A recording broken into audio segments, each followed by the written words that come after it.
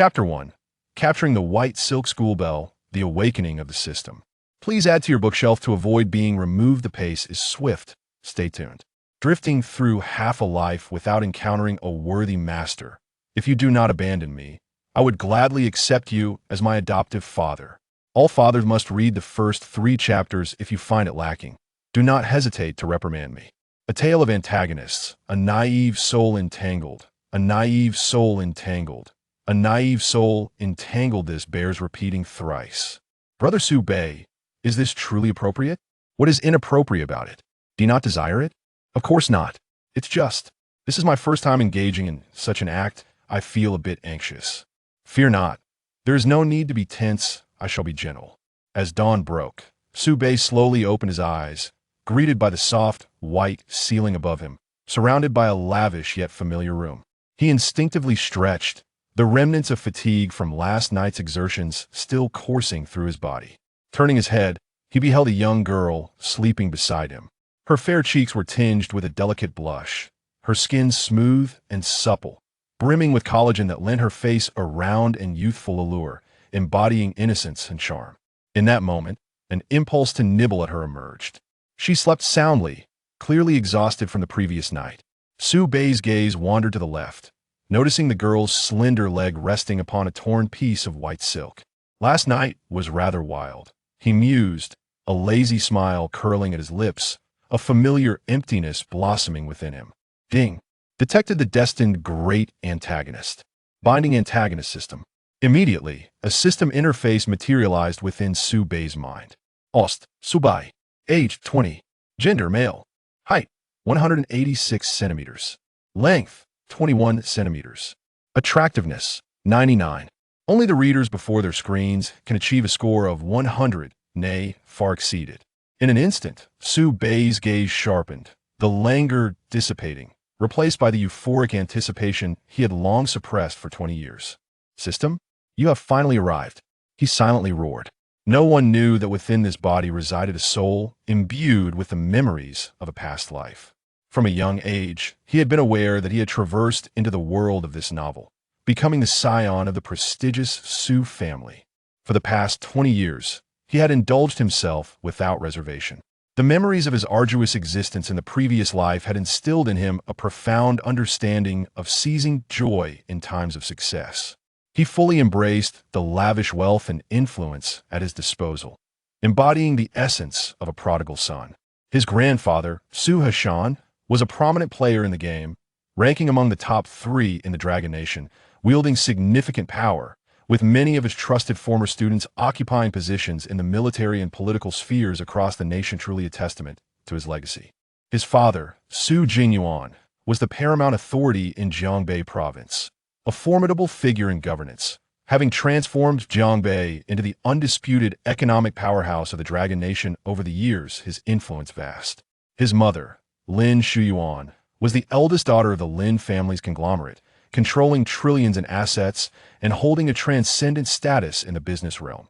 Sister Su Wantong is a business prodigy, skillfully managing the family company, and, at a tender age, she has transformed the family enterprise into a thriving success. As for Sube, he bears the title of Prince of Jiangbei, comfortably indulging in a life of debauchery. Aside from wealth, a prestigious background, striking looks, and tall stature, he possesses no other merit. His life philosophy over the past 20 years has been to revel in enjoyment whatever brings comfort. After a lifetime of hardship in his previous existence, is it not his due to savor life in this one?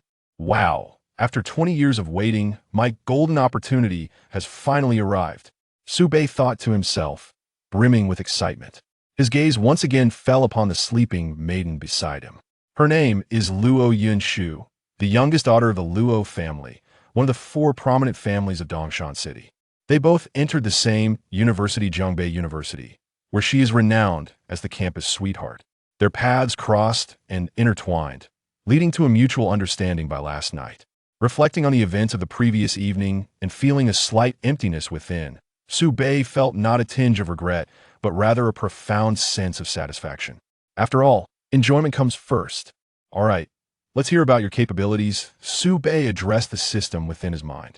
Certainly, Host, the world you inhabit is a fusion of novels, populated by countless favored sons of fortune, and your identity is the greatest villain in this realm.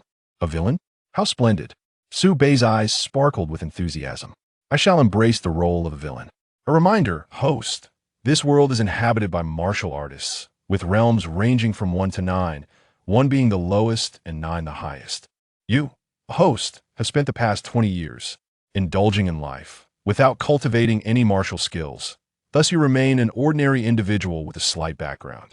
To grant you freedom in this world, the system offers 2 pathways to enhance your strength. The first is to suppress favored sons of fortune and seize their fortune points, which can be used for lotteries. Suppressing favored sons of fortune sounds exhilarating. I've long found those hypocritical protagonists who claim justice while playing double standards to be quite intolerable, often declaring others to have met their demise. By the way, to what extent can suppression go? Is outright annihilation permitted? Indeed, host suppression knows no bounds. It can involve humiliation, manipulation, or even extermination, whatever brings pleasure. Excellent. And what is the second option? The second is to claim the destined heroine, commonly referred to as crossing over. For each successful encounter, the host may elevate 1 minor realm, while a single heroine can allow the host to ascend 1 major realm. As a note, a major realm is divided into 4 minor stages: early, mid, late, and peak. Oh, so it takes 4 encounters to elevate a major realm. Precisely. Thus, these are not 2 pathways, but rather a singular approach. As for claiming the heroine, that is merely a matter of convenience. The system's emergence elevates Su Bei's already carefree and enviable life to new heights, enhancing his pleasure manifold. The system has prepared a welcome gift for the host, a new player gift pack. Please claim it. Claim. The reward grants the host an initial realm, early stage of the 4th grade. Early stage of the 4th grade? Is that too low? System, broaden your horizons and elevate me by 1 level. Very well, generating reasonable triggering conditions. Detected that the host has successfully captured the female lead, Luo Yunshu. Realm upgraded to early stage of the 5th grade. As the words fell, a surge of immense power flooded into Su Bei's body. He felt the true energy in his dantian spinning wildly, an overwhelming sense of strength pervading him without any need for exertion, rising from the depths of his very marrow. Excellent. Your system is quite capable. Is there anything else? Indeed, there is continuing to distribute the new player gift pack. Reward: Ancient Kidney Body. No need for an introduction, I understand it well. Please distribute it directly. Understood. Suddenly, Su Bei felt an instant alleviation of the emptiness within his body, replaced by an inexhaustible sense of fulfillment, revitalizing his entire being. This reward is quite impressive. Let's continue. Reward: Abundant Papaya 1. The Abundant Papaya, as its name suggests, can promote secondary development in females, enhancing one's level. Su Bei glanced at the papaya in his hand, then at the sleeping Luo Yunshu beside him. Although this girl's figure is significantly better than that of an ordinary lowly, it still falls short. I shall give this papaya to her. The new player gift pack has been fully distributed. Please enjoy your villainous life, host. Su Bei's objectives were now clear: to suppress the child of destiny and claim the destined female lead. However, those matters were for the future. At present, the priority was to elevate his realm to the early stage of the 5th grade. He cast his gaze upon the slumbering Luo Yunshu, a hint of a smile crossing his features. I am curious to test the true power of this ancient kidney body. Next, he planned to tread the path closest to the girl's heart. Luo Yunshu, initially lost in a dream, was abruptly awakened by the commotion caused by Su Bei. However, upon realizing it was him, her eyelashes fluttered slightly. A faint smile graced her lips as she chose to close her eyes again, pretending to remain in slumber. An hour later. Congratulations, host, for completing the strategy task. Realm upgraded, mid-stage of the 5th grade. Su Bei quietly rose, tucking the blanket around Luo Yunshu before he picked up the abundant papaya and exited the room. As he heard his footsteps gradually fade away, Luo Yunshu slowly opened her eyes, her previously tense body relaxing, releasing a long breath. How did Su Bei suddenly become so formidable? Luo Yunshu murmured to herself, her heart filled with confusion. Yet, in mere moments, That confusion dissipated, transforming into a gentle smile. After all, it was not a bad thing. As Luo Yinshu propped herself up to get out of bed, a sense of discomfort coursed through her body, prompting her to furrow her brow slightly and sigh. Alas, this body is indeed a bit strained at 10 o'clock in the morning. Su Bei finished his morning routine and strolled into the dining room to indulge in breakfast. At the spacious dining table, he found himself alone. This luxurious villa served as Su Bei's private residence.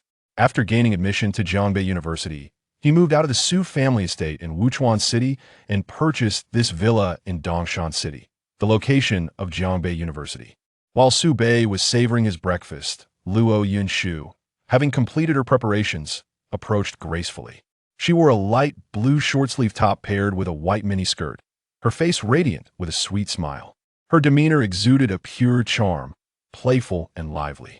She had opted for a different outfit instead of the JK uniform she wore yesterday, as her stockings had been torn by Su Bei the previous night. However, in Su Bei's eyes, this ensemble possessed a charm that was no less captivating than the JK uniform. After all, beauty transcends attire. Luo Yinshu took a seat beside Su Bei, flashing a sweet smile. "Good morning, brother Su Bei." Su Bei returned the smile. "How did you sleep last night?" Upon hearing this, a blush crept onto Luo Yunshu's fair cheeks as she shyly replied, "It was quite good and very comfortable." Su Bei's smile deepened as he pushed a glass of milk towards her. "This is papaya milk that I had specially prepared for you. Drink it while it's warm." Indeed, the papaya in the milk was the bountiful papaya rewarded by the system. Luo Yinshu felt touched by Su Bei's thoughtful gesture. She then lifted the papaya milk and drank it all in one go. Typically, Luo Yinshu was not fond of milk, but this papaya milk was made especially for her by Su Bei. Thus, with a heart full of joy, she drank it without hesitation. Just after finishing, she sensed a subtle change in her body as her chest began to swell gently. Panicking, she quickly covered her chest. Observing her reaction, Su Bei understood the bountiful papaya was beginning to take effect. Remarkably, she had jumped from a B to a C cup. Indeed, products of the system are of exquisite quality. Gazing at the transformation before him, a bold thought flashed through Su Bei's mind. What if he were to procure a few more bountiful papayas? However, he shook his head. It was enough for Luo Yinshu, who was already a sweet and lovely school beauty. This size was adequate for her. As for sizes like E or G, they did not suit her. Luo Yinshu noticed Su Bei staring at her and blushed deeply. "Brother Su Bei, what is happening?" Su Bei smiled lightly. "Papaya milk aids in physical development. How do you like it?" The blush on Luo Yunshu's face extended to her ears as she nodded shyly. "I do like it, but it feels a bit unfamiliar." "No worries, you'll get used to it over time," Su Bei reassured her with a gentle pat on her hand. At that moment, a middle-aged man hurriedly entered the room. The man, named Zhou Mo, had been assigned by the family to protect Su Bei and was at the late stage of the 6th rank.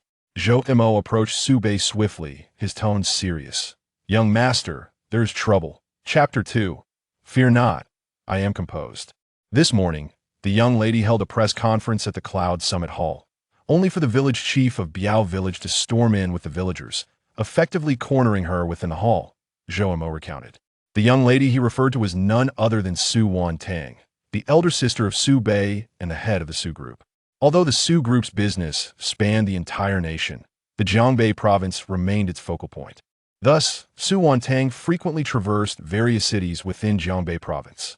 Upon hearing Zhou Mo's words, Su Bei felt a twinge of displeasure, his brow furrowing slightly. Is the security at the Cloud Summit Hall merely for show? Is the Su family paying them to do nothing? Zhou Mo maintained his composure and continued. The young lady forbade the security personnel from taking action, stating that they were merely villagers, and any injuries could tarnish the company's image. Su Bei could only shake his head in resignation. His sister was notoriously soft-hearted and kind. However, despite her benevolence, he had his own role to play. As a most formidable antagonist in this world, he had to engage in actions befitting his character. He was curious to see how these villagers dared to cause a ruckus on Su family territory. Perhaps this excursion would even lead him to encounter a child of fortune. With that thought, Su Bei rose and addressed Zhou Mo. "Uncle Zhou, how many security personnel are currently at the villa?" There are over 50 in total if needed. We can summon more from the Sioux Group's branch in Dongshan City. Zhou Mo promptly replied. That won't be necessary. They are merely troublesome commoners. And these men will suffice. Su Bei's gaze turned icy, his tone laced with a hint of severity. Uncle Zhou, assemble all security personnel immediately. We shall head to the Cloud Summit Hall shortly. Zhou Mo nodded gravely. Understood, young master. With that, he swiftly departed. Turning to Luo Yunshu, Su Bei's icy demeanor melted away, replaced by a gentle smile. I will have someone escort you back to the Luo residence shortly. Once I finish my business, I shall come to fetch you. Luo Yunshu blinked, her eyes sparkling with anticipation. Brother Su Bei, can I accompany you? Su Bei chuckled as he affectionately ruffled her hair. The scene there will be quite bloody. I fear it may frighten you. Feeling a bit dejected, Luo Yunshu nodded. All right then. Su Bei planted a soft kiss on her lips and whispered, such a good girl. When I return tonight, I will reward you properly. Upon hearing this, her cheeks flushed crimson, and she shyly lowered her head. A fleet of 10 luxury vehicles came to a halt outside the Cloud Summit Hall. The foremost black Maybach S680 came to a steady stop, its air suspension system gracefully lowering the chassis while the electric running boards slid out silently. Su Bei emerged from the vehicle, followed closely by Zhou Mo, who quickly approached his side after exiting. Behind Su Bei, 9 silver-gray Alfred MPVs simultaneously opened their side doors, and over 50 security personnel clad in black swiftly disembarked, forming an orderly line behind him. At nearly the same moment, the street opposite was enveloped in a cloud of dust as 3 black cars from the Law Enforcement Bureau and 2 buses screeched to a halt. More than 50 law enforcers poured out, the sound of metal equipment clashing resonating through the air. A middle-aged man emerged from the back seat of one of the cars. He donned a crisp uniform, his demeanor stern and commanding as he surveyed the scene with authority. However, when his gaze fell upon Su Bei across the way, his expression shifted dramatically, the frost on his face melting away in an instant. He swallowed hard, hastily adjusting his slightly askew tie, and hurriedly approached with quickened steps. His once erect posture now bent in a humble arc, a sycophantic smile plastered across his face. Young Master Su, what brings you here? Is there something you require? Su Bei scrutinized the middle-aged man before him, his tone frostily indifferent. And you are? A flicker of embarrassment crossed the man's face, quickly replaced by a fawning grin. I am Zhao Donglai, the director of the Law Enforcement Bureau of Dongshan City. I previously served under your esteemed father, Mr. Su Jingyuan, before my recent transfer. A light chuckle escaped Su Bei's lips, though there was no warmth in his eyes. Ah, so you are Director Zhao. You brought quite a contingent with you. What is the purpose of this display? Zhao Donglai wiped the sweat from his brow, hastily clarifying, I heard reports of disturbances at the Yunding Hall. I was concerned it might tarnish the reputation of the Sioux Group, so I rushed over with my team to maintain order and prevent any ill intentions towards the Sioux family. A faint smile played at the corners of Su Bei's mouth. Director Zhao, I appreciate your personal involvement. However, I am quite dissatisfied with your swiftness. It has been over half an hour since the unrest began, and only now do you arrive. If the Law Enforcement Bureau operates with such efficiency, I question the necessity of its existence. Perhaps you all should simply retire and enjoy your old age. Upon hearing these words, a chill of sweat drenched Zhao Donglai's back. He understood that Su Bei was not merely speaking idly given the Su family's influence. Rectifying this situation would be effortless. Zhao Donglai hastily interjected, Young Master Su, please do not be angry. The situation arose. Unexpectedly, a meeting was convened at the Bureau today, and I was caught up in it. Once the Law Enforcement Bureau received the news, it was initially intended for me to be informed. However, Deputy Director Chung Ming feared it might disrupt the meeting's proceedings, so he withheld the information until I had concluded. Upon learning of the incident, I chastised Chung Ming sternly and immediately rushed here. Su Bei listened, his mind already grasping the situation. Today's disturbance was not an arbitrary occurrence, but rather orchestrated by unseen hands. Even the most audacious of individuals should recognize the Su family standing. The audacity to create turmoil on Sioux territory hinged on 2 assumptions. 1. that Su Wantang's benevolence would prevent violence, and 2, that their backer possessed the means to delay the Law Enforcement Bureau's response. Deputy Director Chung Ming must be an underling of this shadowy figure, yet not the mastermind, as his rank would not allow him to impede Zhao Donglai, let alone confront the Su family. As for the true orchestrator behind this, there was no rush once today's matter was resolved. None would escape. Su Bei's gaze turned icy. Is that so? If that deputy director lacks any sense of responsibility, then there is no need for him to don that uniform any longer. Upon hearing this, Zhao Donglai quickly nodded and bowed, saying, Indeed, I shall return. No, I will call immediately to revoke his position. Ordinarily, the director of the Law Enforcement Bureau cannot directly dismiss the deputy director, but with the backing of Su Bei, revoking the deputy's position was merely a matter of his word. Observing Zhao Donglai's sincere demeanor, Su Bei concluded that he had not partaken in the affair, for he had expressed his genuine intentions from the outset. Consequently, Su Bei's expression softened somewhat as he remarked, Director Zhao, considering your past as one of my father's subordinates, let this serve as a lesson, however. I do not wish for a recurrence. Thank you, young Master Su. I shall now take personnel inside to manage the situation, Zhao Donglai replied, preparing to turn away.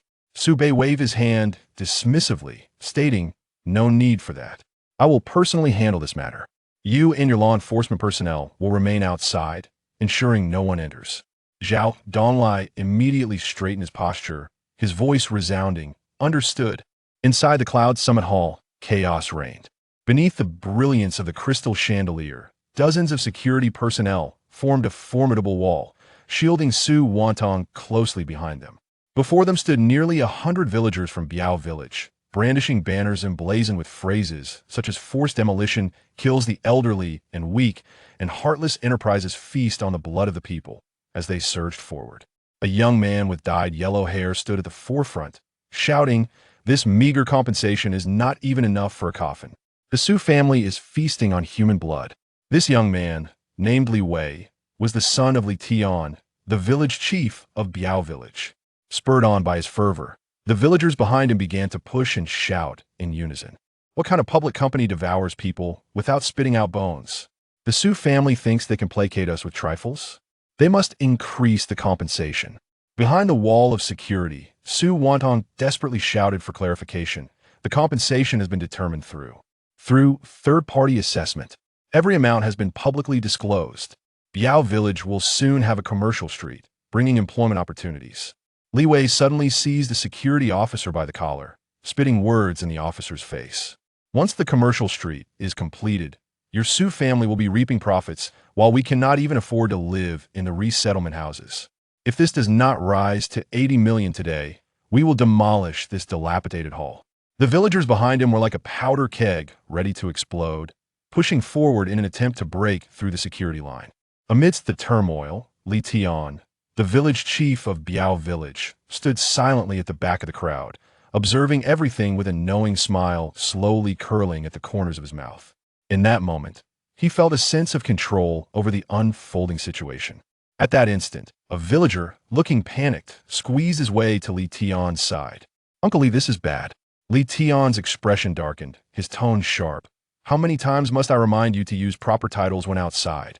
Yes, Village Chief Li. The villager quickly corrected himself. Li Tian then nodded slightly, maintaining his composure as he asked, Speak, what is the matter? The villager leaned closer, lowering his voice. There are a lot of people outside, including law enforcement and a group of individuals dressed in black. Li Tian's expression shifted abruptly. What? Just then, the hall's entrance was forcefully pushed open. What a lively scene. So many people. Are we giving out eggs here? Before the words could settle, over 50 black-clad security personnel surged in from either side, rushing toward Su Bei. They moved with agility and precision, effortlessly parting the villagers as they passed, carving a path through the throngs of people. The security personnel stationed themselves resolutely on either side of this corridor, their postures impeccably upright. Unlike the guards within the conference hall, this group emanated an unsettling aura of authority. Su Bei strode down the passageway, a smile perpetually gracing his lips, yet the expression sent an eerie chill down one's spine. Zhou, Mo remained steadfastly by his side, his vigilant gaze sweeping the surroundings. The once boisterous crowd fell into an uncanny silence the moment Su Bei entered. He approached Su Wan Tang directly, bowing slightly to observe her somewhat pallid complexion, his voice a gentle murmur. "Sister, you should return home now. Leave the matters here to me." Su Wan Tang opened her mouth, seemingly ready to protest. But, "Escort the young lady home to rest," Su Bei interjected firmly, directing his command to those behind him. Two burly security personnel immediately stepped forward, respectfully gesturing for her to leave. With a resigned sigh, Su Wan Tang urged, "Don't let things escalate too much." A more pronounced smile crept across Su Bei's face, though his eyes betrayed no warmth. "Rest assured, I know my limits. What transpires today will not reach the outside world." In his mind, he silently added, "They will all be silenced, thus no information could possibly leak." Chapter 3. No one shall leave. Su Wantong seemed to sense something amiss as she glanced at her brother, ultimately letting out a soft sigh before turning to walk towards the entrance alongside the security personnel. Suddenly, a commotion erupted from the crowd. "You wish to leave? No one shall depart until matters are clarified today." A villager, his face adorned with a thick beard, charged forward, fists raised. "So, obey slowly, Utorned." His gaze sweeping over the villager, a glint of menace flickering in his eyes. The villager, sensing the threat, broke into a cold sweat, retracting his foot that had just taken a step forward, bowing his head in silence. As the grand hall's doors began to close, Su Bei's lips curled into a smile, adopting a benevolent demeanor as he addressed the villagers. "My friends, while it is indeed your fault for causing a ruckus in the Yunding Hall, I am a magnanimous person and shall not hold it against you. Please, feel free to express your grievances directly to me." His expression shifted so dramatically it was as if the earlier unpleasantness had never transpired. However, in Su Bei's heart, the villagers before him had already been marked for death. Engaging with them momentarily would not delay their inevitable fate. Li Wei, initially intimidated by the imposing security, had retreated into the throng. Yet, upon witnessing Su Bei's unexpectedly gentle demeanor, he felt emboldened, sensing that Su Bei was as soft-hearted as his sister, hesitant to resort to violence. Thus, his arrogance resurfaced, and he stepped forward, his blonde hair swinging. "Who do you think you are? Do I need to explain myself to you? Su Bei, amuzet, achtan ayabol." Ah, here comes another eager soul. He retained his smile, looking at Li Wei. "You, my friend, are quite the bold one." "Bolder than you might think," Li Wei retorted, pointing at Su Bei. "Do you know how our village earned its reputation?" Before he could finish, Su Bei struck, seizing Li Wei's arm with a swift motion. The sickening sound of bones snapping mingled with Li Wei's agonized scream, his forearm bending at an unnatural angle as shattered bones pierced through the skin, droplets of blood falling onto the floor. Su Bei's voice was cold as ice. "And do you know how the north of Jiangbei province came to be?" Li Wei's mind reeled from the pain, rendering him incapable of response, only able to emit a desperate wail. Su Bei observed the trail of blood on the floor, a mocking smile gracing his lips. "Oh dear, look what I've done. I've stained the floor. The cleaning crew will surely reprimand me." With a sudden surge of strength, he yanked Li Wei's entire arm from its socket, the sound of flesh tearing causing the villagers in the front row to recoil in horror, some even covering their mouths to stifle their retching. Casually, Su Bei discarded the severed limb at Li Wei's feet. Nearby, Uncle Zhou offered a clean handkerchief, which Su Bei accepted, leisurely wiping the blood from his hands. At the back of the crowd, Li Tian rushed forward in a panic, enveloping his son in a desperate embrace, his eyes pleading as he looked to Su Bei. "Young Master Su, we were wrong. Please, spare us." Though unfamiliar with Li Tian, Su Bei could surmise the depth of their bond through this display of desperation. Su Bei cast a frigid gaze upon him. "Pick up your arm. I commanded you to do so." Li Tian, trembling with trepidation, complied without a moment's hesitation. At that moment, a young man stepped forth from the crowd, exclaiming, in broad daylight, "To harm innocent citizens, has the law ceased to exist?" Su Bei turned his attention to the young man who had spoken. Ding! Detected the child of fortune. Protagonist.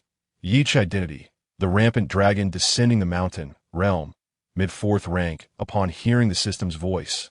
A genuine smile graced Su Bei's countenance. After such a prolonged wait, the child of fortune had finally emerged. Yet, this individual truly possessed remarkable patience, having observed the unfolding drama for so long before stepping forward. Jin uprooted Su Bei, only for the security personnel accompanying him to rush forth in an attempt to obstruct his path. However, these guards were but mere trifles in the presence of the child of fortune, easily dispatched within moments. Observing this, Uncle Zhou prepared to intervene, but was halted by Su Bei. It was a rare opportunity to encounter a child of fortune. Should Uncle Zhou inadvertently eliminate him, the moment would lose all significance. Yi Chan stood before Su Bei, his expression righteous as he rebuked, bullying the weak. That is the modus operandi of your Su Corporation? Su Bei shook his head, a mocking smile playing on his lips. No, no, no, that is not the way of the Su Corporation. It is merely my personal approach. What? Do you find it displeasing? Yearning to strike me? Su Bei's tone was casual and playful, as though toying with Yi Chun. The latter suppressed his rising ire. Despite Su Bei's overwhelming arrogance and contemptibility, his master had advised against engaging in violence in a public setting.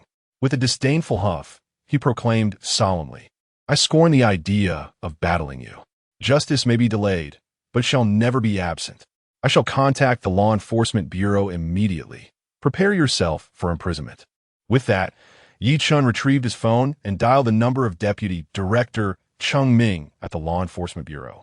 Su Bei remained motionless, observing him quietly. As seconds ticked by, the call remained unanswered. Su Bei shouted softly. You aren't trying to reach that Deputy Director Chung Ming, are you? Yi Chun, taken aback, replied. How do you know? Su Bei continued. Indeed, it is he.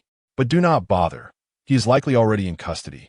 Allow me to recommend another, Director Zhao Donglai of the Law Enforcement Bureau. He would be far more effective than that Chung Ming. Oh, and I presume you lack his number. Fret not, he is currently waiting just outside. You may find him directly. Observing Su Bei's nonchalant demeanor, Yi Chun grasped the reality. The Law Enforcement Bureau had likely conspired with Su Bei. Clenching his fists, he spoke in a low, icy tone. If the Law Enforcement Bureau is unreliable, then I shall take matters into my own hands and act as heaven's avenger to dismantle your lawless tyranny. Su Bei waved his hand dismissively. If you wish to engage in battle, simply say so. There is no need to concoct a grandiose pretext of righteousness. How utterly hypocritical. As the words left his lips, Yi Chun erupted with fury, launching a punch aimed squarely at Su Bei's face. Just as Uncle Zhou prepared to intervene, he witnessed Su Bei's figure flicker, deftly seizing Yi Chun's wrist, while delivering a powerful blow to his ribcage. Yi Chun emitted a muffled groan, his body propelled backward. Su Bei, seizing the advantage, swiftly positioned himself behind Yi Chun, and before he could regain his balance, delivered a resounding slap across his face. Yi Chun staggered back, blood trickling from the corner of his mouth, realizing that Su Bei's prowess surpassed his own. Relying solely on his bare hands, he was no match for his opponent. In a desperate move, Yi Chun thrust his hand into his bosom, a flash of cold steel revealing a sharp dagger now gripped firmly in his palm. Observing this, Su Bei let out a derisive laugh. So this is the so-called righteous protagonist. When cornered, he resorts to weapons. But then again, there are no rules forbidding their use. As he spoke, Yi Chun brandished the dagger, advancing menacingly. Unfazed, Su Bei sidestepped, allowing the blade to narrowly pass by, and with precision, seized Yi Chun's wrist. In a swift motion, he twisted Yi Chun's hand, accompanied by the sound of cracking bones, the dagger now firmly in Su Bei's grasp. A sharp sound echoed as Yi Chun clutched his abdomen, retreating rapidly, a gash now staining his shirt with blood. Before he could steady himself, Su Bei was upon him again, forcefully pressing his head down toward the ground. Yi Chun felt a ringing in his head, disoriented from the impact. Su Bei pinned him down with his knee, the dagger poised ominously against his ear, tauntingly proclaiming, "The child of destiny? Let us see how your fortune aids you in this state." With that, the blade flashed, and a scream pierced the air. Ding! Severed Yi Chun's ear, fortune value 50,000, Upon hearing the system's voice resonate in his mind, Su Bei's lips curled into a slight smile. Realizing this was how one could acquire fortune points. Then came the next notifications. Ding! Punctured Yi Chen's eyeball. Fortune value 50,000. Severed Yi Chen's tendons. Fortune value 50,000. Yi Chen writhed in agony, his anguished cries intensifying. Su Bei gripped his hair, forcing him to look up, coldly declaring, "The game is over." With that, the blade glided close to his neck, blood gushing forth. Ding! Eradicated Yi Chen. Fortune value 6,000,000. Yi Chen fell lifelessly to the ground, devoid of breath. Su Bei said, casually discarding the dagger onto the ground, waving his hand indifferently. Drag him out and feed him to the dogs. Yes. 2 security personnel responded promptly, advancing to remove the body. The scene fell into an eerie silence.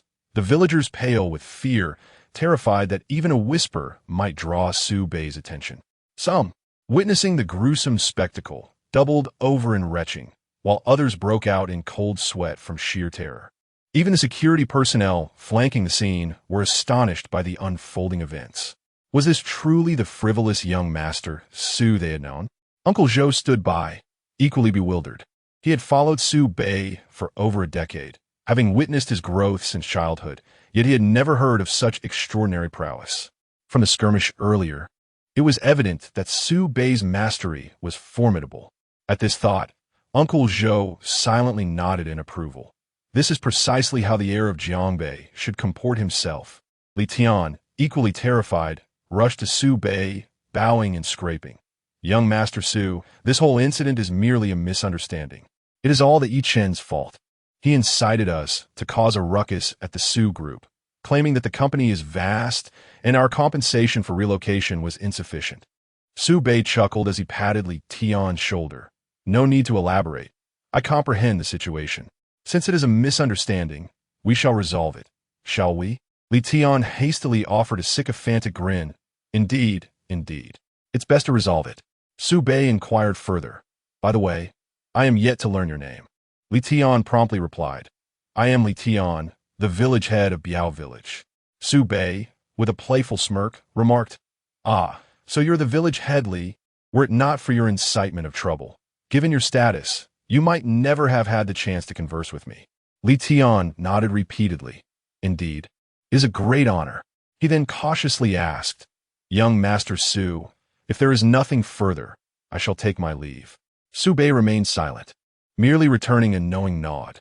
Observing this, Li Tian discreetly exhaled in relief and was about to turn away when Su Bei suddenly called out, Oh, you truly intend to leave? Li Tian paused, glancing back at Su Bei, only to find Su Bei's fist colliding with his face, sending him hurtling through the air and crashing heavily to the ground. With measured steps, Su Bei ascended the podium of the press conference, grasping the microphone. His gaze swept over the trembling villagers below, a smile gracing his lips. Close the doors, leave none behind. Chapter 4. When you're tasked with resolving issues, have you truly addressed the concerns of those who raised them? At the command of Su Bei, the security personnel sprang into action. The hall was filled with the wails and pleas for mercy, echoing through the entire chamber. Su Bei's gaze was cold as he surveyed the hellish scene before him. The hall lay in disarray, stained with blood. He felt no compassion, for he understood the principle that the benevolent are often taken advantage of. To be frank, a mere 80 million meant nothing to the Su family. However, their wealth was not easily acquired. Had he chosen to acquiesce to the avaricious demands of the villagers today, such occurrences would only multiply in the future, much like flies that, although easily swatted away, become a nuisance due to their sheer numbers. Since he had assumed the role of the antagonist, he must commit fully, for harboring a heart of compassion was not an option. Outside the hall, the enforcers, upon hearing the agonizing cries from within, could not help but furrow their brows, a flicker of sympathy crossing their eyes. Zhao Donglai, upon noticing this, wore a grim expression and sharply commanded the gathered individuals, Cover your ears. Treat everything that transpires here today as if it were unseen and unheard. Should any of you disobey and let this information slip, do not blame me for the consequences. The enforcers responded in unison. Understood. In Dongshan City, the Luo residence. Luo Yinshu entered the courtyard with a light-hearted step. Suddenly, a cold voice resonated from within the yard. Yinshu, where were you last night? Why didn't you return home? Luo Yinshu looked up to see a stern-faced, middle-aged man. Her father, the head of the Luo family, Luo Huaiyang. With her eyes sparkling, she approached him with a warm smile and affectionately linked her arm with his. Father, I was at a friend's house last night. Is this friend a boy or a girl? Luo Huaiyang inquired softly, lowering his voice. Luo Yunshu froze for a moment, her eyes beginning to evade his gaze. Struggling to articulate her thoughts, she wished not to tell a lie, yet felt embarrassed to speak the truth. Observing his daughter's awkward demeanor, Luo Huaiyang had already surmised the answer. It must be a boy. Luo Yinshu's cheeks flushed as she timidly nodded. Luo Huaiyang sighed. Yinshu, you are growing up. It is quite normal to date. However, he hesitated, a flicker of concern passing through his eyes. Curiously, Luo Yinshu pressed, however what? Just as Luo Huaiyang was about to respond, he was interrupted by a voice from afar. Yinshu is back. Looking towards the source of the voice, they saw her second uncle, Luo Pingzheng. This uncle was rather inept. Every enterprise entrusted to him had inevitably succumbed to bankruptcy. Through a decade of relentless effort, he had caused the Luo family to incur losses exceeding 300 billion, plummeting from the pinnacle of the four great families to the very bottom. During this time, Luo Huaiyang had repeatedly urged his father, the then head of the Luo family, to reclaim the management rights of the companies from Luo Pingzheng. Luo Huaiyang's father cherished his youngest son dearly, and coupled with his advanced age, his mental clarity had diminished significantly. Consequently, he had consistently refrained from granting consent, merely offering tepid criticisms toward Luo Pingzheng. It was not until last year, following the death of Luo Yunshu's grandfather, that the elder made a sagacious decision on his deathbed, bequeathing the position of head of the Luo family to Luo Huaiyang.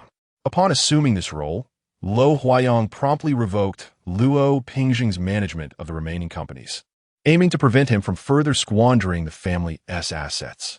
Regrettably, it was too late. The Luo family had already succumbed to an economic crisis. Faced with the desolate state of the family, even Luo Huaiyang's remarkable abilities could not reverse the situation. Thus, Luo Yinshu held a distinct disdain for her uncle. However, out of politeness, she greeted Luo Pingzheng with a simple uncle. Luo Pingzheng, wearing a broad smile, responded, ah. He then turned his attention to Luo Huaiyang. Elder brother, Yinshu has returned. Why don't you let her in? Luo Huaiyang replied indifferently, what? Is it not permissible for me to converse with my daughter? Luo Pingzheng maintained his cheerful demeanor, yet his tone bore a hint of urgency. Of course it is, but you can chat any time. However, young Master Gao is currently waiting. Young Master Gao? Which young Master Gao? Luo Yinshu inquired, perplexed. Luo Pingzheng beamed. Who else but Gao Sheng from the Gao family? The Gao family is the foremost among the four prominent families of Dongshan City, and Gao Sheng is the son of Gao Zuan, the head of the Gao family. Upon hearing Gao Sheng's name, Luo Yinshu expressed her confusion. Ah, what brings him here? Luo Pingzheng wore a knowing smile and reached out to pull Luo Yinshu along. He has come specifically for you. Come, let's go meet young Master Gao. Instinctively, Luo Yinshu stepped back, her resolve unwavering. I will not go. Surprised by her audacity to refuse, Luo Pingzheng's expression darkened. Why not? Young Master Gao has come expressly to see you. Is it not disrespectful to decline? Is this our way of hospitality as the Luo family? Despairing, Luo Yinshu glanced at her father, her eyes pleading for help. Luo Huaiyang, his brow furrowed in thought, sighed resignedly after a moment and gently patted Luo Yinshu's shoulder. Go meet him. Rest assured, with your father here, no one will make things difficult for you. Given her father's assurance, Luo Yinshu bit her lip and chose to trust him. After all, blood is thicker than water. How could her father wish harm upon his own daughter? Thus, she followed Luo Huaiyang and Luo Pingzheng towards the grand hall of the Luo family. Having resolved matters in Biao village, Su Bei languidly reclined in the soft leather seat of his Maybach, en route to the Luo residence to fetch Luo Yinshu. At that moment, his phone in his pocket rang unexpectedly. He retrieved the device to find a call from his father, Su Jingyuan. Pressing the answer button, a deep, serious voice immediately resonated in his ear. In the northern part of Jiangsu, I heard from your sister that there was some unrest at the Su group.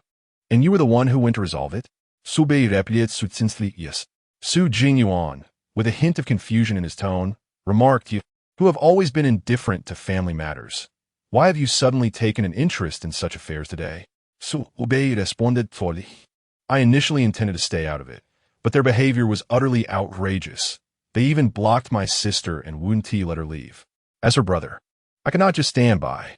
Su Jingyuan chuckled lightly, a note of pride in his voice. Ah, you've matured. It seems your time in university has not been in vain. After a brief pause, he inquired, by the way, how did you resolve the situation? Su Bei, maintaining a calm demeanor, replied, quite simply, I eliminated them all.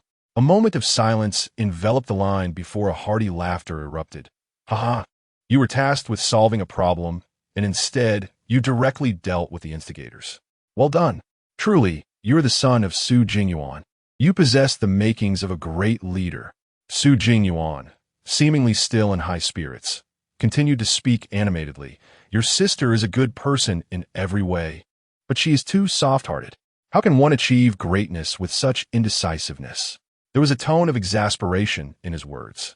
Yet, his voice softened as he added, but fortunately, with your decisive nature, the Su family shall have a worthy successor in this generation. Su Bei quickly interjected, hold on, let us not dwell on that. I suspect this situation is not as straightforward as it seems. There must be someone orchestrating events behind the scenes. Hearing this, Su Jingyuan's tone was filled with amusement. Ah, my son, when did you become so astute? You even consider this aspect.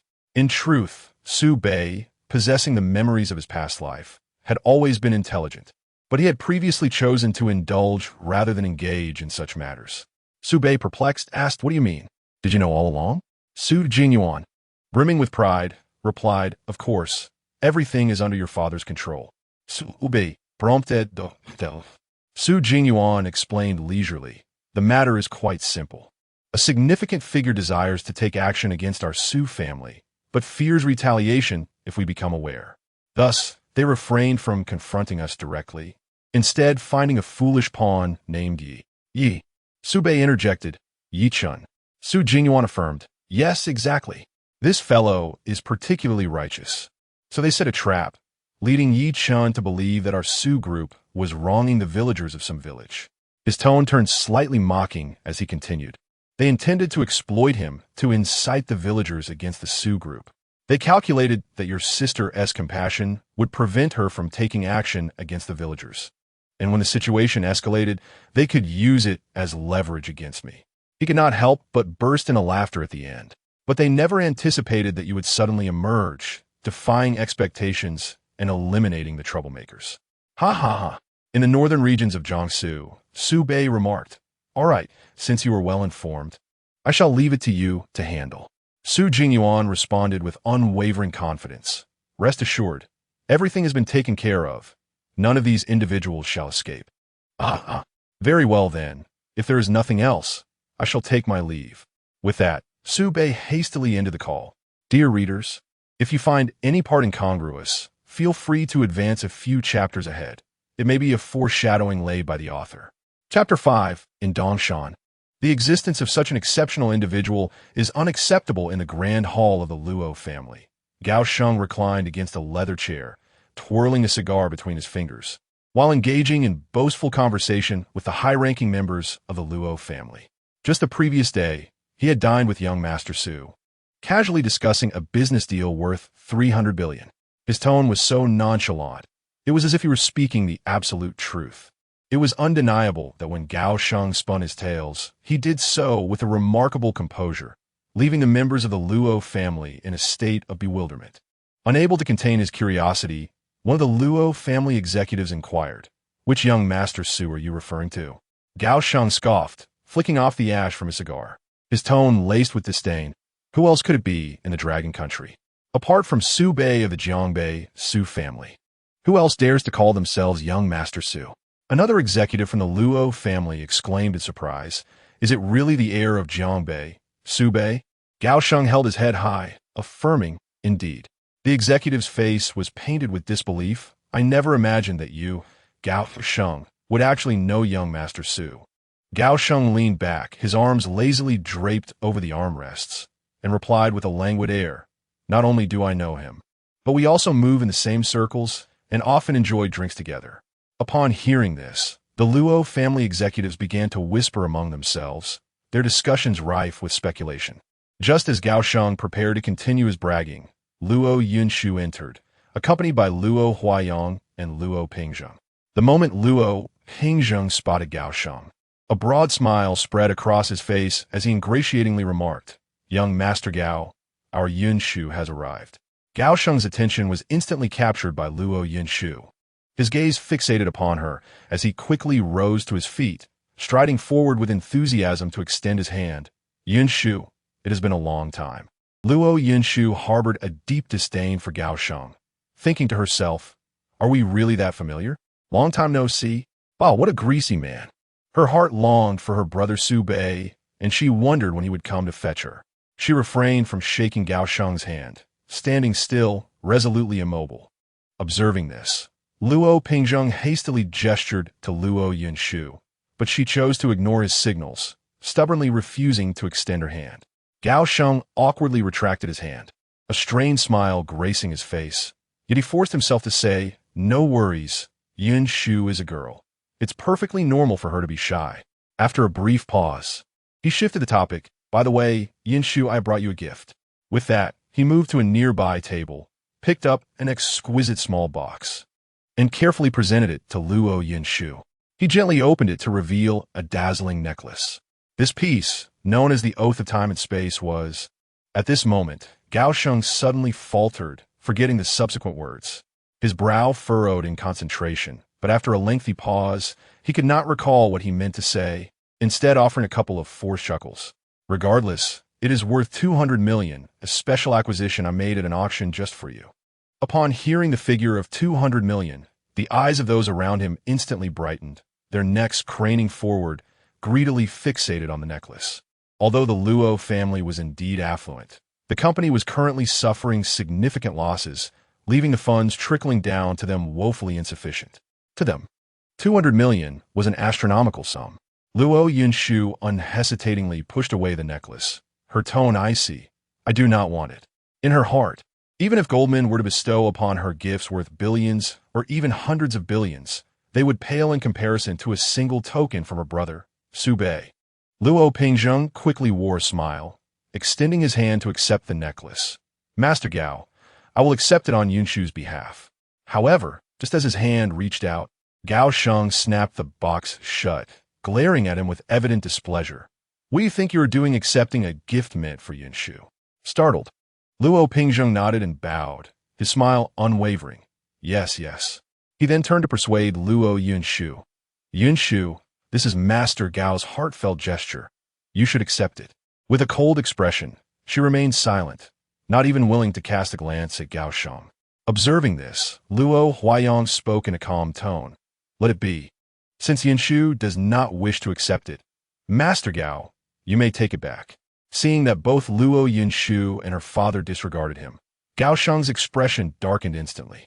He heftily returned the necklace to the table beside him. Subsequently, he resumed his seat, crossing his legs with an unfriendly gaze as he stated, "Very well. Let us discuss the matter at hand." The others, sensing the tension, returned to their respective seats. Gao Sheng interlaced his fingers and rested them upon his chest, sweeping his gaze over the faces before him, and slowly spoke. "Master Luo, I am acutely aware of the dire financial predicament your family faces, teetering on the brink of bankruptcy. The Gao family possesses the resources to help you navigate this crisis." He paused deliberately. "However, I have a condition." Luo Huayong, his expression somber, inquired, "Master Gao, what is your condition?" Gao Sheng pointed firmly at Luo Yunshu, his tone uncompromising. "I want Yunshu to marry me." Upon hearing this, Luo Huayong fell silent. This condition had been anticipated, yet when Gao Sheng articulated it, he found himself ensnared in a dilemma, deeply conflicted. Luo Yunshu abruptly rose to her feet, her voice resolute. "I will not marry." Luo Huayong gestured for her to sit, then turned to Gao Sheng, his tone softening. Master Gao, marriage is a significant matter, and we hope you will allow us to deliberate further. Gao Sheng scoffed. Fine, I can wait. But can your family afford to wait? Luo Pingzheng interjected anxiously. Elder brother, Yin Shu, consider the family's future. Silence. Do you think you have any say in this matter? Luo Huayong interrupted him sharply, his face flushed with anger. Luo Pingzheng opened his mouth to retort, but, recalling his lack of power, lowered his head and obediently fell silent. Suppressing his rising fury, Luo Huayong looked back at Gao Sheng. Master Gao, how about we negotiate different terms? Perhaps. Enough, Master Luo, I have only this one condition. If you cannot agree, then the conversation ends here. Gao Sheng impatiently interrupted. Irritated, Luo Huayong stood abruptly, his tone resolute. Very well, then my family shall seek other solutions. Gao Sheng rose as well, a contemptuous smile on his face. Seek other solutions? Master Luo, do you truly believe that other families would come to your aid? I must inform you that in Dongshan, even a coin falling from the sky must bear the surname Gao. Therefore, as long as the Gao family disapproves, no one would dare to extend a helping hand to the Luo family. No sooner had the words left my lips than the doors of the Luo family hall were thrust open with great force. How impressive! Is this the extent of the Gao family's power? Su Bei slowly began to applaud, a faint smile playing on his lips as he leisurely stepped into the hall. Zhou Mo, standing tall, followed closely behind Su Bei. Gao Sheng, reveling in the thrill of intimidation, turned sharply upon hearing the scornful remarks. Casting a hostile gaze at Su Bei, who are you? Is this a place you can enter at will? Brotir Su Bei lo limit. Her eyes lighting up at the sight of him. Without hesitation, she sprang to her feet and rushed towards him. Su Bei wrapped his long arms around Luo Yinshu, holding her securely, and gently asked, Have you missed me? Like a docile kitten, she nestled tightly in his embrace and softly nodded. The others in the hall exchanged glances upon hearing Su Bei's name, their faces drained of color, rendered speechless. Particularly Gao Sheng, whose complexion turned pale, beads of cold sweat trickling down his forehead. Who doesn't he know that Su Bei is the most notorious scion of Long Country, ruthless in his dealings? And those who offend him never meet a favorable end. It's over. I just spoke ill of him. What should I do? Gao Sheng's mind was a tempest of panic, his legs trembling uncontrollably. Su Bei gently patted Luo Yunshu's back. Please wait for me a moment. With that, his gaze fixed on Gao Sheng, and he instructed Zhou Mo beside him. Uncle Zhou, kindly break this young master's 3 legs and throw him out. Such a formidable presence cannot be tolerated in Dongshan. Zhou Mo nodded slightly. Young master, shall we not kill him directly? Su Bei glanced around, his tone softening a bit. No, after all, this is Yunshu's home. It's my first visit. I must show her some respect and not tarnish this place. Understood. Young master. Zhou Mo acknowledged the command and advanced step by step towards Gao Sheng. Terrified, Gao Sheng's knees buckled, collapsing to the ground, unable even to utter a plea for mercy. Soon, the hall was filled with chilling cries that sent shivers down the spine. Zhou Mo, carrying the now unconscious Gao Sheng, strode toward the exit. Observing this, Luo Pingzheng's sycophantic demeanor resurfaced. He hurriedly approached Su Bei, grinning. Young Master Su, your esteemed presence graces our Luo family, illuminating our humble abode. Su Bei did not even cast a glance in his direction. Instead, he turned gently to Luo Yunshu. Who is he? Luo Yunshu's expression dimmed. He's my second uncle. Su Bei, is he good to you? Luo Yunshu shook her head gently. Instantly, Su Bei's expression turned icy as he called out to Zhou Mo, who was about to exit. Uncle Zhou, wait a moment, break his legs too, and throw him out together. Chapter 6. Savoring the sweetness along the way, Luo Pingzheng's countenance abruptly turned ashen. His legs buckled, and with a heavy thud, he collapsed to the ground. He tilted his head back, terror etched across his face, crying out, Master Su, spare me. I was wrong. I shall never dare again. He then turned to Luo Yunshu, crawling a couple of steps, his hands clasped together in a gesture of supplication, incessantly bowing. Yunshu, please help your second uncle. Plead for my mercy. Luo Yinshu, however, disregarded Luo Pingjing's pleas for mercy, turning her head aside. Were it not for her second uncle, the Luo family would not be on the brink of bankruptcy, nor would such an incident have transpired today. To think he could merely kneel and utter a few words of prayer, expecting her to forgive him? Absolutely not. The deeds he had committed warranted far worse than a mere broken leg. Beside them, Luo Huayong sighed, offering no words of intervention. In these tumultuous times for the Luo family, this brother had engaged in numerous underhanded schemes, even attempting to push Yinshu into peril. He deserved to face some retribution. Among the members of the Luo family, the only one genuinely wishing to intercede for Luo Pingjung was his wife. A broken leg was inconsequential. At worst, he would be confined to a wheelchair. But should he lose his manhood, what would she do? Would she be forced to keep a lover? The thought sent her complexion oscillating between crimson and pale, despite her fervent desire to plead for him. The cold gaze from Su Bei stifled the words that nearly escaped her lips. Ultimately, she deemed it better to endure a lover than to lose a life. As her thoughts settled, Zhou Mo, with an impassive expression, released the unconscious Gao Sheng from his grip, and in a flash, he appeared before Luo Pingjung. Before Luo Pingjung could react, a series of sharp cracks echoed, accompanied by a harrowing scream, as he rolled his eyes back and succumbed to unconsciousness. Zhou Mo grasped Gao Sheng by the collar with his left hand while lifting Luo Pingjung with his right, striding purposefully towards the exit. The remaining senior members of the Luo family were left in a state of shock from the gruesome scene. Once everything was resolved, Luo Huayong straightened his somewhat disheveled collar and approached Su Bei, a trace of apprehension on his face. Fearing that this young master from Jiangbei might act irrationally at any moment, he mustered a smile and spoke, "Master Su, greetings. I am Luo Huayong, the head of the Luo family." Luo Yinshu affectionately tugged at Su Bei's arm, whispering, "Brother Su Bei, this is my father." Su Bei responded with a gentle smile. Addressing Luo Huayong, "Father-in-law, you may simply call me Su Bei." Upon hearing the term father-in-law, Luo Huayong froze momentarily, unsure how to respond.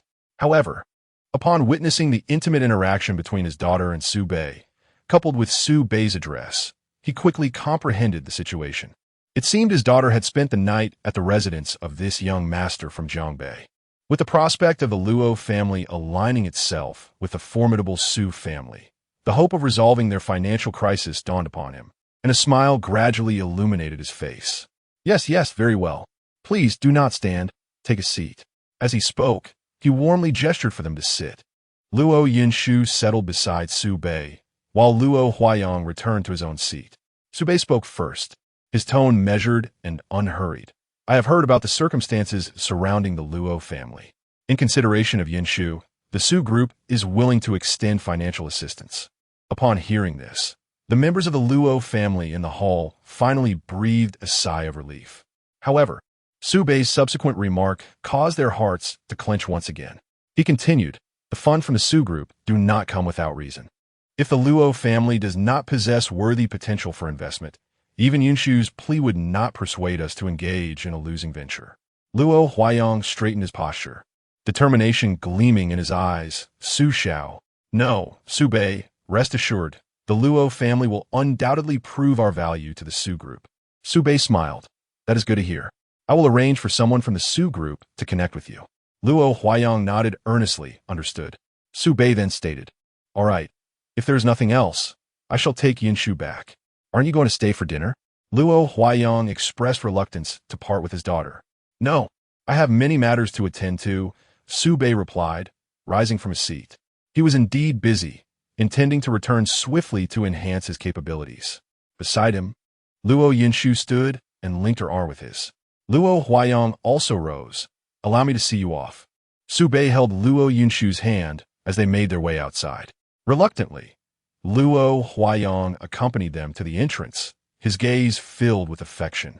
Noticing the unconscious Gao Sheng and Luo Pingjung by the door, Su Bei frowned slightly and said to Zhou Mo, "Uncle Zhou, dispose of them a bit further away. They are obstructing my view." "Yes," Zhou Mo responded, lifting the two men and tossing them onto the street. Like kites severed from their strings, they tumbled to the ground. Su Bei turned to Luo Huayong. Father-in-law, there is no need to see us off any further. We shall get into the car now. Luo Huayong nodded quickly, a smile illuminating his face. Ah, very well. He then turned to Luo Yunshu, his eyes filled with concern as he cautioned. Yunshu, take care of your health. Do not overexert yourself, and remember to rest adequately. As a father, Luo Huayong could not help but feel a lingering worry. After all, his daughter had never been so close to a boy before. Now that she was experiencing the stirrings of young love, he felt both gratified and anxious that their youthful exuberance might lead to her harm. Upon hearing his words, Luo Yunshu's cheeks flushed crimson, and she shyly lowered her head, murmuring, I understand, Dad. You should head back now. After saying this, she grasped Su Bei's hand and hurried towards the car. The vehicle then slowly pulled away from the Luo residence. Inside the car, Su Bei smiled at Luo Yunshu. Your father's admonition suggests he fears I might mistreat you. Luo Yunshu's fair complexion immediately turned a deeper shade of red. What are you saying? She huffed, raising her hand to swat at Su Bei, but he swiftly caught her wrist. Then, with his other hand, he gently pinched her delicate face, applying a slight pressure. Her fair visage instantly puffed into a soft, round shape, and her delicate lips pursed adorably. Luo Yunshu became completely frozen, her eyes wide with astonishment, emitting indistinct murmurs of embarrassment and urgency. This endearing display of being teased made Su Bei's heart race. She was simply too adorable, undeniably the pinnacle of cuteness.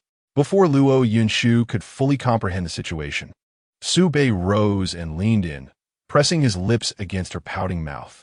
A subtle rustling from the front row indicated that Zhou Mo, seated in the passenger seat, was quite perceptive, gently raising the partition of the Maybach. Following the kiss, Su Bei's fingers softly caressed Luo Yunshu's tender cheeks as he smiled and said, Now, no one can see us, so you needn't feel shy anymore. Luo Yunshu lowered her head, her voice as soft as a whisper. We're almost home. Perhaps we could. Later, Su Bei playfully flicked her warm cheek and teased. There are things to do when we get home, but right now, we can indulge in a little sweetness during our journey. After a moment of hesitation, Luo Yunshu softly acquiesced. All right then. She retrieved a hair tie from her pocket and gathered her hair. Su Bei reclined against the leather seat, quietly awaiting their cherished moment together. Chapter 7. 10 consecutive draws must yield gold upon returning to the villa. The clock was nearing 2 in the afternoon. Su Bei and Luo Yunshu were seated at the dining table, indulging in their lunch. Observing Luo Yunshu, who was engrossed in her meal, a smile flickered in Su Bei's eyes. Yunshu, I have prepared a surprise for you. Luo Yunshu paused mid-bite, her cheeks puffed with food, and she inquired, albeit somewhat indistinctly, What surprise? First, enjoy your meal. I will tell you after we finish, Su Bei replied with a tender smile. All right. Driven by curiosity, Luo Yunshu unconsciously quickened her pace. Slow down, Su Bei gently admonished, reaching out to wipe the sauce from the corner of her mouth. No one is competing with you. Don't choke. Luo Yunshu mumbled softly, I know. Yet, her hands continued to hastily clear her bowl. After their meal, the two returned to the bedroom. Luo Yunshu grasped Su Bei's arm, eagerly asking, Hurry and tell me, what is the surprise? With a smile, Su Bei opened a nearby wardrobe. Inside lay an array of various JK uniforms, sailor suits, gym outfits, and even uniquely styled school uniforms. At the bottom of the wardrobe, countless pairs of white stockings were neatly stacked. Upon seeing this, Luo Yunshu's face flushed instantly. This is too much. What do you think? Do you like it? Su Bei rested her chin on Luo Yunshu's head, her arm naturally wrapping around her waist. From now on, wear your own clothes when you go out, and the ones in here are for wearing at home.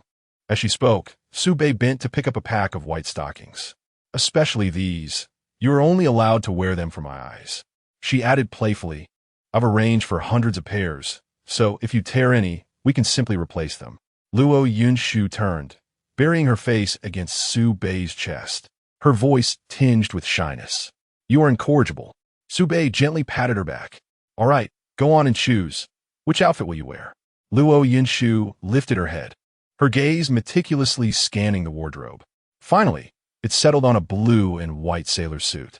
Su Bei's smile widened, and she nodded approvingly. That one is lovely. You will look stunning in it. Go change. Luo Yinshu softly replied. I'll go take a shower first. Su Bei nodded, her eyes filled with warmth. Go ahead.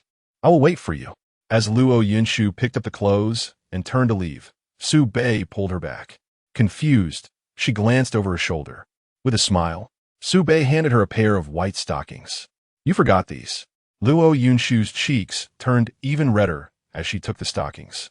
Her steps hurried as she made her way to the bathroom, her back reflecting a hint of fluster. While Luo Yinshu was in the shower, Su Bei accessed the system interface in her mind, discovering that her fortune value had reached 110,000. System, I wish to draw. Please explain the rules of the lottery. Very well. Host. Lottery rules. One draw requires 100,000 luck points. A tenfold draw guarantees at least one golden quality reward. Ah, it seems your lottery mechanism is inspired by a certain gaming company.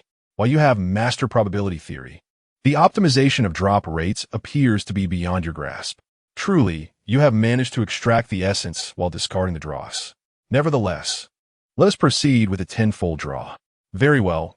Deducting 1 million luck points, commencing the draw. Congratulations, host. You have obtained a bountiful papaya 1. Congratulations. Host, you have obtained a revitalizing pill 1. Congratulations, host. You have obtained a beauty elixir 1. Congratulations, host. You have obtained a revitalizing pill 1. The repetitive notifications caused Su Bei to frown. Indeed, the so-called tenfold guarantee is merely a ruse. Immediately thereafter, during the 7th draw, the system interface unexpectedly radiated a purple glow. Congratulations, host. You have obtained a longevity ginseng 1. However, the 8th and 9th draws fell back into the cycle of repetition. Until the final draw, the system interface suddenly emitted a blinding golden light. Finally, something golden is about to emerge. Congratulations, host.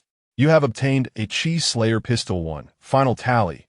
Bountiful Papaya 2, Revitalizing Pill 3, Beauty Elixir 3, Longevity Ginseng 1, Cheese Slayer Pistol 1 system.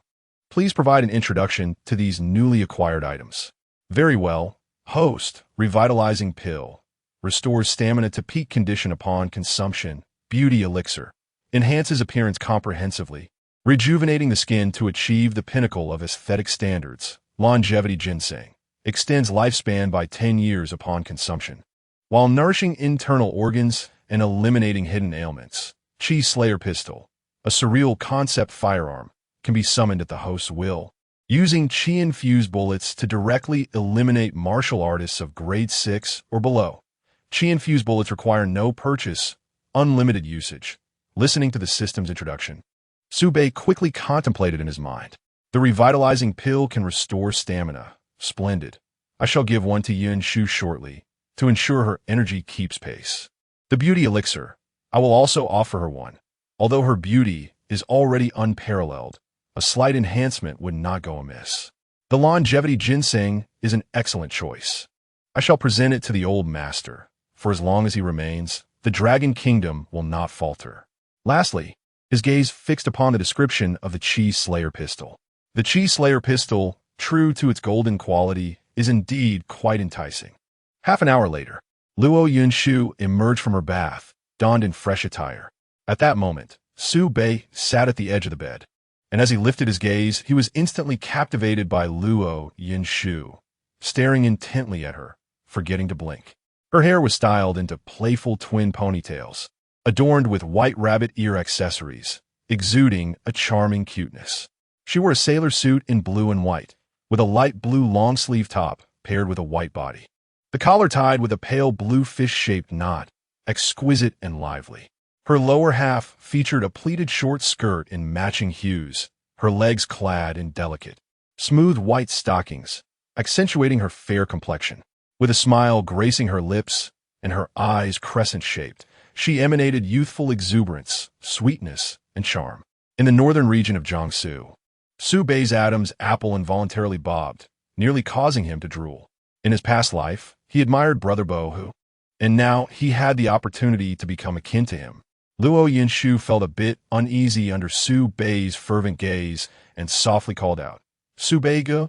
Only then did Su Bei come to his senses. Oh, Yinshu, you look absolutely stunning in this attire. As he spoke, he eagerly grasped Luo Yunshu's hand, drawing her into his embrace. Subsequently, he presented her with a pill. Luo Yunshu blinked, her face a portrait of confusion. Su Bei go, what is this? With patience, Su Bei explained, this is a beauty pill. Consuming it will elevate your charm to an entirely new level.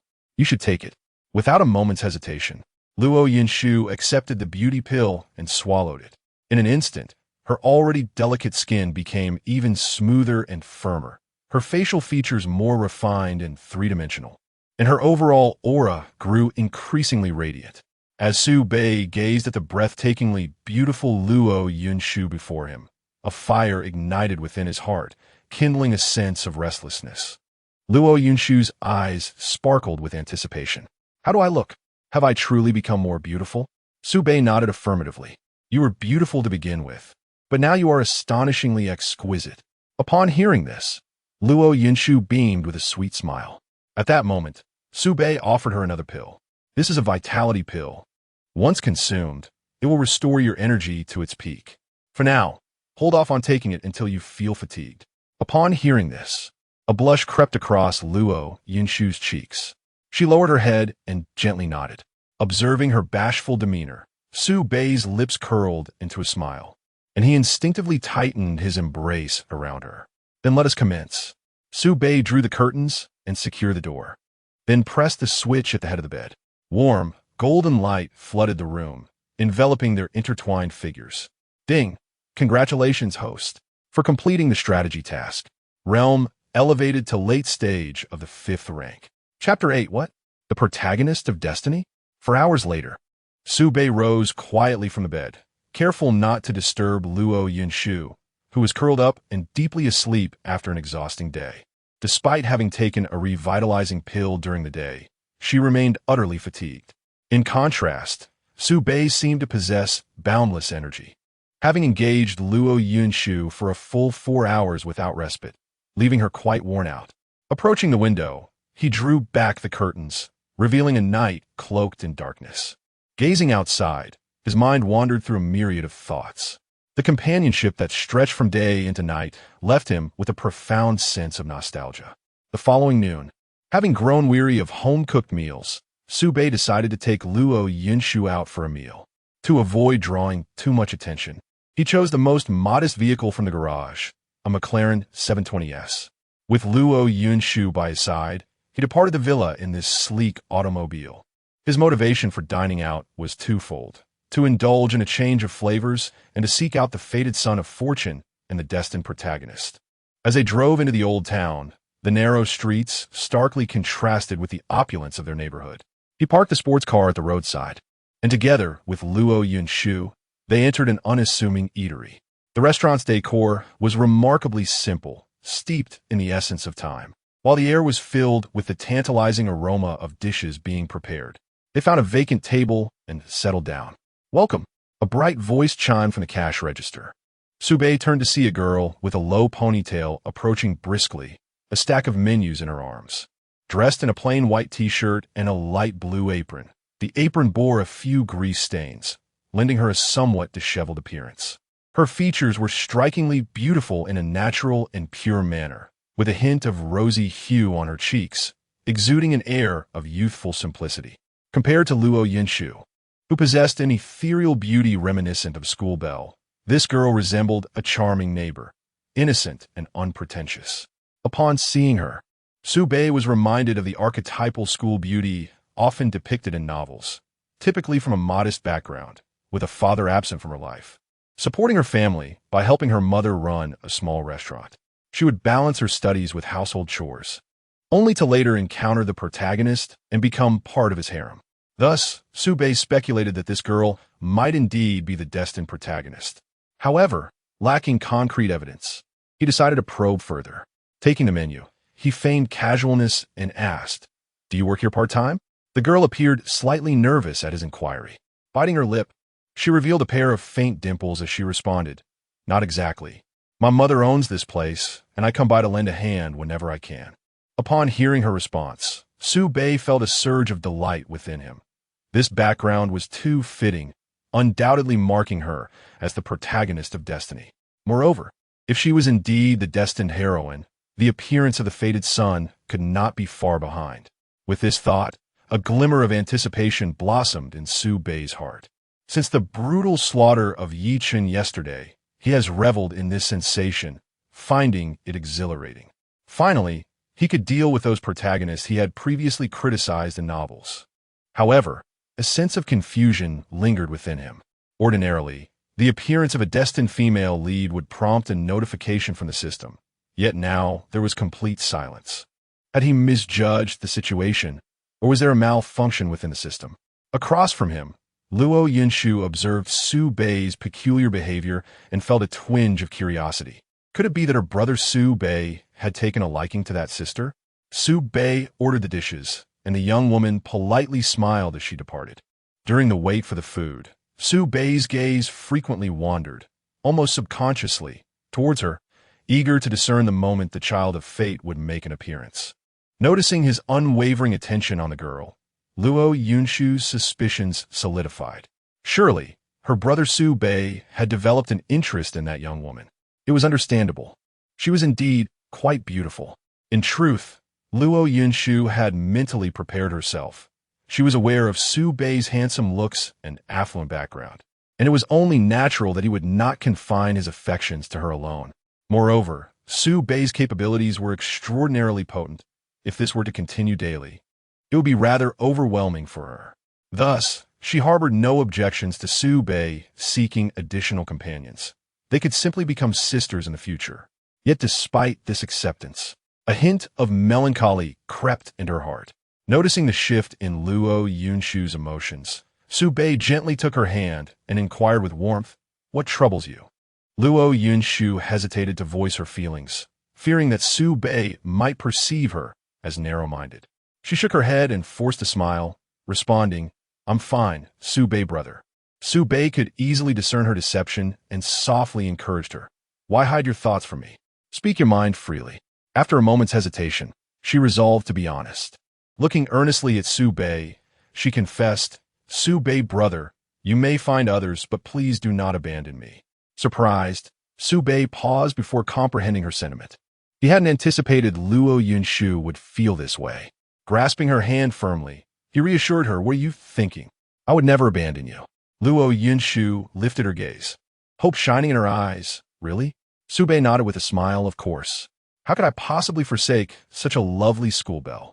He continued, "Even if I were to find you some sisters, you would always remain my foremost priority." Luo Yunshu nodded earnestly. "Yes, Su Bei brother, rest assured. I will get along well with the sisters." Seeing her understanding demeanor, Su Bei chuckled softly, affectionately ruffling her hair. Once their meals arrived, they began to eat. At that moment, the restaurant's glass door was abruptly thrust open.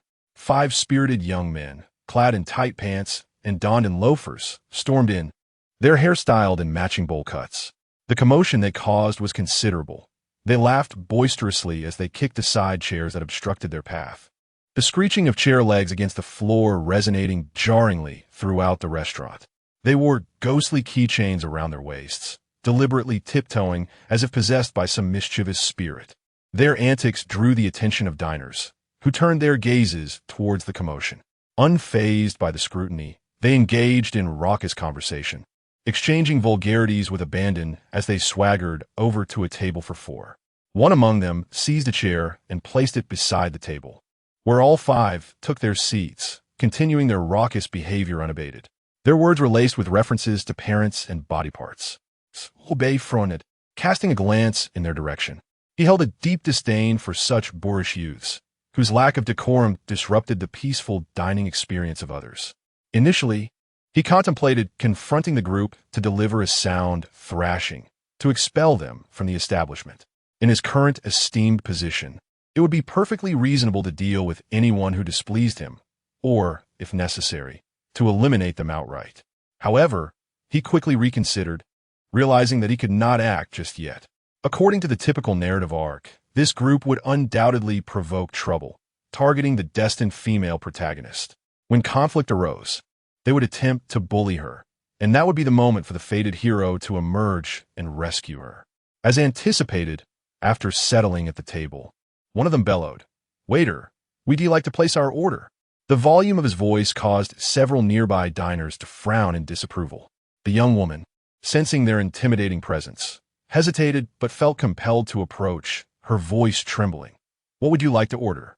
As Su Bei had predicted, the five men's eyes widened at the sight of her beauty. A young man with dyed yellow hair suddenly grasped her wrist, an ominous grin spreading across his face. "We don't want anything else. You're so stunning. Why not join us for a few drinks?"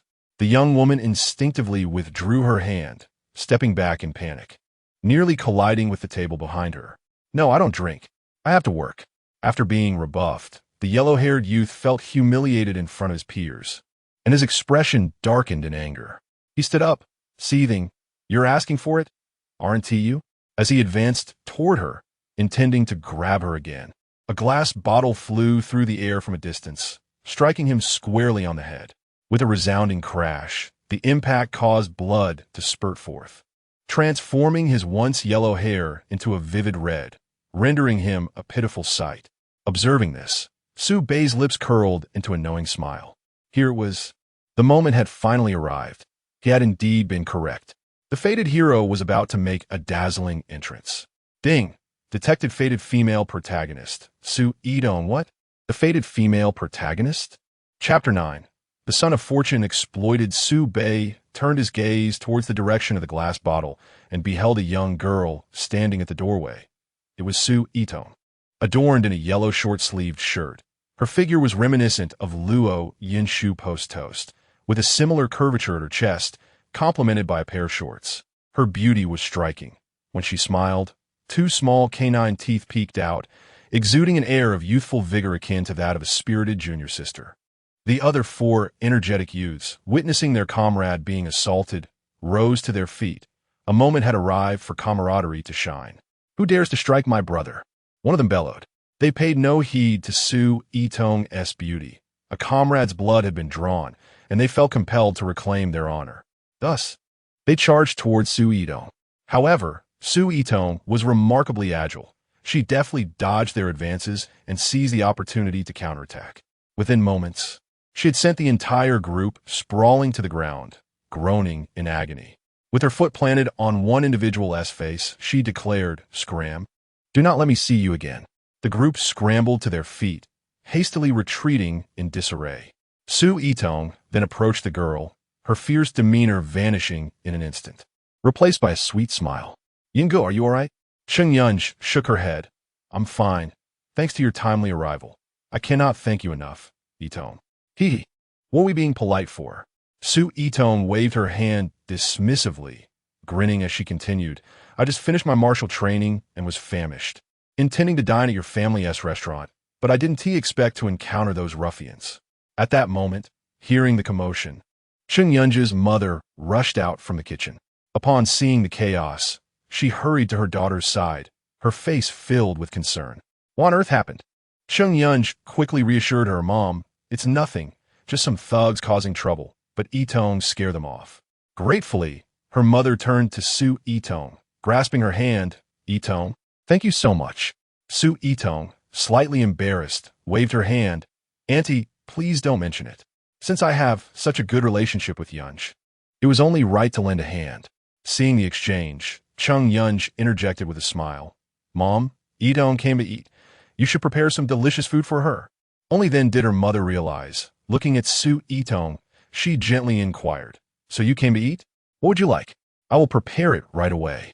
Su Itong's eyes sparkled. "The usual, my favorite. Wide noodles in a large bowl. I can devour 2 big bowls of what Annie makes." Cheng Yunj teased her playfully.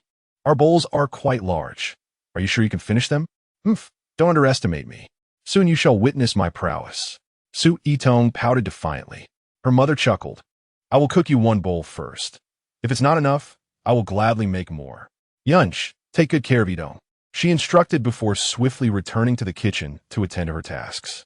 Su Bei gazed at Su Itong with fervent admiration. It must be said that Su Itong was truly beautiful. In comparison to Luo Yunshu, she was equally captivating, each possessing her own distinct charm. Luo Yunshu embodied a cute and bashful little girl persona. Su Yitong possesses a charming appearance, exuding an aura of vivacity and playfulness. In summary, both individuals are exceptionally attractive. Thus, this fated woman, he has secured her, and even Jesus cannot intervene. Subsequently, under the influence of the system, the narrative concerning Su Yitong flooded into his mind. Su Yitong is the daughter of Su Xiaoping, the master of the Qinyan martial arts school. The son of fortune connected to her is named Lin Yan, whose father is the master of the Tianzi martial arts school. 15 years ago, these two martial arts schools were the most formidable in Dongshan City, and their relationship was amicable. However, a calamity unfolded 15 years prior when the Tang family, one of the four prominent families of Dongshan, sought to acquire the Tianzi martial arts school, which was met with staunch opposition from Lin Yan's father, leading to a series of conflicts. In a fit of rage, the Tang family hired the assassin organization Blood Shadow Hall, which executed a massacre of the Lin family one fateful night.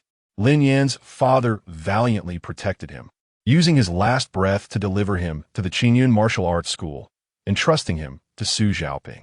He implored Su Xiaoping to shield Lin Yan from the truth, aware that the Tang family's influence was too formidable, and that seeking vengeance would only lead to Lin Yan's demise. Out of respect for their past camaraderie, Su Xiaoping took Lin Yan in. Over the next 5 years, Lin Yan lived with the Su family, growing up alongside Su Yitong, establishing a bond akin to childhood sweethearts. During this time, Lin Yan persistently urged Su Xiaoping to investigate the perpetrators, yet Su Xiaoping consistently offered vague reassurances, claiming that the investigation was ongoing with no results.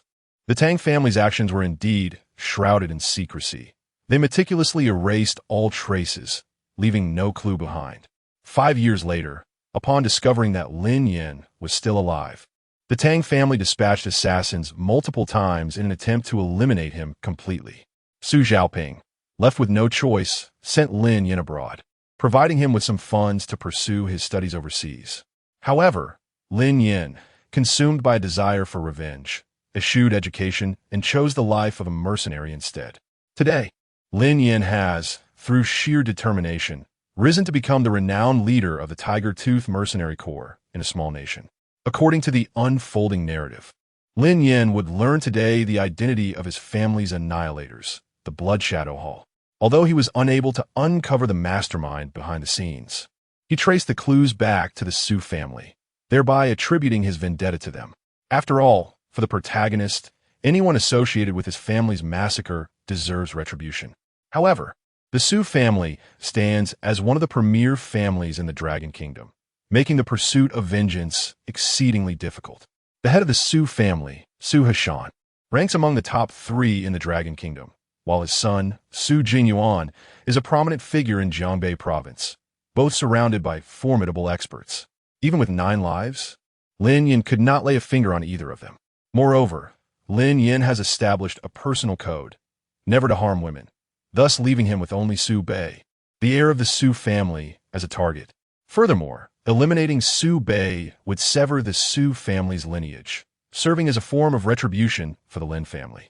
Consequently, Lin Yan resolved to return to his homeland the following day to assassinate Su Bei. After processing this narrative, Su Bei could not help but mentally scoff. Is Lin Yan out his mind? It was not I who annihilated his entire family. Why seek vengeance against me? However, since he insists on courting danger, I can only indulge him in his folly. Once calm, Su Bei began to sense that something was amiss. From where had Lin Yan obtained his information? Why did all clues lead to the Su family while neglecting the Tang family? Even the fact that the Blood Shadow Hall was backed by the Su family had been uncovered. Was it truly impossible to trace the employer back to the Tang family? Clearly, someone was manipulating Lin Yan as a pawn behind the scenes. A cunning smile crept across her face as she tugged at Su Bei's sleeve. Brother Su Bei, do you have a crush on this sister? Su Bei was jolted back to reality, a mischievous grin forming on his lips. Indeed, she will be your sister from now on. Luo Yunshu's eyes sparkled with delight. Wonderful. She seems quite upright and surely easy to get along with. Su Bei chuckled, ruffling her hair. All right, let us not dwell on this any longer. Let us eat. He was determined to have Su Itong, but not at this moment, for he had matters to attend to in the afternoon. After finishing their meal, the two departed the restaurant. As they stepped outside, Su Bei spotted a heavily made-up woman perched atop the hood of his McLaren. The woman tilted her head and pouted, constantly twisting her waist and lifting her legs into exaggerated poses, the epitome of artifice. Beside her, a friend with blue-violet hair held up a phone, exclaiming, "This angle is perfect. Lift your leg higher." Upon witnessing this, Su Bei's lips curled into a cold smile. Have people taken to courting death in such extravagant ways? He turned to Luo Yunshu, his expression softening. "Yunshu, wait here for a moment. I need to attend to a small matter." Luo Yunshu nodded obediently. Accustomed to Su Bei's gentle demeanor towards her and his decisive nature towards others. With his hands in his pockets, Su Bei strolled leisurely towards the car. Upon reaching it, he pressed the car key, and a crisp sound echoed as the vehicle responded. The woman sitting on the hood finally noticed him. Her eyes lit up at the sight of the car key in his hand, and she slid off the hood, sauntering towards Su Bei, her low-cut outfit struggling to contain her figure. Biting her lip, she forced a smile she deemed alluring. "Hey there, is this car yours?" Chapter 10. Pain is what women are meant for. Su Bei gazed at her with a smile that held a hint of mischief, his eyes shimmering with playful intrigue. "Indeed. What of it?" The woman quickly pulled out her phone, her laughter imbued with a distinctly flirtatious undertone. "How about we exchange WeChat and become friends?" Su Bei remained unresponsive, his gaze shifting to the front of the car where the paint had been scuffed by her high heels, a smirk gracing his lips. He pointed at the damaged area and spoke with a casual tone. "You scratched my paint. How do you intend to compensate me?" The woman rolled her eyes in mock annoyance, her expression nonchalant. "It's just a bit of paint." She tilted her head, her eyes sparkling as she deliberately adopted a coy tone. "If you want compensation, I could offer myself to you." Su Bei scrutinized her for a moment. The woman was dressed provocatively, her figure undeniably alluring, yet her looks fell short. If Luo Yunshu were a perfect score of 98, this woman barely reached a 70, possessing nothing of worth aside from her physique. A flicker of menace crossed his eyes, quickly replaced by a playful smile. "You're willing to offer yourself to me? Very well, let us step into that alley over there. This bustling street is hardly appropriate." Considering Luo Yunshu was nearby, he refrained from making a scene in public, not wanting to frighten the young girl. Oblivious to the underlying threat in Su Bei's smile, the woman misconstrued his intentions as genuine interest in accompanying her for some clandestine affair. Her face lit up with surprise, followed by a feigned shyness as she replied, "Is it really suitable to go into an alley for such things in broad daylight?"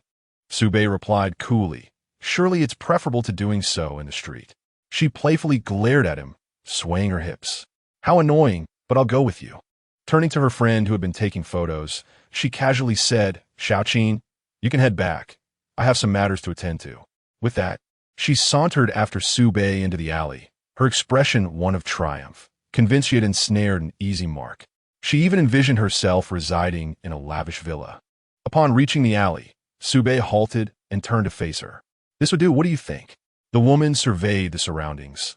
The alley was permeated with a damp, musty odor, and the peeling walls were overrun with moss. Although she felt a twinge of disdain, she suppressed it and replied in a soft voice, "The environment is a bit lacking, but with you, it hardly matters." As she spoke, she playfully twirled a strand of hair, attempting to appear coy. Su Bei regarded her with a knowing smile. "Is that so? Are you prepared then? Stop asking and just come over," she giggled, feigning bashfulness as she reached out to pat Su Bei's chest. However, as soon as her hand extended, Su Bei grasped her wrist firmly. The woman was taken aback, but she quickly regained her composure and smiled knowingly. "Ah, so you wish to play a violent game. I understand." A broader smile spread across Su Bei's face. "Then I shall commence." No sooner had he finished speaking than he forcefully twisted his wrist, and with a sharp crack, he broke the woman's arm. Her once smiling face instantly transformed into one of terror as an overwhelming wave of pain surged through her, prompting her to scream, "No. Ah! It hurts!" She struggled desperately, yet could not escape Su Bei's grasp. Su Bei maintained his grin. "Pain is indeed the point. Women are meant to endure it. With that, he clenched his fist and struck her brutally in the chest.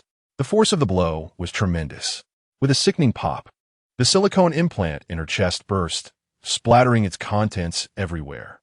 Although silicone provides a significant buffer, it could not withstand this assault. The woman felt as if her insides had shattered, and she coughed up blood. Observing this, Su Bei swiftly sidestepped, ensuring none of the blood stained his clothing. Fortunately, I dodged just in time. Otherwise, this outfit would have been ruined, he remarked, pausing with a teasing tone. You see, my family is not well off. I cannot afford new clothes, and I must wear this one for several years. Having said that, he seized her hair and forcefully slammed her head down against the ground. With a resounding thud, her entire face struck the earth, kicking up a cloud of dust and debris. He then yanked her hair again, compelling her to lift her head. At this point, her front teeth were already shattered. The ground, littered with stones of various sizes, had inflicted further injury. Several sharp rocks pierced her eye sockets, causing her to convulse in agony. Other fragments embedded themselves into her face, rendering it a grotesque sight, bloodied and unrecognizable. The woman wailed in torment, her cries piercing the air. Just then, footsteps echoed from the alley's entrance. Someone had come to investigate the commotion. Su Bei slowly lifted his gaze, his eyes icy and his glare fierce as it swept over the intruder. The person paled in fright and fled in panic, summoning the last vestiges of her strength. The woman, tears streaming down her face, pleaded for mercy. Please, I beg you, spare me. I will compensate for your car, I promise. A chilling smile remained on Su Bei's face as he spoke in a soft, almost condescending tone. Indeed, are you not already compensating? He crouched beside her, leaning close to her ear. You promised to give yourself to me.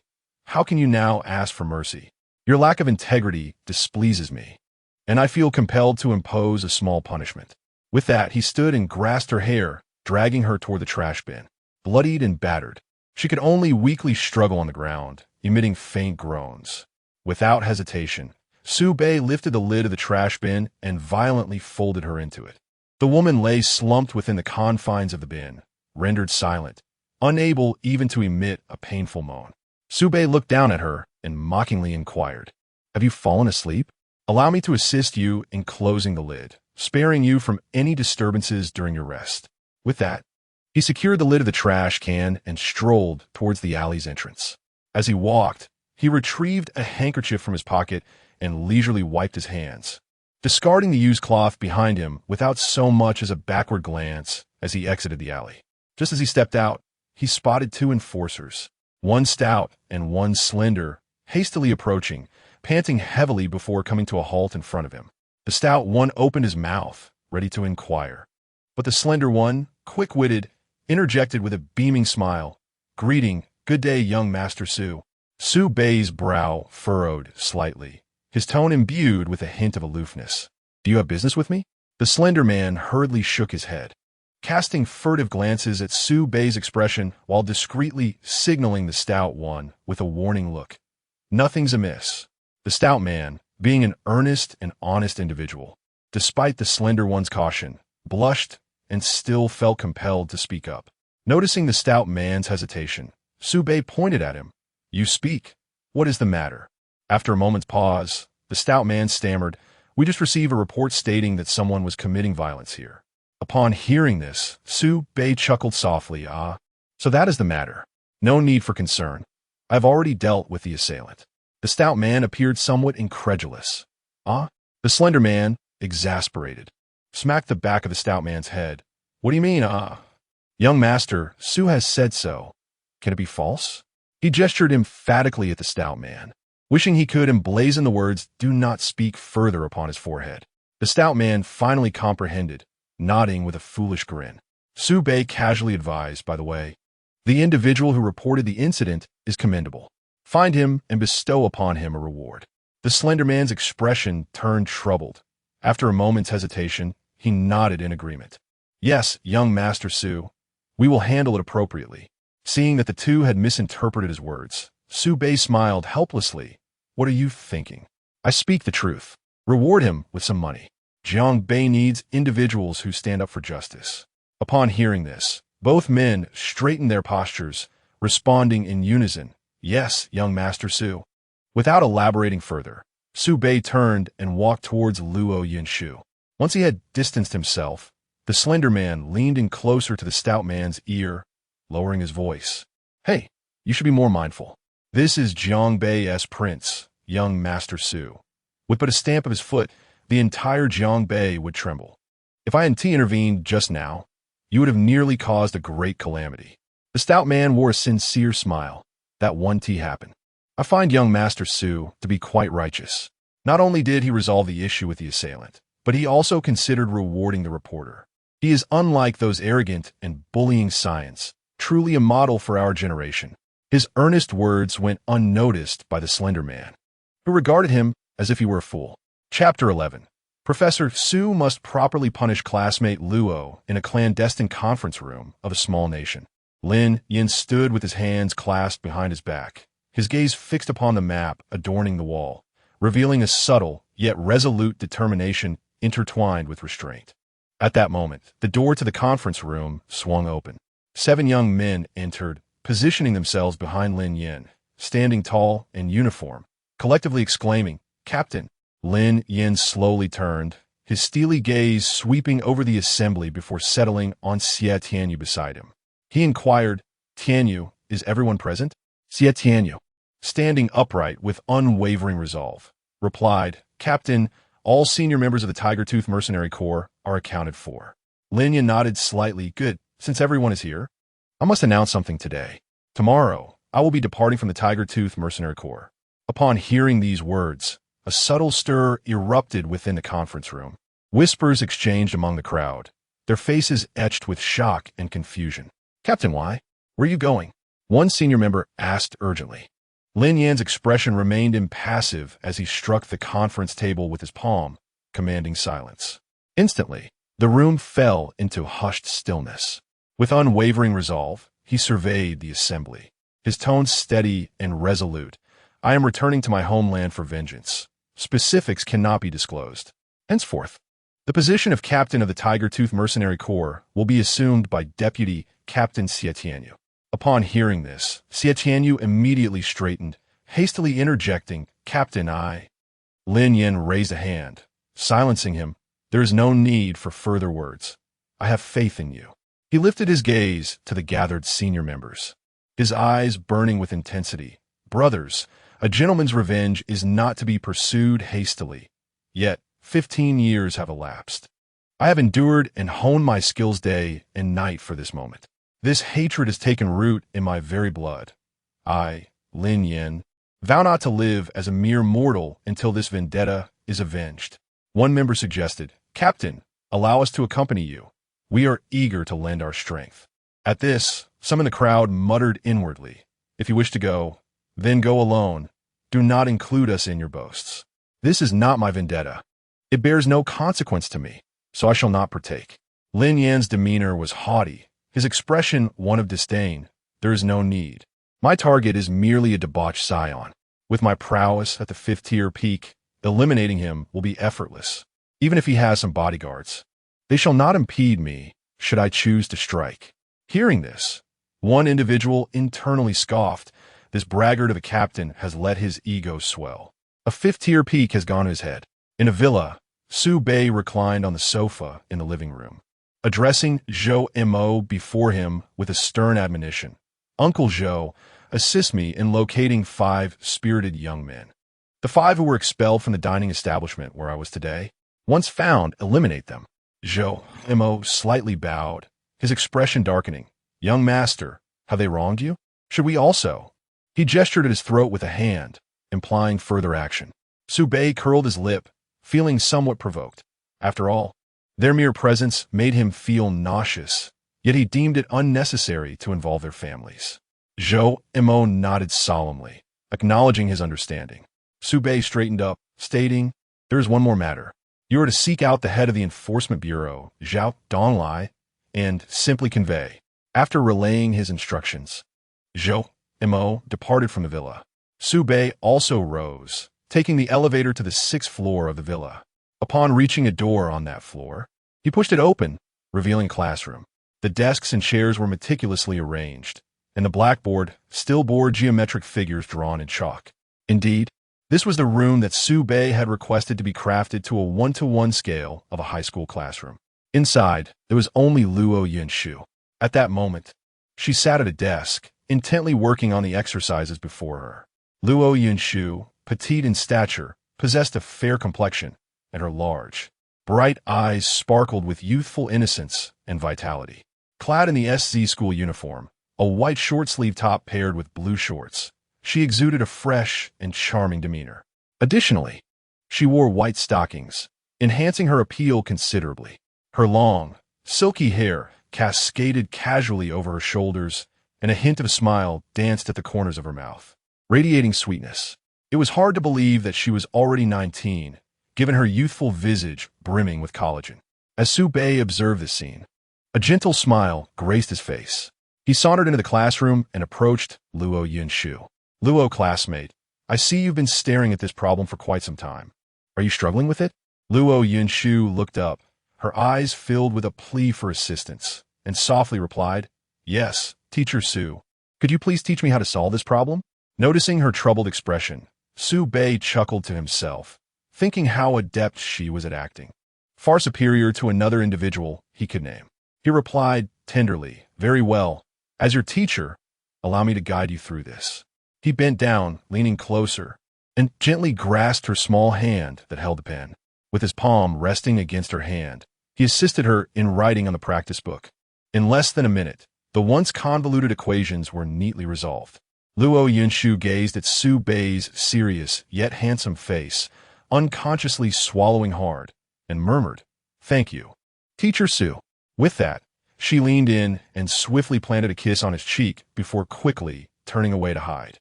Su Bei laughed, playfully ruffling her flushed face.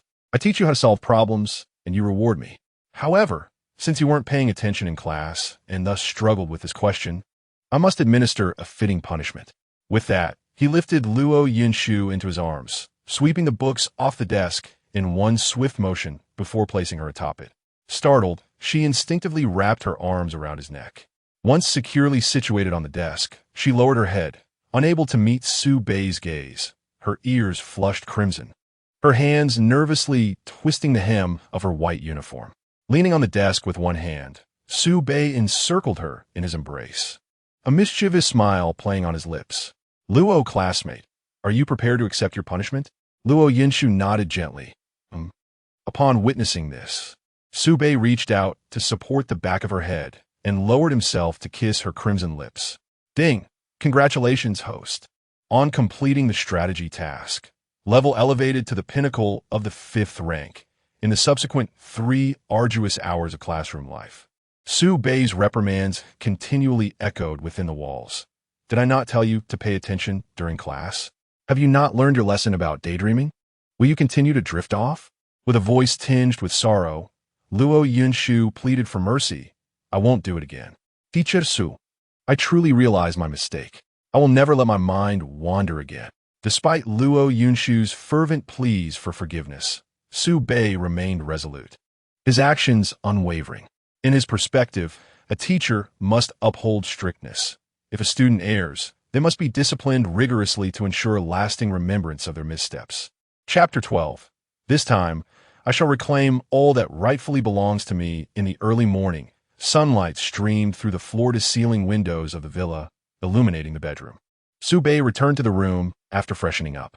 There, he beheld Luo Yunshu curled up into a small ball, the pink blanket nearly enveloping her entire figure, revealing only half of her flushed face. He sat at the edge of the bed, gently patting her shoulder, his tone tender. "Yunshu, it's time to rise. It's already 10 o'clock. Luo Yunshu slowly opened her hazy eyes, her gaze unfocused, her voice hoarse. "Brother Su Bei, I feel so unwell." As she spoke, her breath was warm, and she lay limply on the bed, lacking her usual vitality. Su Bei was taken aback, reaching out to touch her forehead, his brow furrowing slightly. "You're burning up. How could this happen?" A flurry of images from the previous day in the classroom flashed through his mind. Could it be that the air conditioning was set too low, causing her to catch a chill? Without further thought, he promptly took out his phone and dialed. Hello? Uncle Zhou, please have Dr. Lu come up. After hanging up, he gently tucked a strand of hair away from Luo Yunshu's forehead, reassuringly saying, "Do not worry. The doctor will be here shortly." Luo Yunshu managed a faint nod, burying her head deeper into the blanket. 2 minutes later, a knock echoed from outside. "Young master, Dr. Lu has arrived. Come in," he called. The door swung open to reveal Zhou Mo leading in Lu Jiuzhang. The elderly physician, though over 60 and graced with a head of white hair, stood tall and straight, his eyes bright and spirited. His every movement exuded an energy that belied his age, entirely uncharacteristic of someone in their 60s. Su Bei inclined his head slightly, his tone respectful yet aloof. "Dr. Lu, thank you for your assistance." Lu Jiuzhang waved his hand with a smile. "Young master, no need for concern." He approached the bedside, maintaining a respectful distance as he first observed Luo Yunshu's complexion from afar. He then retrieved a strand of silk thread from his medical kit, gesturing for Su Bei to gently tie one end to the pulse point on Luo Yunshu's wrist, while he held the other end between his fingers. With a subtle pressure, the thread tightened, and he closed his eyes, attuning himself to the faint vibrations transmitted through the thread. After a moment, he slowly opened his eyes and took out silver needles from his kit, expertly inserting them into acupoints such as Dazui and Tsuchi on Luo Yunshu's body. His fingers deftly maneuvered, the needles twirling swiftly at the acupoints, channeling a gentle energy into her. Gradually, the flush that had overtaken Luo Yunshu's face began to recede, beads of sweat forming on her forehead, and her furrowed brows slowly relaxed. After a while, Lu Jiuzhang withdrew the needles and smiled at Su Bei. "Young master, she will be fine." The young lady merely caught a chill, compounded by recent fatigue, which led to her fever. "I have dispelled the cold energy from her body. She simply needs a good rest." Su Bei's expression softened slightly as he nodded. "Thank you, Dr. Lu." He then turned to Zhou Mo. "Uncle Zhou, please go down and prepare 2 million for Dr. Lu." Zhou Mo nodded. "Understood." With that, he escorted Lu Jiuzhang out of the room. Su Bei observed Luo Yunshu, whose complexion had regained its rosy hue, and thought to himself, "I have indeed exerted too much pressure on this girl lately. It is time to swiftly deal with Su Yidong and alleviate her burdens." At Dongshan International Airport, as the cabin door swung open, Lin Yin stepped out. The glaring sunlight made him squint slightly. Gazing at the distant, both familiar and foreign high-rise buildings, he felt his throat tighten, and a smile gradually crept onto his lips, one that concealed unspeakable emotions. "Dongshan, I, Lin Yin, have returned. After 15 long years, I have finally awaited this day. This time upon my return, I shall reclaim all that is rightfully mine." He muttered softly, his voice imbued with a fierce determination. Lost in his reverie, Lin Yin was suddenly jolted by a hefty shove from a woman behind him. In her haste, she squeezed past him, muttering, "Keep bragging, this is just the gangway. Don't obstruct the way." Lin Yin nearly stumbled, his previously affected demeanor vanishing in an instant. His gaze hardened, fixated on the retreating figure of the woman, thinking, had this been abroad, you would already be a corpse. However, he quickly closed his eyes, inhaled deeply, and when he opened them again, his expression had reverted to calm. Having spent too long as a mercenary abroad, it was time to temper his volatile temper. He stepped into the airport hall, suddenly coming to a halt amid the bustling crowd. Observing the throngs of people moving in every direction, Lin Yin spread his arms wide and inhaled the air imbued with the chill of air conditioning and the essence of humanity, a nostalgic expression gracing his face. Ah, the taste of home. Yet, his expression abruptly turned cold. A confident yet menacing smile curling at the corners of his mouth as he spoke with an icy tone. "In those years, you, the Blood Shadow Hall, brought ruin upon my family. Now I have returned. Su Bei, are you prepared to face my wrath?" As soon as his words fell, hurried footsteps echoed from all directions. A dozen law enforcers brandished their weapons, encircling him. The leader bellowed, "Lin Yin, you are surrounded. Surrender immediately." Lin Yan's muscles tensed instinctively, ready to retaliate. Just then, a figure darted in front of him, a large hand firmly pressing down on his shoulder. It was none other than Zhao Donglai, the director of the Law Enforcement Bureau. His gaze was sharp, his tone frosty. "Don't move, or you will die right here." Zhao Donglai's ascension to the position of law enforcement director in a major city like Dongshan was not merely due to connections. He had attained the pinnacle of the 7th rank, and the aura he exuded suffocated Lin Yan. Deep down, Lin Yan understood he was no match for this man. The flicker of defiance in his heart extinguished instantly, leaving him no choice but to stand obediently. However, he harbored no fear of capture, for he had contingencies in place. He was certain that it would not be long before these individuals would have no choice but to release him. Zhao Donglai exchanged a glance with those behind him. Several enforcers stepped forward, cuffing Lin Yan and escorting him away from the airport. "Hello, Su Xiao. I have apprehended the individual. How would you like to proceed? Let us keep it under wraps for now. Find a few astute individuals to look after him. After all, he has just returned to the country, and it is essential for him to truly experience the warmth we extend to returnees." "Understood, Master Su." After hanging up the phone, Su Bei turned to gaze at Luo Yinshu on the bed, his expression softening slightly. "Yinshu, please take good care of yourself at home. I must step out to attend to some matters. Whatever you wish to eat or drink, simply instruct the servant to bring it to you." Luo Yinshu obediently nodded. "MHM." As Su Bei exited the room, he suddenly recalled that the number of maids in the villa was insufficient and their quality was lacking. He would have to arrange for a new batch. Descending the stairs, he arrived at the front courtyard of the villa. Zhou Mo approached briskly. "Young master, there is someone outside seeking your presence." Su Bei raised an eyebrow. "Who is it?" Zhou Mo replied, "It is a woman." Chapter 13. Being my woman is quite exhausting. Su Bei strode towards the entrance of the villa, closely followed by Zhou Mo. At the gates stood a woman, exuding an air of modernity. Her face was painted with a stark white foundation, lacking any semblance of depth, as pale as if she had been deceased for 3 days. Beneath the exaggerated makeup, her features appeared rather mundane. However, her physique was undeniably striking, clad in audaciously revealing attire that accentuated her alluring curves. As Su Bei approached, he found the woman somewhat familiar and, with an icy demeanor, inquired, "Who are you?" Upon noticing Su Bei's presence, the woman's eyes sparkled with excitement, and she hurried towards him, her hips swaying deliberately with each step, causing her bosom to jostle and produce a soft, rhythmic sound. Yet, just as she was about to reach Su Bei, 2 bodyguards swiftly intervened, blocking her path. Initially, she shot them an impatient glare, but quickly donned a saccharine smile, sweetly saying, "Handsome, we've met before. The woman you left with yesterday was my dear friend." A flicker of disdain crossed Su Bei's eyes as he recollected the encounter, his tone remaining frosty. And, pouting, the woman, Xiao Qin, feigned innocence. "I just wanted to ask where Qian Qian has gone." "Su Bai Haizit on Ayabol, Qian Qian?" Xiao Qin hastily clarified, "The woman who left with you yesterday.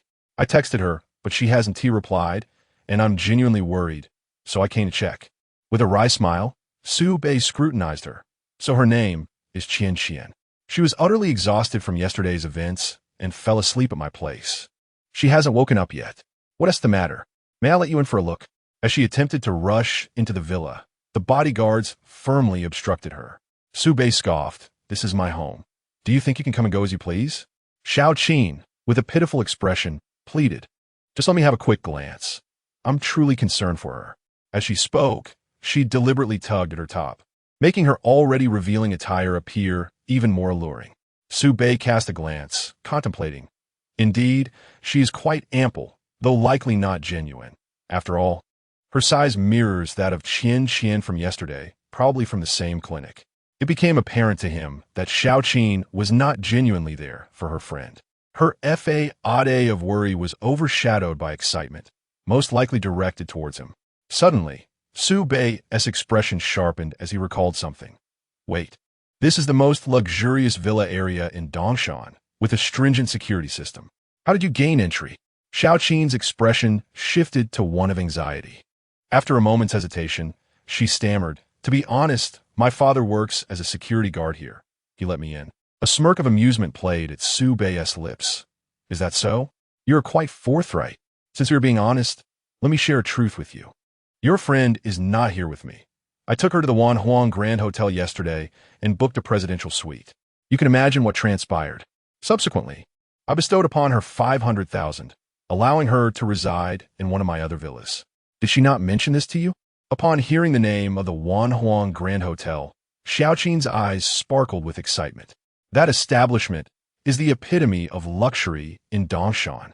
She deeply regretted not having the audacity to join them yesterday. Otherwise, with her attributes, she could undoubtedly have captivated the wealthy young gentleman before her, thereby securing the same sum for herself. Contemplating Qianqian, her heart brimmed with resentment. How could you, Qianqian, whom I considered a close friend, withhold such splendid news from me and neglect my messages? It infuriates me. Although these thoughts brewed within Xiaoqin, her lips refrained from uttering them. Instead, she donned a sweet smile and inquired, "She didn't inform me, but could you tell me where that villa is?" Su Bei, with a mischievous grin, replied, "What? Do you wish to accompany her?" Xiaoqin feigned shyness and nodded eagerly. Su Bei's smile softened. "All right then, I shall head there as well. Why not accompany me?" Xiaoqin's eyes gleamed with excitement as she exclaimed, "Absolutely." Su Bei turned to Zhou Mo. "Uncle Zhou, please have someone bring the car around." Shortly thereafter, a Maybach S680 glided gracefully to the entrance. His subordinate opened the car door for Su Bei. Just as Su Bei's long legs settled into the luxurious leather seat, he heard hurried footsteps approaching from behind. Xiaoqin, teetering in high heels, rushed over. Just as she intended to enter the vehicle, she was halted by the arm of a bodyguard. She stood on tiptoe, her chest rising and falling rapidly. "Wait for me." With a bemused expression, Su Bei regarded her flushed face. "I have a habit. Those who are not my women cannot ride in my car." Xiaoqin's eyes darted, and she promptly pointed to the nearby business vehicle. "Then I can ride in that one." Su Bei chuckled, genuinely entertained. This was the first time he had encountered such audacity in a woman. He held back his laughter. "That vehicle is full, but I have arranged a special ride for you." Xiaoqin's heart swelled with delight. "Wow, I didn't expect my charm to be so potent." Receiving a dedicated vehicle upon our first meeting, Su Bei gestured to his subordinate, who promptly wheeled out a bicycle from the courtyard. Upon seeing the bicycle, Xiaoqin's smile froze. Su Bei, with a playful smirk, remarked, "This is to test your stamina. After all, being my woman can be quite demanding. In fact, your treatment surpasses that of your friend, who had no bicycle yesterday and had to run, ultimately collapsing into a garbage bin in the alley." Upon hearing this, Xiaoqin's face brightened once more. "So my treatment is indeed favorable." She swiftly mounted the bicycle, declaring, "I adore cycling. It's a splendid way to stay fit." Su Bei cautioned, "Very well. Take your time riding, and we shall drive slowly. However, you must keep up. If you fall behind, you won't reach the villa." Xiaoqin confidently replied, "Rest assured, I will keep pace." In the northern part of Jiangsu, Su Bei closed the window and addressed the driver in front of her. "Drive as fast as you can. Do not wait for her." "Understood," the driver replied, and the vehicle surged forward with great speed. Upon witnessing this, Xiaoqin hastily pedaled her bicycle with all her might, fearful of being left too far behind. However, the Maybach accelerated at an astonishing pace, compelling Xiaoqin to exert every ounce of her strength, even rising from her seat to pedal furiously. Her entire body swayed with the rhythm of her cycling, drawing attention to her figure, which swayed enticingly in the sunlight. Passers-by could not help but cast their gazes upon her. A middle-aged man riding an electric bike, captivated by Xiaoqin's silhouette, turned his head in fascination, neglecting to watch the road ahead. With a resounding crash, he collided heavily with a nearby utility pole. Chapter 14. Breathe deeply. Dizziness is normal. The luxurious Maybach glided slowly into the old town, ultimately halting at the entrance of the alley from the previous day. Su Bei alighted from the vehicle and turned to observe the breathless Xiaoqin, who was hastily pursuing him. Noticing his gaze, Xiaoqin managed to force a smile and finally wobbled her way to him. With her legs trembling, she dismounted from her bicycle, barely managing to maintain her balance, and gasped, "Handsome, why have we stopped?" A faint smile crept on Su Bei's lips as he replied, "We've arrived." Xiaoqin, somewhat perplexed, surveyed her surroundings. realizing that dilapidated houses characterized the old town. Beside her was a narrow alley emanating a foul odor, reminiscent of decaying corpses. This place hardly seemed like it could harbor a villa. With a puzzled expression, Xiao Qin asked, "Where is the villa?" Su Bei gestured towards the alley. "It's inside there." Xiao Qin was taken aback, peering into the alley, yet seeing no sign of a villa. However, she reasoned that a wealthy young man like Su Bei would not jest with her. After all, what would be the point in deceiving her? If a villa indeed lay within the alley, it would likely be one of those understated exteriors concealing opulent interiors, as affluent individuals nowadays often enjoyed such contrasts. With this thought, she immediately perked up, displaying an eager smile. "Then let us hurry inside." Su Bei chuckled softly. "All right, since you are so impatient, let us proceed." With that, he strode towards the alley, and Xiao Qin hurriedly followed suit. Upon reaching the depths of the alley, Su Bei suddenly shouted into the dim corner, "Qian, your dear friend has come to see you." Silence enveloped them, so profound that not even a whisper of wind could be heard. Xiao Qin, bewildered, glanced around, pondering where Qian could possibly be, for not a single silhouette was in sight. Su Bei leisurely approached a foul-smelling garbage bin and came to a stop. He turned his head, beckoning Xiao Qin with a finger. "Come here." With a forced smile, Xiao Qin hastened over. She fixated on the grimy garbage bin before her. Managing to pull a smile, "Handsome, what is this?" An eerie grin spread across Su Bei's face. "Did you not wish to see your friend?" As he spoke, he abruptly lifted the lid of the garbage bin. "Come, take a closer look. The dear friend is still here, sleeping." As Xiao Qin leaned in for a closer inspection, she was met with Qian's mutilated face staring back at her, eliciting a piercing scream from her lips. She stumbled backward in sheer panic. In that moment, the horrifying truth dawned on her. Qian had been murdered by the very handsome figure before her.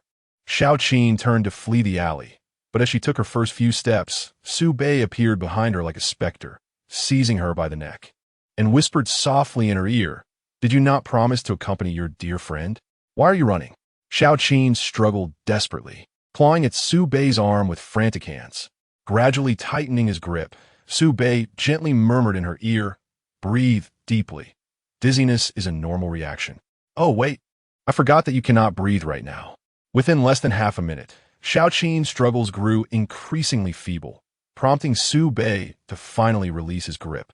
Xiao Qin collapsed onto the ground like a marionette with severed strings, devoid of any life. Su Bei opted for this subtle method of killing.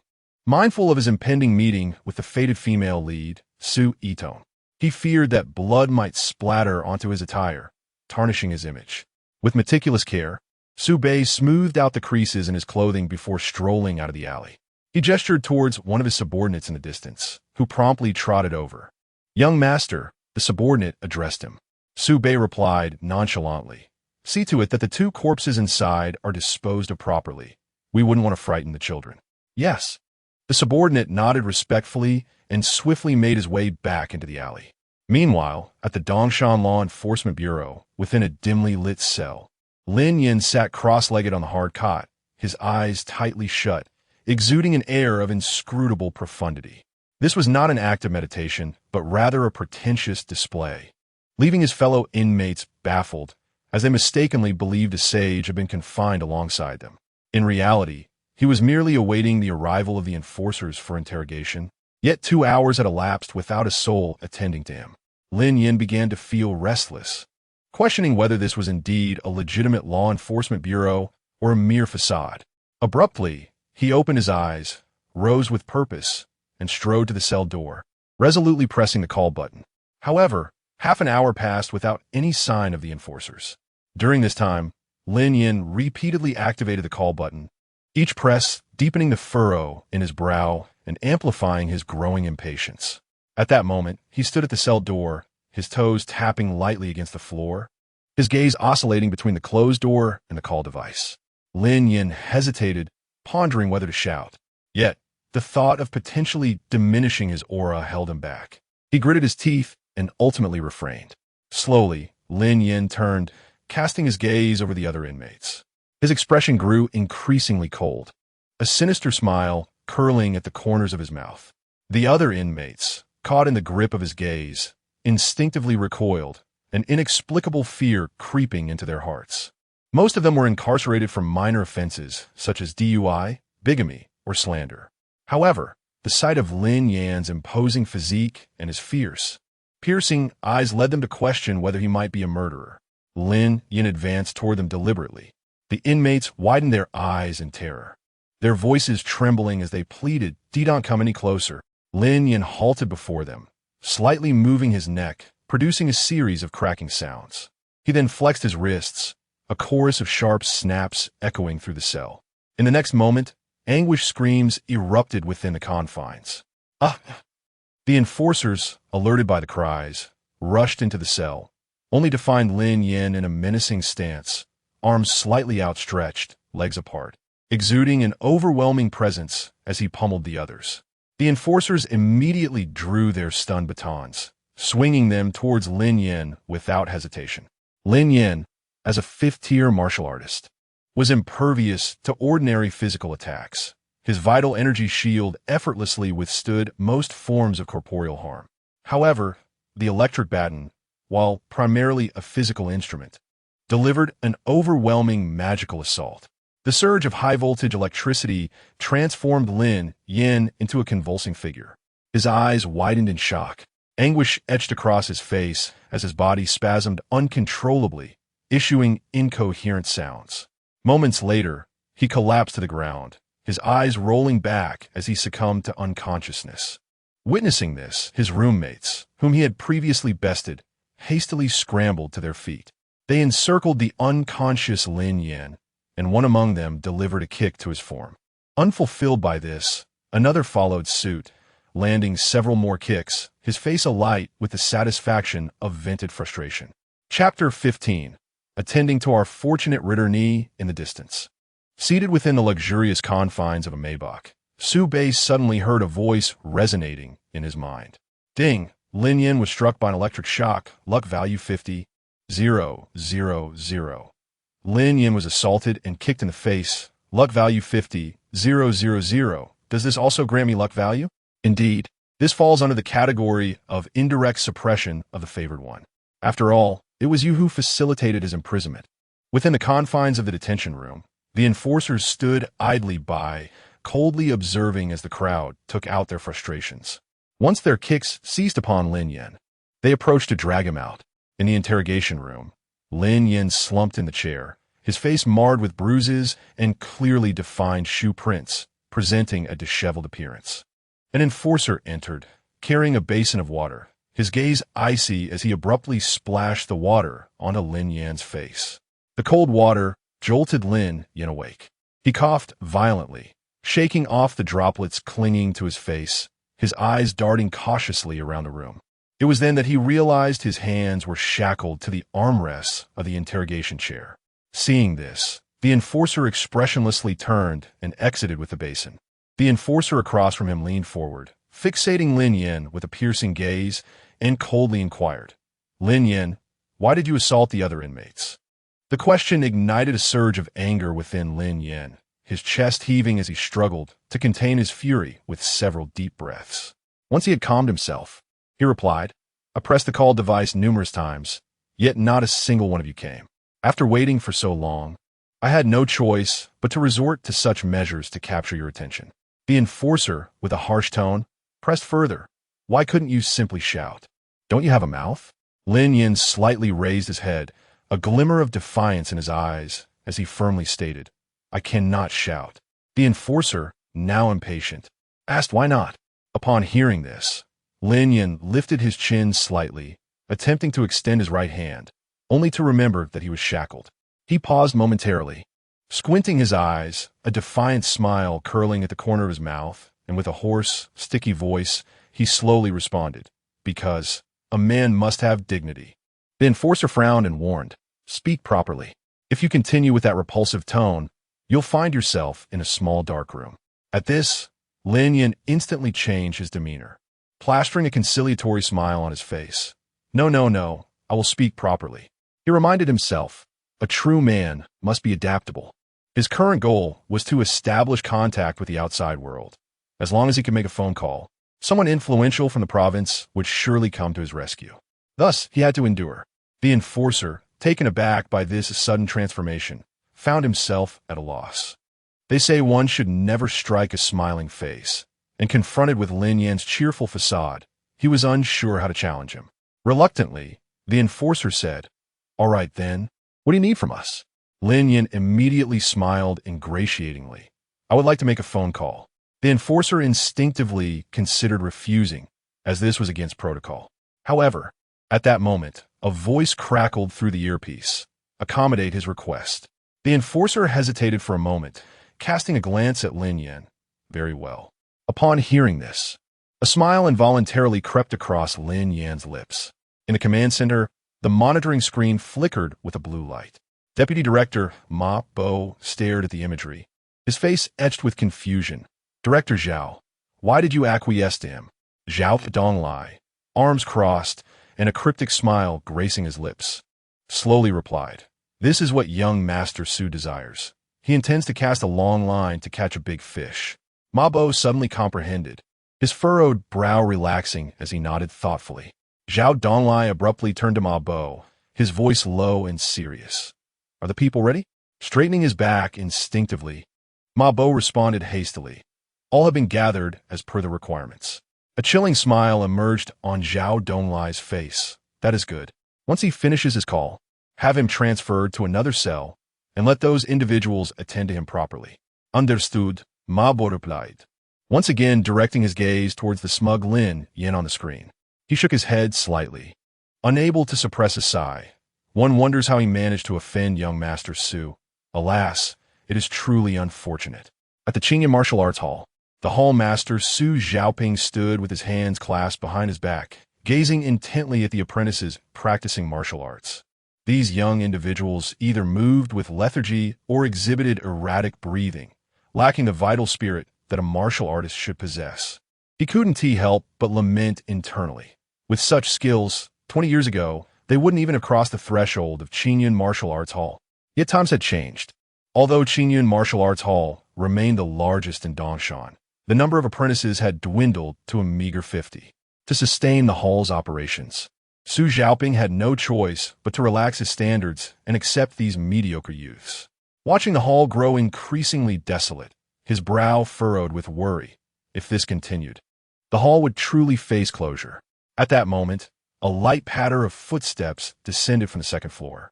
Su Yitong walked down the stairs, noticing her father's grave expression, which tugged at her heartstrings, knowing he was once again troubled about the hall's future. Taking a deep breath to compose herself, she donned her customary cheerful smile and jogged over to her father, cheerfully saying, "Dad, why don't you take a break? I can keep an eye on them for you." Su Xiaoping turned to his daughter, seeing her bright eyes and lively demeanor, which slightly alleviated his gloom. He managed a faint smile, shaking his head. "No need, I'm not tired." Just then, the hall's door swung open. Both Su Xiaoping and Su Yitong turned to see two silhouettes standing against the light. None other than Su Bei and Zhou Mo. Zhou Mo stepped forward, inquiring loudly, "Is Master Su Xiaoping present?" Su Xiaoping was momentarily taken aback, but quickly approached. "I am Su Xiaoping. May I ask who you are?" Su Yitong followed suit, standing beside her father. Upon laying her eyes on the leading figure, Su Bei, she found herself momentarily speechless. Su Bei possessed strikingly handsome features. With an artistic visage and an air of nobility, his every gesture exuding a tranquil confidence. Wow, how handsome!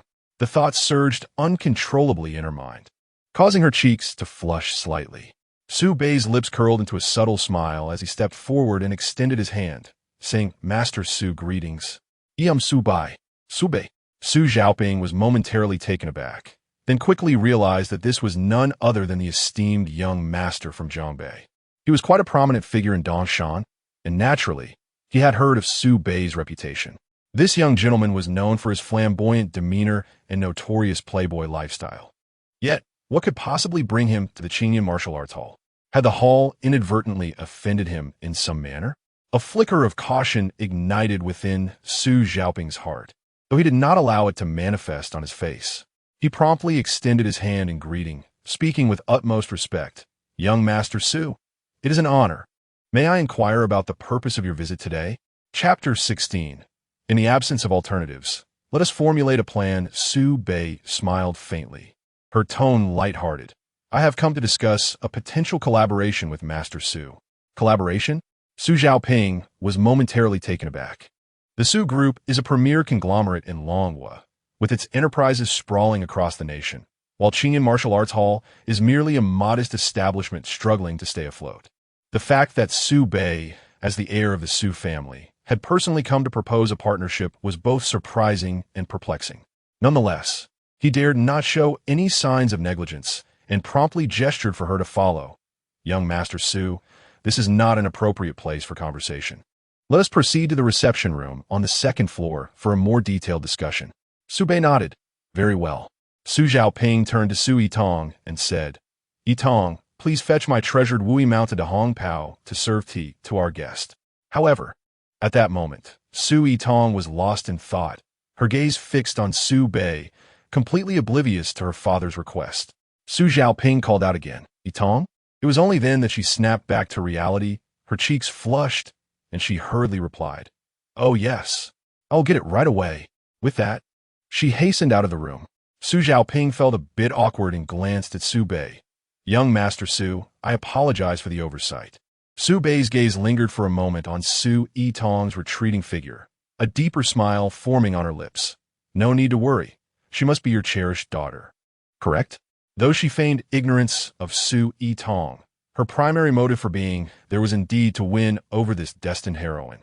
Judging by Su Yitong's demeanor towards her, it seemed that accomplishing this would be quite effortless. Su Xiaoping nodded. Indeed, she is my daughter. With that, he led Su Bei and Zhou Mo upstairs. In the reception room on the second floor, Su Xiaoping and Su Bei sat facing each other. Su Yitong returned with 2 cups of tea, placing one in front of her father and the other before Su Bei. Su Bei raised her eyes to Su Yitong, a gentle smile gracing her lips. Thank you. As their eyes met, Su Yitong's cheeks flushed even more, and she quickly lowered her head. And no need to be polite. Su Xiaoping, observing this interaction, felt a wave of confusion wash over him. He found himself grappling with 2 points of perplexity. Firstly, Su Bei was reputed to be the most notorious dandy in Longhua. Although he had never heard specifics about her antics, her reputation was far from favorable. Yet, the Su Bei before him exhibited refined manners and grace, starkly contrasting the image he had heard. Secondly, his daughter, Su Yitong, usually characterized by her outgoing and vivacious nature, seemed unusually reserved today, as though she had transformed into a different person altogether. Though puzzled, he recognized that this was not the time for contemplation. Su Xiaoping turned to Su Yitong.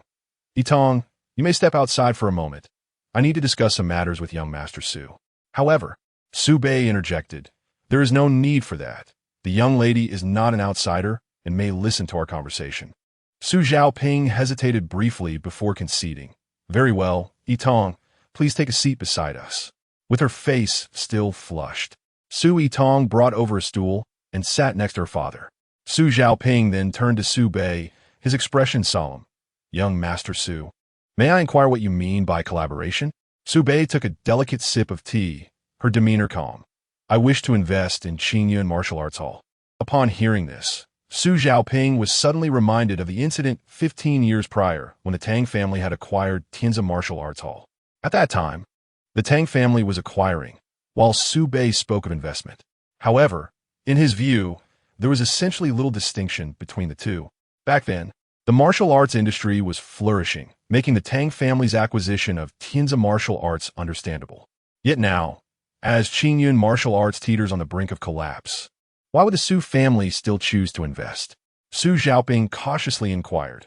Master Su, you have observed the current operational state of Qingyan Martial Arts. It is on the verge of failing. Are you truly certain about this investment? Su Bei replied with unwavering conviction, absolutely. He then posed a counter-question. Master Su, in your opinion, what is the root cause of Qingyan martial arts reaching this point? Su Xiaoping sighed deeply. The industry is in decline, and fewer people are willing to practice martial arts. Su Bei pressed further, but why are fewer individuals inclined to train? Without hesitation, Su Xiaoping answered, with improved living conditions. People no longer endure hardship. Practicing martial arts is arduous and demanding, leading many to abandon it. Su Bei shook his head. This is merely one minor reason. The true crux lies in the fact that, in the eyes of most, martial arts have lost their utility. If one speaks of hardship, I believe that studying is equally arduous and exhausting. Yet the majority persist, for education is deemed valuable. They strive to achieve good grades, gain admission to esteemed universities, secure respectable jobs, and consequently enhance their quality of life. But what if martial arts could also accomplish these objectives? Su Xiaoping's eyes brightened. Master Su, do you mean? Su Bei's gaze was intense. What I propose is to integrate martial arts into the educational framework. Since we have physical exams and art exams, why can't we introduce a martial arts examination as well? Su Xiaoping's expression turned troubled. Master Su, while your idea is indeed innovative, there currently exists no such policy in Longhua. Su Bei chuckled lightly. Policies are crafted by people. If none exist, then we shall establish a new one. Hearing this, Su Xiaoping felt a chill run down his spine. Could the Su family truly possess such immense power to alter policies at will? Steeling himself, he asked, if this were to come to fruition, how does Master Su intend to invest in our martial arts school? Su Bei responded methodically. The Su Group will inject capital to assist Qingyun martial arts in establishing branches nationwide. We will oversee the funding and daily management, while you, Master Su, will be responsible for the educational aspect. What do you think? Su Xiaoping was momentarily taken aback. Did this not imply that Qingyun martial arts would become the largest martial arts institution in the country, with himself as its head? In disbelief, he queried, but there are so many martial arts schools nationwide. Why has Master Su chosen Qingyun martial arts? Su Bei's expression was sincere. What I value is not Qingyun martial arts, but you, Master Su. As the president of the Jiangbei Martial Artists Association, in terms of understanding and expertise in martial arts, I believe no one in Jiangbei is more suitable than you. Moreover, if we seek an individual to oversee the teaching, it is prudent to prioritize local talent rather than looking far afield. After listening, Su Xiaoping was filled with emotion. Young Master Su, I will remember your kindness, he began. However, Su Bei raised his hand to interrupt, saying, Master Su, there is no need for such formalities. My actions are not motivated by you or financial gain. I merely wish to contribute my part in ensuring that the younger generation possesses robust health. Hearing Su Bei's words, Su Yitong gazed at him with increasing admiration. Not only was he handsome, but he also possessed such vision and responsibility. Such men are indeed rare. Su Xiaoping was also taken aback by the vastness of this young scion's heart, feeling a surge of respect within him. He turned to look at his daughter and, noticing the affection in her eyes, finally understood her unusually strange behavior today. It was apparent that she had taken a liking to Su Bei. Indeed, what girl could remain indifferent to such an outstanding man? If Yitong could truly marry him, it would indeed be a tremendous blessing. Yet, pondering the illustrious background of the Su family, he subtly shook his head.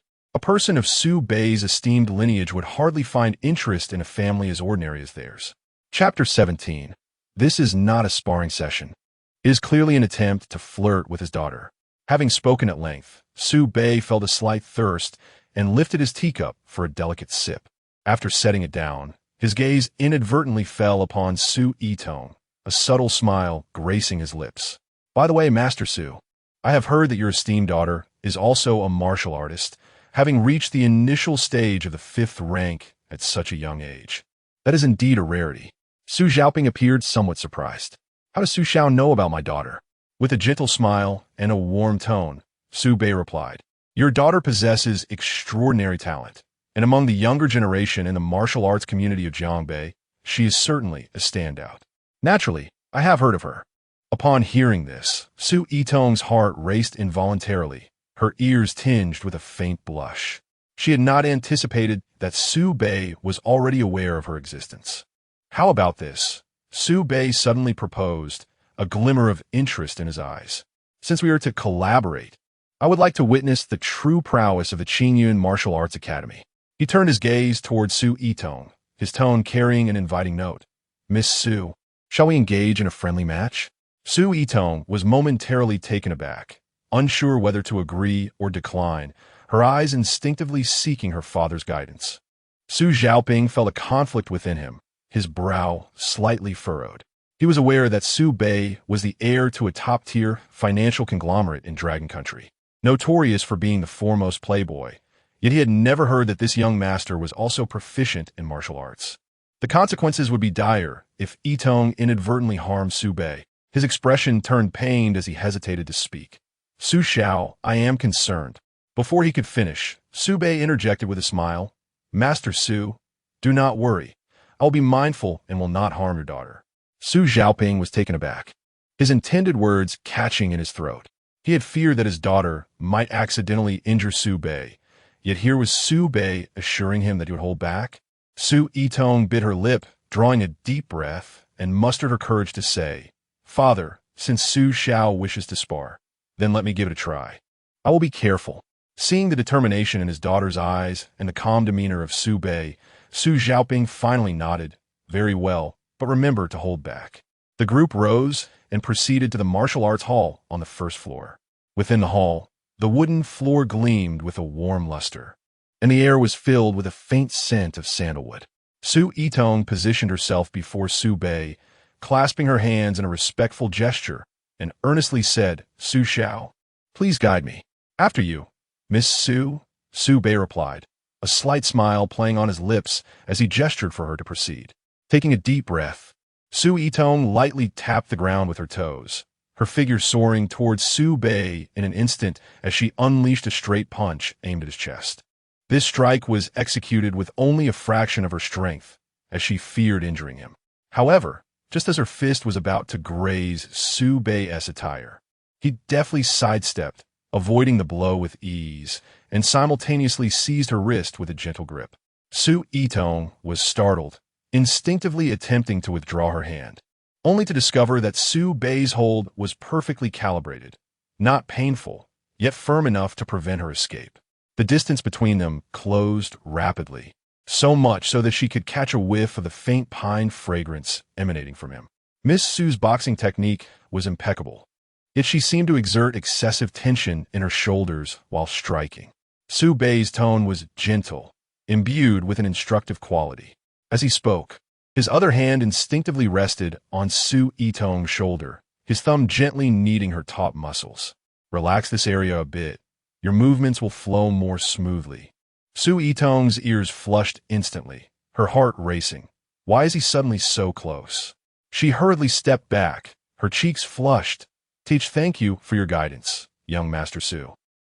Su Bei smiled nonchalantly. Shall we continue? All right. Su Yitong inhaled deeply, striving to calm her heartbeat as she resumed her stance. This time, she held nothing back, pouring all her strength into her strikes.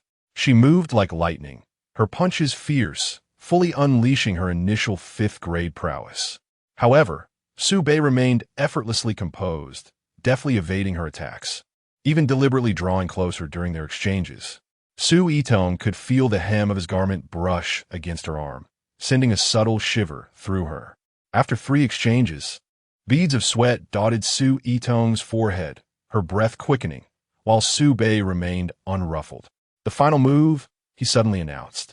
Before the words left his lips, he darted forward, closing the distance to Su Yitong in an instant, his right hand gently encircling her waist. She was spun around, her back pressed firmly against his chest. Be careful, Su Bei's voice whispered in her ear. Su Yitong froze, her heart nearly leaping from her chest. She could distinctly feel the warmth radiating from his body and even hear the steady rhythm of his heartbeat. I lost, she stammered, her voice trembling.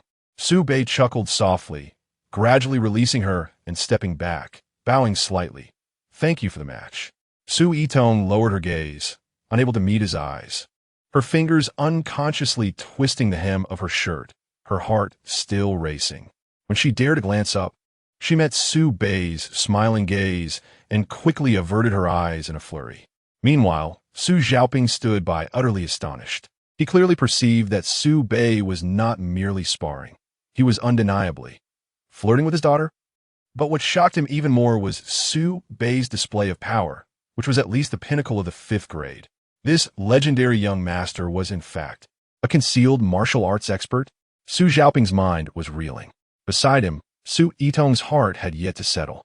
It seemed she liked him even more. Zhou Mo hurried forward, arriving at Su Bei's side, presenting a pristine white handkerchief. Young master. Su Bei accepted the handkerchief but did not wipe away any sweat, for he had not perspired all. He approached Su Yitong, extending the handkerchief towards her, his voice softer than before. "Miss Su, please wipe your sweat." Su Yitong hesitated slightly, her gaze meeting Su Bei's focused eyes. The directness of his gaze sent her previously steady heartbeat spiraling once more. After a moment's pause, she reached out to accept it. "Thank you, young Master Su. Just call me Su Bei," he replied, a gentle smile gracing his lips. Su Yitong clutched the handkerchief, her ears once again discreetly flushing. Okay." Su Xiaoping approached and looked at Su Bei, suggesting, "Su, shall we retire to the reception room for a brief respite?" Su Bei withdrew his gaze, adjusted his cuff, and took the lead in stepping forward, with Su Yitong trailing behind. She furtively raised her eyes, gazing at Su Bei's silhouette, her heart skipping a beat. Every movement of this man seemed imbued with a certain enchantment, compelling her to draw nearer. The reception room fell into a momentary silence. Su Xiaoping glanced at Su Bei and then at his daughter, sensing an awkward atmosphere and pondering how to ease it. Just then, Zhou Mo unexpectedly spoke up. "Master Su, I have a matter I wish to consult you about." "Please, Mr. Zhou, do share," Su Xiaoping replied, turning to him. Zhou Mo spoke earnestly. "To be frank, I have been stuck at the late stage of a 6th rank for 2 years, unable to break through. Hence, I seek your guidance." Su Xiaoping nodded. "That is not a problem. Let us step outside to discuss it," allowing the two young individuals to rest for a while. Upon finishing, Zhou Mo proceeded directly towards the door. Su Xiaoping hesitated for a moment, glancing at Su Bei and his daughter, but ultimately followed Zhou Mo outside. The room was left with only Su Bei and Su Yitong. Chapter 18 in the living room. An unusual stillness enveloped the atmosphere. Su Yitong, typically a vivacious and cheerful girl, now appeared particularly reserved. Clutching her handkerchief, she struggled to regain her composure, her heart in turmoil as Su Bei had unwittingly stirred her emotions during their sparring. Su Bei's gaze settled upon Su Yitong, and with gentle concern, he inquired, "Miss Su, do you feel unwell?" Suppressing the warmth rising to her cheeks, Su Yitong stammered, "No. No. Actually, Su Sao, no. Su Bei." She hurriedly corrected herself, her voice softening. "You needn't call me Miss Su. Just my name will suffice." Su Bei smiled. "Very well, Yitong." At the sound of this endearing appellation, a new wave of warmth surged within Su Yitong. She had intended for Su Bei to use her full name, Su Yitong, yet he had chosen to call her simply Yitong. With a slight bow of her head, she felt a twinge of regret for not articulating her wishes more clearly. Yet a part of her found no discontent in this informal address. Seeing her flustered demeanor and the blush that crept across her cheeks, Su Bei's smile deepened, and he mused to himself, "This destined heroine seems not so difficult to win over after all." He understood that Su Yitong's burgeoning affection for him was largely influenced by his handsome appearance. Indeed, good looks were a considerable advantage. Rising from his seat, Su Bei approached Su Yitong, startling her with his sudden proximity. Her heart raced, and her body instinctively tensed. What is he about to do? Surely he cannot be. However, the reality was far from her apprehensions. Su Bei merely extended his hand, gently resting it upon her taut shoulder. "Yitong, there's no need to be so anxious. Relax a little. This is your home. And," he paused deliberately, "am I truly that intimidating?" Su Yitong, further flustered by his gaze, quickly shook her head. Under the gentle pressure of his hand and his soothing words, her shoulders began to relax somewhat. "That's better," Su Bei remarked with a smile, retracting his hands and returning to the sofa opposite her. His expression grew serious as he continued, "In truth, I admire you and wish to be friends." Noticing the surprise widen in Su Yitong's eyes, he quickly added, "Do not misunderstand. I seek only a platonic friendship." "Do you know why?" Su Yitong shook her head in bewilderment, her heart racing in response to his earnest gaze. "Obey spoke slowly." It is because of the qualities you possess and that purity untouched by the mundane world. It resonates with me. He chuckled self-deprecatingly, a hint of resignation in his tone. You probably think I'm merely superficial, judging by appearances. Then, with a shift in his tone to one of sincere earnestness, he declared, but in truth, I do not place great value on physical beauty. To me, beauty lacks a definitive standard. There are only differences among individuals, not disparities. His gaze was intense as he fixed it upon Su Itong, and it is this uniqueness within you that compels me to learn more. Su Bei's words resonated with genuine sincerity. Yet, unbeknownst to Su Itong, they were merely sentiments he had memorized from his online research the previous day. Nevertheless, she found herself profoundly moved by his declaration. From childhood to adulthood, many have praised her martial arts talent and beauty. Yet none have offered such profound insights as he did. She felt that Su Bei was truly someone who understood her. Initially drawn to Su Bei's handsome appearance and remarkable charisma, her admiration deepened with his words, and her gaze towards him became increasingly entranced. Su Bei, sensing the shift in her eyes, realized the moment was ripe. He rose, leaning slightly closer to Su Itong on the sofa, his gaze locking onto hers. So Itong, would you like to be friends with me? Su Itong's cheeks flushed, her heart racing like a drum, and she nodded shyly. I would. Satisfiets mille, surved Su Bei's lips. He did not withdraw. Instead, he leaned in closer. Feeling the warmth of Su Bei's proximity, Su Itong grew anxious, her palms clammy.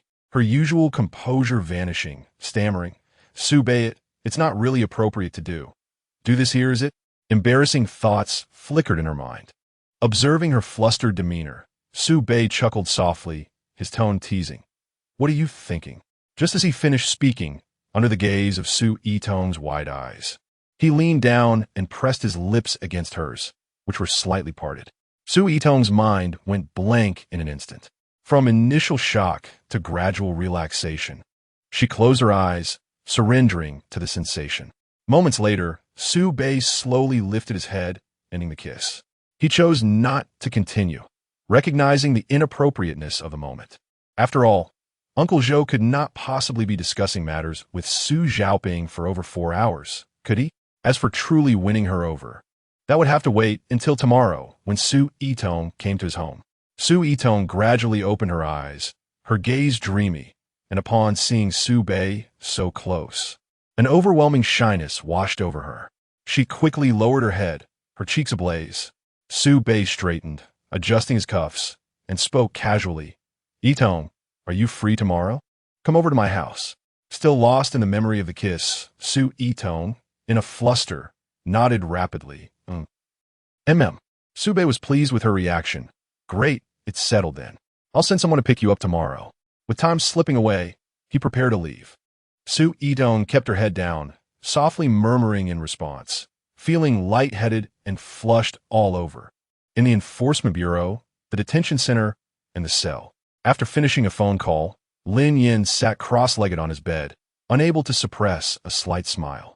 His heart raced with excitement, for he was on the verge of escaping this dreadful place. Just then, the door to the cell swung open.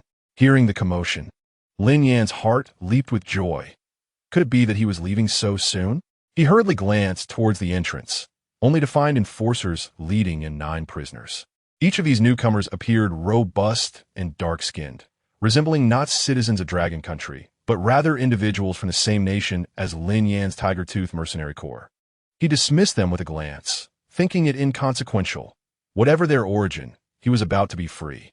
Once the new prisoners entered, they instinctively huddled together in a tight circle in the corner. They whispered conspiratorially, their heads nearly touching, casting furtive glances towards Lin Yin, their faces adorned with insidious smiles. Lin Yin had long since closed his eyes, contemplating what actions to take upon his release. At that moment, a towering and burly man approached him. He lifted his large, dark hand, intending to rest it upon Lin Yan's shoulder. However, being a 5th-tier martial artist, Lin Yin possessed senses far beyond the ordinary. As that hand, reeking of sweat, hovered in the air, Lin Yan's eyes shot open. In an instant, his right hand seized the man's thick wrist, applying force as he twisted it. simultaneously sinking his body down. With a swift and decisive motion, he pinned the burly man firmly against the cold, unyielding floorboards. Lin Yan's gaze was sharp as he fixed his eyes upon him. What do you intend to do? Chapter 19. I must reward you properly. The imposing figure of the burly man was caught off guard, his face contorting in pain as he gasped for breath, hastily clarifying. Ah, please, do not strike. Brother, I harbor no ill intentions. I merely wish to invite you for a couple of drinks and forge a friendship. His command of the Dragon Kingdom dialect was remarkably authentic, and as he spoke anxiously, he gestured towards the group nearby. Lin Yin cast a glance in their direction, noticing that the group was holding bottles of alcohol, some drinking while others swayed merrily. It appeared he had misjudged the situation. He released his grip, his tone softening slightly. I apologize for the misunderstanding. The burly man, grimacing yet unperturbed, rose to his feet, rubbing his painfully twisted arm, feeling as if his bones were dislocating. However, there was no trace of anger on his face. Rather, he broke into a broad grin, revealing a set of gleaming white teeth. It's quite all right. One must endure a bit of roughness to truly know each other. I am Tai Jin. May I have the honor of knowing your name? Lin Yin, he replied succinctly. Upon hearing this, Tai Jin's face lit up with enthusiasm as he leaned in closer. So, is Brother Lin. Grant us the pleasure of your company. Let us share a drink and get acquainted. Lin Yin furrowed his brow and waved his hand dismissively.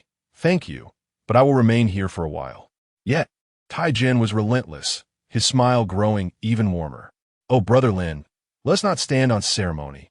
We shall soon be brothers under the same roof. Are you concerned about being discovered by the enforcers? Worry not. My elder brother has the means to smuggle alcohol in here, which signifies that he has sway in this place. Drink freely. Lin Yin pondered for a moment, recognizing the validity of Tai Jin's words. Moreover, he had indeed caused the man some discomfort earlier.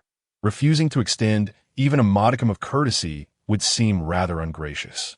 A small sip would hardly impede his pressing matters. Very well, I shall partake in a little, Lin Yin finally acquiesced.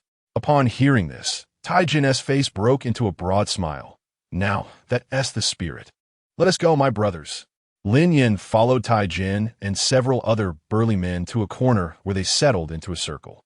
A bottle was passed to him, and he took it, merely sampling a small sip. The fiery liquid coursed down his throat. He placed the bottle down, his mind still contemplating. Shouldn't he the person I'm waiting for be arriving soon? However, as time passed, an unsettling sensation enveloped him. His head grew heavier, and his eyelids felt as though they were weighted down. The surroundings began to blur and spin, the world tilting precariously. He attempted to steady himself, but his arms felt utterly devoid of strength. Ultimately, darkness engulfed his vision, and his body succumbed, collapsing unceremoniously to the ground, completely losing consciousness. The onlookers witnessed Lin Yan's fall, their faces simultaneously lighting up with expressions of greed and anticipation, exchanging excited glances. Tai Jin sprang to his feet, signaling to a similarly robust companion nearby. The two men, in perfect synchrony, lifted Lin Yan's arms, hoisting him up and unceremoniously tossing him back onto his own hard bed. Tegan turned around and surveyed his companions, whose eyes glimmered with anticipation. I lured him here, so I shall go first. You all, kindly form an orderly queue. The others chuckled, none daring to voice any dissent. Satisfied, Tegan turned back and plopped down beside Lin Yan's bed. He reached out and patted Lin Yan's back a couple of times, lowering his voice deliberately, feigning a tone of faux sympathy. Brother, my apologies. Just returned to the villa.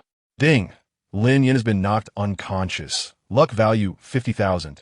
Lin Yan is bleeding. Luck value 50,000. Su Bei's lips curled into a subtle smile. It appeared that his scheme had commenced seamlessly. He strode directly to the elevator and ascended to the 5th floor.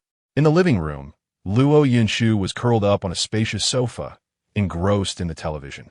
Her hair was styled in playful twin ponytails, and she wore a snug gymnastics outfit. The upper half was a pristine white short-sleeve shirt, while the lower half consisted of refreshing blue shorts, with her legs adorned in iconic white stockings. She appeared petite and delicate, resembling a finely crafted doll. yet her figure subtly outlined alluring curves, embodying a blend of cuteness and an unusual charm. Upon hearing Su Bei's footsteps, Luo Yinshu promptly set aside her half-eaten snack and wiped her small hands with a wet tissue.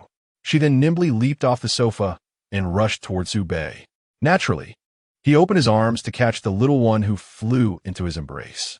As her soft, warm body pressed against him, Su Bei felt a momentary stiffness envelop him. Suppressing the unusual sensation, he smiled and inquired, "Dressed so lightly? Aren't you feeling cold?" Luo Yinshu nestled her small head into Su Bei's warm embrace. Her voice soft and sweet. "No, not at all. I've been fine for a while now." She tilted her little face up, her big eyes sparkling as they gazed at him.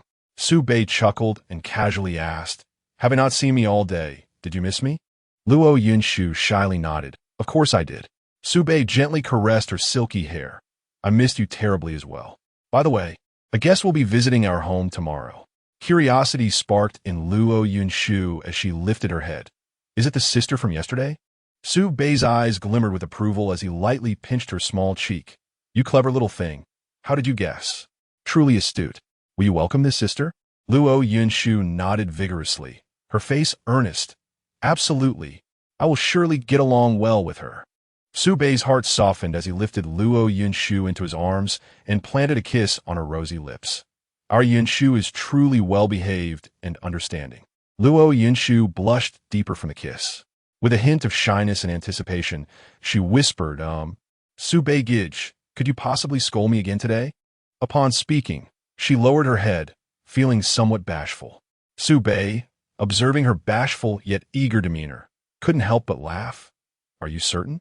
Don't you need to rest a bit longer?" Luo Yinshu quickly shook her head, her voice tinged with urgency. "I've rested all day. I've fully recovered. Moreover, there lies the prospect of further repose tomorrow evening." As she spoke, her voice gradually diminished, her gaze wandering. In that instant, Su Bei comprehended the implication behind her words. A smile deepening in his eyes. "Very well then." He deliberately elongated his tone. "However, it is not a reprimand." Leaning closer to her ear, he lowered his voice, imbued with a hint of intimacy. "Rather, it is a reward.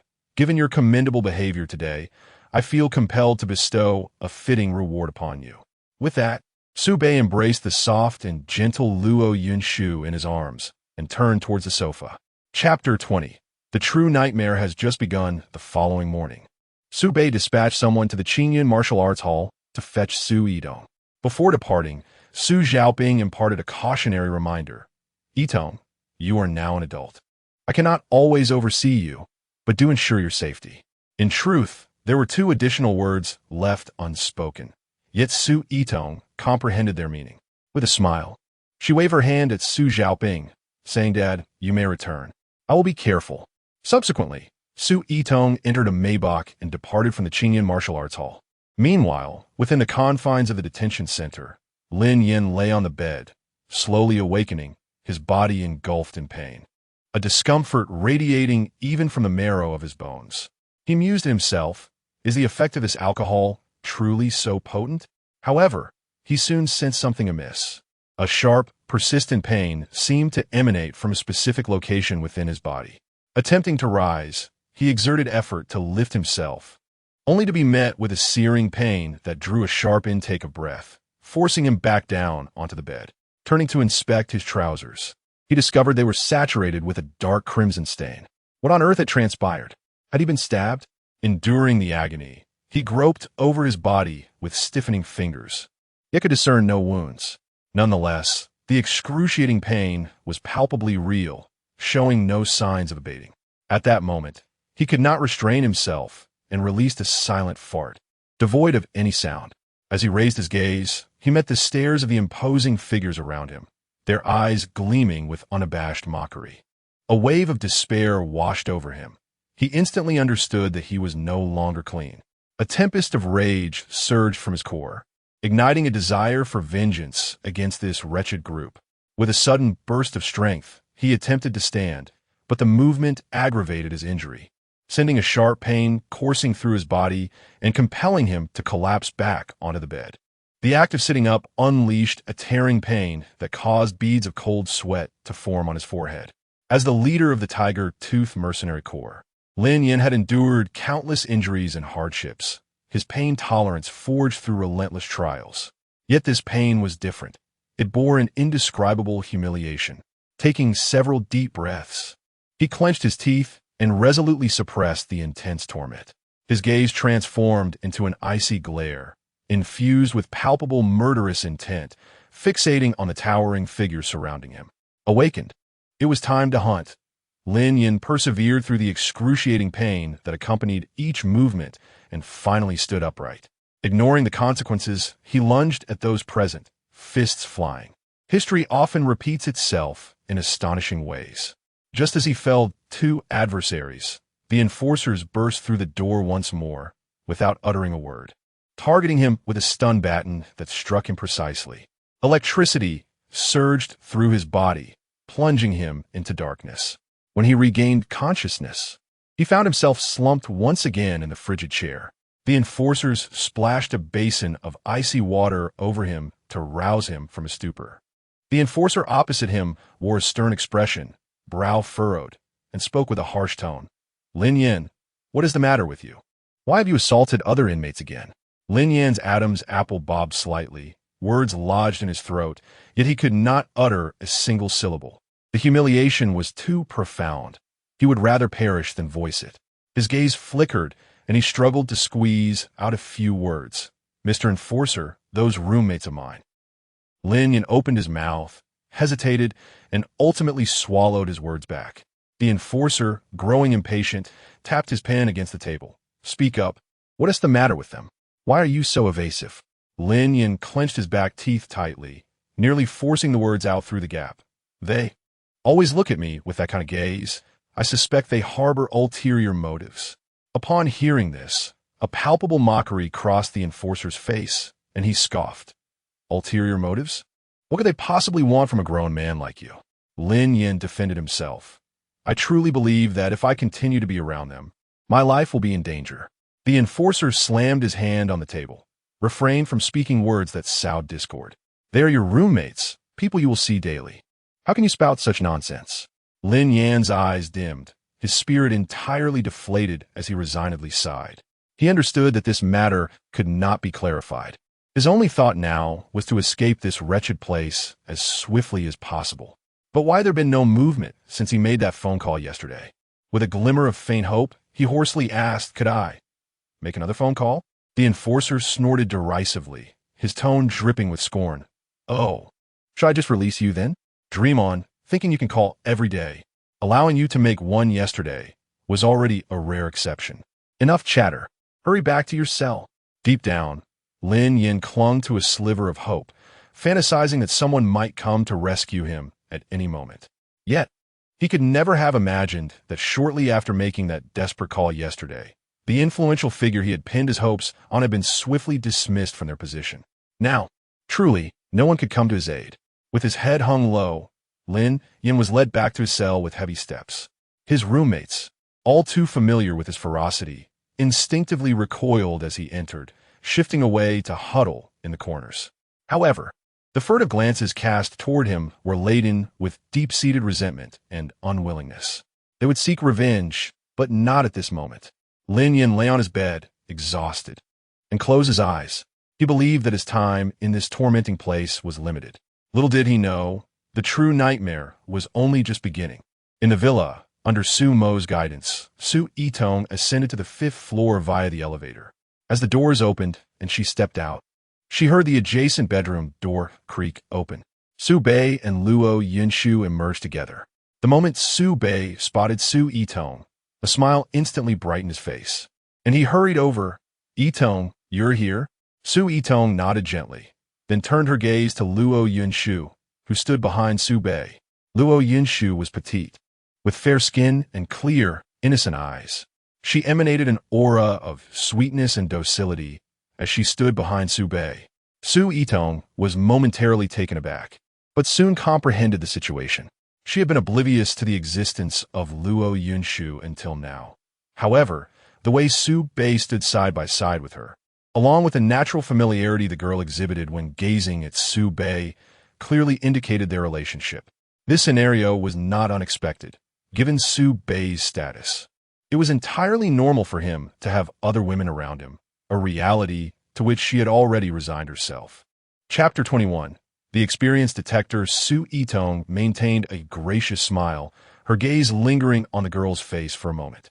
Su Bei turned to the side, bringing Luo Yunshu before Su Yitong, and introduced her in a calm tone. Yitong, allow me to introduce you to Luo Yunshu. Before Su Yitong could utter a word, Luo Yunshu stepped forward, tilting her little face upwards to look at Su Yitong. A sweet smile graced her lips, her voice ringing clear and slightly soft. Hello, Sister Yitong.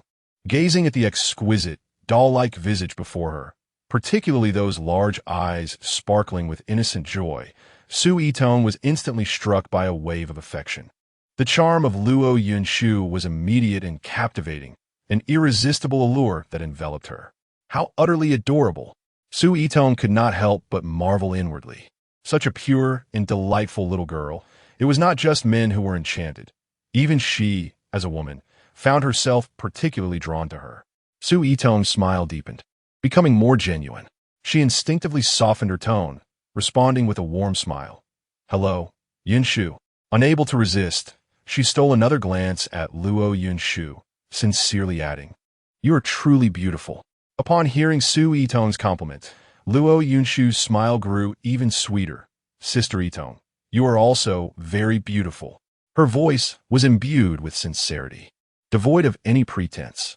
Looking at the innocent, radiant smile before her, Su Yitong instinctively reached out, gently patting Luo Yunshu's little head. Her tone was filled with affection. You have such a sweet little mouth, Yunshu.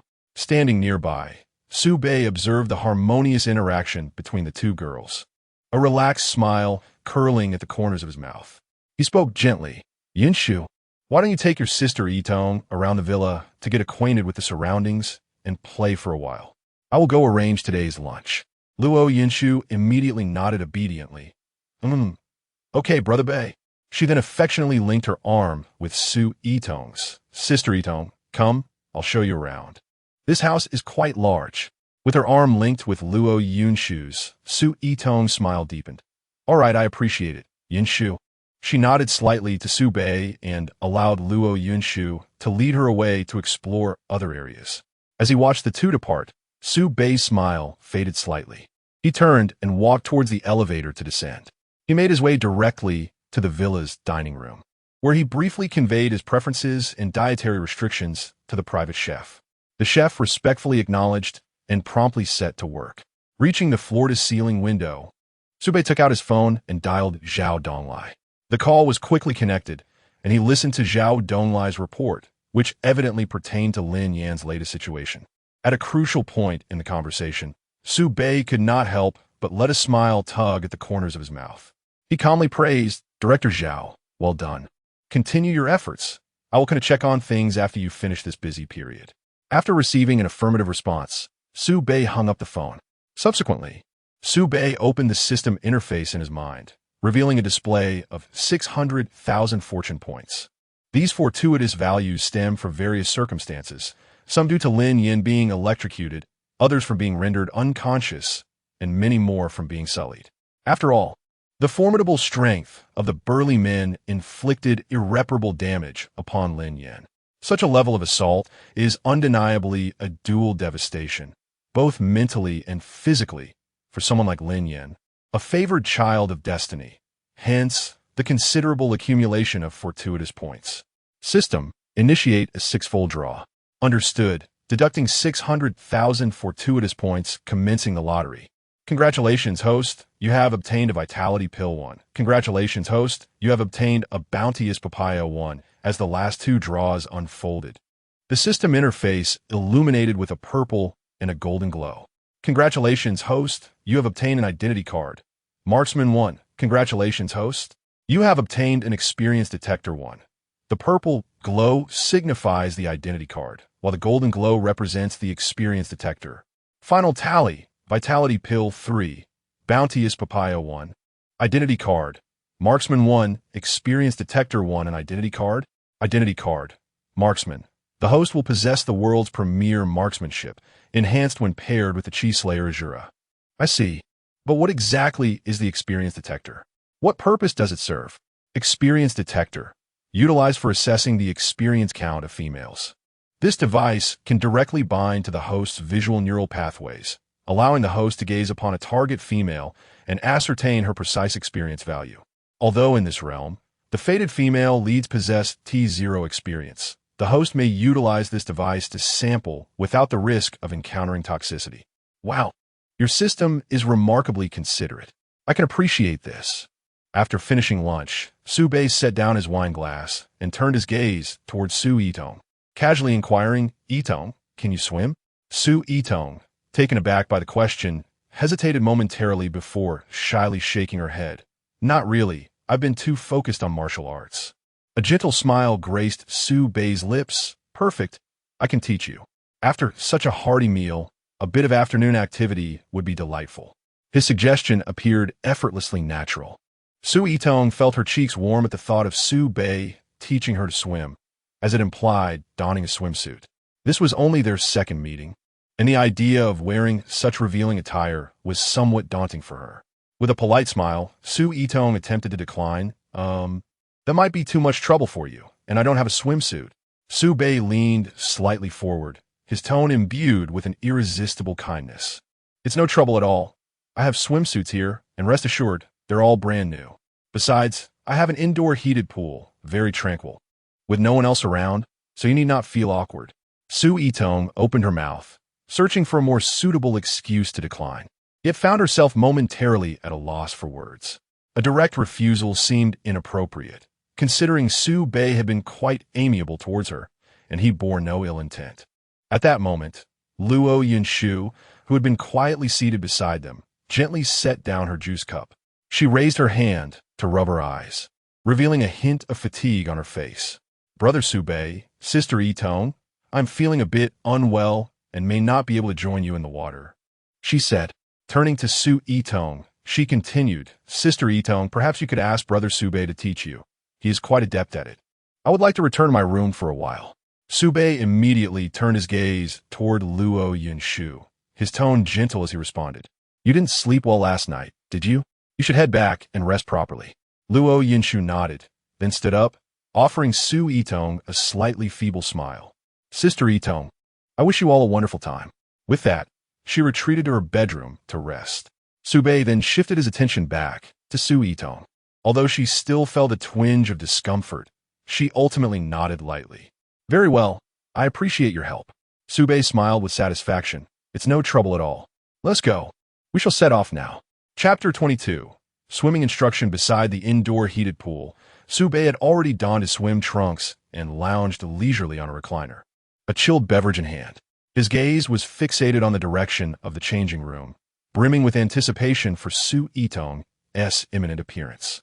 Inside the changing room, Su Yitong stood before a full-length mirror, clutching a deep blue Japanese-style one-piece swimsuit, her heart a tumult of emotions. This marked the first occasion in her life that she would wear a swimsuit. The thought of confronting Su-Bei in such a revealing outfit caused her cheeks to flush uncontrollably. After countless moments of self-encouragement, she finally bit her lip and slipped into the swimsuit. As Su Yitong pushed open the changing room door, Su-Bei's eyes widened, his grip on the cup tightening involuntarily. The deep blue one-piece hugged Su Yitong's curves perfectly, accentuating her fullness where it mattered and maintaining a sleek silhouette in more delicate areas.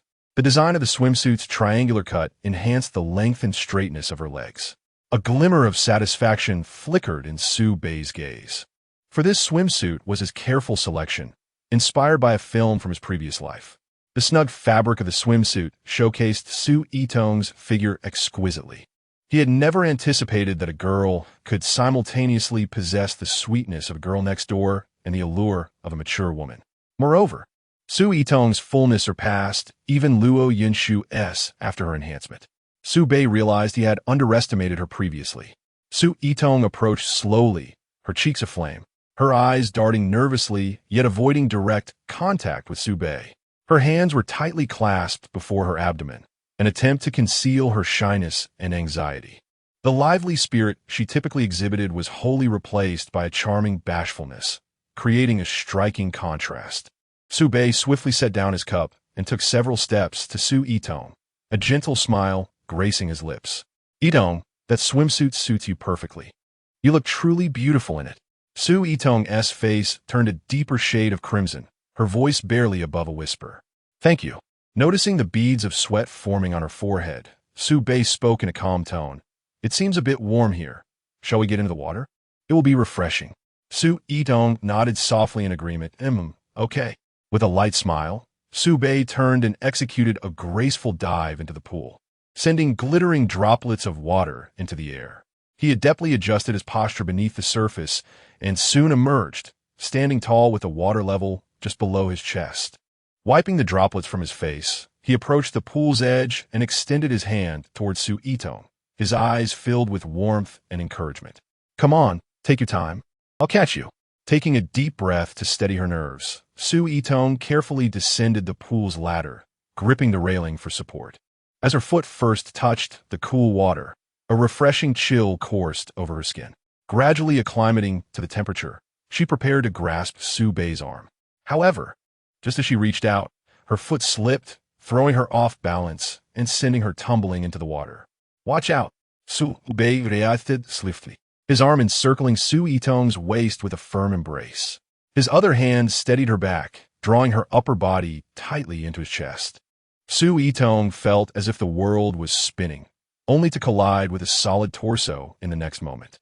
Her cheek pressed against Su Bei's chest, where she could distinctly perceive the rhythm of his powerful heartbeat. Although his arm around her waist was tightly secured, it inexplicably instilled a sense of reassurance within her. As the waters gradually calmed, her heartbeat, however, intensified. The warmth emanating from Su Bei through her thin swimsuit rendered her mind blank, leaving her frozen in place.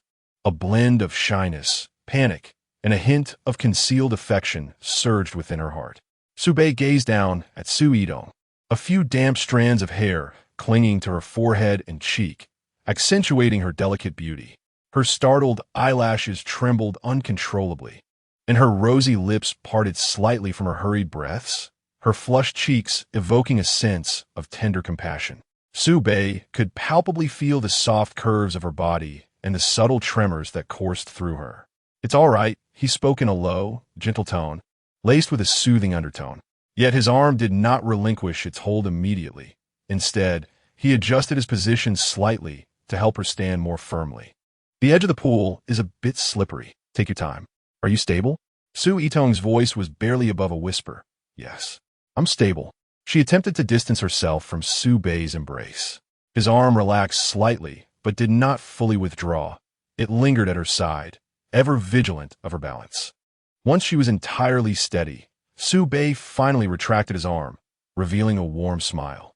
"Now that you've acclimated to the water temperature, I shall commence your formal instruction." Su Yitong nodded subtly, her voice still trembling. "Okay." During the subsequent lessons, each time Su Bei approached to correct her movements, Su Yitong could clearly see his handsome face. Their bodies occasionally brushed against one another in the water, gradually dissolving the last remnants of her defenses. Thus, half an hour passed, and the final bastion in her heart vanished completely, replaced by an increasingly profound affection for Su Bei. He sensed this shift, recognizing that the moment had come. He gestured for Su Yitong to grasp the railing at the pool's edge. With his assistance, she slowly floated in the water, experiencing the sensation of swimming for the first time. However, as time progressed, the atmosphere around them began to shift subtly. Su Yitong noticed this change, but chose not to resist, allowing this budding affection to flourish unabated. Ding! Host successfully captured the female lead. Su Yitong, rank elevated to initial 6th grade. 2 hours later, Su Yitong lay exhausted in the water, lacking even the strength to lift her arms. Even as a martial artist with stamina surpassing that of ordinary individuals, she found herself overwhelmed. The physical demands of swimming exceeded her expectations. Yet Coach Su Bei appeared to possess an inexhaustible reservoir of energy, tirelessly imparting his teachings. Observing her fatigue, Su Bei raised his hand and conjured a revitalizing pill, presenting it before her. "Consume this, and you shall no longer feel weary." At that moment, Su Yitong had placed her complete trust in Su Bei. Without hesitation, she accepted the pill and swallowed it, instantly rejuvenating her vitality. Su Bei lifted Su Yitong and carried her to the shore, gently laying her upon a reclining lounge chair by the poolside. Although this chair was dubbed a leisure lounger, the ensuing 2 hours did not afford Su Yitong any genuine respite. It was only after an additional 2 hours that the swimming lesson could be deemed truly concluded. Chapter 23. How does this little girl say everything out loud? Unlike the blissful existence of Su Bei on the other side, within the confines of the Law Enforcement Bureau's detention center, Lin Yin, a fifth-tier martial artist with an extraordinary physique, found that after a day of rest, the pain within him had dissipated by 90%. When it was time for dinner, he gazed at the meager meal on his tray. A surge of complex emotions welled up uncontrollably within him. He had hurriedly returned to the country seeking vengeance, yet unexpectedly, before he could exact his revenge, he found himself confined in this detention center for 2 days. What was even more frustrating was the excruciating electric shock he had endured, coupled with the torment inflicted by those brutish men. Sighing, he found himself lost in thought as a vivid image of his childhood sweetheart, Su Yitong, surfaced in his mind. He wondered how she was faring now, if she remained as pure and beautiful as she had been in their youth. Lin Yan's resolve to survive as a mercenary abroad was anchored by 2 unwavering beliefs. The first was to return alive and personally settle the blood debts of the past. The second was to seek out Su Yitong after avenging himself, to marry her and bring her home.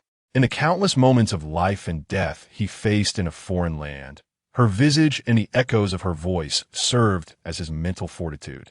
For the sake of this cherished thought, and to stand before her with honor in the future, he had steadfastly maintained his virtue, choosing solitude when his comrades sought the company of local women, despite their teasing jests calling him a virgin. Even after he ascended to the position of leader of the Tiger Tooth Mercenary Corps, with improved circumstances allowing him the chance to taste the affections of foreign women, he resolutely upheld his principles.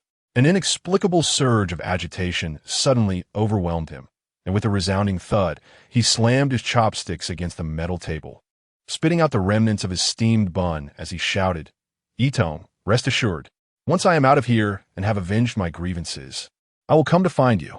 I will marry you with great fanfare at the martial arts school." Lin Yan's outburst attracted the attention of the enforcers, one of whom pointed at him and reprimanded, "What are you doing? If you're not eating, then be quiet." The fury on Lin Yan's face vanished in an instant, replaced by a contrived, ingratiating smile as he nodded in agreement. All right, I'll eat." He hastily picked up the remnants of the bun he had spat out and shoved them into his mouth, chewing and swallowing them down. After finishing his meal, he returned to his cell, and his gaze turned icy as he surveyed the imposing figures of the muscular men around him. The murderous intent in his eyes was unmistakable. Those he focused on promptly lowered their heads or averted their gazes, none daring to meet his stare. This time, Lin Yin had truly learned his lesson and heightened his vigilance. He silently vowed never to accept any food or drink offered by others again. He was determined to see who would dare to act against him this time. Lin Yin approached his hard bed and lay down, his gaze fixed intently on the ceiling, his mind incessantly calculating every step of his plan for the outside world. However, as he pondered, an overwhelming wave of fatigue unexpectedly washed over him. His eyelids grew heavier, succumbing to an increasing weight. His consciousness began to fade. He fought to keep his eyes open, but his efforts proved futile. Ultimately, his eyes closed completely, and he became entirely unresponsive, motionless. In the corner, Tai Jin, who had been secretly observing, finally saw Lin Yan's eyes shut and slowly rose to his feet. He tiptoed to Lin Yan's bedside, tentatively calling out in a hushed voice, "Hey, Brother Lin?" Receiving no response, Tai Jin grew anxious and pushed Lin Yan's shoulder with force. Lin Yan's body swayed slightly with emotion, but remained unresponsive. Gaining a bit of courage, Tai Jin even extended a finger, tapping Lin Yan's forehead gently but firmly. Lin Yan continued to lie still. A triumphant, albeit slightly lecherous, smile spread across Tai Jin's face as he felt a sense of relief. He turned to the other muscular men in the cell, who were also anxiously watching, and whispered, barely concealing his excitement. It worked. The drug is taking effect. He is completely passed out. Where did the drug come from? The answer was abundantly clear. It was in the bowl of soup that Lin Yin had consumed that night, leaving not a single drop behind. Despite his carefulness and refusal of all suspicious items, he had not escaped this calamity. As Tai Jin's words hung in the air, the several burly men in the cell, unable to contain their anticipation, grinned widely. One by one, they stood up, eager expressions on their faces, and gathered around the bed where Lin Yin lay. This time, they formed a line without needing to be prompted. Meanwhile, a continuous stream of notifications echoed in Su Bei's mind. Lin Yin has been defiled. Luck value 50,000. Lin Yan's wound is bled again. Luck value 50,000. Morning light streamed into the dining area, where Luo Yunshu and Su Yitong sat together enjoying their meal. Noticing that Su Yitong seemed somewhat distracted while eating, Luo Yunshu inquired with concern, "Sister Yitong, what's wrong? Are you feeling unwell?" At the sound of her voice, Su Yitong's gaze flickered, and she lowered her head slightly. Her voice tinged with embarrassment. "No, it's nothing." In an instant, Luo Yunshu understood, her large eyes blinking with mischief as a sly smile crept across her lips. "Are you feeling a bit of pain?" Su Yitong's face flushed a deep crimson. She hadn't anticipated that this seemingly harmless little girl understood so much. Embarrassed, she nodded weakly. Luo Yunshu offered an understanding smile, her tone soothing. "It's all right, Sister Yitong. It's like that for the first time. You'll gradually get used to it. Besides, you're in the pool, where the buoyancy of the water can help ease some of the strain." Then, she furrowed her delicate brow, revealing a somewhat aggrieved expression. "It's not like me back then. The next day, I woke up with bruises on my knees." Su Yitong felt a mix of shame and embarrassment, her face burning with heat, wishing she could find a crevice in the ground to hide. How could this little girl say anything so candidly? Overwhelmed with shyness, Su Yitong lowered her head and softly defended herself. "Well, it wasn't entirely in the water. We eventually came ashore." At that moment, Su Bei, having just finished washing up, approached and, noticing the somewhat peculiar atmosphere between the two, curiously inquired, "What are you two whispering about?" Chapter 24. Xinshu Mountain Manor. Su Yitong suddenly raised her head, her cheeks still adorned with a lingering blush, and a flicker of panic crossed her eyes. I didn't say anything." Luo Yunshu, understanding the subtlety of the moment, recognized that Su Yitong was feeling shy. With a charming smile, she turned to Su Bei and said, "Brother Su Bei, we were just discussing some topics for girls." Su Bei sat down at the dining table, observing the two with a gentle smile in his eyes. Very well. I shall refrain from prying into your girl talk." Luo Yunshu beamed at him with satisfaction. Su Bei's gaze then shifted to Su Yitong, softening further as he quietly inquired, "Yitong, how did you sleep last night?" Su Yitong endeavored to calm the warmth on her face and nodded. "Quite well." Seeing her demeanor appear natural, Su Bei felt reassured. "That's good to hear. By the way, I need to make a trip to the capital today. You both can either stay at home or go out for some fun." Luo Yunshu immediately expressed concern. "When will you be back, Brother Su Bei?" Su Bei pondered for a moment before responding. "Barring any unforeseen circumstances, it should be today, at the latest tomorrow." Luo Yunshu straightened her petite chest, her expression earnest. "Then you can go without worry. I will protect Sister Yitong at home." Upon hearing this, Su Yitong gazed at Luo Yunshu's adorable demeanor, her heart melting, and much of her earlier embarrassment dissipated, prompting her to laugh softly. She reached out to gently ruffle Luo Yunshu's hair, a look of fondness gracing her face. "But Sister is a martial artist. How could I let you protect me? It is I who should be protecting you." Observing their interaction, Su Bei spoke with an easy tone. "You need not worry about protection. With so many bodyguards in this villa, surely they can safeguard you both?" He picked up his chopsticks. "All right, let us eat." After the meal, Su Bei departed in a Maybach for the airport, heading to the capital. Enforcement Bureau, Detention Center. Upon awakening, Lin Yin felt that familiar, unsettling sensation within him, and fury surged anew. This was intolerable. Lin Yin could not abide it. As the formidable leader of the Tiger Tooth Mercenary Corps, he had long danced on the edge of the blade, with countless lives resting on his hands. Abroad, it was always he who reaped the lives of others. Never had he imagined that one day he would find himself a prisoner, reduced to a mere plaything for others, and to make matters worse, at the hands of a brutish giant. Lin Yin, filled with rage, was ready to strike.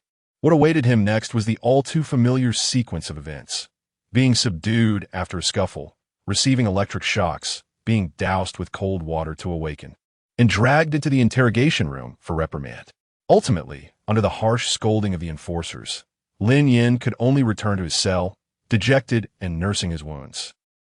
The capital, the most significant city in the Dragon Kingdom, where every inch of land is precious and the entire city radiates a sense of congestion. Yet, nestled within this forest of steel lies an expansive estate spanning 100 acres, Xianshu Mountain Manor. Xianshu Mountain Manor encompasses a vast 500 acres, serving as the residence of Su Bei's grandfather, Su Hishan. At this moment, Su Bei had just disembarked from the plane and was en route to the grand entrance of the manor. The guard station at the entrance initially wore a tense expression, his vigilant gaze scanning the approaching vehicles. However, when the car door swung open and revealed Su Bei stepping out, all the guards instantly straightened their backs in unison, their voices resounding as they called out, "Good day, young master." The captain of the security team, reacting the swiftest, approached Su Bei with a beaming smile and a light jog, exclaiming, "Young master, you have arrived." Su Bei casually nodded in acknowledgement, inquiring, "I came to see grandfather. Is he at the villa?" The captain maintained a respectful demeanor, promptly responding, "Yes, indeed, the old gentleman is present. Shall I arrange for someone to notify him?" Su Bei waved his hand dismissively, speaking in a relaxed tone, "No need for that. I shall go in and find him directly." The captain immediately stepped aside, affirming, "Of course." He then turned to the direction of the gate and raised his voice to issue the command, "Let him through." Upon entering the villa, the scene truly embodied the essence of tranquility amidst opulence. Who could have imagined that within the bustling heart of this skyscraper-laden metropolis, there existed such an expansive sanctuary? Everywhere one looked was a meticulously tended landscape, lush with rare and precious flora, artfully arranged.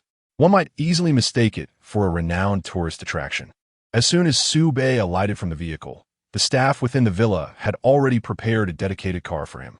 Given the vast expanse of the estate, traversing it on foot would indeed be exhausting. The vehicle halted before the reception hall, where Su Hishan was engaged in conversation with several officials. Upon hearing the discreet announcement of Su Bei's arrival, he immediately raised his hand to signal, concluding the discussion with just a few words and dispersing the crowd. A genuine smile blossomed on his face as he briskly approached the entrance to greet Su Bei. Spotting Su Bei, Su Hishan laughed heartily. "Xiao Bei, why are you standing there in a daze?" "Come in." Su Bei also smiled as he advanced quickly, responding, "I noticed you were busy." Su Hishan waved his hand dismissively, leading Su Bei inside. Just some trifles, nothing of importance. The two entered the spacious and elegantly appointed reception hall, where Su Bei naturally took a seat beside Su Hishan. Studying Su Bei closely, Su Hishan inquired with genuine concern, "What brings you to the capital so suddenly, without any prior notice?" Su Bei relaxed against the back of his chair, his tone affectionate. "I missed you, so I thought I would come and see you." Su Hishan picked up the teacup beside him, took a sip, and feigned a stern expression, though his eyes sparkled with mirth. "Humph. So you finally remembered your grandfather? It has been nearly 2 years since you last visited the capital, hasn't it?" Su Bei chuckled as he explained, "Indeed, but with university starting, my studies have been quite demanding and my schedule tight." Su Hishan shot him an unreserved glance, directly calling him out, "You rascal, trying to play coy with me? I know your character all too well. Have you studies? If you could simply attend classes diligently, I would be burning incense in gratitude." Feeling a bit embarrassed by the reprimand, Su Bei chuckled sheepishly, then recalled the matter at hand, straightening up slightly. "By the way, grandfather, I brought you something this time." Su Hishan set down the teacup, adopting the distinctive tone of an elder. "Child, what need have you to bring anything home? Is there truly something lacking here at your grandfather's?" However, Su Bei revealed a mysterious smile, resolutely insisting, "This, indeed, is something you do not possess. With that, he cast a knowing glance at Zhou Mo, who immediately understood and presented a meticulously crafted Zetan wood box with both hands. Su Bei received the box, gently lifted the lid, and carefully placed its contents before Su Hashan. Within the wooden box lay a uniquely shaped ginseng herb, exuding a delicate fragrance. Su Hashan leaned in for a closer inspection, then looked up, somewhat perplexed. Isn't this simply a ginseng? Chapter 25. The Shun family in the imperial capital. Su Bei shook his head solemnly, his expression earnest. Grandfather, this is no ordinary ginseng. It is called Changsheng Guban Shan, and it is said that consuming it can eliminate all lingering ailments within the body, and more importantly, it can extend one's lifespan by 10 years.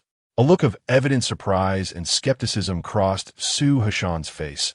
Is it truly that miraculous? Does such a wondrous object exist in this world? Su Bei replied with unwavering conviction. Absolutely true. During lunch, I will have the kitchen prepare it for you, and you shall experience its effects firsthand.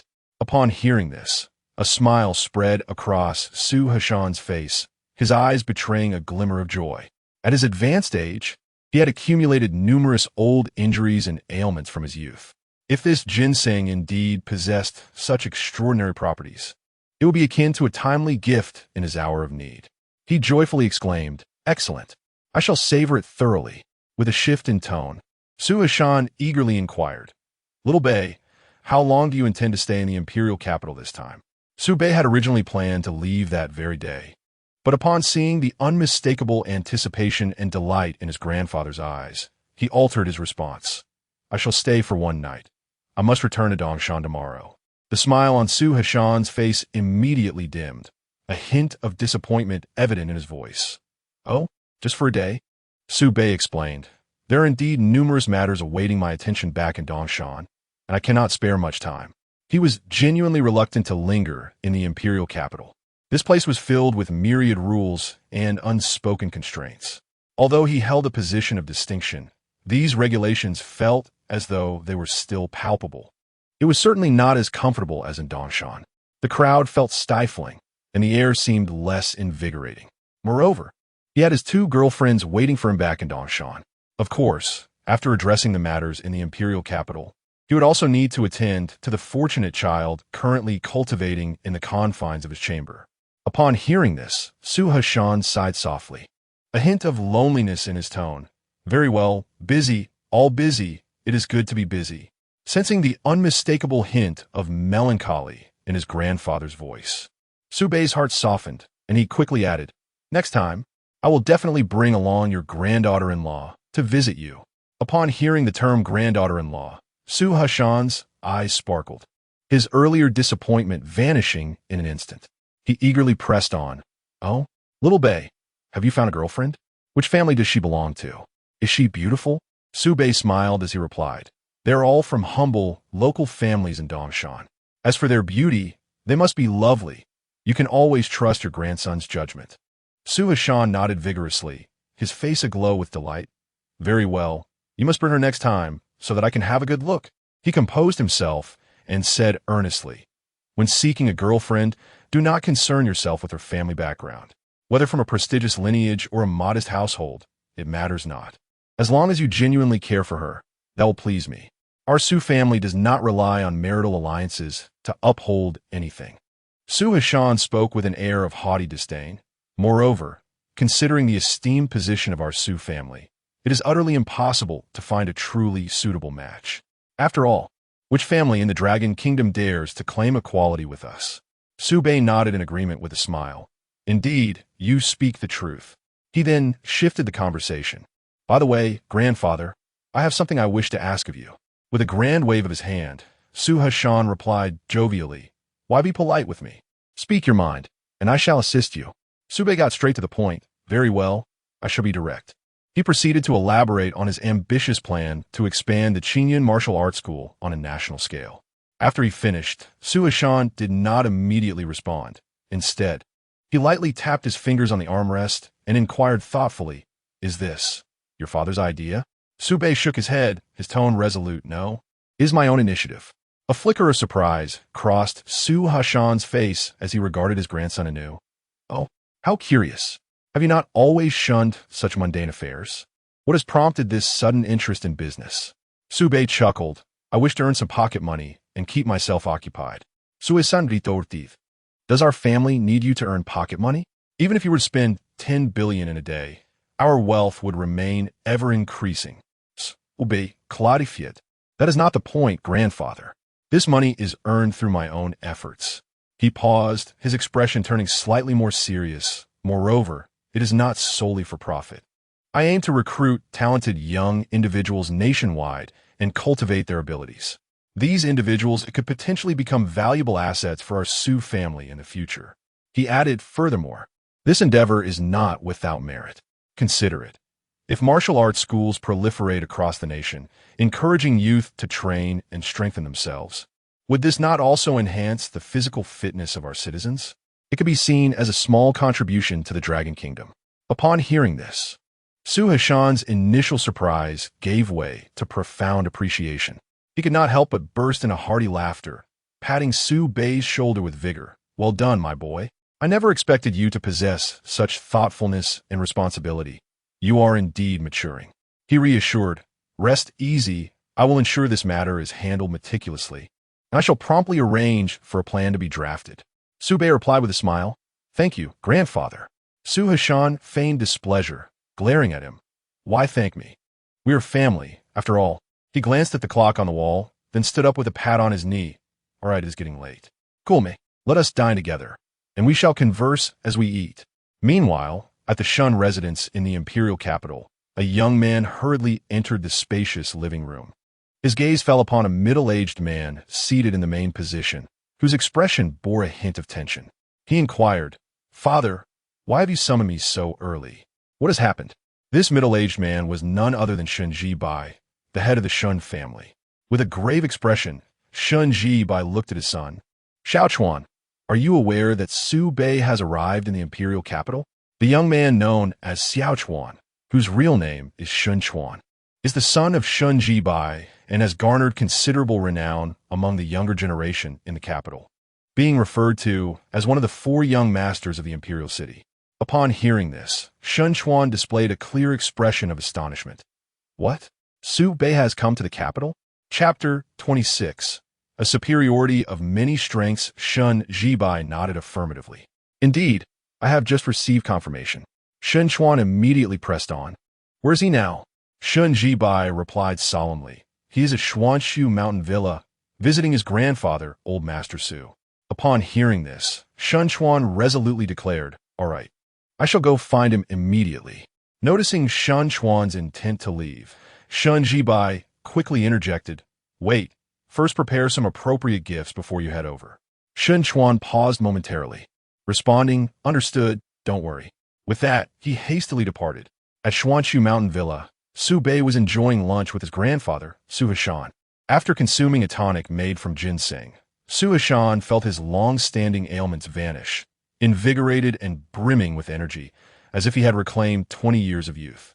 Elated, he urged Su Bei to drink several more cups.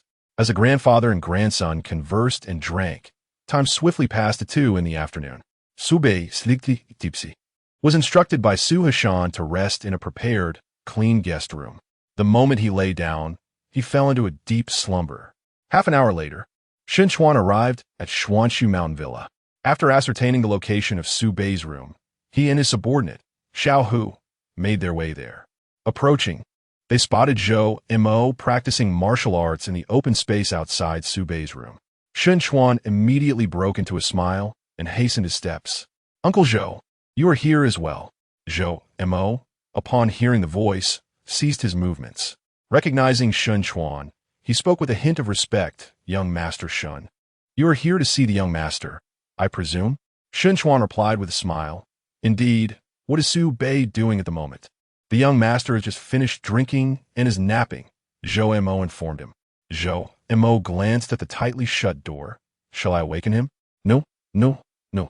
Shun Chuan swiftly waved his hand, his tone resolute. Let Su Bei rest well.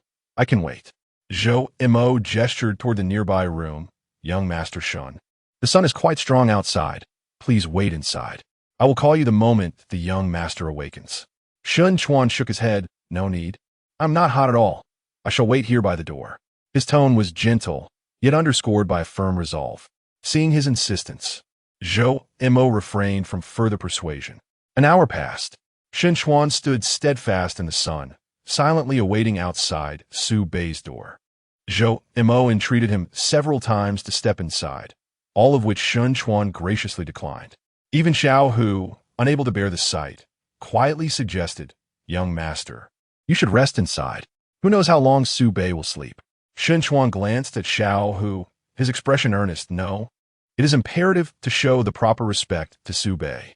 If I were to wait in that room, he would not see me immediately upon waking. That would be inappropriate. Xiao Hu pondered for a moment. Then, shall I fetch you an umbrella and a chair? Shen Chuan's refusal was quite resolute. No need. Standing here to wait shows sincerity.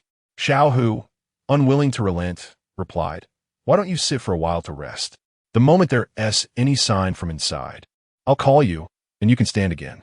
Shen Chuan furrowed his brow and stated solemnly, "One must act with integrity. Sincerity is essential, especially towards young Master Su. No pretenses." Seeing his determination, Xiao Hu could only sigh in resignation and stood alongside him beneath the scorching sun. After more than an hour had passed, Xiao Hu felt his legs beginning to ache and discreetly shifted his shoulders. Glancing at Shen Chuan, he noted that he remained standing rigidly, expressionless, with sweat trickling down his temples, seemingly oblivious to his discomfort. Just then, the door opened. Su Bei, having awakened, rubbed his eyes and stepped outside. The glaring sunlight made him squint, and upon closely observing the figure at the door, he paused in disbelief, questioning his own sight. Shen Chuan? A smile instantly illuminated Shen Chuan's face, tinged with a hint of barely perceptible nervousness. He hurried a few steps toward Su Bei, exclaiming, "Young Master Su." Su Bei appraised him, taking note of his sweat-drenched appearance, and raised an eyebrow, teasingly saying, "What is going on? With our relationship, just call me Su Gu suffices." This young master, Su, sounds awkward.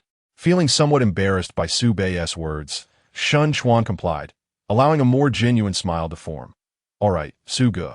Shen Chuan and Su Bei have been childhood friends, having grown up together.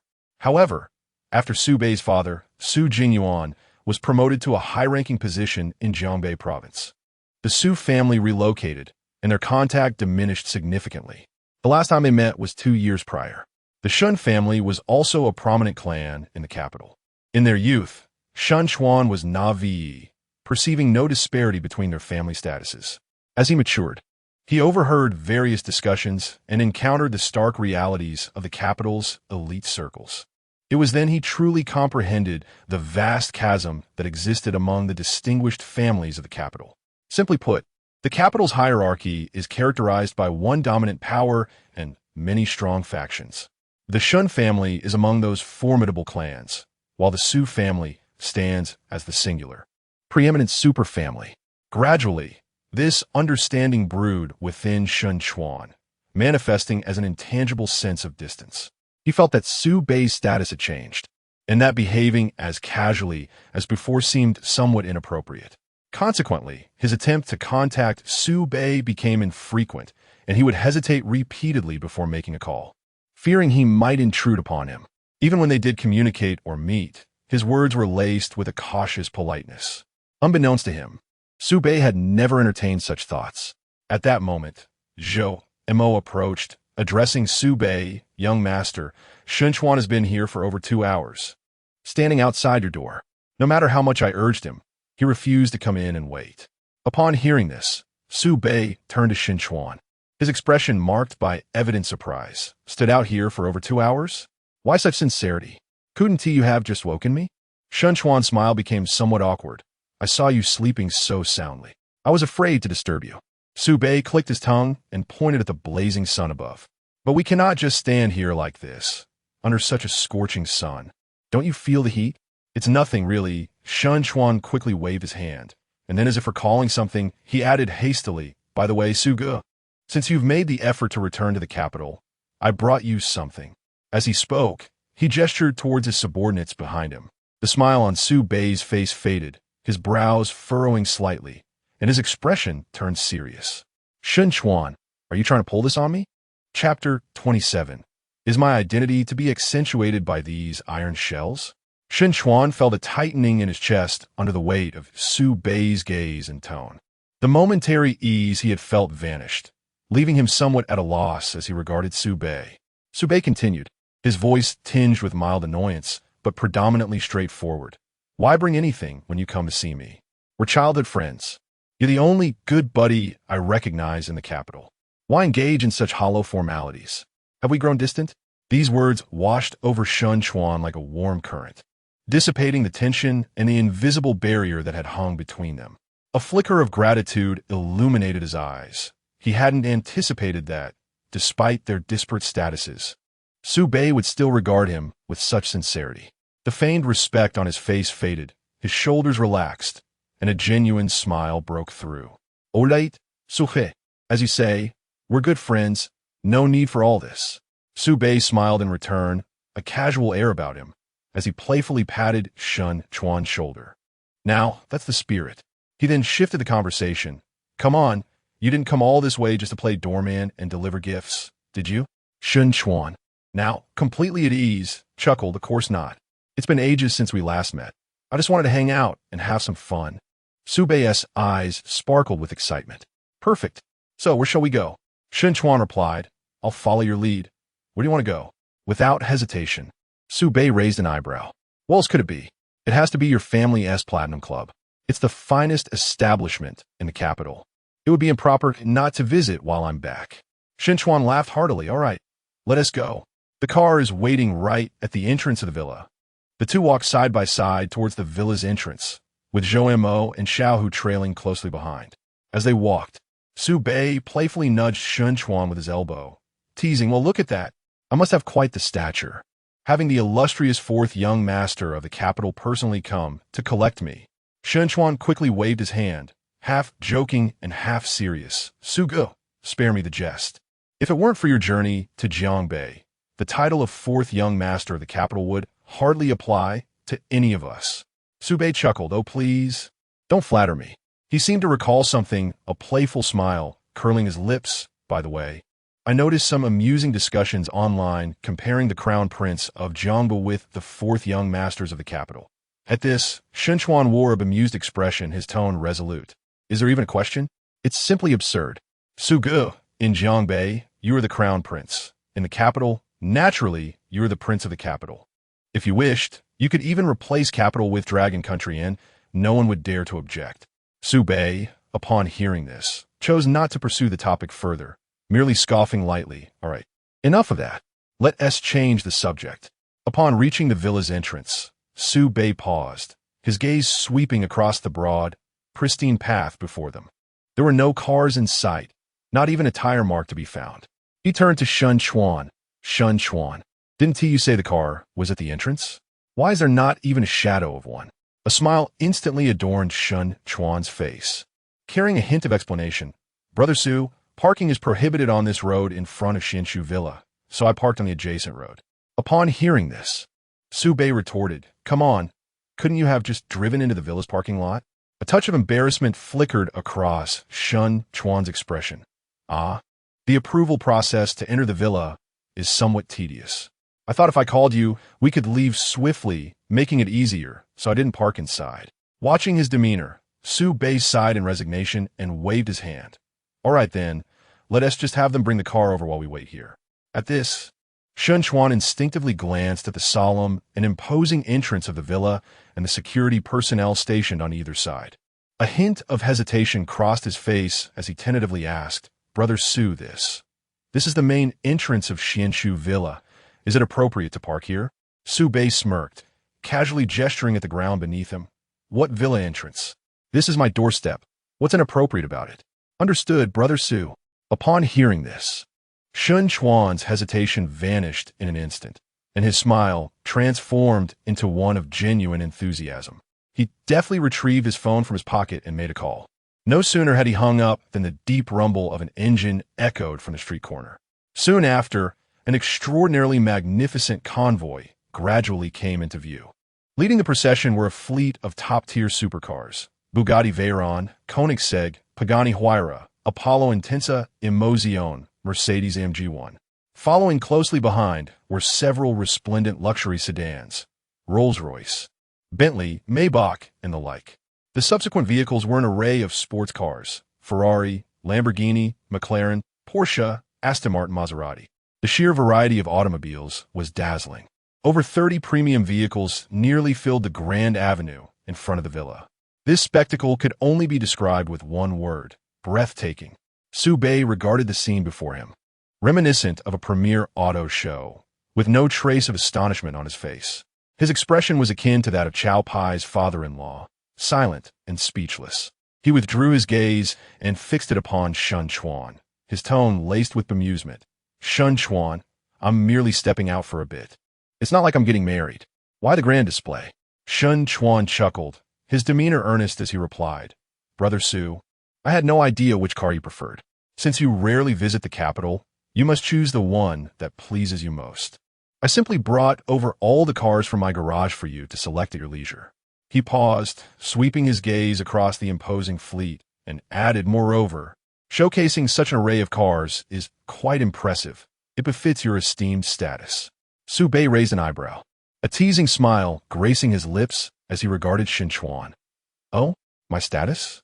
Shun Chuan, do you truly believe that my identity as Su Bei requires these metal shells for embellishment? Chapter 28. Since the legs are impaired, let us resort to a wheelchair. This chapter and the next may contain a hint of harshness. If you are sensitive to such themes, feel free to skip these 2 chapters. Shun Chuan was taken aback by the gaze and tone directed at him, hastily gesturing, No, Suga, that is not my intention. Su Bei composed himself, offering earnest advice. Listen, Shun Chuan, we are in the capital. Countless eyes are watching us, both openly and covertly. While I, Su Bei, may disregard certain rules, you should refrain from drawing too much attention. A tall tree attracts the wind. He gestured towards the sleek and aerodynamic Mercedes-AMG 1 before them. Trust me, just the 2 of us should drive that AMG 1. It will suffice for making an impression. Have Uncle Zhou and your subordinates follow in a business vehicle, and as for the rest, his gaze swept over the extensive convoy.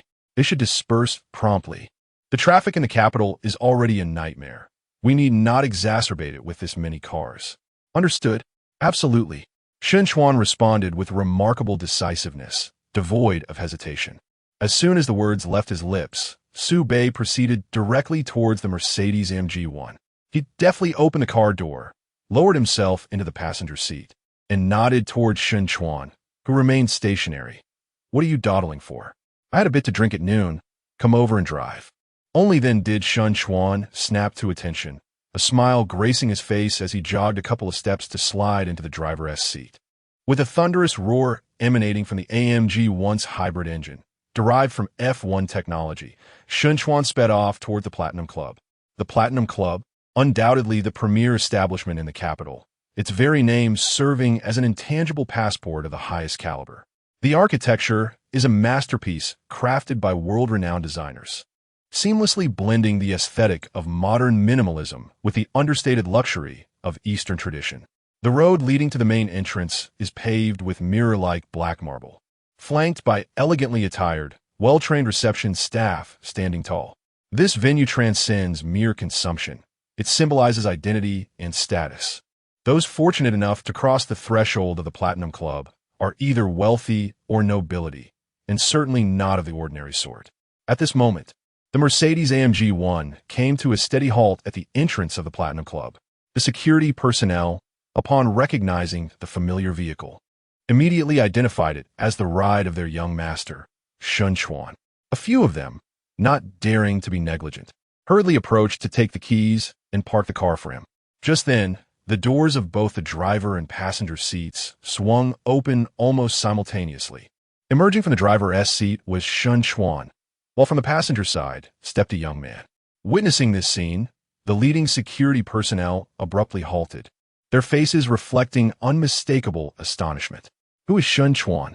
He is the heir of the Shun family, the powerful backers of the Platinum Club, and one of the illustrious 4 young masters of the capital.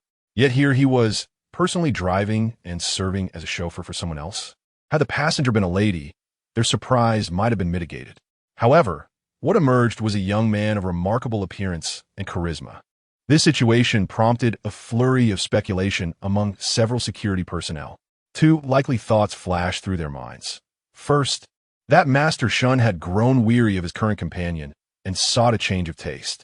If that were the case, it could only be said that the wealthy indulge extravagantly. Second, that the identity and status of the man in the passenger seat likely surpassed even that of Master Shun, which might explain why Shun was willing to assume the role of driver. This explanation seemed equally plausible. The head of security harbored none of the uncertainties that plagued his subordinates. He swiftly approached the two men, bowing slightly with a respectful demeanor as he greeted Master Shun. Master Su.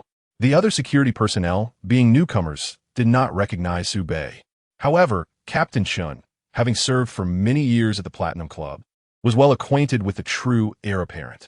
Shun handed him the car keys, instructing, Xiao Chun, please park the car. Captain Shun took the keys with both hands, promptly nodding in response, certainly, master. Shun then turned to Su Bei, speaking in a casual tone, Brother Su, shall we head inside? Su Bei nodded in agreement. Let us go.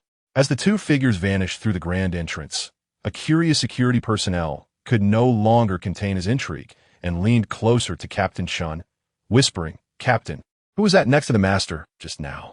Captain Shun cast a glance at him and replied softly, What? You all don't recognize him?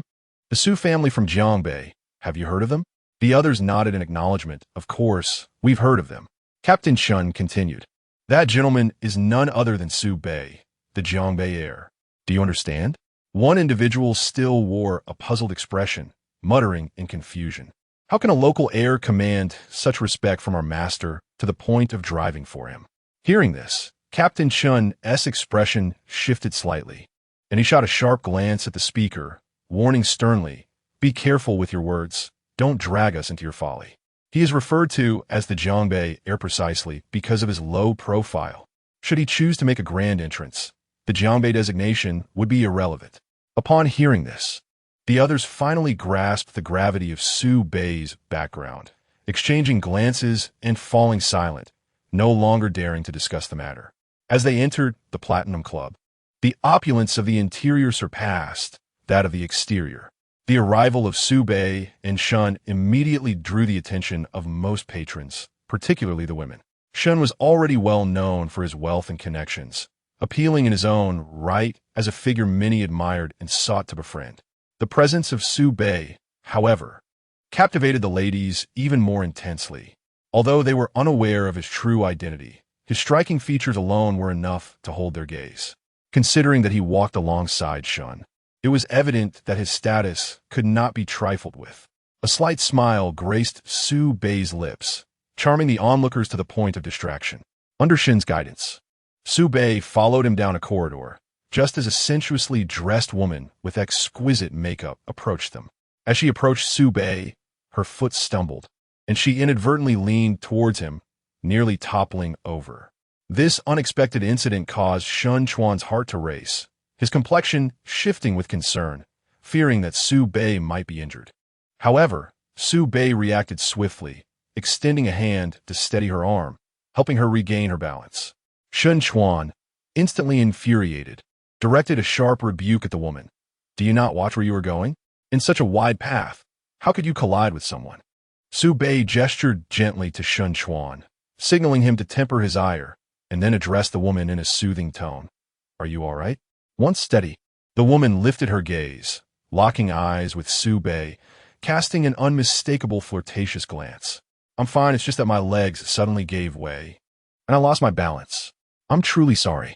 Su Bei maintained his smile, responding in an even tone. No harm done. Since your legs seem uncooperative, perhaps you should consider a wheelchair. With that, he casually waved to his subordinate trailing behind, break her legs, discard her, and give her 1,000 yuan to purchase a wheelchair. Chapter 29, brother. You truly seem famished. The smile on the woman's face abruptly froze, swiftly replaced by an overwhelming terror, causing her legs to give way as she collapsed onto the ground.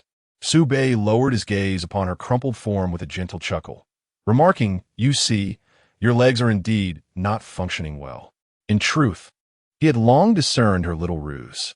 She intended to feign a fall into his embrace, hoping to entice him under the pretense of being helped up. Unfortunately, she underestimated Su Bei's intellect and overestimated her own allure. With her looks barely scoring 70, she was far from captivating in his eyes. Moreover, Su Bei had assessed her through his experience detector, discovering her experience value to be an astonishing 800. Her touch left him feeling utterly uncomfortable, even a tad nauseated. Beside him, Shen Chuan was momentarily taken aback, not expecting Su Bei's approach to be so direct and ruthless. However, he refrained from intervening, trusting that Su Bei had his reasons. The woman, now sprawled on the ground in sheer terror, crawled towards Su Bei, using both hands and feet. Her voice tinged with desperation as she pleaded for mercy. I was wrong. Please don't hit me, I beg you." She reached Su Bei's feet, attempting to grasp his pant leg. Su Bei furrowed his brow slightly, nimbly sidestepping her grasp, while simultaneously lifting his foot to mercilessly stamp down on her outstretched hand, applying considerable force. A piercing cry of agony escaped her lips, her body convulsing in pain. Su Bei looked down upon her from his elevated stance, the faint smile still gracing his face, yet his voice was devoid of warmth. "Let me guess how you infiltrated here. Do you have relatives working at the club? Or did you deceive some young master into bringing you here for drinks?" No sooner had he spoken than her cries attracted the attention of a portly, well-dressed middle-aged man. Upon seeing the woman writhing in agony on the ground, he immediately shouted, "Yao Yao." After calling her name, he rushed over in a flurry. Noticing this, Su Bei smile depended. "It seems I was correct. It's the latter." The middle-aged man's initial expression of fury, intent on rushing to rescue Wang Yao, faltered as he approached and caught sight of Shen Chuan standing nearby. His steps halted abruptly, and the anger vanished from his face, replaced by a demeanor that was almost conciliatory. "Shen, young Master Shen?" With a grave expression, Shen Chuan cast a cold glance at him, choosing not to respond. The middle-aged man, clearly not lacking in intelligence, surveyed the scene. The wretched Wang Yao on the ground, the icy demeanor of Shen Chuan, and a remarkable young man beside him, who even seemed to command Shen Chuan's respect. A dawning realization washed over him. It appeared that his dear Yao Yao had provoked someone she should not have. At that moment, Su Bei leisurely lifted his foot away from Wang Yao's hand. He approached the middle-aged man, placing a hand on his robust shoulder, his tone laced with mockery and disdain. "Brother, you truly seem famished. Such filth can be ingested. Your palate is indeed quite robust. Over 800 times, I cannot believe that this is solely your doing." With that, Su Bei turned away, continuing down the corridor without a glance back, leaving behind a command. "Follow my orders, break their legs, and dispose of them. Anyone who dares to intervene will face the same fate." Shen Chuan immediately kept pace with Su Bei. Two subordinates were about to carry out the command when the middle-aged man raised his hand to stop them. They assumed he intended to obstruct, preparing to retaliate against him. The man forced a grim smile and quickly clarified to the two subordinates, "Do not misunderstand. I am not here to assist her." He gestured towards Wang Yao on the ground, a glint of malice in his eyes. "May I break her legs myself?" The two subordinates exchanged glances and did not refuse. The middle-aged man sighed in relief, nodding profusely. Thank you. With that, he abruptly turned and, with a fierce determination, approached the incapacitated Wang Yao, raising his expensive leather shoe to brutally kick at her legs, one after another. As he raged on, he shouted, "Wretched woman, did you not claim that you tore it while riding a bicycle? How dare you deceive me? I'll kick you to death, you worthless thing." Shen Chuan led Su Bei into a spacious and luxurious private room. Zhou Mo and Xiao Hu followed suit. Su Bei casually reclined on the plush sofa, turning to Shen Chuan, who stood beside him, and inquired, "Shen Chuan, enlighten me. What are the arrangements?" Shen Chuan, wearing a smile, leaned slightly forward. "Brother Su, here's my thought. Let us sing for a while to relax our vocal cords, and once we are thoroughly entertained, we can arrange for dinner. Later in the evening, I have prepared a pool party for you. To liven things up, what do you think?" Upon hearing this, Su Bei nodded. "Sounds good." Then, as if recalling something, he looked up at Shun Chuan. However, regarding the pool party, you know my habits. I have a germ phobia. Shun Chuan assured confidently. Rest assured, Brother Su. It will be impeccably clean. I guarantee your satisfaction. Observing Su Bei nodding in agreement without further comment, Shun Chuan picked up the room's intercom and pressed a button. Shortly, there was a gentle knock at the door. Come in, Shun Chuan responded. The door opened, and a man in a manager's uniform entered, leading a line of young, beautiful girls, all exquisitely adorned. They stood in a row at the center of the room, their faces adorned with sweet smiles. Gazing at Su Bei and Shun Chuan on the sofa, each girl was more stunning than the last, embodying a variety of styles. Shun Chuan smiled at Su Bei. Brother Su, would you like to choose first? Or shall we let them stay and entertain for a while? Chapter 30. The Conspiracy of the Qin Family. Su Bei's gaze casually swept over the row of girls, his expression revealing little of significance. He quickly averted his eyes, casually gesturing to Shun Chuan with a neutral yet clear tone. Everyone can leave now. At this moment, Su Bei merely wished to indulge in singing a few songs and reminiscing with his long-lost childhood friend. As for everything else, it could wait until the evening's pool party. All right, Shun Chuan replied, signaling the manager with a glance. The manager promptly led the girls out. Soon after, the room was filled with music. Shun Chuan handed the microphone to Su Bei, and the two took turns selecting songs to sing. After a while, Su Bei seemed a bit fatigued and passed the microphone to Zhou Mo, who was seated nearby. Uncle Zhou, why don't you sing a song? Zhou Mo quickly waved his hand, a gentle smile gracing his face. Young master, I do not sing. You should continue. Su Bei insisted. It's fine. We're just having fun, not hosting a concert. Come on, give us a song. Shun Chuan chimed in with a teasing smile. Yes, Uncle Zhou. Do sing one for us. Nearby, Shun Chuan's subordinate, Xiaohu, watched this scene with a sense of surprise. He had not anticipated that Zhou Mo, merely a bodyguard, would be invited so naturally to join in the fun, with such respect shown towards him. In truth, Zhou Mo had joined the Su family when Su Bei was quite young, having been a steadfast companion throughout Su Bei's upbringing. Their relationship transcended the typical master-servant dynamic, infused with a camaraderie akin to that of friends. With an age difference of around 20 years, Su Bei affectionately referred to him as Uncle Zhou and often invited him to relax alongside him. This natural respect from Shun Chuan towards Zhou Mo stemmed from this bond.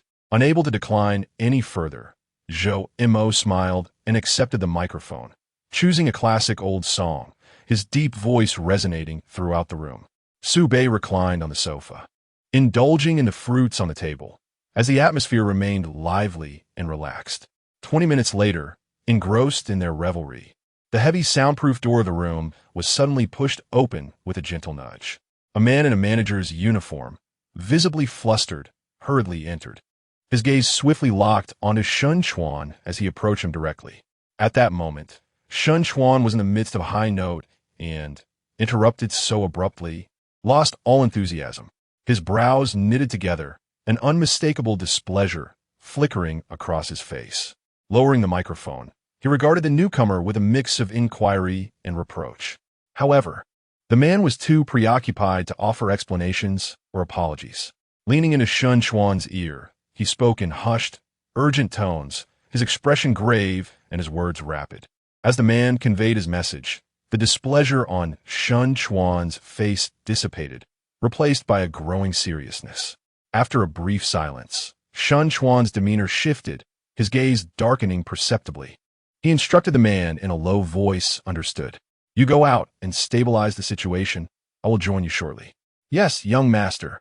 The man nodded promptly, turning to exit the room swiftly, gently closing the door behind him. Once again, the room was filled solely with the sound of music. Shun Chuan took a deep breath, then turned to face Su Bei, donning a relaxed smile once more. With a hint of apology in his tone, he spoke to Su Bei in as natural a manner as possible. Brother Su, I sincerely apologize, but there's a minor situation downstairs that requires my attention. I shall return shortly. Please enjoy yourself in the meantime. Su Bei glanced up at Shun Chuan, his expression unremarkable, casually waving his hand with a nonchalant tone. All right, you go ahead. Shun Chuan smiled and assured him, "I'll be back soon." He then turned, opened the door, and swiftly departed the private room. Seeing this, Xiaohu immediately rose and followed closely behind.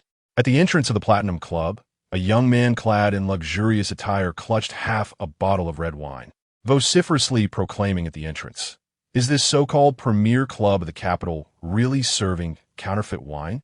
As he spoke, he aggressively pulled at his collar, revealing a patch of red spots beneath his collarbone. "Look, the wine I consumed here yesterday has caused me this affliction. How do you intend to explain this?" The manager at the entrance, beads of sweat forming on his forehead, offered a flurry of apologies, desperately attempting to placate him. "Young Master Wang, please calm down. We will certainly investigate this matter thoroughly and provide you with a satisfactory resolution. With so many people passing by, this commotion is quite disruptive. Might you consider stepping inside to discuss this further?" Despite the uproar, no onlookers gathered to witness the spectacle. Those within the capital's social circles were well aware that the Platinum Club was backed by the Shun family, and it was not a place where just anyone could provoke trouble. Ordinary individuals, even if they wished to observe, lacked the courage, merely passing by with fleeting glances. Yet, Wang Yi exhibited an air of audacity, even hinting at provocation. "I shall not enter. We can discuss matters right here." The Wang family, a second-tier clan in the capital, would typically not dare to stir trouble at the Platinum Club. However, today he felt emboldened, as he had the Qin family supporting him. The Qin and Shun families were both prominent families within the capital, yet they had a long-standing rivalry. This incident regarding the counterfeit wine and subsequent illness was orchestrated by the Qin family as a means to slander. At this moment, at the entrance of the Platinum Club, security personnel formed a loose perimeter around Wang Yi, watching him warily, yet none dared to intervene, for he held a certain status. Furthermore, Shin Chuan had instructed them to wait for his arrival before taking action. Should they apprehend Wang Yi without his consent or forcibly eject him, it would undoubtedly tarnish the reputation of the Platinum Club. Wang Yi, for his part, was anticipating their response. He was acutely aware that in an inconspicuous corner nearby, a reporter arranged by the Qin family was poised with a camera aimed directly at the scene. If they dared to lay a hand on him by the next day, the scandal of the Platinum Club violently expelling customers would circulate widely online. In such a case, the illustrious reputation of the capital's premier club would be irrevocably damaged. The Qin family had orchestrated this scheme precisely because they operated their own elite establishment. However, their establishment has always been overshadowed by the Platinum Club.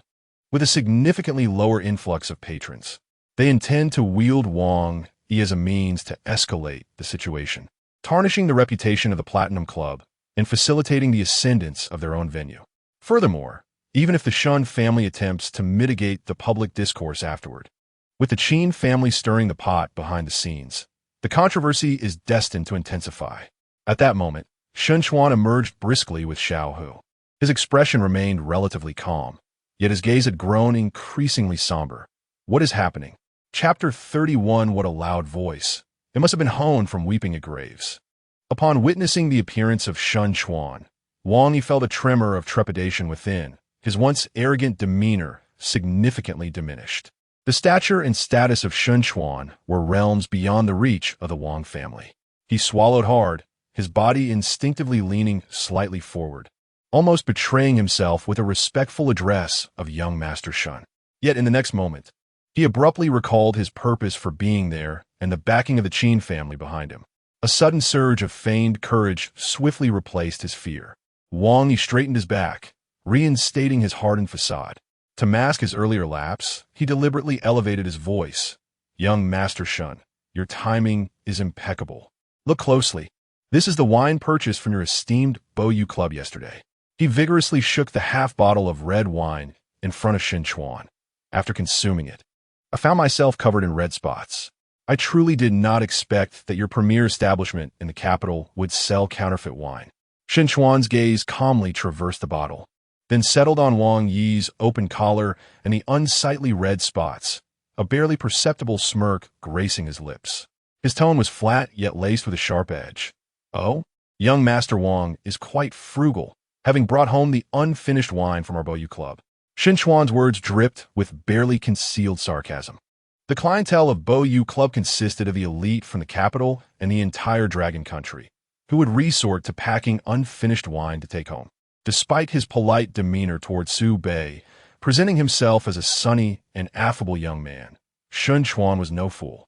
When faced with such malicious provocations, his inherent shrewdness and incisiveness became glaringly evident. Wang Yi's face flushed crimson. Shen Chuan's words had deftly exposed the absurdity of his excuse, revealing how unworthy he and his family's name truly were. Nevertheless, determined to create a scene, he stubbornly held his ground, defiantly retorting, "What? What is wrong? Am I not allowed to take home what I didn't finish? Isn't your Bo Yu Club a bit too meddlesome?" Shen Chuan let out a light laugh, his disdain unmistakable in his eyes. "Of course, it's your prerogative, young Master Wang." He paused, his gaze sweeping over the bottle once more, his sarcasm deepening. "After all, this wine is indeed not inexpensive. Bringing it home, you could mix in something else, maintaining appearances and ensuring that the bottle is put to good use. Would you agree?"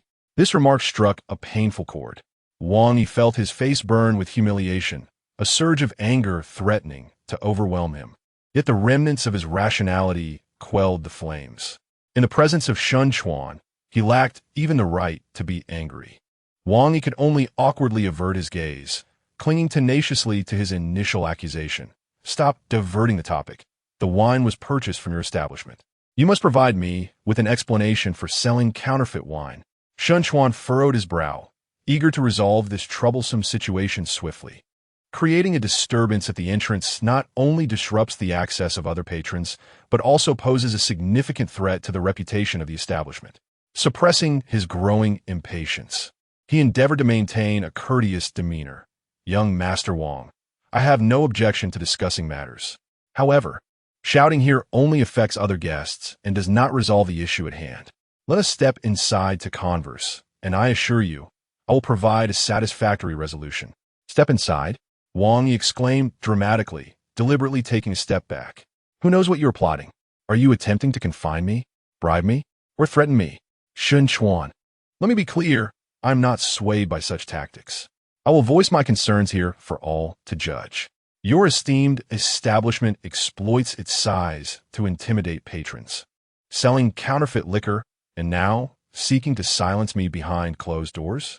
As he shouted, his gaze instinctively darted toward a distant corner, revealing that this speech had clearly been rehearsed. Standing beside Shen Chuan, Xiao, who seethed with anger at Wang Yi's brazen defiance and the slander against his master and the Shen family's reputation.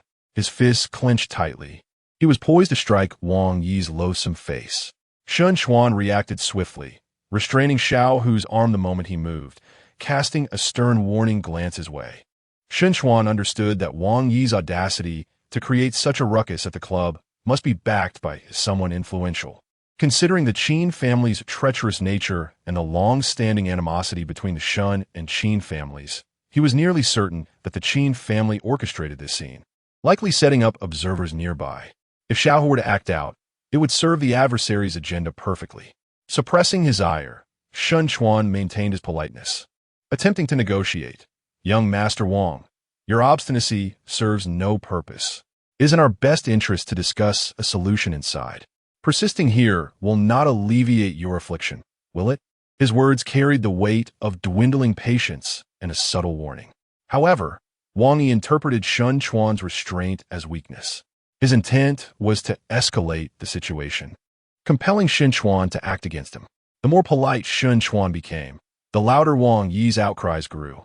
Wang Yi deliberately raised his voice, repeatedly accusing the establishment of selling counterfeit liquor and bullying patrons, each phrase aimed at tarnishing the club's reputation. The standoff became palpable. Shen Chuan could not force his way inside, while Wang Yi was resolute in his disruptive behavior at the entrance. Shen Chuan's patience waned, his gaze growing colder. Wang Yi's shouts echoed harshly in the oppressive atmosphere. At the height of this suffocating impasse, a cool voice emerged from the open doors of the club. "Quite the vocal display. One might assume you honed that talent at a gravesite." As the words lingered, Su Bei stepped into view. The darkness had fully enveloped the surroundings, and the club's lights illuminated him, casting a stark outline of his aloof figure, ignoring the tense atmosphere at the entrance. Su Bei's indifferent gaze fell directly upon Wang Yi, as if assessing an unsightly piece of refuse.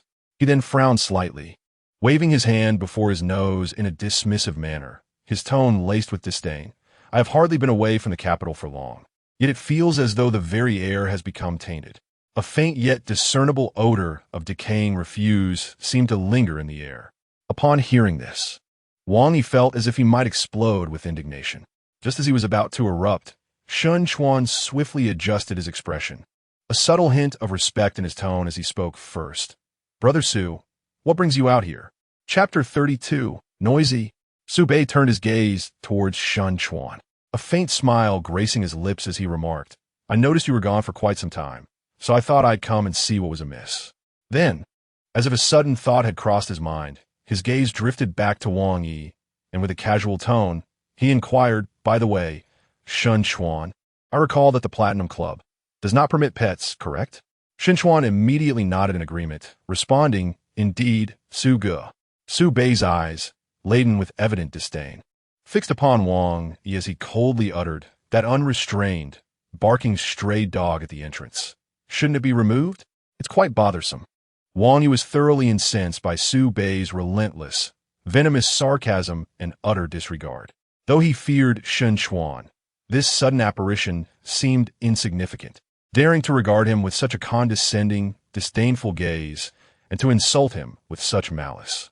Wang Yi's family background was rather humble. While he may have heard of the Su family from Jiangbei and the name Su Bei, he had never encountered the man himself. Moreover, since the Su family had relocated to Jiangbei years ago, their exposure in the elite circles of the capital was minimal. In this moment, consumed by rage, Wang Yi could not take a moment to reflect, failing to associate the cold, caustic youth before him with the legendary prince of Jiangbei. Damn it! Wang Yi momentarily cast aside his trepidation towards Shun Chuan, unleashing all his fury upon Su Bei. He pointed at Su Bei and cursed vehemently. Who the hell do you think you are to speak to me like that? Even Shun Chuan hasn't uttered a word. What gives you the right to spew nonsense here? Do you believe I? Wang Yi's vitriol was abruptly silenced. His expression froze, eyes widening in shock and disbelief. At the center of his brow, a minuscule, perfectly formed circular hole had appeared. Blood splattered around it, flesh and bone in disarray. All sound was lodged deep within his throat, leaving him utterly voiceless. His body lost all strength, collapsing backward like a severed log, crashing onto the cold, hard marble floor. Before him, Su Bei's left hand had risen at some point, gripping a sleek handgun that shimmered with a cold metallic luster. The barrel was aimed at the spot where Wang Yi had just stood, a faint, nearly imperceptible azure energy lingering in the air, almost devoured by the night. This handgun was the Qisha Xiu Luo, acquired from the system.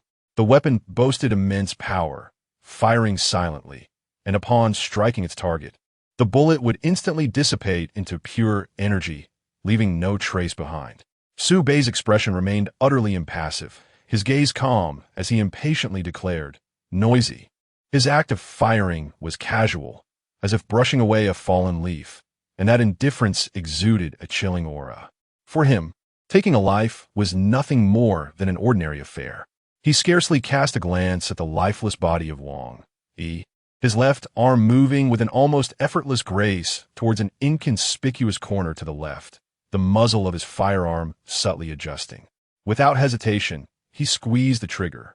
In the distance, a journalist, who was raising a professional camera, suddenly stiffened. A similar small hole appeared precisely at the center of his brow. His expression froze in an instant, his gaze vacant, as his body slumped weakly to the ground. The camera he held crashed heavily onto the floor, the expensive lens shattering with a resonant crack, the body contorting from the impact. It was only at this moment that Shun Chuan truly discerned the precise location of the clandestine observer. Su Bei let his hand fall, the gun that had just claimed 2 lives vanishing from his grasp as silently as it had appeared. The entire sequence unfolded with the fluidity of flowing water, swift as a breath, drawing the gun, executing Wang Yi, shifting angles to eliminate the hidden journalist, and finally stowing the weapon, all in seamless succession. His demeanor remained impassive, his posture unruffled. A profound silence, an absolute stillness enveloped the entrance of the Platinum Club. Everyone was rendered speechless by the sudden, chilling brutality of the slaughter. Shen Chuan's expression became utterly frozen. Even with his depth of thought and experience of tumult, he was momentarily stunned, his mind blank from the sheer ferocity of the act that had transpired in the blink of an eye. He vividly perceived the gun that had appeared and vanished. Witnessing the silent, lethal strike, everything surpassed his comprehension. Where had the gun come from? How had it vanished? Why was there no sound? A multitude of questions flooded his mind in an instant. Xiao Hu stood rooted to the spot, his earlier fury replaced by sheer horror. The security personnel and managers surrounding them turned as pale as ghosts, incredulously staring at Wang Yi's corpse on the ground, forgetting even to breathe. Su Bei turned to Shen Chuan, his tone devoid of any turbulence. "All right, the matter is resolved." He slightly inclined his head, gesturing towards the interior of the Platinum Club. "Let us proceed inside for a meal." These unremarkable words abruptly yanked Shen Chuan from his overwhelming shock and chaotic thoughts. He looked deeply at Su Bei, his gaze filled with astonishment and reverence, yet devoid of any doubt or dissent. He nodded instantly, striving to infuse his voice with normalcy. "All right, sure, Brother Su." With that, Su Bei turned as if nothing had occurred, striding into the Platinum Club. Shen Chuan dared not linger, immediately gesturing vigorously to the still-dazed Xiao Hu, his voice regaining its customary calm authority, though spoken with great rapidity. "Xiao Hu." Xiao Hu snapped back to reality, hastening to Shen Chuan's side. "Young master." Shen Chuan spoke in a low, urgent tone. "Clean up the scene immediately, and the body in that corner as well." He gestured subtly towards where the journalist had fallen. "Not a trace must remain. Do you understand?" "Yes, young master, rest assured. It will be spotless," Xiao Hu replied, standing tall and resolute. Having relayed his instructions, Shen Chuan cast one last glance at the entrance and promptly turned, swiftly following the nearly vanishing figure of Su Bei into the club. Xiao Hu swiftly composed himself and addressed the surrounding security personnel, who were still in a state of shock. "Stop dawdling. Quickly clear the scene. Be agile and keep your eyes sharp. Not a single unnecessary item should remain." The security personnel, finally roused from their stupor, hurriedly began to work, processing the scene with a sense of urgency and silence. Chapter 33. The Qin family would never dare to publicize this. On the contrary, they would. Shen Chuan led Su Bei to the door of a private room on the top floor, where the environment was notably serene. A smile graced his face as he gestured. "Brother Su, we have arrived, back to our usual spot." This private room was Su Bei's exclusive retreat at the Platinum Club. During his time in the capital, every meal he had at the Platinum Club was enjoyed within these walls, even though he had not returned to the capital for many years. The room was meticulously maintained daily, with no one allowed to use it. As he pushed open the door, the decor within exuded a low-key yet luxurious charm, devoid of ostentation, embodying a refined comfort and nobility. A delicate, soothing fragrance wafted through the air. Outside the vast floor-to-ceiling windows lay the dazzling nightscape of the capital. The central dining table was already adorned with an array of steaming, exquisite dishes, all signature offerings of the Platinum Club, and without exception, they were all to Su Bei's liking. Clearly, when Su Bei expressed his desire to dine, Shen Chuan had promptly instructed the kitchen to prepare everything with utmost speed and the highest standards, serving the dishes just before their arrival. "Brother Su, please have a seat," Shen Chuan warmly invited, personally pulling out the chair for Su Bei. Once seated, Shen Chuan poured each of them a glass of perfectly aerated red wine. He then set down the decanter, picked up the serving chopsticks, and pointed to a dish at the center of the table, smiling as he said, "Brother Su, do try this lobster. It was delivered fresh this morning." Su Bei's gaze fell upon the enticingly colored lobster, a smile playing on his lips. "I recall this dish. What is it called?" Shen Chuan promptly filled in, his tone certain. "Baked lobster with black truffle and cheese." "Yes, I remember now. It's the baked lobster with black truffle and cheese." Su Bei nodded, realization dawning upon him. "It's been ages since I last had this dish." Let me taste it and see if the Platinum Club's culinary skills have changed. With that, he picked up the silver chopsticks beside him and deftly selected a piece of succulent lobster meat, generously coated with rich cheese and black truffle. He closed his eyes, savoring each bite. After swallowing the tender, springy lobster, Su Bei opened his eyes and nodded in satisfaction. Delightful, still that familiar taste. Seeing Su Bei's pleased expression, the tension within Shun Chuan eased slightly, and his smile grew more genuine. Su Bei glanced at Shun Chuan and casually raised his chin. Why are you just standing there? Hurry and eat. All right, Shun Chuan replied hurriedly, also beginning to eat. However, throughout the meal, it was evident that Shun Chuan was somewhat distracted. His chopsticks would pause intermittently, his gaze wandering, occasionally stealing glances at the quietly dining Su Bei. His brow would furrow and then relax, as his mind was filled with shock and countless questions about the bloody scene they had encountered at the door. Several times, he opened his mouth to speak but swallowed his words, fearing that bringing up the matter would spoil Su Bei's appetite. As he consumed his meal without savoring its flavor, he discreetly observed Su Bei's expression, seeking an opportune moment to speak. Su Bei, le sorelli ignoring his appeared entirely oblivious to Shun Chuan's inner turmoil. However, when he lifted a piece of salt-baked king crab meat once more, he inadvertently raised his gaze, his eyes casually sweeping over Shun Chuan's indecisive demeanor. Su Bei placed the crab meat into his mouth, chewed thoughtfully, and then gently dabbed at the corner of his mouth with a napkin, his movements seemingly natural and unhurried.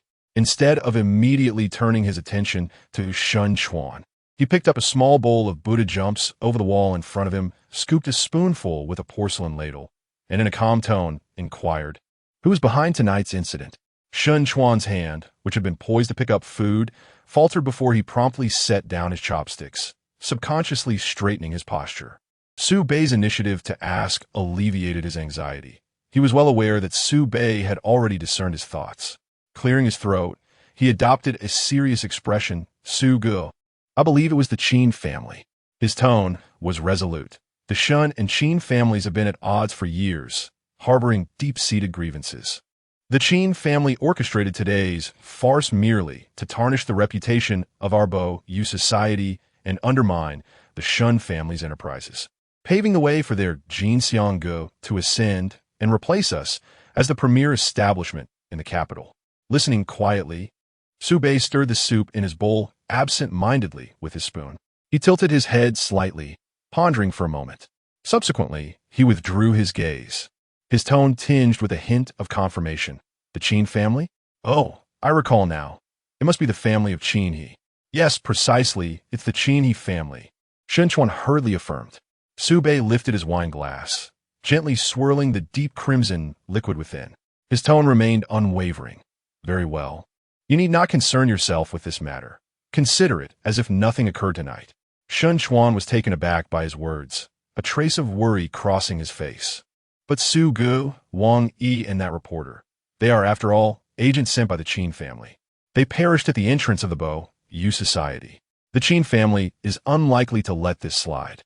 If they seize this opportunity to make a spectacle online, inciting public opinion, rest assured, the Qin family will not publicize this. Su Bei interjected, a faint smile gracing his lips. He placed the wine glass back on the table with a soft chime. On the contrary, they would prefer to keep a lid on this, utilizing all their resources to suppress the information and ensuring not a whisper of this incident leaks online. Hearing Su Bei's unwavering conviction, the weight in Shun Chuan's heart finally lifted. He knew his childhood friend all too well. Su Bei's confidence indicated that the Qin family would not stir any significant upheaval. An indescribable sense of relief and gratitude washed over him, and the worry etched on his face vanished, replaced by a smile of reassurance. He raised his glass, sincerely expressing, "Su Ge, thank you." Su Bei casually waved his hand. What is there to thank? It's hardly a significant matter. He resumed his use of chopsticks, his gaze drifting back to the enticing dishes, his tone light-hearted. All right then, let us not dwell on this. Let us enjoy our meal. Indeed, Shun Chuan replied. With a radiant smile, Shun Chuan replied, his voice imbued with a newfound lightness. The worries that had once burdened his heart dissipated, leaving him feeling utterly at ease, and he discovered a genuine appetite, savoring the delectable dishes before him. As the meal progressed, the atmosphere grew increasingly relaxed. Yet, Shen Chuan found it impossible to suppress the curiosity that stirred within him.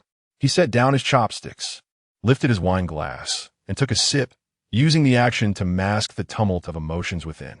After careful consideration, his gaze, tinged with both caution and excitement, turned towards Su Bei. "Brother Su, about that. Just now at the entrance, your firearm." Shen Chuan paused, seemingly in search of the most fitting words to articulate his thoughts. It appeared to me as though it simply materialized out of thin air, only to vanish just as swiftly. Chapter 34. Serve the dishes. Su Bei continued his meal without the slightest interruption. After swallowing the morsel in his mouth, he lifted his gaze to Shen Chuan and spoke in a calm tone. "Oh, that? It is a spiritual weapon called Qi Sha Xiu Luo." Naturally, Su Bei refrained from mentioning anything about the system. With a slight shift in thought, he opted for the most prudent explanation. This spiritual weapon was a gift from the old man upon my return. This reasoning was entirely plausible, given Su Hishan's status. It was quite normal for him to present Su Bei with such a treasure. Then, under Shen Chuan's curious and expectant gaze, Su Bei casually waved his right hand in front of him. The Qi Sha Xiu Luo materialized abruptly, yet seamlessly in his grasp. He extended the handgun towards Shen Chuan, gesturing for him to take a closer look. Shen Chuan cautiously reached out with both hands to receive the Qi Sha Xiu Luo. As Su Bei elaborated on the weapon's functions and power, Shen Chuan lowered his head to examine the spiritual weapon in his hands, marveling at its peculiar texture. His heart was profoundly stirred. He was acutely aware of the rarity of such weapons. Even the esteemed Shun family, a first-rate household in the capital, could hardly procure a genuine spiritual weapon. After all, these artifacts were exceedingly rare and could not be acquired even with ample wealth. This was Shen Chuan's first experience in closely interacting with, and even physically touching, a genuine spiritual weapon. He carefully inspected it, his fingertips gliding over the sleek, icy contours of the firearm, savoring its extraordinary sensation. After a while, he reluctantly returned the Qi Sha Xiu Luo to Su Bei. Su Bei took back the handgun and looked at Shen Chuan. "So, what do you think? Would you like to fire it and experience its feel?" Shen Chuan quickly waved his hands, a blend of excitement and restraint illuminating his face. His tone was imbued with self-awareness. No. Just being able to hold it and examine it closely is more than enough to satisfy me." Upon hearing Shen Chuan's response, Su Bei chose not to elaborate further, and simply nodded. He gently flipped the handgun in his grasp, and, as if by magic, the firearm vanished from sight. Subsequently, the two resumed their conversation, continuing to relish their sumptuous dinner. After the meal, Shen Chuan led Su Bei out of their exclusive private room. Instead of venturing to another floor, they made their way directly to the interior heated swimming pool area located deep within the same level. Eager to indulge in the evening's main course, as they passed through a sliding door, the scene before them opened up magnificently. A vast indoor heated swimming pool stretched out, its surface glimmering under the carefully designed purple ambient lighting, casting an enchanting and alluring glow that enveloped the entire space in a luxurious and intoxicating atmosphere. The pool was considerably larger than the private swimming pool at Su Bei's villa. The two quickly changed into comfortable swim trunks in the changing room. Upon exiting, Su Bei strode directly to the pool's edge, stretching his limbs before turning to the slowly approaching Shen Chuan. Raising his chin slightly, Shen Chuan, "Come join me for a few laps." "All right, Suhe," Shen Chuan responded enthusiastically. Shen Chuan responded with a refreshing smile, his demeanor relaxed. Su Bei took a deep breath and leaped into the water with a fluid grace, his movements vigorous and powerful, splashing only a few droplets. Shen Chuan followed closely behind, plunging in with a resounding splash. In the clear, warm waters of the pool, the two men glided like fish, weaving back and forth. Su Bei's speed was impressive, his technique precise and explosive. Shen Chuan, undeterred, paddled fiercely, keeping pace with Su Bei. The violet lights shimmered through the rippling water, illuminating their athletic forms. After swimming 2 laps, Su Bei was the first to halt, a healthy glow adorning his face from exertion. He stepped onto the edge, picked up a large, soft white towel, and began to dry his hair and body while addressing Shen Chuan. I didn't expect you to be so busy now. Yet your swimming speed has not diminished. Rather, it has improved. Shen Chuan emerged as well, accepting another towel to dry off. A smile spreading across his face, tinged with self-deprecation and nonchalance. Su Ge, please don't tease me. What am I busy with? Just idle distractions, really. If we're being honest, I now spend far more time enjoying myself than actually working. He dried his body and casually tossed the towel aside. Su Bei chuckled softly, choosing not to elaborate further, and reclined languidly on a spacious lounge chair nearby. On the adjacent table, a chilled platter of fresh fruits and beverages awaited. He casually speared a piece of cool watermelon and brought it to his lips, casually stating, "Let us serve the dishes." Shen Chuan, standing nearby, immediately wore a knowing smile. Nodding vigorously, "Of course, Su Ge."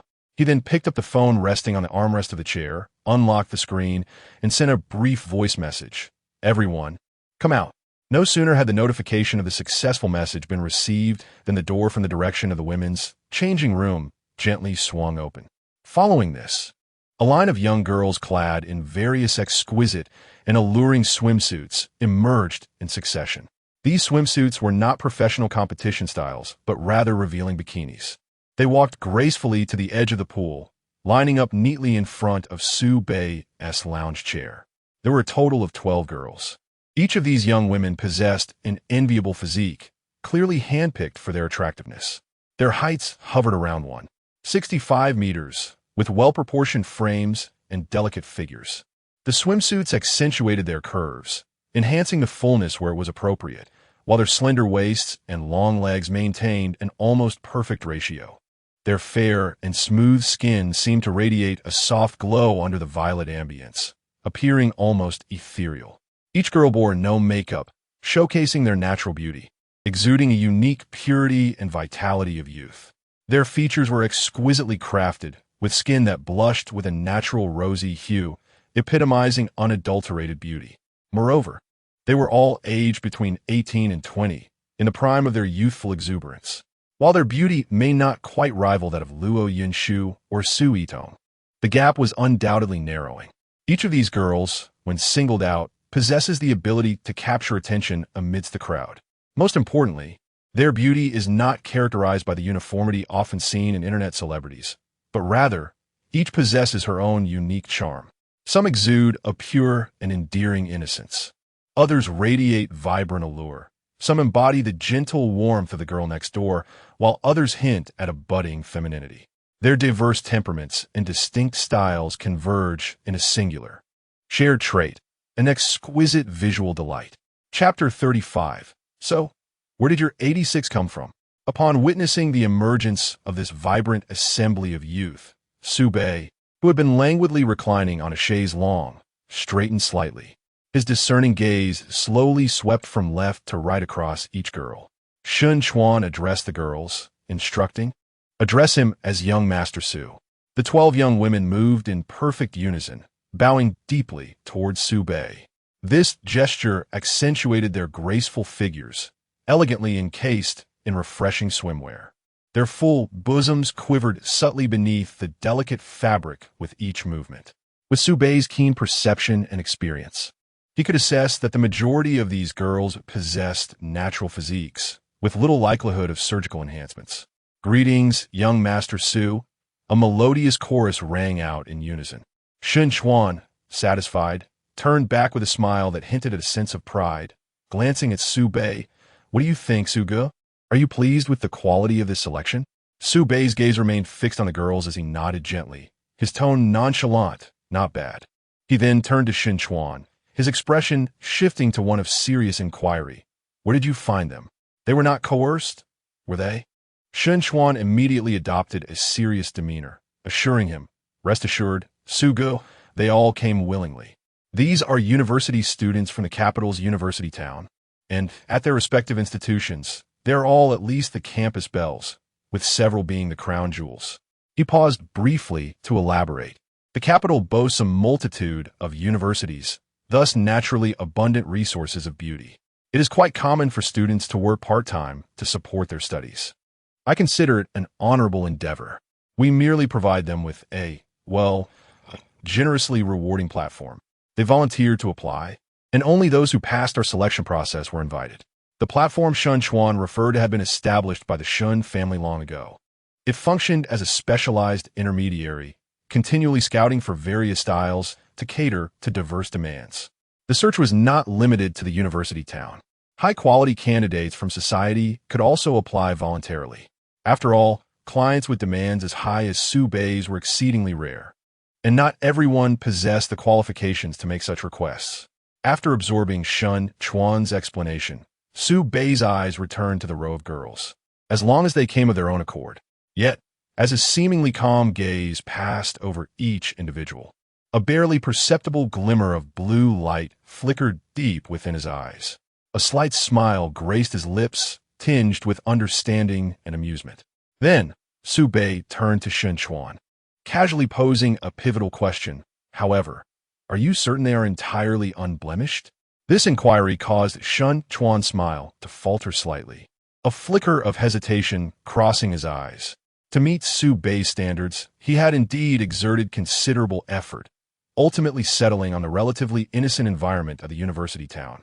He had dispatched individuals to conduct background checks on these girls, including inquiries into their dating histories and whether they frequented bars or similar venues. However, Shun Chuan was acutely aware that such an investigation bore its limitations. As for the question of whether anyone was truly immaculate, even hospitals could not provide definitive proof. They could only endeavor to select the girls who best met the criteria.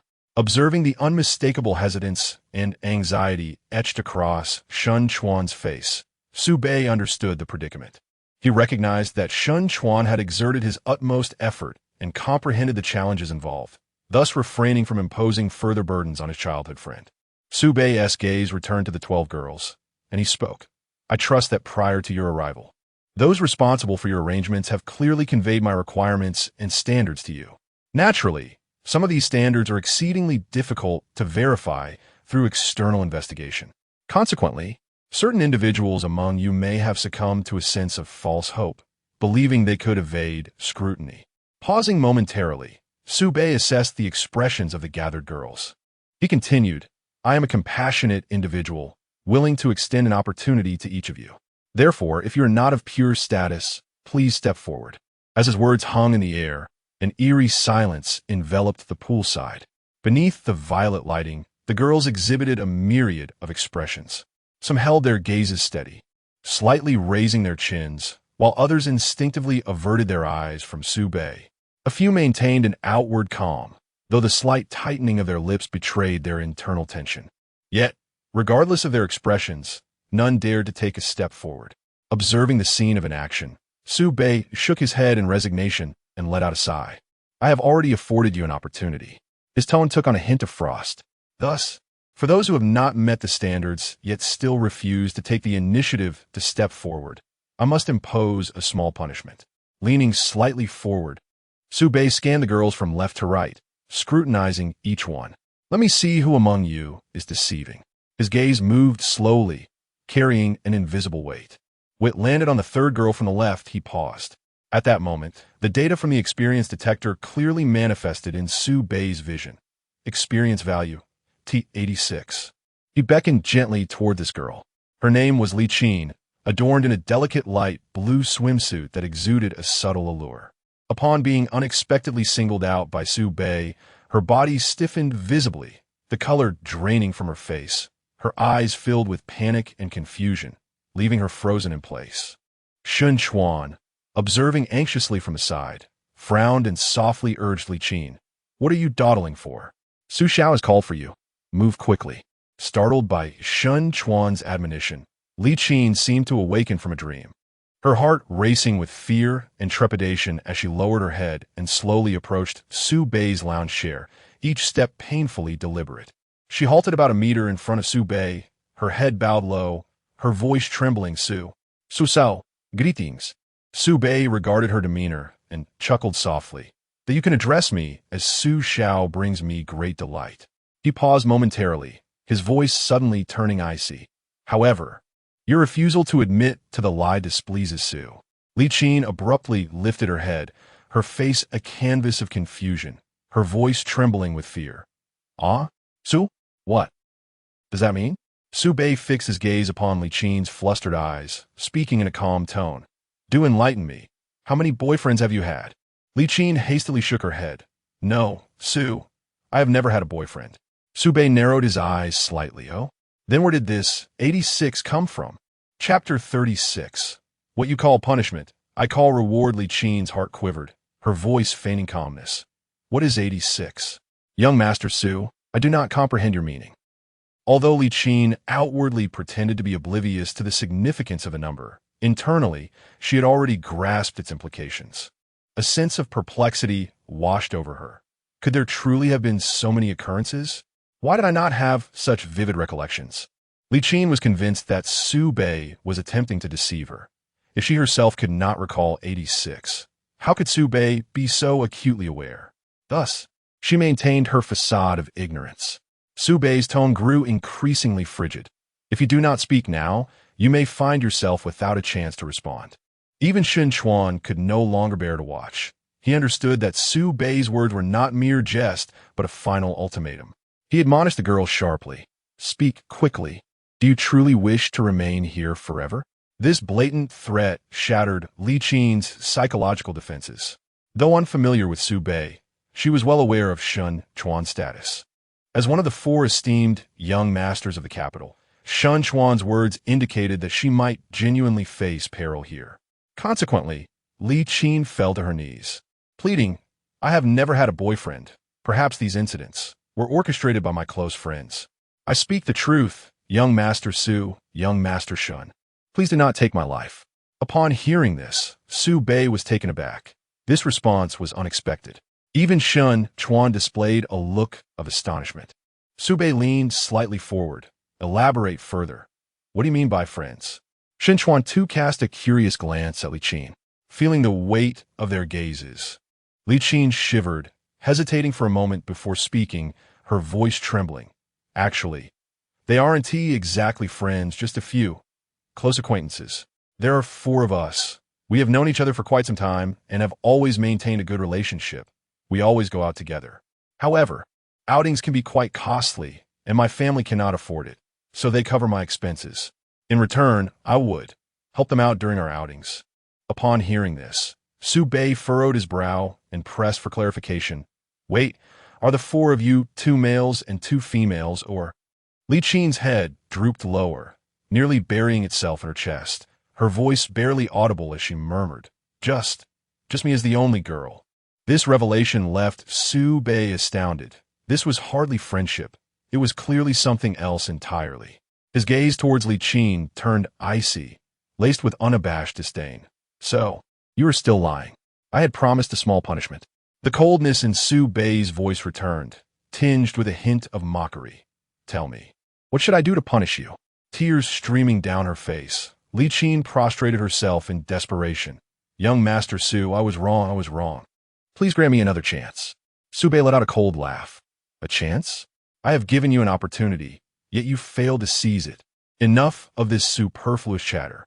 Since you are unwilling to express your desired punishment, I shall determine it myself. He surveyed his surroundings. It was rather tidy here, and any bloodshed would be a most unsightly affair. How about this? Su Bei's gaze lingered on the deep water area, his finger pointing towards it. You shall swim 2 laps in the water, and this matter will be considered resolved. Li Qin's face drained of color as she exclaimed in panic, But, young Master Su, I cannot swim. Su Bei's smile deepened. Precisely because you cannot swim. Did you truly believe I intended for you to swim? Li Qin seemed to envision her grim fate, weeping inconsolably as she fervently bowed her head towards Su Bei. Young Master, I no longer desire any money, not a single cent. I shall serve you for free in the future. I implore you, spare me. Su Bei shook his head. What you propose is not a punishment. Rather, it is a reward. He rose, his impatience unmistakable. Enough with the empty words. Will you jump in on your own, or shall I have someone assist you? Li Qin continued to cry out for mercy, her voice piercing and anguished. Disgusted, Su Bei furrowed his brow and strode towards her, lacking any semblance of compassion. With a firm grip, he seized the fragile tie of her swimsuit, lifting her as one would a piece of refuse. Without a shred of pity, he hurled her towards the deep water. A resounding splash erupted. Li Qin was not lying. She truly could not swim. Plummeting into the depths, she flailed desperately, her panic cries for help punctuated by gulps of water. Su Bei and Shun Chuan stood by, watching the spectacle with faint smirks of amusement. The remaining girls on the shore were horrified by the gruesome scene, their hearts pounding with dread. Regardless of their own innocence, Su Bei's merciless demeanor, treating human life with utter disregard, instilled an unprecedented fear within them. One girl, overwhelmed with anxiety and weakness in her legs, stumbled and fell, landing in a most undignified manner. Su Bei's attention was immediately drawn to this commotion. Observing the fallen girl, he found his answer. He then scanned her with the experience detector, discovering that her experience value reached T1, marking her as a liar. Typically, such matters yield either 0 or countless occurrences. How could this girl possess only one? Not dwelling on it further, Su Bei approached the girl, donning that gentle yet unsettling smile once more, and leaned down to assist her. How clumsy of you! Are you fatigued from standing? Come, let us sit for a while. The girl, uncertain of Su Bei's intentions, did not refuse. Indeed, she dared not. The manner in which he had dealt with Li Qin had left her thoroughly intimidated. She allowed him to support her as she weakly made her way towards a nearby white massage bed. Su Bei commanded her to sit, gazing down upon her from his elevated position with a faint smile, inquiring, "What is your name?" The girl, trembling with fear, stuttered in reply, I am Zhao Yu." Just as Su Bei was poised to continue his questioning, Shun Chuan interjected, "Su Gu, the one in the water has ceased moving. It appears she has sunk." Su Bei turned his attention to the placid surface of the water and calmly instructed, "Retrieve her and administer cardiopulmonary resuscitation. We must not allow her to perish." Shun Chuan promptly responded, "Understood." With a casual wave of his hand, one of his subordinates leaped into the water without hesitation, efficiently pulling Li Qin ashore. Soon after, as the relentless compressions of CPR continued, Li Qin's body convulsed violently a few times, expelling a significant amount of water from her mouth. Amidst the fierce coughing, she finally regained a faint breath, her eyes fluttering open slightly, a testament to her survival. Chapter 37. It's time to tell your story. Su Bei cast a glance at Li Qin, who lay sprawled on the ground, drenched and devoid of any vitality. His eyes held no warmth as he spoke in a detached manner. "Your friends have contributed to your rescue. You seem quite adept at showing your gratitude." He then gestured towards the subordinate who had just performed CPR on her, emphasizing, "This individual has indeed saved your life." Tilting his head slightly, a cold smirk played at the corners of his lips. "Tell me, shouldn't you express your gratitude to him properly?" At these words, the previously impassive subordinate felt an almost imperceptible tension course through his body. He instinctively swallowed hard, his Adam's apple bobbing as his gaze uncontrollably fell upon the prostrate Li Qin. Despite her recent brush with death, her pallid complexion and damp hair clinging to her face, the contours of her figure beneath the swimsuit remained alluring, and even in her terror, her beauty was undeniable. An inexplicable warmth surged through his mind, causing his heart to skip several beats. Li Qin, still enveloped in the paralyzing dread of her near demise, trembled uncontrollably, the chilling sense of despair rendering her icy.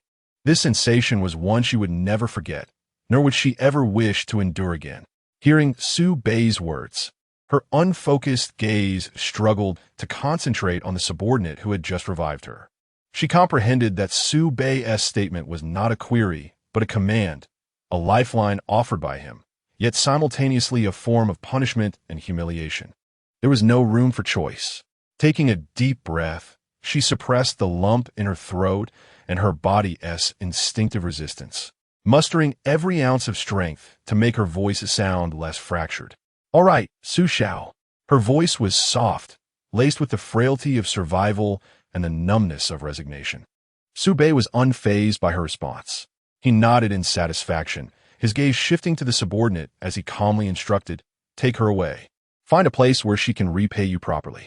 Upon hearing this, the subordinate's heart erupted with uncontainable joy. He endeavored to maintain an exterior of respect and composure. Yet a faint tremor of excitement betrayed him. "Yes, Su Xiao," he replied eagerly, bending down with an urgent possessiveness to lift the limp Li Qin into his arms. Her body felt rigid against him, eyes tightly shut, her long lashes quivering violently. He hurriedly carried her away, each step brisk and purposeful. The poolside reverted to silence, save for the gentle lapping of water against the walls. Su Bei's attention then returned to Zhao Yu, who sat on the white massage table, her body stiff and her face ashen. A cold smile reappeared on his lips as he declared, "Well, they have departed. Now it's time to discuss your story." Zhao Yu's heart plummeted, her body trembling uncontrollably. She was keenly aware that evasion was futile, having witnessed Li Qin's fate. She understood the terrifying nature of the handsome man before her. Any lingering thoughts of luck or deceit could lead to a fate far worse than Li Qin's. The intense desire for survival overshadowed her fear. She abruptly lifted her head, meeting Su Bei's unfathomable gaze, her eyes brimming with as much sincerity as she could muster. Zhao Yu hesitated not for a moment. Her voice trembled with tension, yet each word was articulated clearly, her speech rapid, fearing that a mere second's delay might cause her to lose this opportunity for candor. "Su Shou, ich kann vis. I truly only had one time, just one." Su Bei replied nonchalantly, "I am aware, yet I am curious. Why only once?" Zhao Yu compelled herself to regain her composure, inhaling deeply before gradually unveiling the secret long buried within her heart, one she believed would remain concealed forever. "His name is Wang Ju. We grew up together in the same village. From kindergarten through elementary, middle, and high school, we were always in the same school. Even when not in the same class, we would frequently cross paths. He was exceptionally kind to me when I was bullied. He would step in front of me when I suffered from menstrual cramps. He would fetch me ginger tea. When my grades slipped, he would tutor me every night." She paused, her gaze somewhat vacant as she stared at the purple reflections on the surface of the swimming pool. "As a child, I thought he cared for me like an older brother.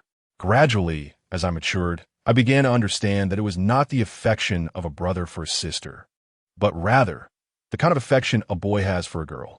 Although I realized this, I had no desire to shatter that delicate barrier. I felt content with the way things were. Until the night after the college entrance examination, he asked me out as he usually did, and I readily agreed. We dined together, watched a late-night movie, and strolled along the riverbank for what felt like an eternity, letting the breeze carry away the words we had long kept buried. The atmosphere was exquisite, so intoxicating that it clouded my mind. Zhao Yu's voice softened, tinged with regret. Then, he confessed. He said he had liked me since childhood, and asked if I would be his girlfriend.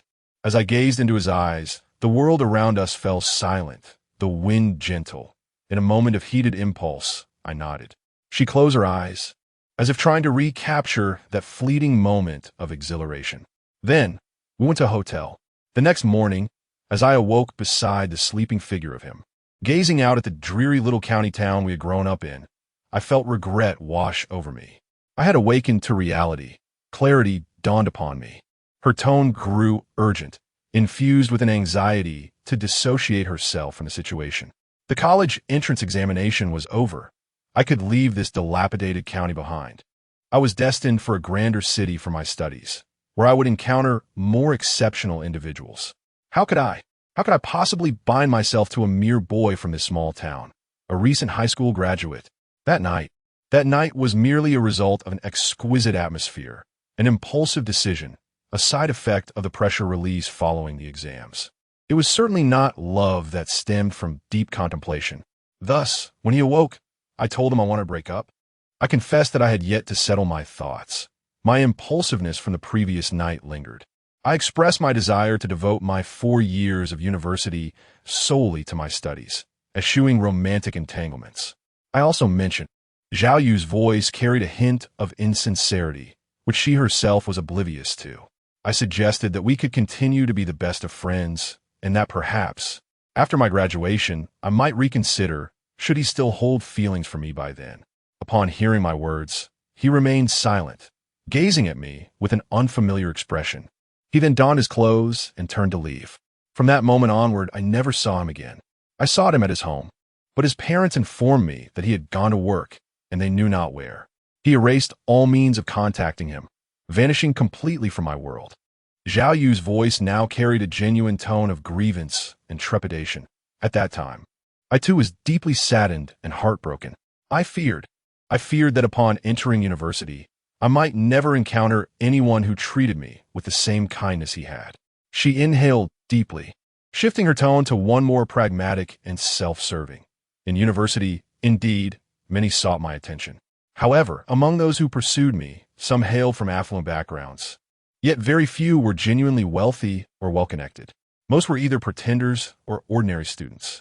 I felt they were unworthy of me and incapable of providing the future I desired. She lowered her gaze slightly. Thus, I never outright rejected anyone's advances, yet I never truly accepted anyone either. I did not wish to close off my options. What if I encountered someone even better? I continued to linger, waiting. Chapter 38. Drowning on land, Zhao Yu concluded her tale, laden with grievance and self-justification. Clap, clap, clap. Su Bei gently applauded, the sound resonating slowly and clearly, pulsating with an unsettling rhythm. One intriguing story this is, he remarked, his voice laced with a playful tone, as if critiquing a theatrical performance. In truth, you were not entirely wrong. You made him see your true self, which could be considered as liberating him early. However, before the words had fully escaped his lips, the feigned smile on Su Bei's face evaporated, replaced by unmistakable disdain. To be frank, his voice suddenly rose, imbued with a chilling sharpness. After hearing your words, I find you more repugnant than before. At least she understood the virtue of gratitude, albeit in her own peculiar way. But what about you? Do you think a single outburst can nullify his years of kindness towards you? This merciless rebuke struck Zhao Yu hard, overwhelming her with a profound sense of humiliation that rendered her trembling. A torrent of resentment and injustice drowned out her fear. She lifted her head abruptly, tears brimming in her eyes, and retorted sharply, I merely seek a better life. What crime is there in that? People aspire to ascend while water flows downward. Is it wrong to pursue a brighter future? It seemed she had discovered a rationale to counterattack, her tone tinged with a self-righteous accusation. Besides, he never truly loved me. If he genuinely cared, how could he leave so decisively just because of my words? His abandonment was so swift. This indicates that before she could finish, Su Bei's interruption came with a startling clarity. A crisp slap echoed through the room as his hand struck Zhao Yu's face with unreserved force.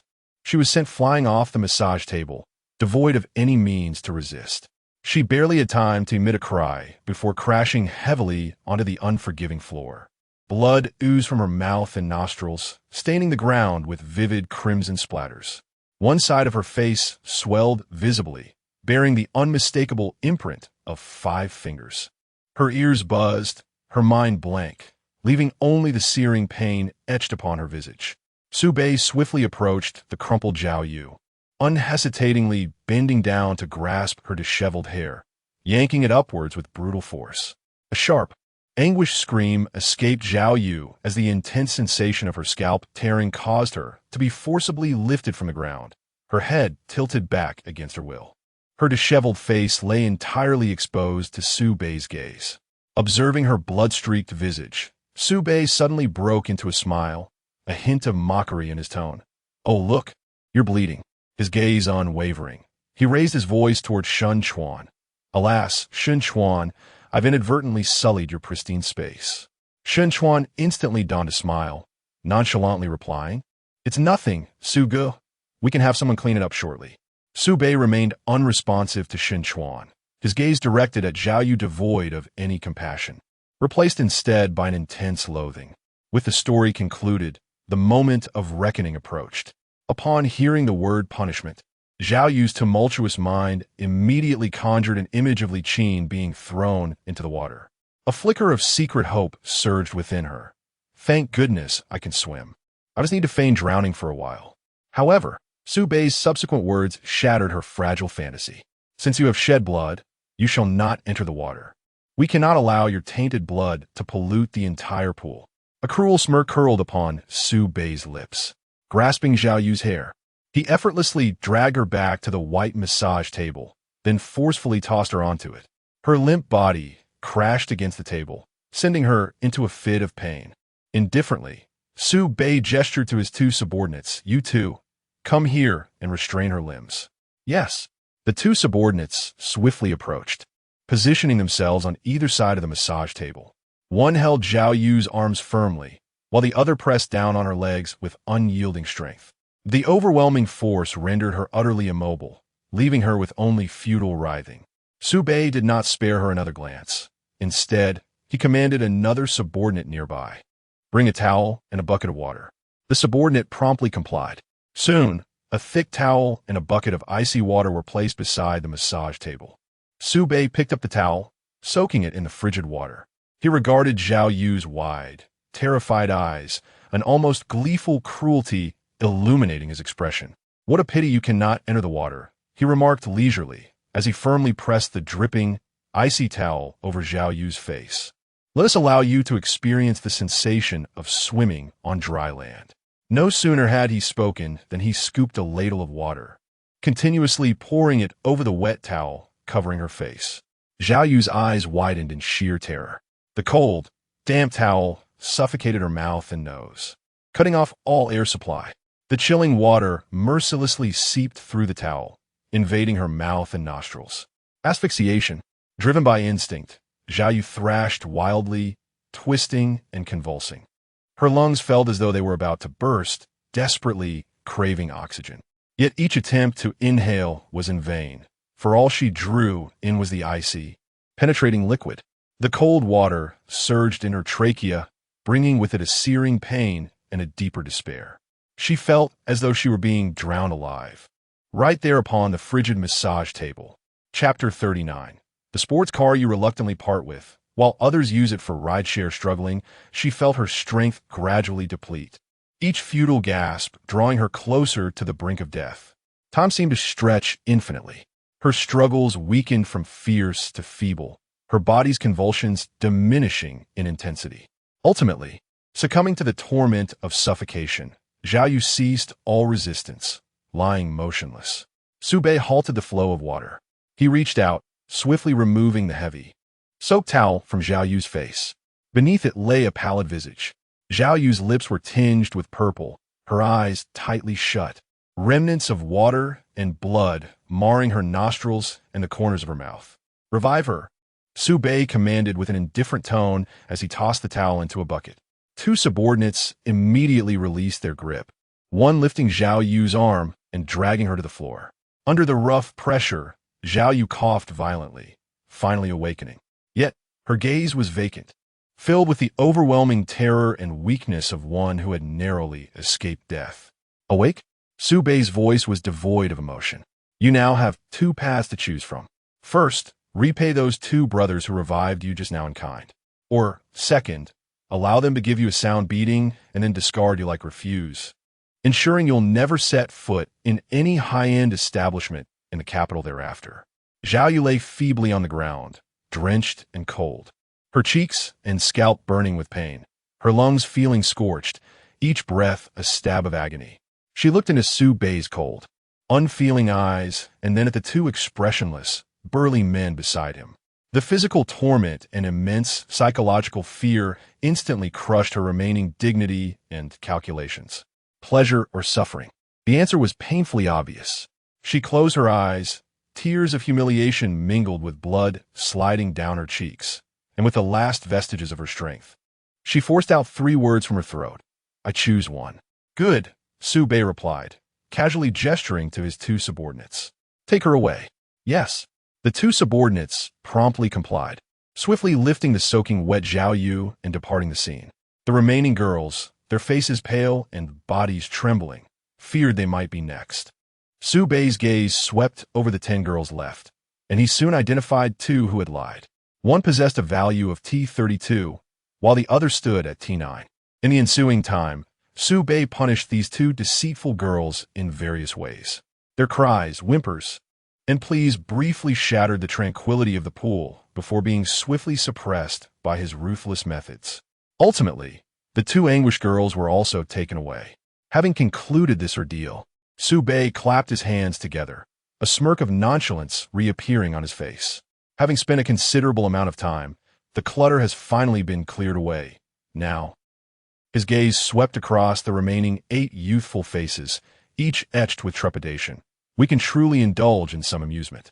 Glancing at his watch, he noted the hour was indeed late. It was time to attend to business. Yet, how to select from these 8 girls? Soon, Su Bei conceived an amusing method. He lifted his chin and gestured towards the shallow end of the pool. Everyone, please enter the water and stand at the back. We shall engage in a little game. The girls felt a wave of fear, uncertain of Su Bei's intentions, yet they dared not resist. Thus, they proceeded cautiously, sliding into the water. The icy pool enveloped their bodies, slightly easing their taut nerves. The water rose to their chests, the lightweight swimsuits soaked through, clinging to their skin and accentuating their youthful curves, subtly illuminated under the dim lights. Su Bei signaled to his subordinates, and soon a few plastic hoops, reminiscent of hula hoops, were brought forth. He picked up one, weighing it in his hand, and directed a smile that could be deemed gentle towards the girls in the water. This game is called ring toss. Next, I shall turn my back to you. He raised the hoop in his hand. I will toss this hoop behind me. Whosoever it encircles shall be the fortunate one tonight. Shen Chuan, standing nearby, chuckled. Su Ge, you truly know how to play. This method is both fair and exhilarating. Su Bei shot him a glance, a deeper smile gracing his lips. Take notes. We must always add flair to our games. Shen Chuan nodded enthusiastically, his demeanor respectful. Indeed, Su Ge is right. Today has been an eye-opener. Su Bei ceased his conversation with Shen Chuan, focusing instead on the 8 girls in the water. All right, enough talk. The game is about to commence. He turned his back to the pool. The 8 girls swiftly dispersed in the water, each searching for what they deemed a safe or lucky position. Their eyes fixed intently on the hoop in Su Bei's hand, palms slick with perspiration from anxiety. Upon sensing that the girls had ceased their movements, Su Bei casually raised his arm, hurling the hoop behind him. It traced an arc through the air, landing in the center of the pool. A collective gasp escaped the girls in the water, instinctively rushing towards it. Clumsily, they maneuvered, splashing water around them. These girls, once revered as the ethereal goddesses in the eyes of countless boys at university, now resembled a flock of geese, awaiting to be ensnared. Their distinction from the geese lay in the fact that while the geese evaded the hoop, these girls were vying for it. It was akin to a coveted sports car that one hesitates to drive, yet others have taken to the streets for ride-sharing.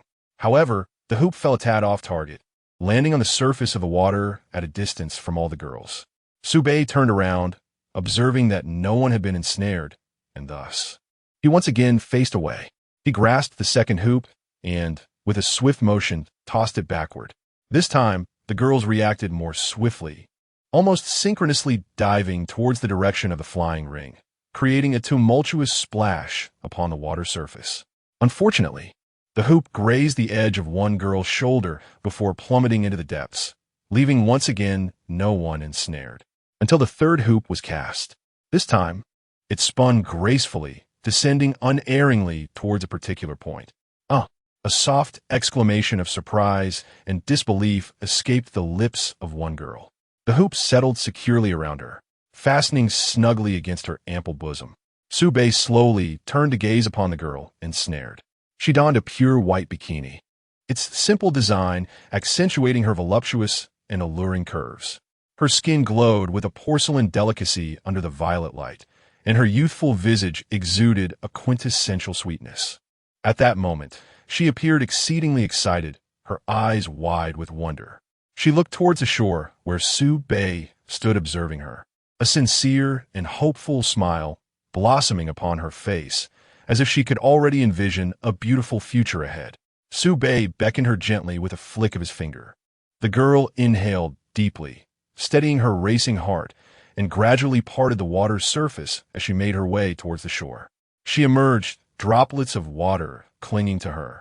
Standing somewhat nervously before Su Bei, her head slightly bowed, yet unable to resist glancing up at him.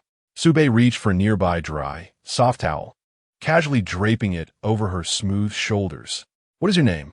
he inquired, his tone considerably softer than before.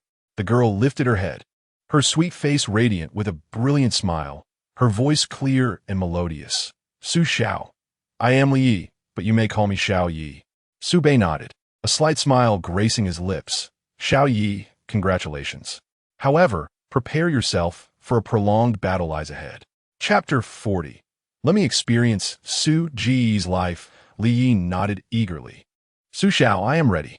Su Bei smiled faintly. "Good, then follow me." With that, Su Bei casually wrapped his arm around Li Ye's slender waist and led her towards the room adjacent to the private pool. Shen Chuan, standing behind, waved with a grin. "Have fun, Su Ge." Without glancing back, Su Bei merely gestured dismissively. As Shen Chuan watched Su Bei and Li Yi disappear behind the door, he turned around, his face alight with mock excitement as he looked at the remaining 7 girls in the water. Imitating Su Bei's tone with a hint of jest, he said, "What about you? Don't be disheartened. There's still one more chance." With renewed enthusiasm, he picked up the remaining hula hoops, thinking to himself, "Let me also experience Su Ji's life." Shen Chuan turned his back to the pool, mimicking Su Bei's actions as he tossed a hoop behind him. Once he missed, twice he failed, and on the 3rd attempt, he barely grazed the edge. On the 4th try, he finally managed to land a hoop around a tall girl, exuding an elegant, dominant aura. Clad in a light blue swimsuit, she bore an air of cool allure. Shen Chuan turned to her, nodding in satisfaction. "All right, you're the one." He beckoned her over in a manner reminiscent of Su Bei. The girl silently exited the pool, and Shen Chuan handed her a towel before leading her to another prepared room. The remaining 6 girls exchanged glances by the empty poolside, their eyes filled with disappointment and resentment. Soon, a server approached, expressionless, and addressed the 6 girls in the water. "Change your clothes. In a moment, you'll collect your payment at the front desk and leave until the next notification." The girls, dragging their weary and disheartened bodies, quietly made their way to the changing room. For them, the evening's opportunity had come to a definitive end. In a room within the Jinxiang Pavilion, a young man wrapped in a towel emerged from the bathroom, his greedy gaze fixed upon the bed.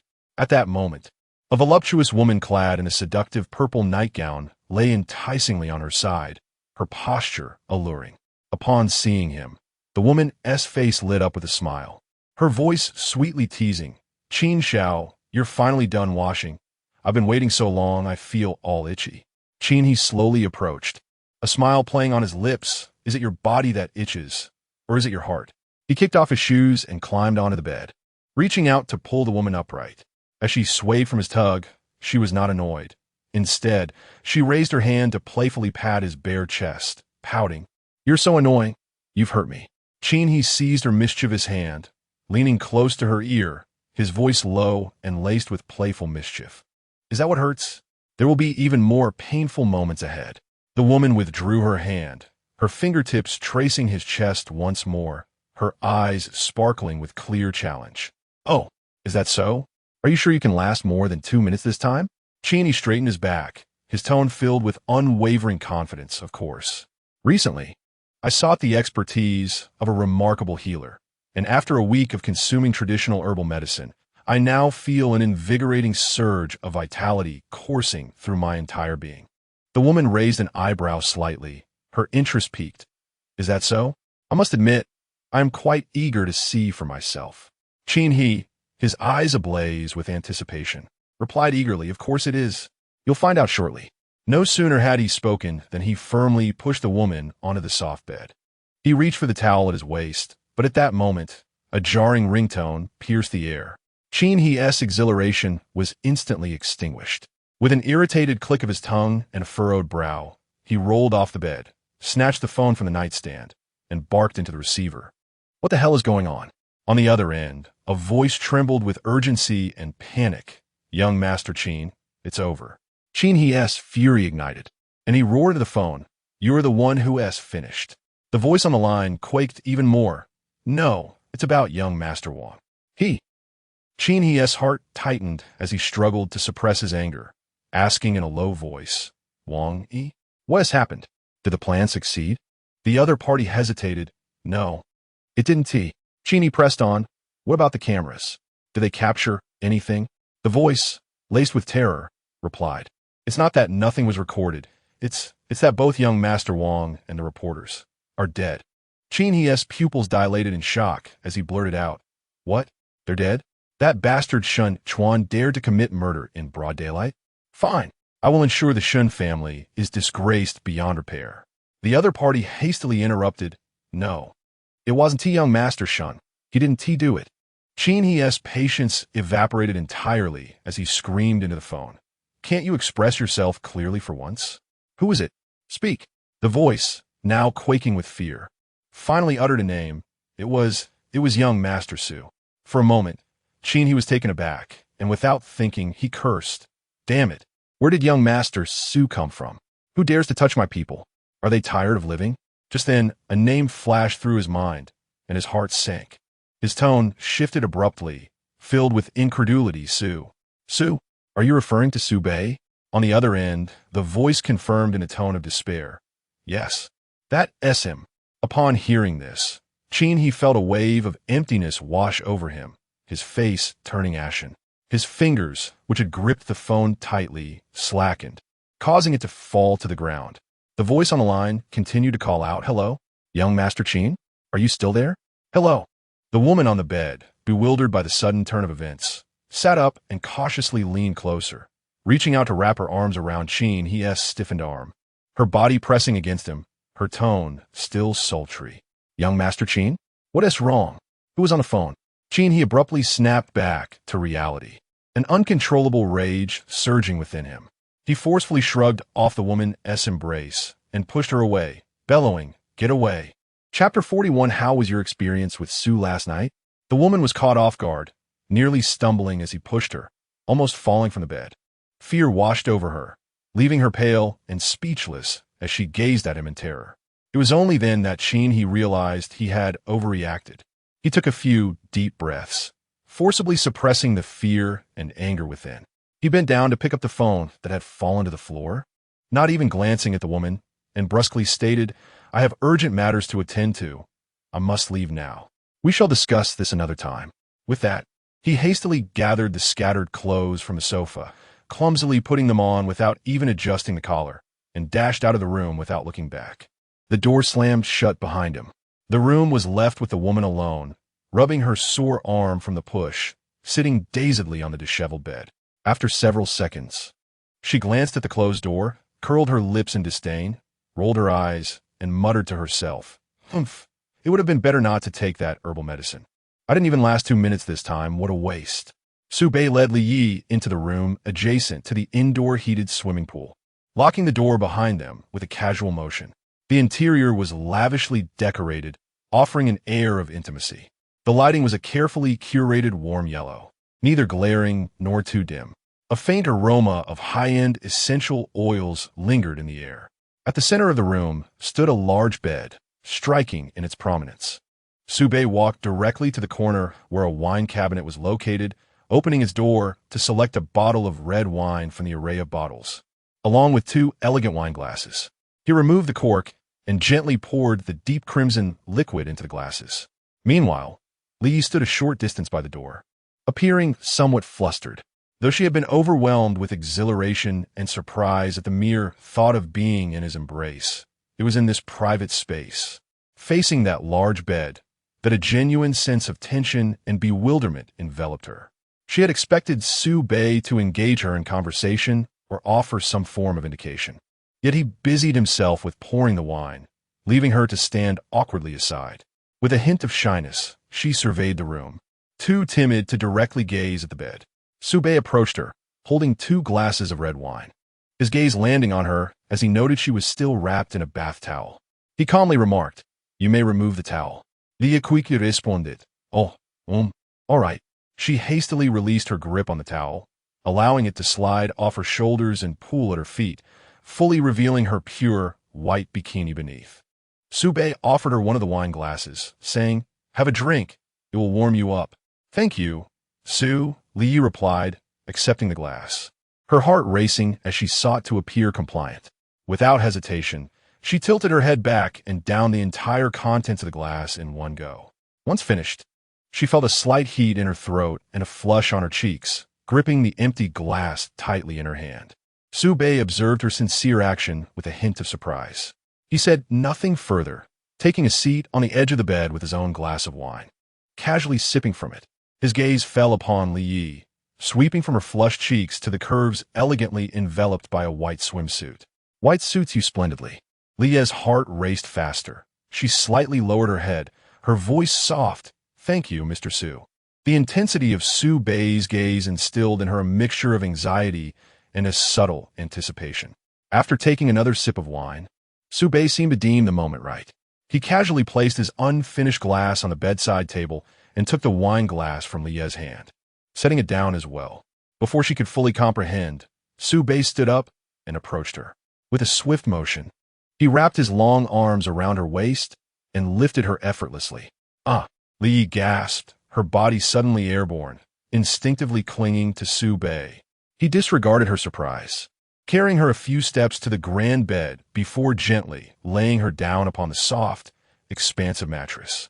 Li Yi sank into the plush bedding, gazing up at Su Bei, overwhelmed by a potent sense of pressure and the ominous premonition of what was to come.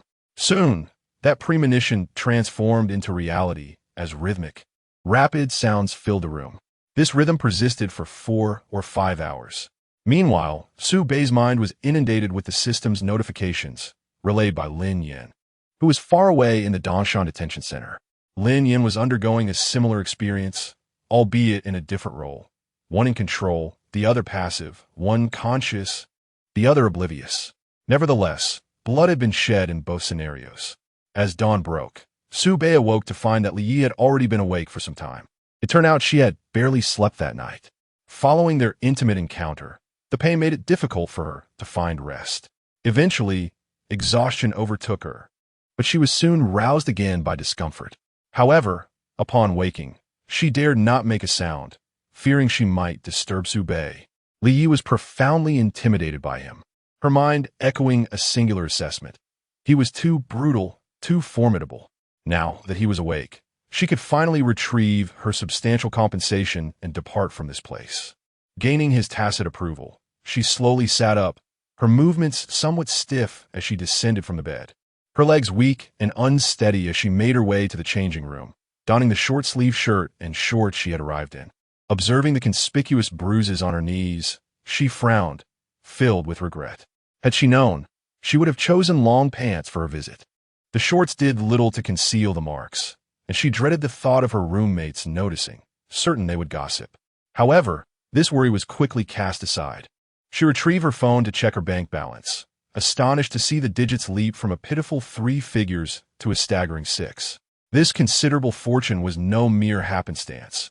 It was the tangible result of her toil. Just as she became engrossed in the joy of her newfound wealth, a girl in a light blue swimsuit entered the changing room. The very girl who had been ensnared by Shun Chuan the previous night. The girl wore a bright smile as she cheerfully greeted Li Yi, exclaiming, Li Yi. She and Li Yi had become acquainted on their way to the event that evening. Since their universities were conveniently adjacent, the Platinum Society had arranged for a vehicle to transport 3 girls from these 2 institutions. However, one of the girls was not as fortunate as the 2 of them, as she had to leave the Platinum Society with only 1,000 yuan in hand. Li Yi looked at her in surprise and asked, What brings you here? Did you not leave last night? The girl replied, Everyone else departed, but I was kept back by young Master Shun. Li Yi forced a smile and replied, Congratulations to you then. The girl responded with a cheerful grin, Thank you. Thank you. By the way, she leaned in closer, her curiosity piqued and a hint of gossip in her tone. What was your experience with young Master Su like last night? Chapter 42. Shall I share a jest with you as well? Li Yi sighed wearily, rubbing his aching waist. Ah, don't mention it. I'm both pained and exhausted. The girl, upon hearing this, displayed a perplexed expression. How can that be? I don't feel tired at all. Aside from a bit of discomfort at the beginning, I actually felt quite well afterward. Li Yi shrugged helplessly, perhaps. It's a matter of differing physical constitutions.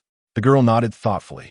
At that moment, She noticed the prominent bruises on Li Ye's knees and asked in surprise, Xiao Yi, what happened to your knees?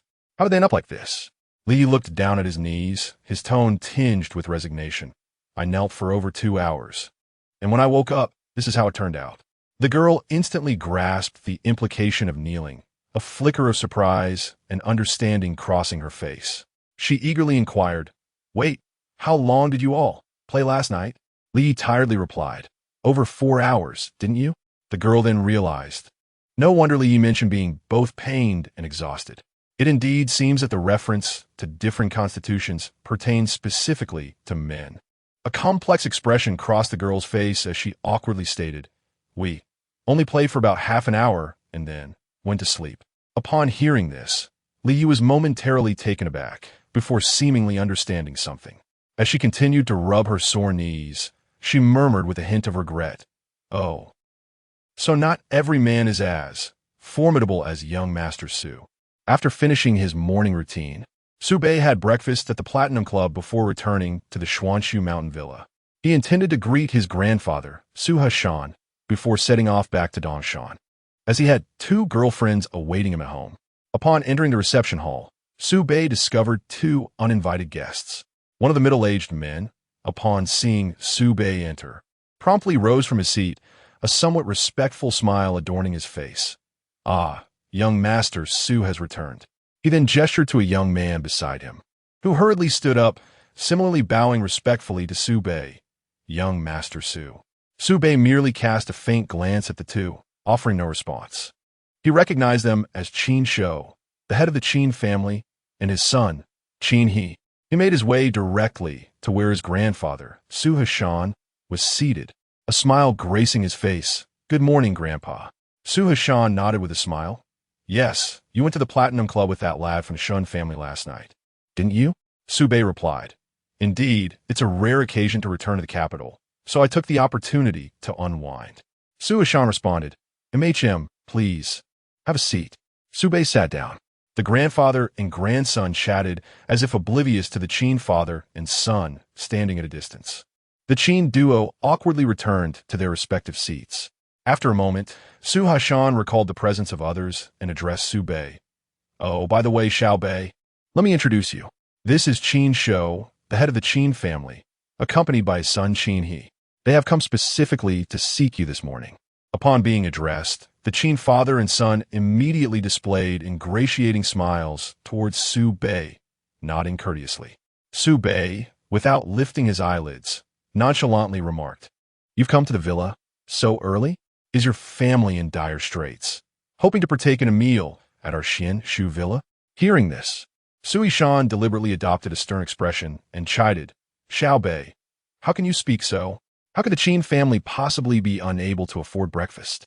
He paused, then shifted his tone to one tinged with mockery. Besides, even if they truly could not afford a meal, they should not come to Xian Shu villa for handouts. Do you take us for a charity soup kitchen? The smiles on the faces of the Qin father and son instantly froze, their awkwardness palpable as the muscles in their faces twitched slightly. Yet, they dared not reveal a hint of discontent. For Su Yishan's status in Long Kingdom is preeminent, ranking among the top 3. The disparity between them was as vast as heaven and earth. The 2 could only maintain their strained smiles, pretending that Su Yishan was merely jesting. Su Bei turned his gaze towards the Qin family, his tone remaining unruffled. Speak. What is it that you seek from me? Qin Shou hastily responded, a sincere expression etched upon his face. It is this, dear Su Xianzi. I have heard that last night, that unruly Wang Yi had the audacity to cause a scene at the Boyu meeting, even confronting you. I am concerned that you might misunderstand any special relationship between Wang Yi and our Qin family. Hence I came early this morning with the heir to extend our apologies. After saying this, he cast a significant glance at Qin He. Understanding the cue, Qin He quickly chimed in, his tone deliberately distancing. Indeed, Su Xiao, that fellow Wang, he has only dined with me a few times before, discussing matters of corporate collaboration. We have never been friends and are hardly acquainted. His outrageous behavior last night was entirely unbeknownst to me. It has nothing to do with me, and I implore you, Su Xiao, do not misunderstand. Su Bei lifted a nearby teacup, gently blowing on it. Without raising his eyelids, he coolly countered, "Oh? If it has nothing to do with you, then why are you apologizing?" The Qin father and son were momentarily rendered speechless, exchanging glances, unsure of how to respond.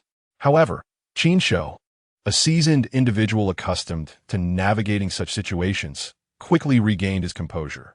He donned an ingratiating smile, his tone appearing exceedingly sincere. "Dear Su Xianzi, you have misunderstood. Our visit to apologize primarily signifies our Qin family's seriousness regarding this matter. Wang Yi's actions last night were utterly reprehensible. Although our Qin family has some minor business dealings with the Wang family, we absolutely do not condone such behavior. Both our families, the Su and the Qin, are esteemed families in the imperial capital, with long-standing cordial relations. We must not allow outsiders to sow discord between us. Thus, enough." Su Bei fully interrupted him, his gaze tinged with evident impatience. "There is no need for familial pleasantries. Let us dispense with such niceties." Qin Shou's smile froze on his face. His prepared remarks thwarted, leaving his expression somewhat awkward. Beside him, Qin noticed his father's predicament and felt a surge of anxiety. In a moment of impulsiveness, he forced a smile in an attempt to alleviate the tension. Indeed, Mr. Su is right. In truth, the incident last night was merely a misunderstanding. That scoundrel Wang, he was simply being foolish, making an ill-timed jest. Please do not take it to heart. Ayest. Su Bei let out a cold snort and slowly rose from his seat. He strode deliberately towards Qin He, and, as he closed the distance, he halted just a step away. Suddenly, he raised his right hand and delivered a powerful slap across Qin He's face. The force was tremendous. Accompanied by a gust of wind, Qin He was sent sprawling to the side, crashing heavily onto the ground. The left side of his face swelled instantly. A gash appeared at the corner of his mouth, and blood gushed forth. The searing pain and dizziness clouded his vision, leaving his ears ringing. Standing there, Su Bei casually shook his hand. He looked down at the bloodied Qin He, a playful smile gracing his lips. "Allow me to share a jest with you. How's that sound?" Dear readers, the upcoming chapters may seem somewhat tedious, but they are difficult to alter. If they do not appeal to you, feel free to skip ahead. The story becomes more thrilling thereafter. Please trust the author, and if you find chapters 60 to 70 lacking in humor, do not hesitate to express your thoughts. It is essential to persevere. Chapter 43. The melancholy of the Qin father and son enduring excruciating pain. Qin managed to squeeze out a fragmented and sycophantic voice from his throat. "Very well. Young Master Su, that jest was quite amusing." Watching his son in such a pitiful state filled Qin Shou with both fury and anguish. He had always showered affection upon his son, unable even to bear striking him, yet now he found him assaulted by outsiders. However, he dared not voice his sentiments. Clenching his teeth, he swallowed his angry retorts. Remaining rooted in place, paralyzed by the situation, Qin He lay on the ground, gasping in agony, writhing for some time before he managed to prop himself up with his trembling arms, unsteadily rising to his feet. He carelessly wiped the blood from the corner of his mouth with his sleeve, lowering his head, too afraid to meet Su Bei's gaze. Su Bei, disinterested, did not even spare a glance at the father and son. He adjusted his slightly rumpled cuff and turned to the venerable Su Hishan at the head of the table, his tone returning to its usual nonchalance. "Grandfather, I have concluded my business in the capital and shall return to Dongshan now." He cast a casual glance at the Qin family, adding, "As for them, I leave their handling to you. I shall take my leave now and visit you again next time." A gentle smile adorned Su Hishan's face as he nodded slightly. "Very well, you may go." Without looking back, Su Bei turned and exited the reception hall. Only after his departure did the oppressive atmosphere within the room begin to dissipate. It was as if nothing had transpired, as Su Hishan leisurely picked up a purple clay teapot and poured himself another cup of tea. He then lifted his gaze to the Qin father and son, his expression radiating the warmth of an elder. "Please, take a seat. There is no need to stand." The Qin father and son nodded slightly towards Su Hishan and slowly settled into their seats. Su Hishan's tone remained calm, akin to a casual conversation. Young people can be impetuous. It's normal to have some conflicts. He raised his teacup, taking a gentle sip before placing it down. His gaze settling on Qin Shou, his tone unwavering. However, since the matter has arisen, it must be addressed. Qin Shou, do you not agree? Qin Shou's heart sank to the depths, realizing the gravity of the situation. He suppressed his sorrow, his voice hoarse and dry. Indeed. You are right, old Su. Everything is at your discretion. The Qin family has no objections. Su Yishan nodded, sipping his tea before setting down the cup. I have heard that the district chief of Qinghua is stepping down. That area is a treasure trove, you know. Its economic strength ranks among the best in the capital, with numerous high-tech enterprises and a promising development trajectory, making it a focal point for the future growth of the capital. To entrust such a vital position to another instills a sense of unease in me. Qin Shou was perplexed by Su Yishan's intentions, his mind rife with uncertainty. Yet he could only force a smile that resembled a grimace, nodding in agreement. Yes, you're correct, old Su. Su Yishan regarded Qin Shou as if seeking his counsel. Do you have any suitable candidates in mind? Qin Shou hastily shook his head, his smile rigid. Old Su, I cannot think of anyone. Su Yishan seemed to suddenly recall something. Ah, yes, I remember your family's Jinxiang Pavilion. Qin Shou hastily interjected. It's Jinxiang Pavilion. Su Yishan, realizing, continued casually, right? Jinxiang Pavilion. Isn't it located in the Qinghua district? Why not have someone from the Qin family take on the role of the district chief? Upon hearing this, Qin Shou quickly waved his hands, his face a mask of trepidation. Old Su, that one do. He is still too young and inexperienced. He simply cannot fulfill this position. Su Yishan erupted into hearty laughter. Qin Shou, you truly have a knack for humor. His gaze, tinged with a hint of mockery, inquired, when did I suggest that young he should be the district chief? Qin Shou was momentarily taken aback, his fear transforming into confusion. Old Su, then. What do you mean? The smile on Su Yishan's face remained, but his eyes sharpened. I believe that Qin Laosan possesses commendable capabilities. He is composed and diligent in his endeavors. Thus, I think it would be most fitting for Qin Laosan to assume the role of district chief. At this, Qin Shou's complexion turned as pale as a ghost. He comprehended Su Yishan's intentions entirely. Qin Laosan was Qin Shou's younger brother and a sitting congressman. The Qin family's prominence among the four great families of the capital was largely due to their secure hold on 2 congressional seats, granting them significant influence. Now, Su Yishan intended to strip Qin Laosan of his congressional identity, effectively severing a vital limb from the Qin family. This was an overt attempt by the Su family to diminish the power of the Qins. Qin Shou still sought to plead his case. Old Su. But Laosan is a congressman. It wouldn't be proper for him to take on the role of district chief. Su Yishan maintained his gentle smile, yet his tone brooked no dissent. What is improper about it? He can simply resign from his congressional duties, can't he? Leaning slightly forward, his voice became earnest, becoming the district chief in Qinghua, focusing on economic development. And elevating progress to new heights is the essence of tangible contributions to the capital and to the Dragon Kingdom. With his abilities, combined with your family's foundation in Qinghua. Su Yishan cast a significant glance at Qin Shou. In that position, he would undoubtedly achieve remarkable results. This presents a rare opportunity for both his personal advancement and the future development of your family. Leaning back against the chair, his gaze was calm, yet bore an invisible weight. Qin Shou, do you not agree?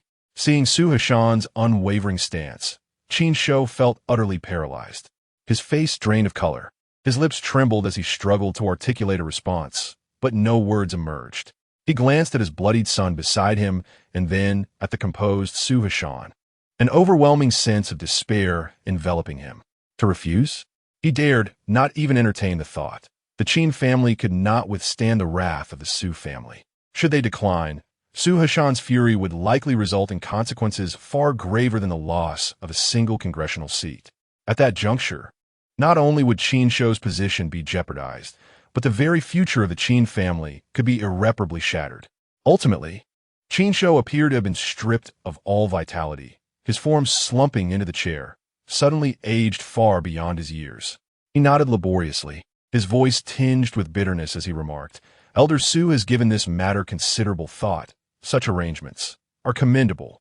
I shall convey my gratitude to the third one on his behalf, and I will return to prepare him for his new position." A satisfied smile graced Su Hashan's countenance as he replied, "Excellent, splendid. Now that everything has been satisfactorily resolved, you ought to make haste back. Your Qin family is engaged in bustling enterprises with expansive affairs. Do not waste time with this old man." With vacant eyes and a dazed demeanor, Qin Shou nodded slowly.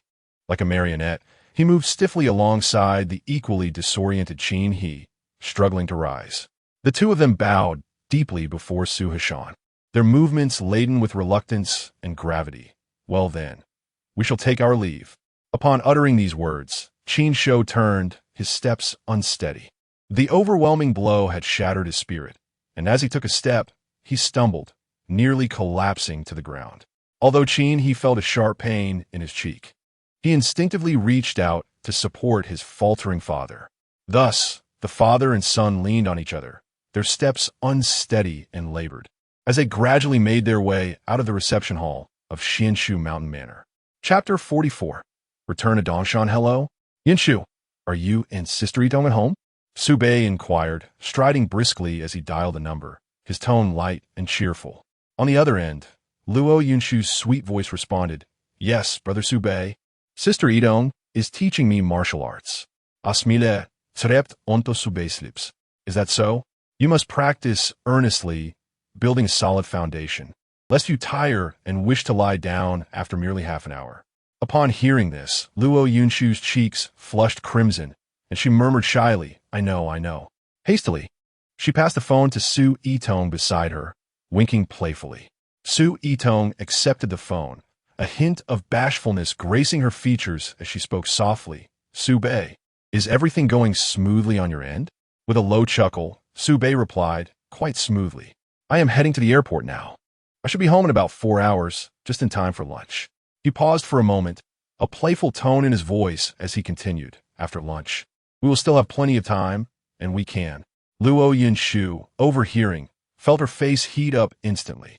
She quickly cleared her throat and interjected, "Brother Su Bei, perhaps we should wait until you get home to discuss those matters." Su Itong, feeling a touch of embarrassment as well, quickly agreed, Yes. Do take care on your journey and stay safe." Noticing the girl's shyness, Su Bei smiled knowingly. "Rest assured, wait patiently for my return."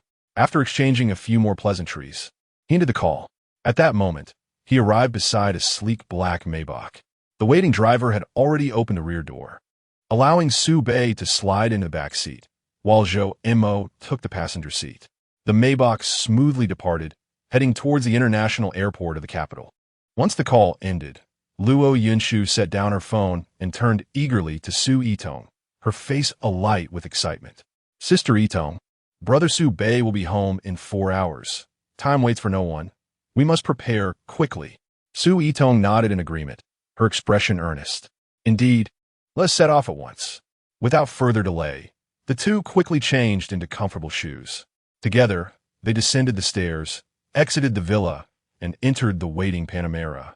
The car glided smoothly away from the tranquil villa area, heading towards the bustling city center.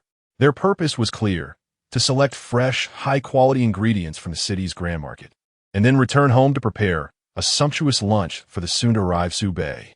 In truth, such mundane tasks as grocery shopping were typically handled by the villa's staff.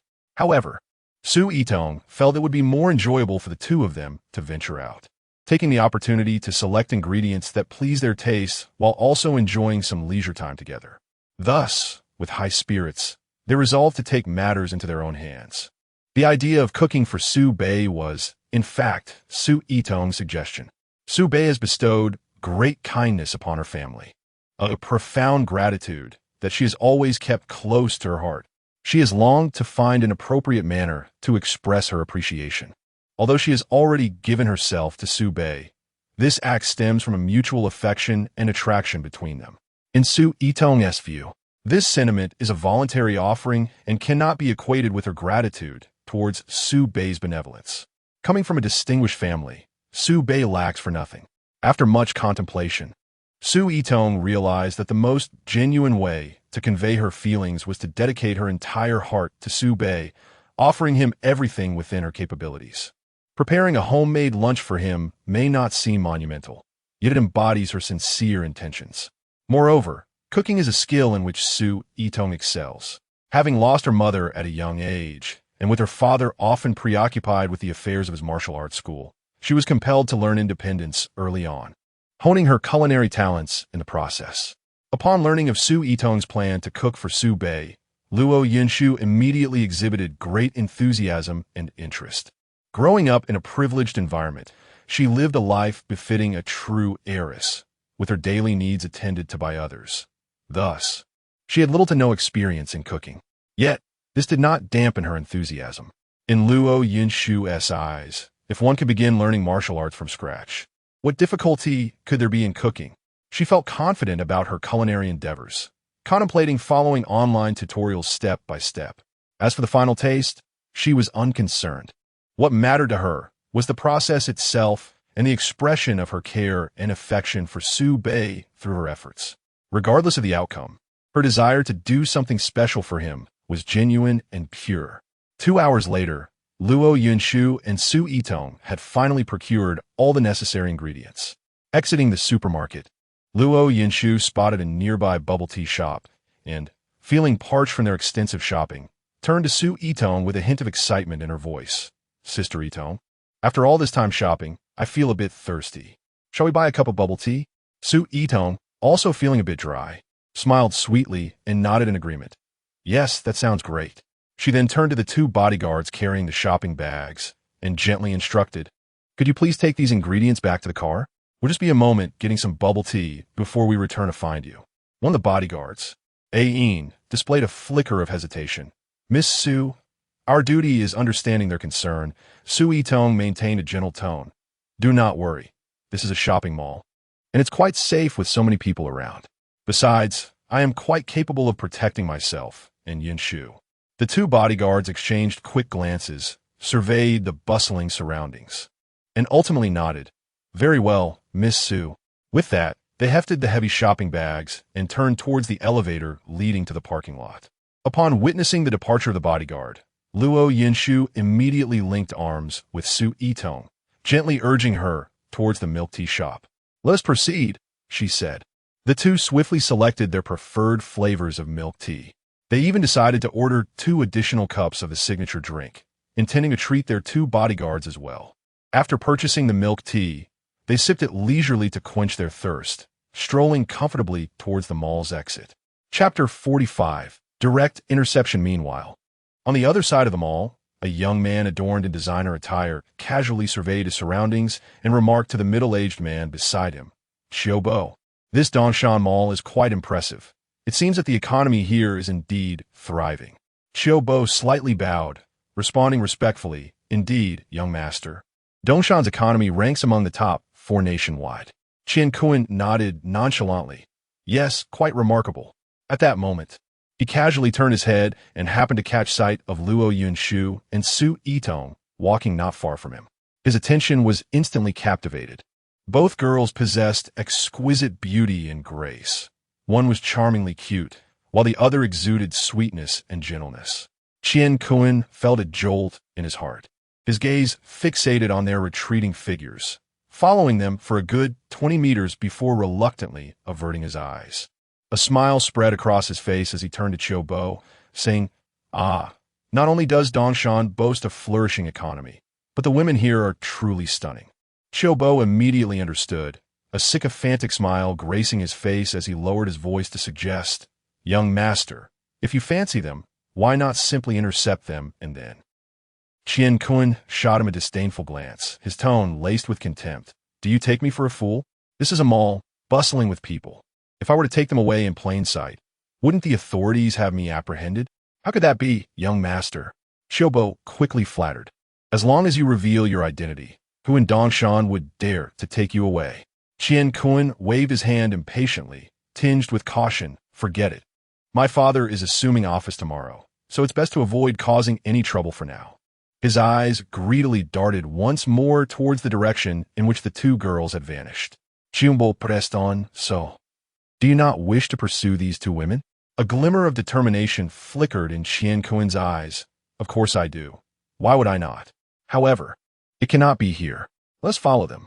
Understood, young master. Chiu Bo responding promptly. Without further ado, Qian Kun led Xiao Bo and two robust bodyguards swiftly towards the direction in which Luo Yunshu and Su Yitong had departed. Luo Yunshu and Su Yitong successfully returned to the underground parking garage. The bodyguards had already placed the groceries in the trunk and were standing by the vehicle awaiting their return. Thank you for your hard work, Luo Yunshu said, hurrying over to the bodyguards and offering them the packed milk tea with a radiant smile on her face. Here, please enjoy. The two bodyguards were momentarily taken aback, their faces reflecting astonishment, soon followed by a subtle wave of gratitude. They had not anticipated that these two esteemed young ladies would think to buy the milk tea. They quickly accepted it with both hands, a bit awkward, but genuinely thankful, repeatedly expressing their appreciation. Thank you, Miss Luo. Thank you, Miss Su. Su Yitong stood beside them, her face adorned with a gentle and sweet smile as she softly added, You're welcome. It's hot out. This will quench your thirst. Let us get in the car. After speaking, she and Luo Yunshu settled into the plush back seat of the Panamera. The vehicle gradually set off, leaving behind the bustling and vibrant streets. 20 minutes later, the Panamera glided smoothly along the road leading to the Villa District. Inside the vehicle, Luo Yunshu animatedly conversed with Su Yitong about the dishes they would prepare shortly. However, the driver, Ian, furrowed his brow in concern, having noticed two cars trailing closely behind them. Initially, amidst the bustling thoroughfare of the city, Ian was preoccupied with the traffic conditions and had not paid particular attention to the vehicles behind. Yet, as they gradually entered the serene and sparsely populated outskirts of the villa area, the number of cars on the road diminished significantly. It was then that Ian became aware of the two vehicles following them at a steady distance. One was a Range Rover, the other a Land Rover Defender. These vehicles seemed to have pursued them from the city, and their intentions now appeared suspicious in the quieter setting. Maintaining his composure, Ian slightly increased the speed of the vehicle while closely monitoring the movements of the cars behind. Meanwhile, in the back of the Range Rover, Qian Kun fixated on the Panamera ahead, growing increasingly impatient. Why is that car speeding up? Have they noticed us? He questioned. Xiao Bo glanced at the increasingly secluded road ahead and suggested, Young master, this area is sparse with both vehicles and people. It presents a perfect opportunity. Shall we intercept them directly? After a moment of contemplation, Qian Kun found the suggestion reasonable and commanded the driver, accelerate and overtake them, block their path. The driver hesitated, casting a cautious glance at Qian Kun through the rearview mirror. Young master, that is a fully equipped Panamera. What if it carries the daughter of a prominent family? He cautioned. Before Qian Kun could respond, Xiao Bo rebuked sharply, Who are you to speak? Do as the young master commands. Well, the Panamera. There are many wealthy individuals in Dongshan who drive luxury cars. Even if it is the daughter of one of the four prominent families, if the young master wishes to stop them, they will have no choice but to comply. Qian Kun, thoroughly intoxicated by Xiao Bo's flattery and the prospect of his prey, lifted his chin arrogantly and added, Indeed, stop them outright. Even the head of the four families would be powerless today. The driver, silenced, pressed the accelerator forcefully. The Range Rover surged ahead, deftly overtaking the Panamera. Then sharply turned to cut directly in front of it before abruptly braking. Inside the Panamera, Ian had already anticipated trouble. Reacting swiftly, he slammed on the brakes, bringing the car to a halt and narrowly avoiding a collision. Instinctively, he considered reversing.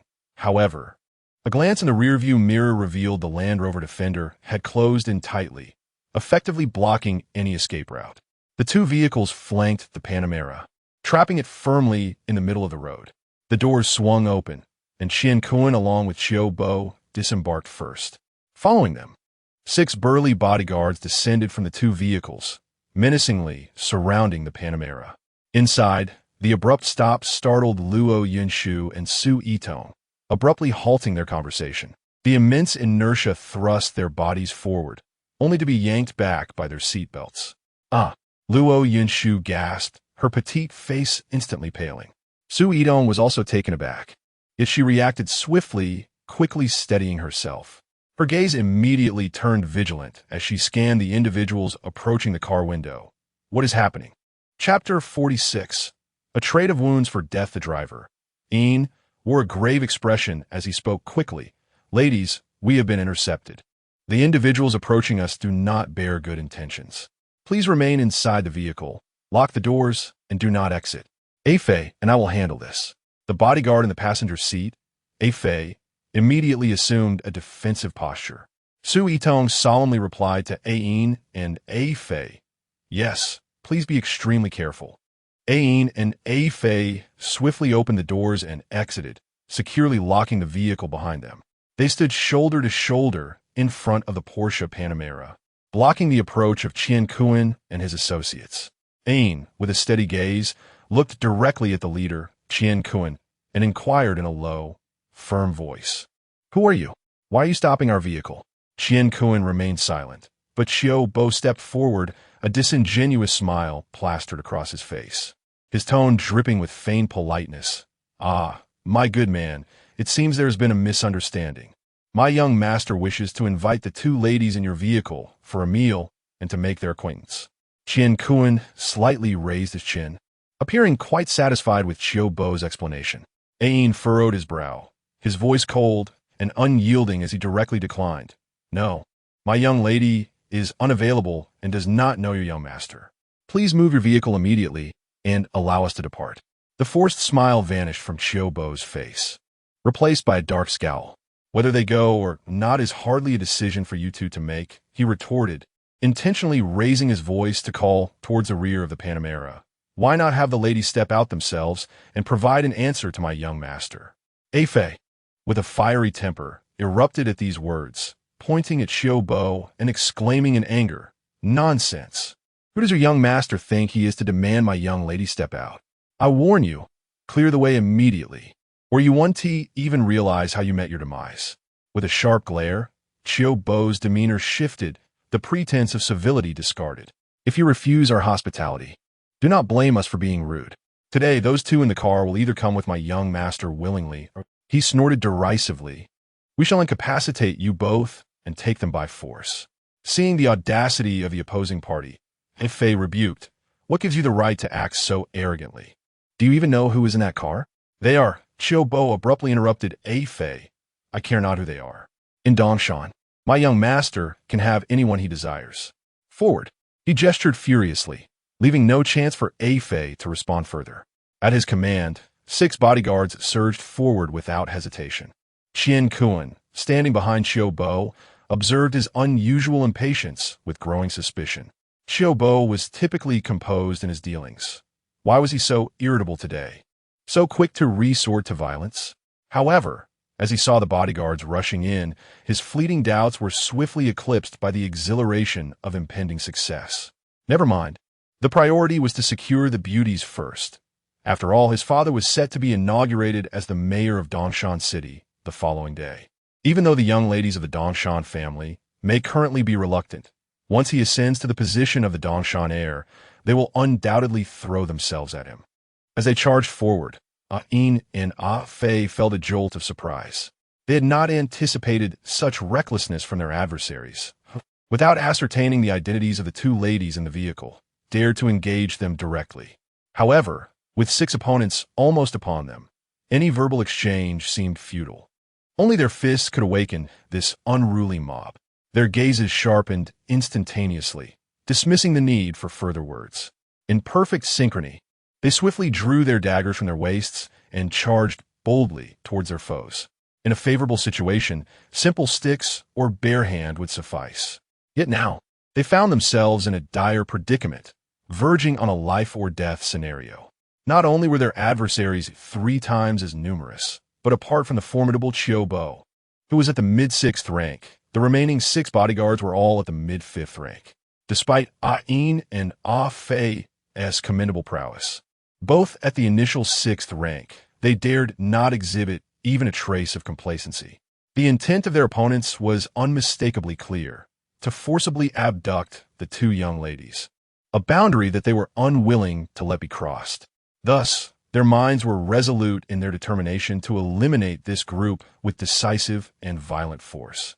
as it was the most prudent and effective course of action. The 6 bodyguards under Qian Kuan had been instructed merely to subdue Ain and Ah Fei. As such, they wielded only truncheons or short clubs to facilitate the task. Upon witnessing the glint of daggers in Ain and Ah Fei's hands, the 6 were taken aback, their expressions betraying a flicker of confusion and panic. At this juncture, retreating to the vehicle for weapons was evidently too late. They had no choice but to grit their teeth and face the assault, wielding their clubs with trepidation. Ain and Ah Fei launched a ferocious offensive, their daggers aimed directly at their opponent's vital points. This was a strategy of trading injury for a kill. The 6 bodyguards were caught off guard by this ruthless onslaught, forced to retreat clumsily in a desperate attempt to evade. The contrasting mindsets and positions of both sides became starkly evident in that moment. The bodyguards were merely mercenaries, motivated by monetary gain, and instinctively felt a surge of survival instinct when faced with the lethal and unrelenting tactics of Ain and Ah Fei. They sought to evade and escape, unwilling to risk their lives for a meager wage, and even injury was to be avoided at all costs. After all, even if they were overpowered, there was still the stronger Qiubo to back them up. Qian Kuan would not truly retaliate against them afterward. In stark contrast, Ain and Ah Fei were elite guards meticulously nurtured and selected by the Su family, their loyalty far surpassing that of these hired thugs. More importantly, the young ladies, Luo Yinshu and Su Yitong, treated them with kindness, never regarding them as mere subordinates, but as true allies. This respect and camaraderie had long been etched in their hearts. Furthermore, if the 2 young ladies were indeed abducted before their very eyes, they would have no explanation to offer to Su Bei. Driven by such disparate motivations, the morale and combat effectiveness of the 6 bodyguards dwindled, resulting in their steady retreat. In a mere 2 minutes of confrontation, several individuals bore a multitude of wounds, varying in depth, with blood steadily seeping out and staining their garments, rendering them quite disheveled. Although Ain and Ah Fei displayed agility and a harmonious partnership, they could not evade the blows of their 6 assailants entirely, sustaining several strikes from the wooden clubs. Fortunately, these blows primarily landed on their robust shoulders and backs, which, while painful, did not inflict any serious injuries. Meanwhile, Qiubo, who was observing the battle, furrowed his brow in concern. The unfolding situation made it evident to him that if he did not intervene soon, his inept subordinates would face utter defeat. A bunch of useless fools. Get out of my way, Qiubo barked, his voice laced with impatience. No sooner had he spoken than he darted forward, charging directly at Ain and Ah Fei. Chapter 47. Reinforcements arrive. Qiubo had little fondness for blades. His faith resided in the martial prowess honed through decades of rigorous training. In truth, he had initially intended for the 6 bodyguards to wear down Ain and Ah Fei's stamina. Even if they could not subdue the 2, it would create a more advantageous scenario for his own intervention. With movements as swift as lightning, Qiubo's legs executed strikes with unparalleled ferocity, each angle precise and forceful. A series of whip-like kicks forced Ain and Ah Fei to retreat rapidly. Although the disparity in strength between the early and mid-6th rank was not vast, Ain and Ah Fei, having just endured an exhausting struggle against the 6 bodyguards, found their energy depleted. Their reaction times and explosive power had significantly diminished. Confronted with Qiubo's vigorous assault, they appeared increasingly overwhelmed, struggling to defend themselves. Qiubo, seasoned and astute, unleashed a flurry of powerful punches that drove Ain back. His gaze then fixed intently on Ah Fei, who had spoken insolently to him earlier. Gritting his teeth, Ah Fei lunged forward with his blade, aiming for Qiubo's throat. With a dismissive snort, Qiubo deftly sidestepped the lethal strike. Simultaneously, his left hand shot out, seizing Ah Fei's wrist with a vice-like grip, twisting it with force. A sharp pain surged through Ah Fei's wrist, akin to bones fracturing, rendering him unable to maintain his grasp on the dagger, which fell from his fingers. In a seamless motion, Qiubo caught the descending weapon. Without a moment's hesitation, he aimed the blade directly at Ah Fei's heart. At this critical juncture, Fei's survival instincts ignited, prompting him to shield his chest with his other hand. The dagger pierced through his palm with a sickening thrust, blood gushing forth like a torrent. An unimaginable agony engulfed Fei, causing darkness to cloud his vision, while a cold sweat drenched his back. Fei, just as Ain regained his footing, he witnessed this harrowing scene and shouted in fury, recklessly charging to his comrade's aid. Dagger in hand, he aimed a fierce slash at Qiubo's neck, attempting to divert his attention. Qiubo was compelled to abandon his assault on Fei's heart, and with a swift motion, he parried Yin's lethal strike with the very dagger he had just seized. Without mercy, he then delivered a brutal kick to the wounded Fei, sending him crashing to the ground, unable to rise. Turning swiftly, Qiubo lunged at Yin, wielding the dagger with a masterful finesse that belied his disdain for blades. Each thrust was aimed with deadly precision.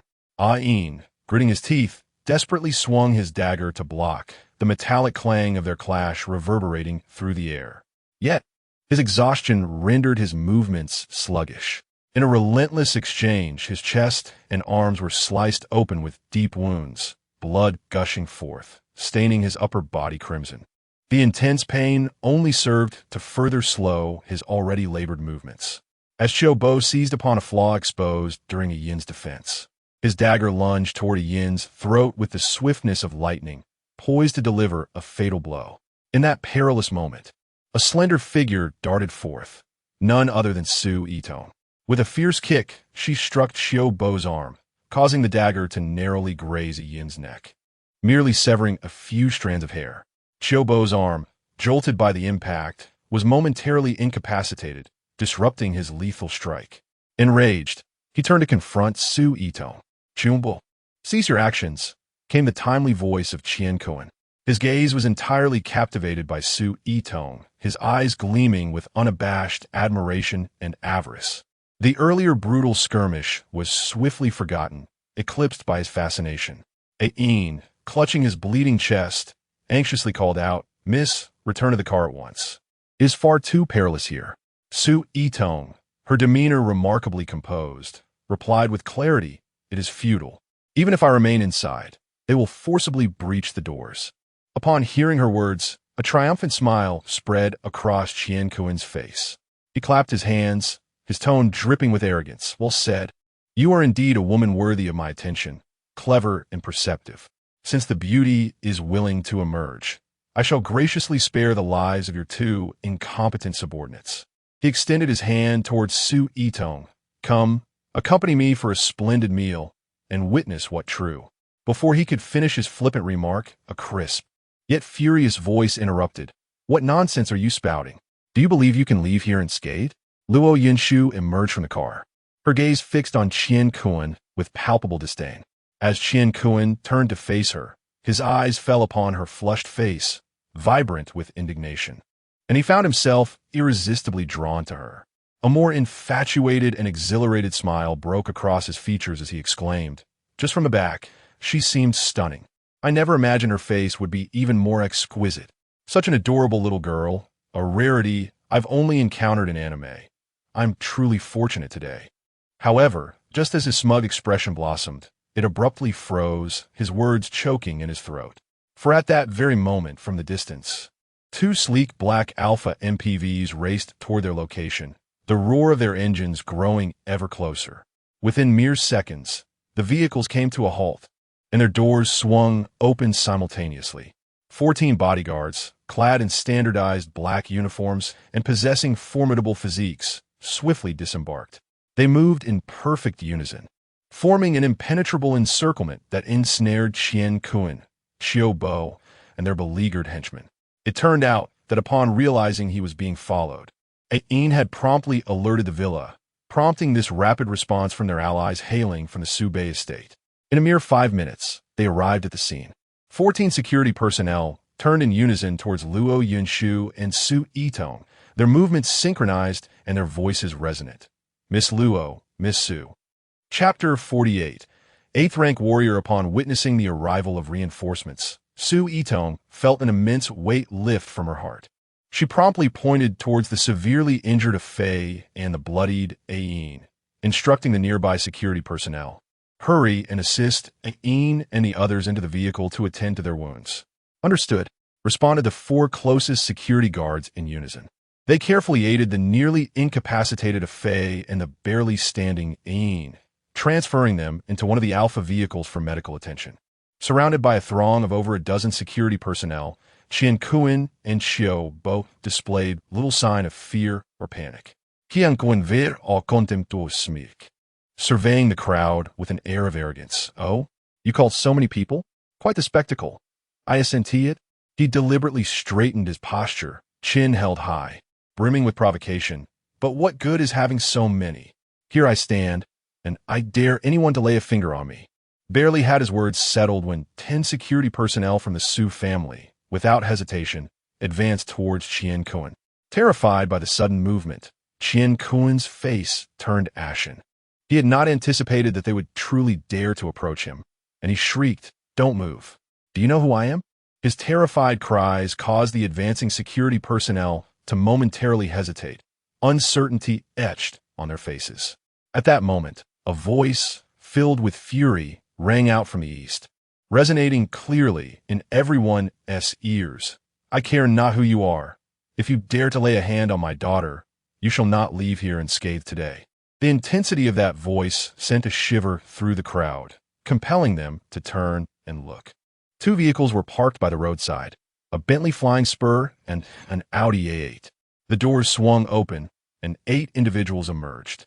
At the forefront was a middle-aged man with a grim countenance, his piercing gaze fixed intently on Qian Kuan, as if he were prepared to devour him whole. This man was none other than Luo Huaiyang, the head of the Luo family. Beside Luo stood another stern-faced, middle-aged man, who scanned the scene before him, promptly gesturing to the 6 subordinates behind him. The 6 men moved swiftly, joining forces with the Su family's security to encircle Qian Kuan, Xiaobo, and their bodyguards completely. "Dad!" Luo Yinshu exclaimed joyfully upon seeing her father, her face lighting up with a radiant smile. Hearing his daughter's voice, Luo Huaiyang turned, the anger evaporating from his features, replaced by warmth and affection. "Yinshu, do not fear.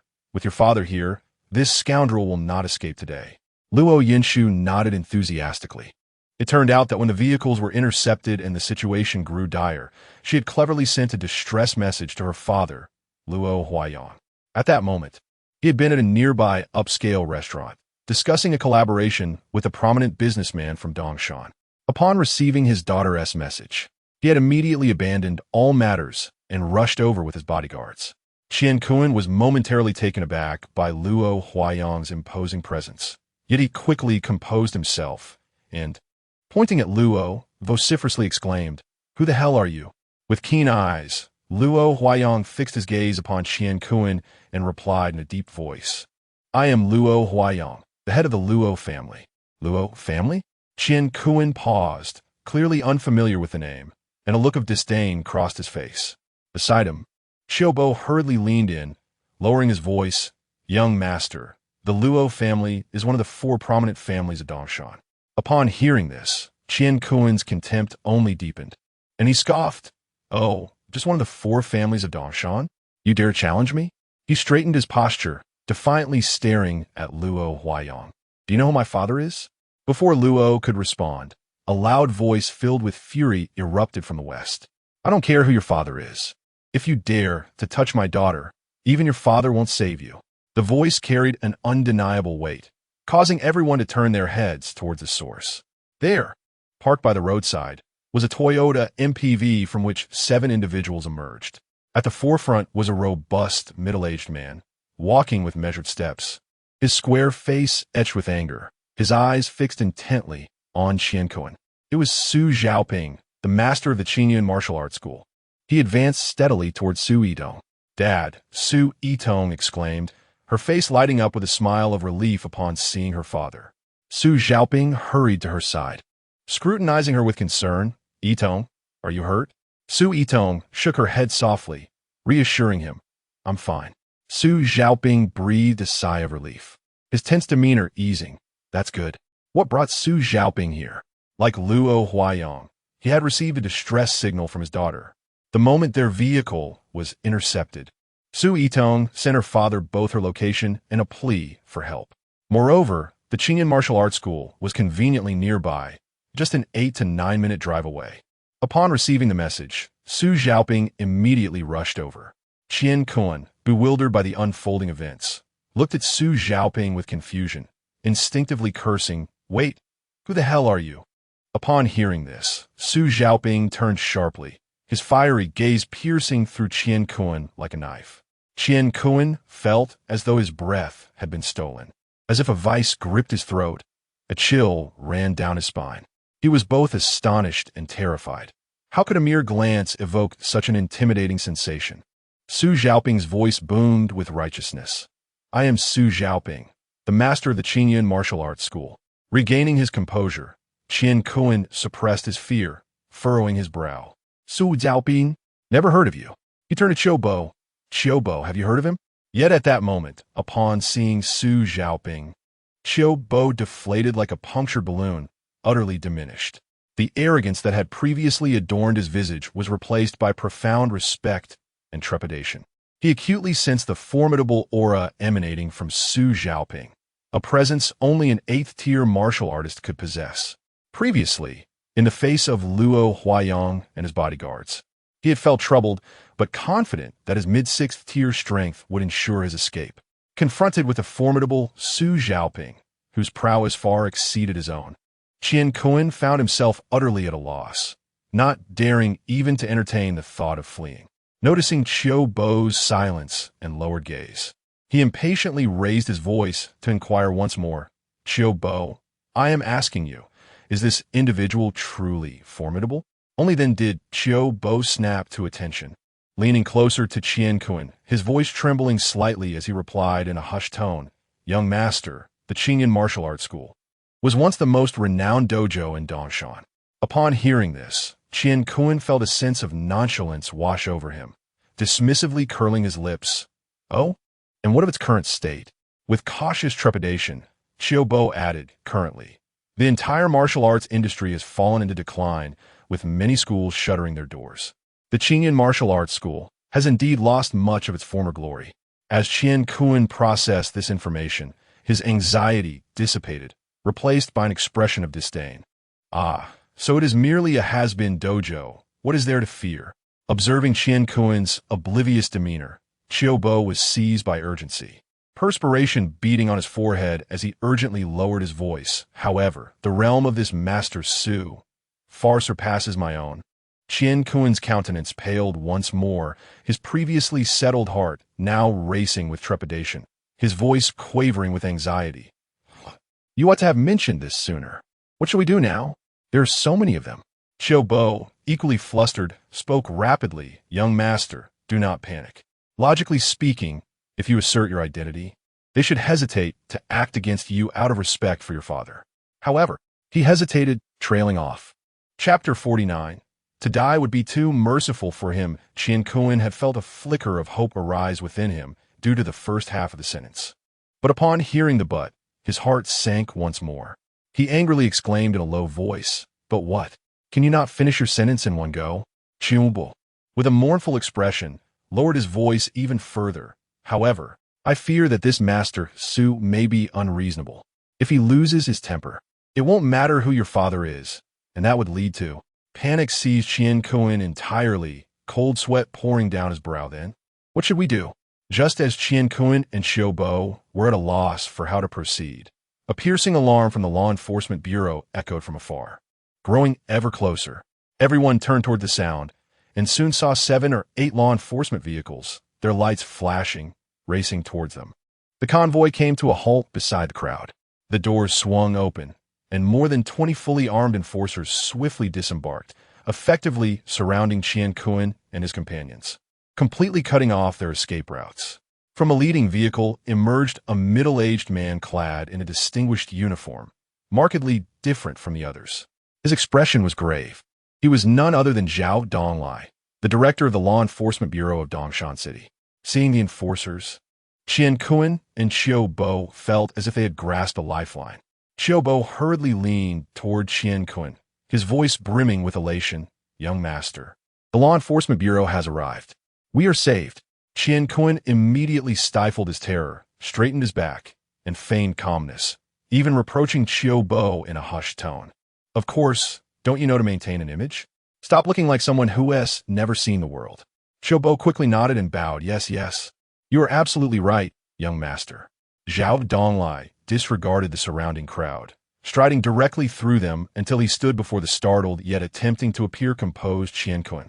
His face bore little expression, his gaze icy, radiating an air of indifference. Before Zhao Donglai could speak, Qiu Bo, eager to salvage some dignity, stepped forward and, adopting a commanding tone, asked, "Who are you?" Zhao Donglai cast a cold glance at him, his voice deep and authoritative. "I am Zhao Donglai, the director of the Law Enforcement Bureau of Dongshan City." Upon realizing he was addressing the director, Qiu Bo felt a surge of confidence, forcing a disingenuous smile as he ordered, "Ah, Director Zhao, your arrival is most opportune. This group of thugs intends harm against my young master. You must swiftly issue orders to apprehend them all and deal with them severely." However, Zhao Donglai's expression remained unchanged, his indifference unwavering. Without so much as a glance at Qiu Bo, he unexpectedly raised his right hand. A sharp, resounding slap echoed through the air.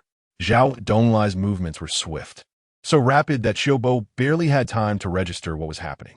The force behind the blow was tremendous, sending Qiu Bo sprawling.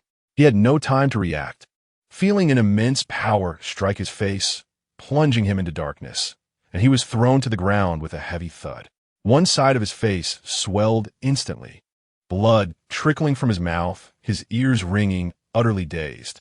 Qian Kun, who had been relishing the moment, was suddenly filled with shock and fury upon witnessing Qiu Bo being publicly struck down.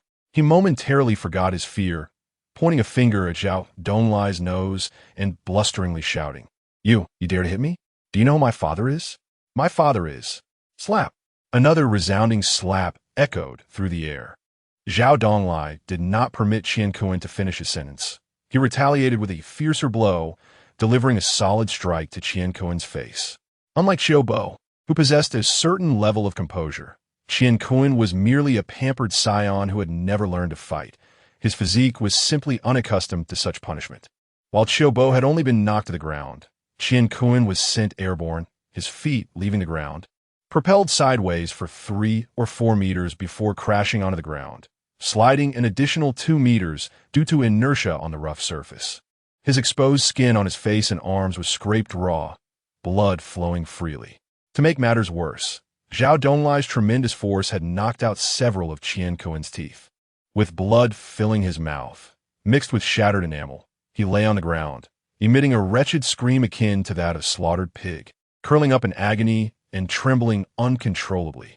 The few remaining bodyguards, witnessing this scene, were paralyzed with fear, unable to approach, let alone assist. Qiu Bo, sprawled on the ground, was equally terrified by Qian Kun's plight, too frightened to even breathe, let alone help. Upon catching a glimpse of Zhao Donglai's icy gaze, he quickly shut his eyes, feigning severe injuries that rendered him unable to rise. Zhao Donglai's expression remained grim. He paid no heed to the pretender, stepping forward deliberately towards the writhing Qian Kun, who lay moaning on the ground several meters away. Gritting his teeth against the excruciating pain, Qian Kun looked up at the approaching Zhao Donglai, his eyes filled with sheer terror. He spat out a mouthful of blood and, summoning all his strength, screamed, My father is Qian Zhengshu. Qian Zhengshu. If you dare to touch me, you won't live. My father will not spare you. As Zhao Donglai stood before him, looking down with an air of superiority, a cold smirk crept across his lips. Qian Zhengshu? The very same who is to become the mayor of Dongshan tomorrow? Qian Kun, grasping at what he believed was a lifeline, nodded vigorously despite the pain, his voice hoarse as he threatened, Yes, the mayor. I assure you, this matter is far from over. Just wait and see. Zhao Donglai replied coolly, Of course, it is not over. Do you think a mere slap would resolve this? Qian Kun trembled under Zhao Donglai's piercing gaze, fearfully inquiring, What do you intend to do? Zhao Donglai offered no response. Instead, he suddenly bent down and roughly yanked the helpless Qian Kun upright. Oh, what are you doing? Let go of me. My father is the mayor. My father is the mayor." Qian Kun, utterly terrified, flailed his legs and screamed in terror. Observing his pathetic demeanor, Zhao Donglai disdainfully shook his head. "Your father? He is not the mayor yet, and—" He paused, his tone resolute. "He will never be." With that, a glint of coldness flashed in Zhao Donglai's eyes. His tightly clenched right fist, accompanied by a rush of wind, swung down violently, striking Qian Kun's already disfigured face with a resounding thud. Boom! Qian Kun could not even muster a cry. He was once again sent flying. This time he soared further, sliding 5 meters before collapsing onto the ground like a broken doll, on the verge of losing consciousness. His body convulsed incessantly, blood-tinged froth spilling from his lips. Another punch might have sent him to the afterlife. Just as Zhao Donglai's icy demeanor prepared to unleash further violence upon Qian Kun, a calm voice emanated from the direction of the law enforcement vehicle. "Director Zhao, if you continue to strike, he may very well die." Upon hearing that familiar voice, everyone instantly turned towards its source. One of the enforcement vehicles had its rear door swung open, and a young figure stepped out with an air of composure. He gazed at the barely breathing Qian Kun, a faint, cold smile gracing his lips. If he dies, it would be too lenient for him. "Young master, Su Sao." Recognizing the newcomer, Luo Huayong, Su Xiaoping, and the security personnel present all displayed expressions of surprise, quickly following with respectful exclamations. They had not anticipated that Su Bei would appear here. Zhao Donglai swiftly turned, his previously frosty demeanor vanishing, replaced by a posture of respect. "Yes, Su Xiao." Luo Yunshu was especially elated. Her face brightened instantly, completely forgetting the peril from earlier as she joyfully rushed towards Su Bei. "Brother Su Bei?" Su Bei opened his arms, catching the rushing Luo Yunshu with stability, a warm smile illuminating his face as he habitually ruffled her hair gently. Luo Yunshu looked up, her eyes brimming with surprise and confusion. "Brother Su Bei, didn't you say it would take you an hour to arrive? How'd you get here so quickly?" Su Bei glanced down at Luo Yunshu in his embrace, smiling as he explained, "I intentionally exaggerated the time by an hour to surprise you." His tone was light, yet as his gaze swept over the battered Qian Kun sprawled on the ground, his expression turned cold. "However, I did not anticipate encountering such a situation." Chapter 50. Su Bei. So many people are watching. It turns out that just a few minutes ago, the plane Su Bei was on had just landed. He was en route from the airport back to the city when he received a call from the villa. Upon learning of the incident, a surge of anger erupted within him. Without a moment's hesitation, he dialed Zhao Donglai's number. Once the call connected, Su Bei's tone was unervingly calm, almost chilling. "Director Zhao, in broad daylight, someone dared to intercept a vehicle belonging to the Su family, injuring one of our bodyguards and attempting to forcibly take my girlfriend. Are you aware of this matter?" On the other end of the line, Zhao Donglai was struck with fear at the gravity of the situation. Beads of cold sweat forming on his brow, his voice trembling. Su Sao, I wasn't aware of this." Su Bei did not afford him the opportunity to explain, continuing with his calm, yet tempestuous voice. "You are unaware? The public safety of Dongshan City falls under your jurisdiction. Now, the lives of ordinary citizens are under such severe threat. May I inquire what your enforcement bureau has been doing daily?" This calm interrogation held more weight than any roar. Zhao Donglai found himself at a loss for words, cold sweat cascading down his back. He realized that no explanation would suffice. Immediate action was imperative. He hastily assured, "Su Xiao, please calm your anger. I will investigate the scene right away. Personally lead the team and ensure we address this matter with utmost urgency." Su Bei's voice remained devoid of emotion. "There is no need to investigate the location. It is on Tunghua West Street, and I am en route there now." He paused briefly, his tone turning icily cold. "Zhao Donglai, should your team arrive later than I do, you may as well resign from your position as the head of the enforcement bureau." Zhao Donglai shuddered, immediately straightening his posture, responding loudly, "Understood, Su Xiao."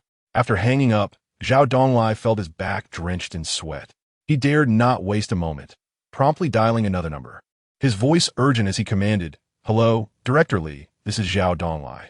Listen carefully from this moment forth. Ensure all intersections from Municipal Enforcement Bureau to Tunghua West Street are clear, allowing my enforcement convoy to reach Tunghua West Street smoothly. Do you understand? Upon hearing Zhao's tone, Director Li instantly recognized the severity of the situation and replied, "Understood. Zhao Bureau, rest assured, I will arrange it immediately."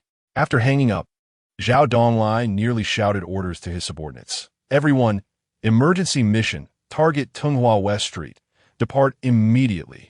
Zhao Donglai led the team personally, the Enforcement Bureau's convoy blaring sirens, disregarding traffic lights as they sped down the cleared roads.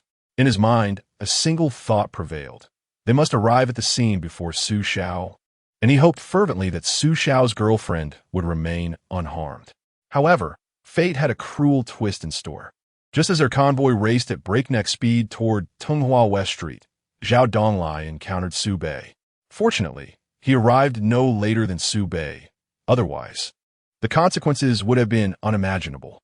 To Zhao Donglai's surprise, Su Bei did not reprimand him, but instead entered the vehicle of the law enforcement agency and accompanied them to this location. Upon seeing Su Bei's return, Luo Yinshu nestled into his embrace, pouting her little mouth in a manner reminiscent of a child reporting a grievance, extending her delicate fingers to angrily point at Qian Kuan in the distance. "Brother Su Bei, that ugly monster over there. He injured a Yin and a Fei and viciously threatened to take me and sister Yitong away."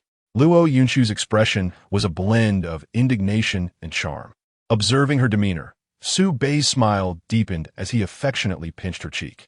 "Do not fear. I am here. Soon, I shall deal with him and avenge you and Yitong." Luo Yunshu, brimming with trust in Su Bei, nodded obediently, her little face once again illuminated by a smile. Gazing at the adorable Luo Yunshu in his arms, Su Bei felt a surge of affection and could not resist leaning down to place a gentle kiss on her tender lips. Luo Yunshu was taken aback, her face flushing crimson at the unexpected display of affection before so many onlookers. She whimpered softly, burying her burning face in Su Bei's embrace. "Brother Su Bei, so many people are watching." Su Bei, holding her close, replied nonchalantly, "What is there to fear? It is only right to kiss my own girlfriend." He gently patted Luo Yunshu's back. "Now, be good and wait for me. I will take care of this matter, and then we shall return home." Understanding the implication of his words, Luo Yunshu's cheeks reddened even further. Nevertheless, she obediently lifted her head from Su Bei's embrace, her big, watery eyes gazing up at him as she nodded gently. Su Bei took her hand and walked over to Su Yitong, who had been quietly standing nearby, her gentle smile directed at them. Demonstrating her maturity, Luo Yunshu willingly released his hand and stepped aside slightly. "You're back?" Su Yitong inquired, her voice soft and melodious. "Yes, I'm back," Su Bei replied, his smile tender as he enveloped her in a warm embrace. "You weren't hurt, were you? Were you frightened?" Su Yitong also wrapped her arms around Su Bei, revealing a reassuring smile. "I am fine. That is good to hear." Su Bei rose, locking eyes with Su Yitong as he spoke earnestly. "You and Yinshu wait for me a moment. I need to handle something, and once I'm done, we will head home."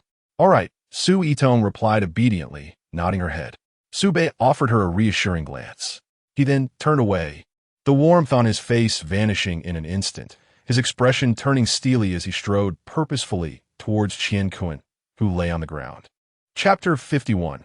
A savings on cremation fees. Su Bei strode forward, unhurriedly making his way towards Qian Kuan, who lay on the ground like a mass of mud.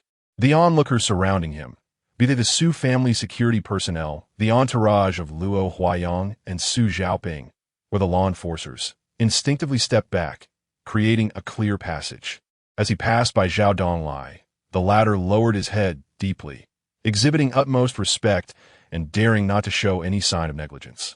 In the distance, Qiu Bo, feigning unconsciousness on the ground, secretly opened a slit in his eyes to steal a glance. Witnessing even the esteemed head of the Law Enforcement Bureau show such deference to Su Bei, he was left with no doubt regarding Su Bei's stature. Only a profound sense of despair. He sighed silently. His mission seemed accomplished, yet his heart raced as though plunged into an icy abyss. With the situation having escalated to this point, whether he could leave here alive today was shrouded in uncertainty. Su Bei came to a halt before Qian Kun, who lay on the ground, his face marred by blood and his features swollen and contorted to the point of being unrecognizable. Only the slight rise and fall of his chest and the occasional involuntary twitch indicated that he was still alive. His body trembled increasingly weakly, and his breath came in ragged gasps, teetering on the brink of complete unconsciousness. Furrowing his brow, Su Bei addressed Zhao Donglai in a calm tone. "Director Zhao, your subordinate seems to have been a tad excessive. He is on the verge of being beaten to death." Upon hearing this, Zhao Donglai's face immediately reflected panic and unease, and he hastily bowed in apology. "Young Master Su, I lost control in a moment of anger," and Su Bei waved his hand dismissively, interrupting him nonchalantly enough. His gaze returned to Qian Kun. "Fetch a vial of adrenaline and administer it to him. We need him conscious." After all, the matter was far from settled, and allowing him to slip away would be too lenient. Zhao Donglai promptly responded, "Understood." He quickly signaled to a nearby team leader of the enforcement squad. The captain, understanding the cue, dashed to the vehicle and swiftly retrieved a syringe of adrenaline, squatting down to skillfully inject it into Qian Kun's arm. The drug took effect rapidly. Within mere seconds, Qian Kun's body jolted violently, followed by a fit of severe coughing, expelling several mouthfuls of blood-tinged phlegm. His previously vacant gaze began to sharpen. Although still in agony, his consciousness regained a semblance of clarity. Su Bei crouched beside him, a faint smile playing on his lips as he looked at Qian Kun. "Awake? How do you feel? Any better?" Qian Kun did not respond to Su Bei's inquiry, well aware that the latter was deliberately toying with him.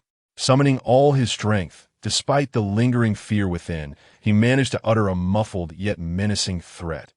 Let me go, or my father will never spare you." Just in time. "I also wish to discuss your father."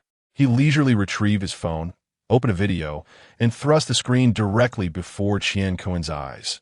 "Here, take a look at this." The screen played an official breaking news report. The news anchor, with a tone both standard and solemn, announced, "Dear viewers, we interrupt our broadcast to bring you breaking news. Around 11:30 this morning, an explosion occurred in a residential building at Jixing Community in our city." The scene shifted to a distant view of the building engulfed in thick smoke, with fire trucks and rescue personnel diligently at work. The anchor continued. "Preliminary investigations at the scene indicate that the explosion was caused by a gas leak in the residence. Tragically, the incident claimed the lives of 2 individuals on the spot. Authorities have confirmed the identities of the deceased. One was Mr. Qian Zhengshu, who was set to assume the role of mayor of Dongshan City tomorrow, and the other was his wife. Relevant departments have initiated a thorough investigation into the cause of the incident, and emergency measures for aftermath management are currently underway. Our station will continue to monitor the situation and provide you with the latest updates." The video concluded. Qian Kun's face froze in a mask of threat and madness. He felt as though struck by lightning, remaining dazed for a few seconds before being engulfed by a tsunami of overwhelming sorrow. "Dad, Mom, no, it can't be." He emitted a wailing cry that seemed otherworldly, his body trembling violently from the depths of his grief. Tears mingling with blood cascading down his face. Su Bei observed Qian Kun's breakdown, and a chilling smile crept deeper onto his face. His tone laced with a disconcerting consolation. "Do not weep. Allow me to share some good news. The fire resulting from the explosion was so immense that your parents' remains were incinerated on the spot." He paused, as if recounting a mundane fact. "See, this saves you the cost of cremation at the funeral home. It was done right there. How convenient. Would you not agree this is good news?" Qian Kun's cries abruptly ceased, replaced by a primal scream of sheer madness. Su Bei's heartless words shattered the last vestige of his sanity. Summoning his final reserves of strength, he struggled to rise from the ground, bloodied hands reaching out desperately towards the unyielding Su Bei. "I will kill you. I will kill you." With a chilling gaze, Su Bei reacted with lightning speed, delivering a resounding slap that struck Qian Kun's already disfigured face. The sound echoed, and Qian Kun was sent flying, crashing back to the ground. This final outburst exhausted all his strength, reducing his cries to weak, hoarse gasps as he lay there, breathing heavily. His eyes filled with venomous hatred directed at Su Bei. Su Bei leisurely wiped his hands, tainted with blood, on Qian Kun's clothing. His tone was indifferent, as if instructing on a trivial matter. I advise you to behave this way. You might live a few more minutes and experience the beauty of this world. Qian Kun lay on the ground, gasping for breath for a considerable time before he managed to muster a bit of strength. With great effort, he propped up his upper body with the only arm that still had mobility, his gaze fixed intently on Su Bei, his voice hoarse as he inquired, Who exactly are you? Su Bei, as if intrigued by the question, raised an eyebrow slightly, a flicker of amusement crossing his features. Oh, so you are unaware of whom you have offended? No wonder you are so bold as to lay hands on my girlfriend. He leaned in slightly, locking eyes with Qian Kun, and stated clearly, Allow me to introduce myself. I am Su Bei, an ordinary university student from Jiangbei University. Su Bei. Qian Kunish pupils dilated sudenlu. He had certainly heard of this name, a figure of unparalleled repute in Longhua, an entity that loomed above, untouchable. Yet, a person of his standing had no right to encounter Su Bei in person. Moreover, the Su family guarded Su Bei's information with the utmost secrecy. There were no photographs or detailed records of him available online. Even if someone managed to clandestinely capture footage of Su Bei, it would be swiftly intercepted and removed from the internet. Coupled with the fact that Qian Kun and Su Bei moved in completely different circles, he had never anticipated that he would provoke such a formidable force. He had always assumed Su Bei resided within the confines of the Su family estate in the provincial capital of Wuchuan City, never suspecting he would be found in Dongshan. At that moment, he truly comprehended the magnitude of the terrifying behemoth he had inadvertently crossed. Qian Kun suddenly erupted into laughter, his mirth rising from a low chuckle to a crescendo filled with endless despair and a madness on the brink of collapse. It's my fault. It's all my fault. I'm the one who caused my parents' demise. If it weren't for me. No, you are mistaken. Su Bei's calm voice interjected, cutting through the turmoil. Even had you not offended me, your parents would still have met their end. It is merely that you hastened their meeting with the King of Hell by a few hours. Qian Kun abruptly lifted his head, his bloodshot eyes fixated on Su Bei. What do you mean? Tell me, what exactly do you mean by that? Chapter 52. Then you shall perish. Su Bei did not respond directly, but instead shifted his gaze to Qiu Bo, who was still lying on the ground, feigning death. Let him tell you. All eyes, including the venomous glare of Qian Kun, immediately fixated on Qiu Bo. Feeling countless stares piercing into his back like needles, Qiu Bo trembled in fear, hastily shut his eyes, and stiffened his body, pretending to be even more unconscious. Su Bei had anticipated this reaction. With a calm demeanor, he instructed Zhao Donglai, Director Zhao, I would appreciate your assistance. Zhao Donglai promptly bowed in response. Young Master Su, it is no trouble, it is my duty. Having said that, he strode towards Qiu Bo and, without hesitation, hoisted him off the ground, dragging him before Su Bei, and then unceremoniously tossed him onto the floor. Ouch! Qiu Bo cried out in pain as he collided with the ground, and upon raising his head, he met Su Bei's tranquil yet imposing gaze. Su Bei looked down at him. Now, enlighten your master about the truth of the matter. Qiu Bo's face turned pale. Cold sweat beaded on his forehead, and he forced a smile that was more grotesque than a cry. What truth? Young Master Su, I do not comprehend. Seeing that he was still feigning ignorance, Su Bei, growing impatient, waved his hand dismissively. Zhao Donglai understood the cue. His eyes narrowed sharply, and with lightning speed, he seized one of Qiu Bo's arms and twisted it violently. Crack! The sound of a bone fracturing pierced the air. The excruciating pain forced a cry from Qiu Bo akin to that of a slaughtered pig. No longer able to hold back, he hastily pleaded for mercy. I will speak. I will tell everything. Only then did Zhao Donglai release his grip, clutching his arm, which now contorted at an unnatural angle. Qiu Bo was drenched in cold sweat from the pain. Gritting his teeth against the agony, he dared not conceal anything further and addressed Qian Kun. It was someone who bribed me. They instructed me to find ways to sow discord in front of you, to incite you against young Master Su. This revelation struck Qian Kun like a thunderbolt, leaving him utterly bewildered. He finally comprehended that he had been merely a pawn all along. Staring incredulously at Qiu Bo, his voice trembled. Qiu Bo, I have watched you grow since childhood. You have been with my family for decades, and I have always regarded you as an elder. How could you bear to treat me this way, elder? At this moment, Qiu Bo had abandoned all restraint, his face contorted with resentment. He retorted sharply, You dare to call me an elder? How have you treated me? You bark orders at me as if I were a mere dog. In the Qian family, I am worth less than a dog. Breathing heavily, his eyes flickered with greed and madness. Others can offer me wealth that could last several lifetimes. If I accomplish this task, I shall live the rest of my life in ease, no longer having to endure the sight of your foolish face. Why would I not do it? Qian Kun stood there, utterly stunned, mouth agape, gazing at this once familiar elder who had now become a stranger. He found himself at a loss for words, left with profound sorrow and an anger rooted in betrayal. Su Bei cast a fleeting glance at the agitated Qiu Bo and inquired nonchalantly, Who compelled you to undertake such actions?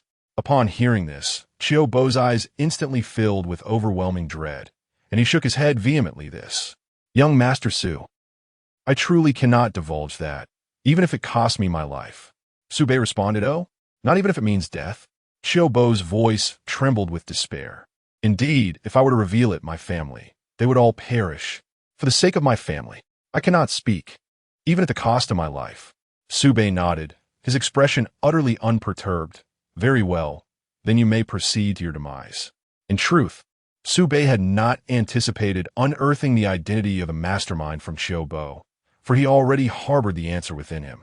Just moments prior, on his way here, he had dispatched individuals to swiftly investigate Qian Kun's background.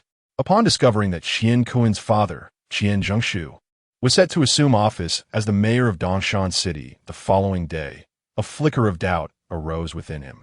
Su Bei's father, Su Jingyuan, was the paramount figure of Jiangbei province. Given Su Jingyuan's character and modus operandi, it was certain that he would appoint someone he trusted to such a pivotal role as the mayor of Dongshan City. Who was this Qian Zhengshu who had suddenly appeared? If he were indeed an ally, then both he and his son could not possibly remain oblivious to Su Bei's presence in Dongshan. Nor could they dare to be so audacious as to set their sights on his girlfriend. Was this a deliberate act, or merely a blunder? Regardless of which scenario it was, they had already provoked Su Bei's ire, and the outcome was preordained. In pursuit of the truth, Su Bei directly contacted his father, Su Jingyuan, to inquire further. On the call, Su Jingyuan revealed the reality of the situation. Qian Zhengshu was not an ally, but rather an outsider, parachuted in and sent by political adversaries. The objective was crystal clear: to gradually erode the Su family's foundations in Jiangbei province by seizing control of the economically significant Dongshan. In truth, with the esteemed status of Su Laozu, Su Hashan, among the top 3 in the nation, he possessed the authority to outright reject Qian Zhengshu's appointment.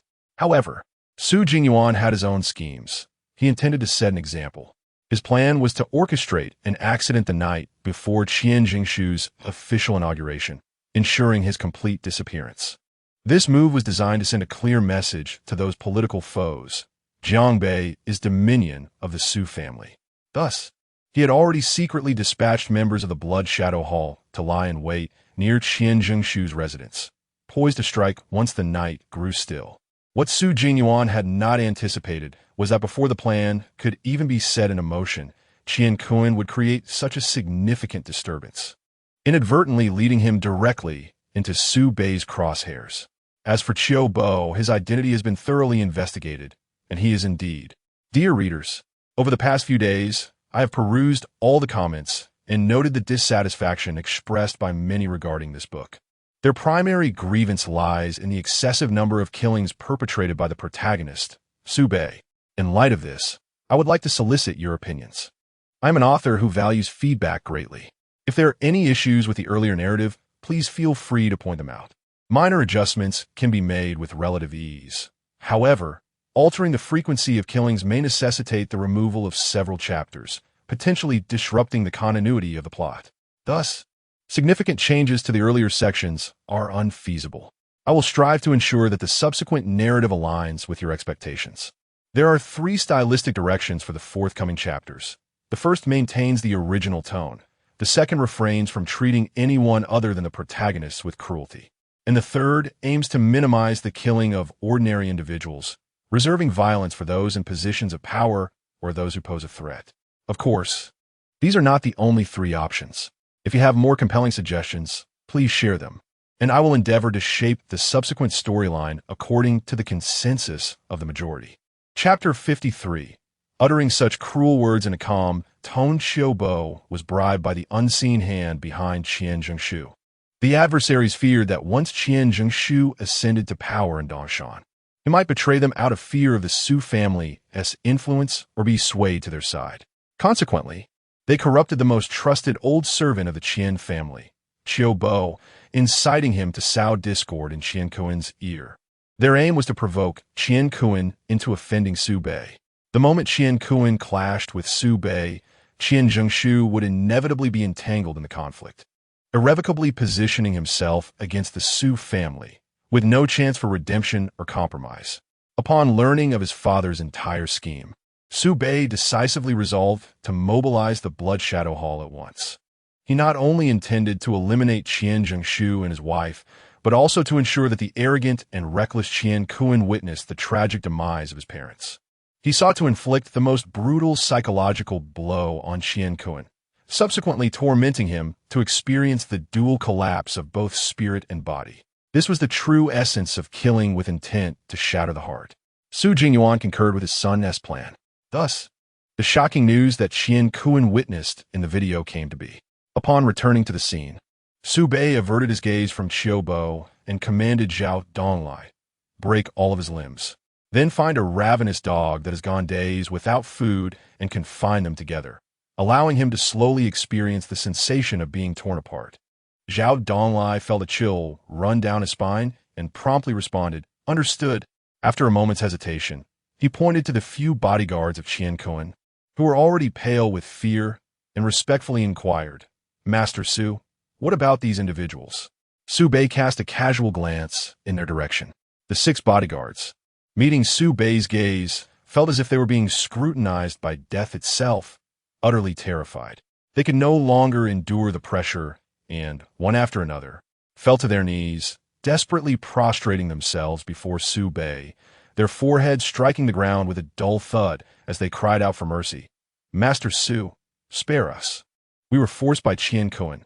We are merely bodyguards doing our jobs. Please, we are willing to serve the Su family. Just grant us a chance to live." Observing their frantic kowtowing, a cold smirk curled at the corners of Su Bei's lips. "Serve the Su family? Do you believe you are worthy of that?" Upon hearing this merciless taunt, the bodyguards sank deeper into despair, their pleas for mercy growing even more frantic and pitiful. Blood soon appearing on the ground as they struck their heads harder. Irritated by the cacophony of their cries, Su Bei furrowed his brow slightly. "What is this? Stop the kowtowing." His tone bore a hint of casual indifference. "I understand you are merely following orders. I'm not one to be unreasonable." At this moment, a flicker of faint hope ignited in the eyes of the 6 bodyguards. However, Su Bei's next words crushed that glimmer of hope, plunging them into despair. "Thus, I grant you a swift end. Resolve it yourselves." As his words fell, one of Su Bei's subordinates promptly stepped forward, tossing a gleaming dagger onto the ground before them. "No, please, Master Su, spare us." The cries for mercy resounded once more, even more piercing and desperate than before. Su Bei's brow furrowed tighter as he pointed at Xiaobo, who was curled up on the ground in agony and fear, his tone icy and devoid of emotion. "You have 3 minutes to deliberate. After 3 minutes, anyone who hasn't acted will meet the same fate as him, sent to be fed to the dogs." Such cruel words were uttered in a calm voice. The 6 bodyguards comprehended fully. Further pleas would be futile, only inviting a more excruciating end. They exchanged glances, their eyes filled with dread and resignation. At last, one of the bodyguards trembled as he reached down to pick up the knife from the ground.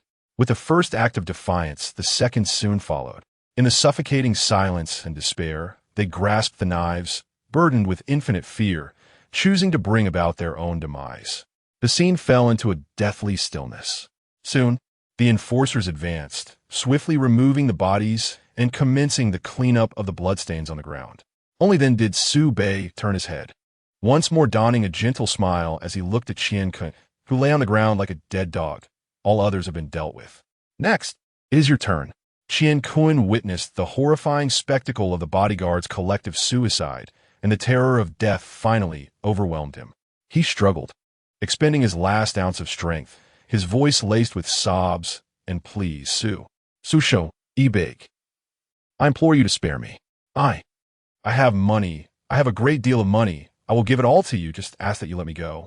Su Bei appeared to have heard an amusing joke, chuckling. Oh, you have money?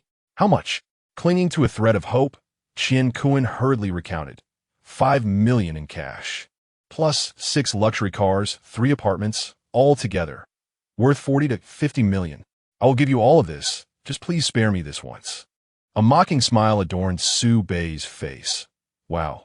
40 to 50 million. Such a substantial sum? You've stirred my interest. Yet his smile vanished in an instant, his gaze turning frigid and piercing. Unfortunately, your meager fortune is hardly even a fraction of my pocket change. Enough of this time wasting. Looking down upon Qian Kun, your parents are waiting below to reunite with you. I must hasten to send you down, lest they grow anxious. Before he finished speaking, Su Bei abruptly lifted his foot and forcefully stomped down on Qian Kun's still moving hand. A heart-wrenching scream erupted from Qian Kun. Su Bei's eyes were cold as he exerted force with his foot, a powerful inner strength surging forth. He twisted his foot sharply. The horrifying sound of bones cracking filled the air. Qian Kun's hand was instantly crushed into a mangled mass of flesh. The excruciating pain sent Qian Kun's scream soaring to a piercing crescendo, his body convulsing violently. Following this, Su Bei leaned down, grasping Qian Kun by the collar and lifting him off the ground. His other hand, charged with force, struck mercilessly and unreservedly against Qian Kun's chest.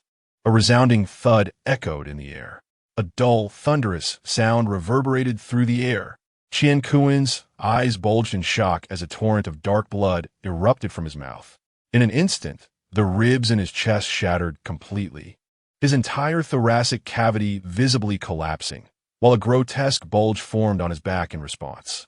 The force of this terrifying blow propelled him into the air, tracing a parabolic arc before he crashed heavily onto the ground 10 meters away, sliding for a short distance before coming to a halt.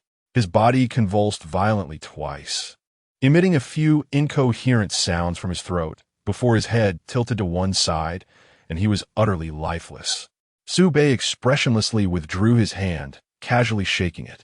As he turned to face Luo Yunshu and Su Yitong, the cold demeanor that had adorned his face vanished without a trace, replaced by a gentle, affectionate smile. The two enforcers swiftly approached to remove Qian Kun's lifeless body for proper handling. Chapter 54. An awkward relationship with a buoyant stride and a gentle smile gracing his face. Su Bei approached Luo Yunshu and Su Yitong, who had been waiting at a distance. Upon reaching the two lovely ladies, he naturally extended his hands, taking each of theirs with a tender gaze. All matters are settled. Let us return home. Luo Yunshu and Su Yitong looked at Su Bei, their faces radiating a sense of relief and sweetness as they nodded in agreement. Subsequently, Su Bei turned to Luo Huayong and Su Zhaoping, who stood nearby, their expressions complex. He tempered his casual demeanor, infusing his tone with respect and a hint of apology. Dear fathers-in-law, I am sincerely sorry for causing you concern today. He cast a serious glance at Luo Yunshu and Su Yitong, asserting earnestly, I assure you, this shall be the last time. Henceforth, Yunshu and Yitong will never again be subjected to such fright. Luo Huayong was the first to respond. Young Master Su, with your assurance, I can finally rest easy. He paused, glancing at his daughter, Luo Yunshu, his voice softening with concern. However, this child, Yunshu, has always been somewhat delicate. Therefore, when you young ones are frolicking together, I kindly ask you to be a tad gentler and to care for her well. Upon hearing this, Su Bei smiled in understanding and nodded readily. Rest assured, father-in-law, I shall remember your words and take heed in the future. Only then did Luo Huayong truly relax, the worry on his face dissipating entirely. At that moment, Su Xiaoping also spoke up, a robust figure with a resolute demeanor. He expressed himself with the straightforwardness and sincerity of a warrior. Yitong has always been sensible and quite strong. I have no special admonitions for her. As long as you all remain safe and joyful, I shall be content. Then, shifting his tone to one of utmost seriousness, he regarded Su Bei with a loud and sincere voice. Young Master Su, you have bestowed great kindness upon the Su family, and I shall forever cherish this gratitude. Though I may not possess grand capabilities, my martial skills are commendable. Should you ever find yourself in need of assistance, be it manpower or my personal effort, just a word from you, and I, Su Xiaoping, shall not waver. Su Bei, recognizing the earnestness in Su Xiaoping's demeanor, responded with equal gravity, sincerely stating, your words are too kind, father-in-law. I truly appreciate your goodwill. Su Xiaoping hastily waved his hand. Young Master Su, please do not say that. It is merely my duty. As the hour grew late, Su Xiaoping added, you have just returned from the capital, weary after handling so many matters. It would be best for you to take the ladies home to rest. Su Bei nodded. Very well, then, dear fathers-in-law, I shall take Yunshu and Yitong home now. Luo Huayong and Su Xiaoping both nodded in unison. Take care on your journey. Just then, Su Bei's exclusive Maybach glided smoothly toward them. Luo Yunshu and Su Yitong approached their respective fathers to bid a soft farewell. Luo Huayong and Su Xiaoping gazed at their daughters with affectionate eyes, nodding in acknowledgement. Subsequently, the two girls followed Su Bei into the car. As the windows slowly ascended and the vehicle started, it swiftly merged into the flow of traffic, disappearing from sight. It was only after the Maybach had vanished completely that Luo Huayong and Su Xiaoping withdrew their gazes. A shared glance between them inadvertently created a somewhat delicate and awkward atmosphere. Their daughters were both Su Bei's girlfriends. So what did that make them? These two fathers? Luo Huayong, being the seasoned head of the Luo family, was quick to react and more adept at navigating such situations.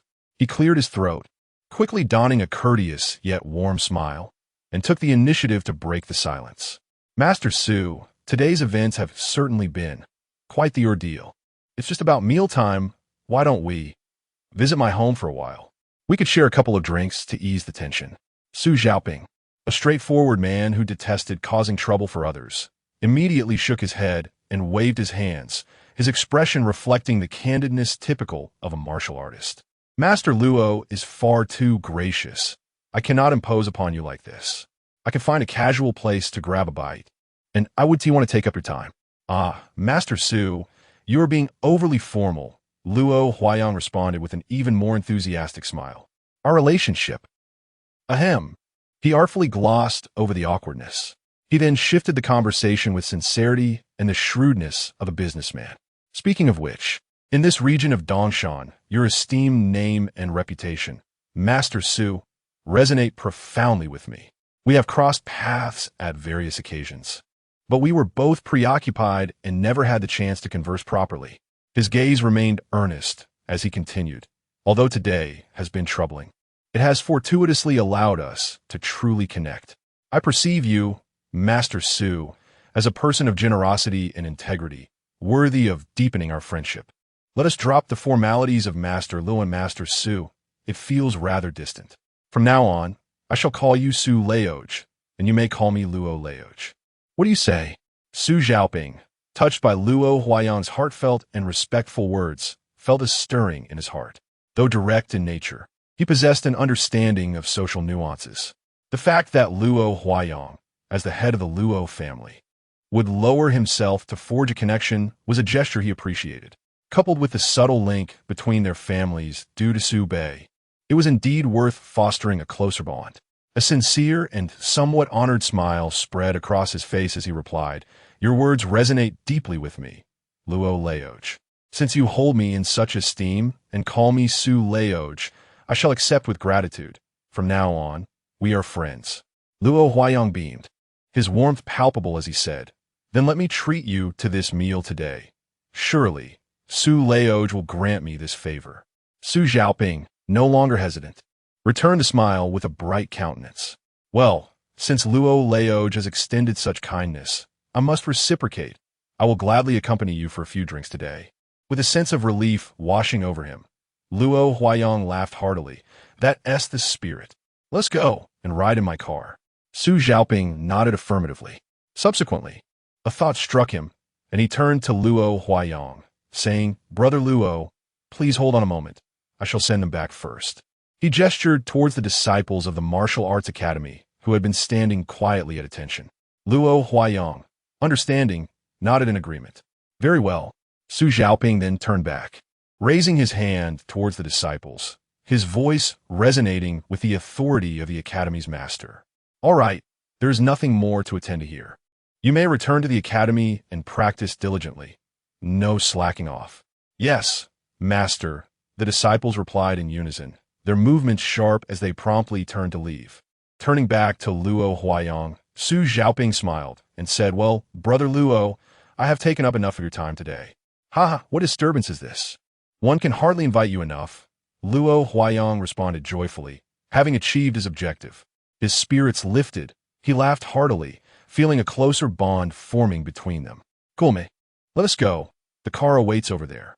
"Indeed," Su Xiaoping replied with a smile, his demeanor relaxed.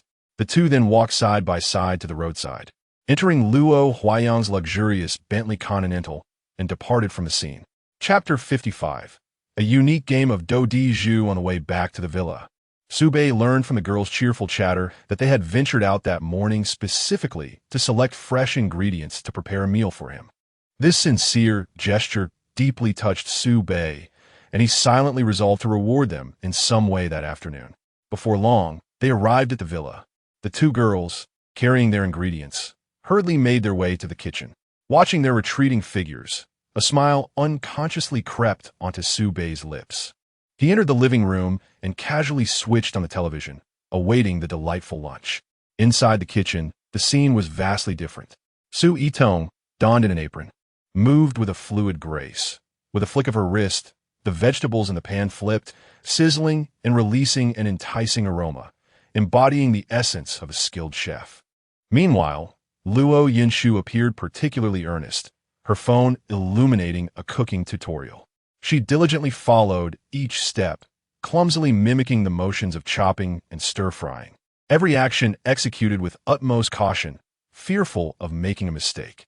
Both girls were immersed in their respective culinary battles, utterly focused. Before long, lunch was ready. Su Yitong presented 3 exquisitely vibrant dishes, while Luo Yinshu placed her somewhat modest creation on the table, a hint of nervousness accompanying her offering. Though the meal was not lavish, it reflected the simplicity of life in the villa, just 4 straightforward dishes. The 3 gathered around the dining table. Su Bei refrained from immediately picking up his chopsticks, instead casting a gentle gaze over the girls' slightly flushed cheeks from their labor, and said softly, "Thank you for your hard work. You've been busy all morning." Luo Yinshu quickly shook her head, a hint of bashfulness on her face. "Brother Su Bei, don't say that. I only made 1 dish, and it doesn't look very appealing." It was mainly Yitong Jia who did most of the work. Su Yitong chuckled and patted Luo Yinshu on the shoulder. "Nonsense. To achieve this on your first try is truly commendable. When I cooked for the first time, I nearly set the kitchen ablaze." Her tone was light-hearted, imbued with encouragement. Su Bei smiled and interjected, "All right, let us not be modest. This thoughtful gesture is more precious than anything else. You both have worked hard." Feeling somewhat more relaxed, Luo Yinshu's eyes sparkled as she urged, "Yes, yes. Brother Su Bei, you must try the food." Su Bei nodded with a smile, picking up his chopsticks and naturally reaching for the dish closest to him. This particular dish was Su Yitong's specialty. He took a piece, savoring it thoughtfully. Su Yitong clasped her hands nervously at the edge of the table, leaning slightly forward. Her gaze fixed intently on Su Bei's face, a flicker of anxiety in her eyes, fearful that it might not suit his palate. However, her worries proved unfounded. Su Bei's brow initially relaxed, soon followed by a clear expression of appreciation. After swallowing the morsel, he earnestly looked at Su Yitong and remarked, "This is truly delicious. It tastes even better than what our chef makes at home." Hearing Su Bei's praise, Su Yitong's face blossomed with a radiant smile, tinged with a hint of pride. "Really?" she queried, her eyes wide with hope. Su Bei nodded affirmatively, and only then did Su Yitong exhale, revealing a relieved smile. "As long as you enjoy it, that's all that matters." Subsequently, Su Bei's chopsticks shifted towards a dish on the side, its hue slightly darker and its presentation less appealing. This dish was prepared by Luo Yinshu. Now, it was Luo Yinshu's turn to feel anxious. She held her breath, staring intently at Su Bei. Having tasted her own creation, she had not discerned any significant flaws. However, to her, an absence of problems could very well signify the greatest issue. Although Luo Yinshu was a privileged young lady, she was never finicky about food, as she was inherently less sensitive to the subtle flavors of dishes. For her, as long as the food was not particularly unpalatable and devoid of bizarre shapes reminiscent of a defense presentation, it all tasted rather similar. In a sense, she was indeed a remarkably easy-to-please girl. As Su Bei took a bite, a look of unmistakable surprise emerged on his face. While it was expected that Su Yitong's cooking would be delightful, Luo Yinshu's inaugural attempt brought him considerable delight. He had braced himself to feign enjoyment regardless of the flavor, for it was the thought behind the girl's efforts that mattered. Although Luo Yinshu's dish paled in comparison to Su Yitong's in flavor, it bore no signs of a novice's calamity. Instead, it was simple yet harmonious. For someone cooking for the first time, this was nothing short of a prodigious talent. Swallowing the food, Su Bei regarded Luo Yinshu with genuine admiration, exclaiming, "Wow. Yinshu, is this truly your first time cooking? It's delicious." Upon hearing his praise, Luo Yinshu was almost elated enough to leap with joy. Yet, a thought struck her, and with a hint of skepticism, she tilted her head and asked, "Brother Su Bei, you're not just saying that to comfort me, are you?" Unable to suppress a chuckle, Su Bei set down his chopsticks and replied earnestly, "Certainly not. If you don't believe me, let Yitong try it."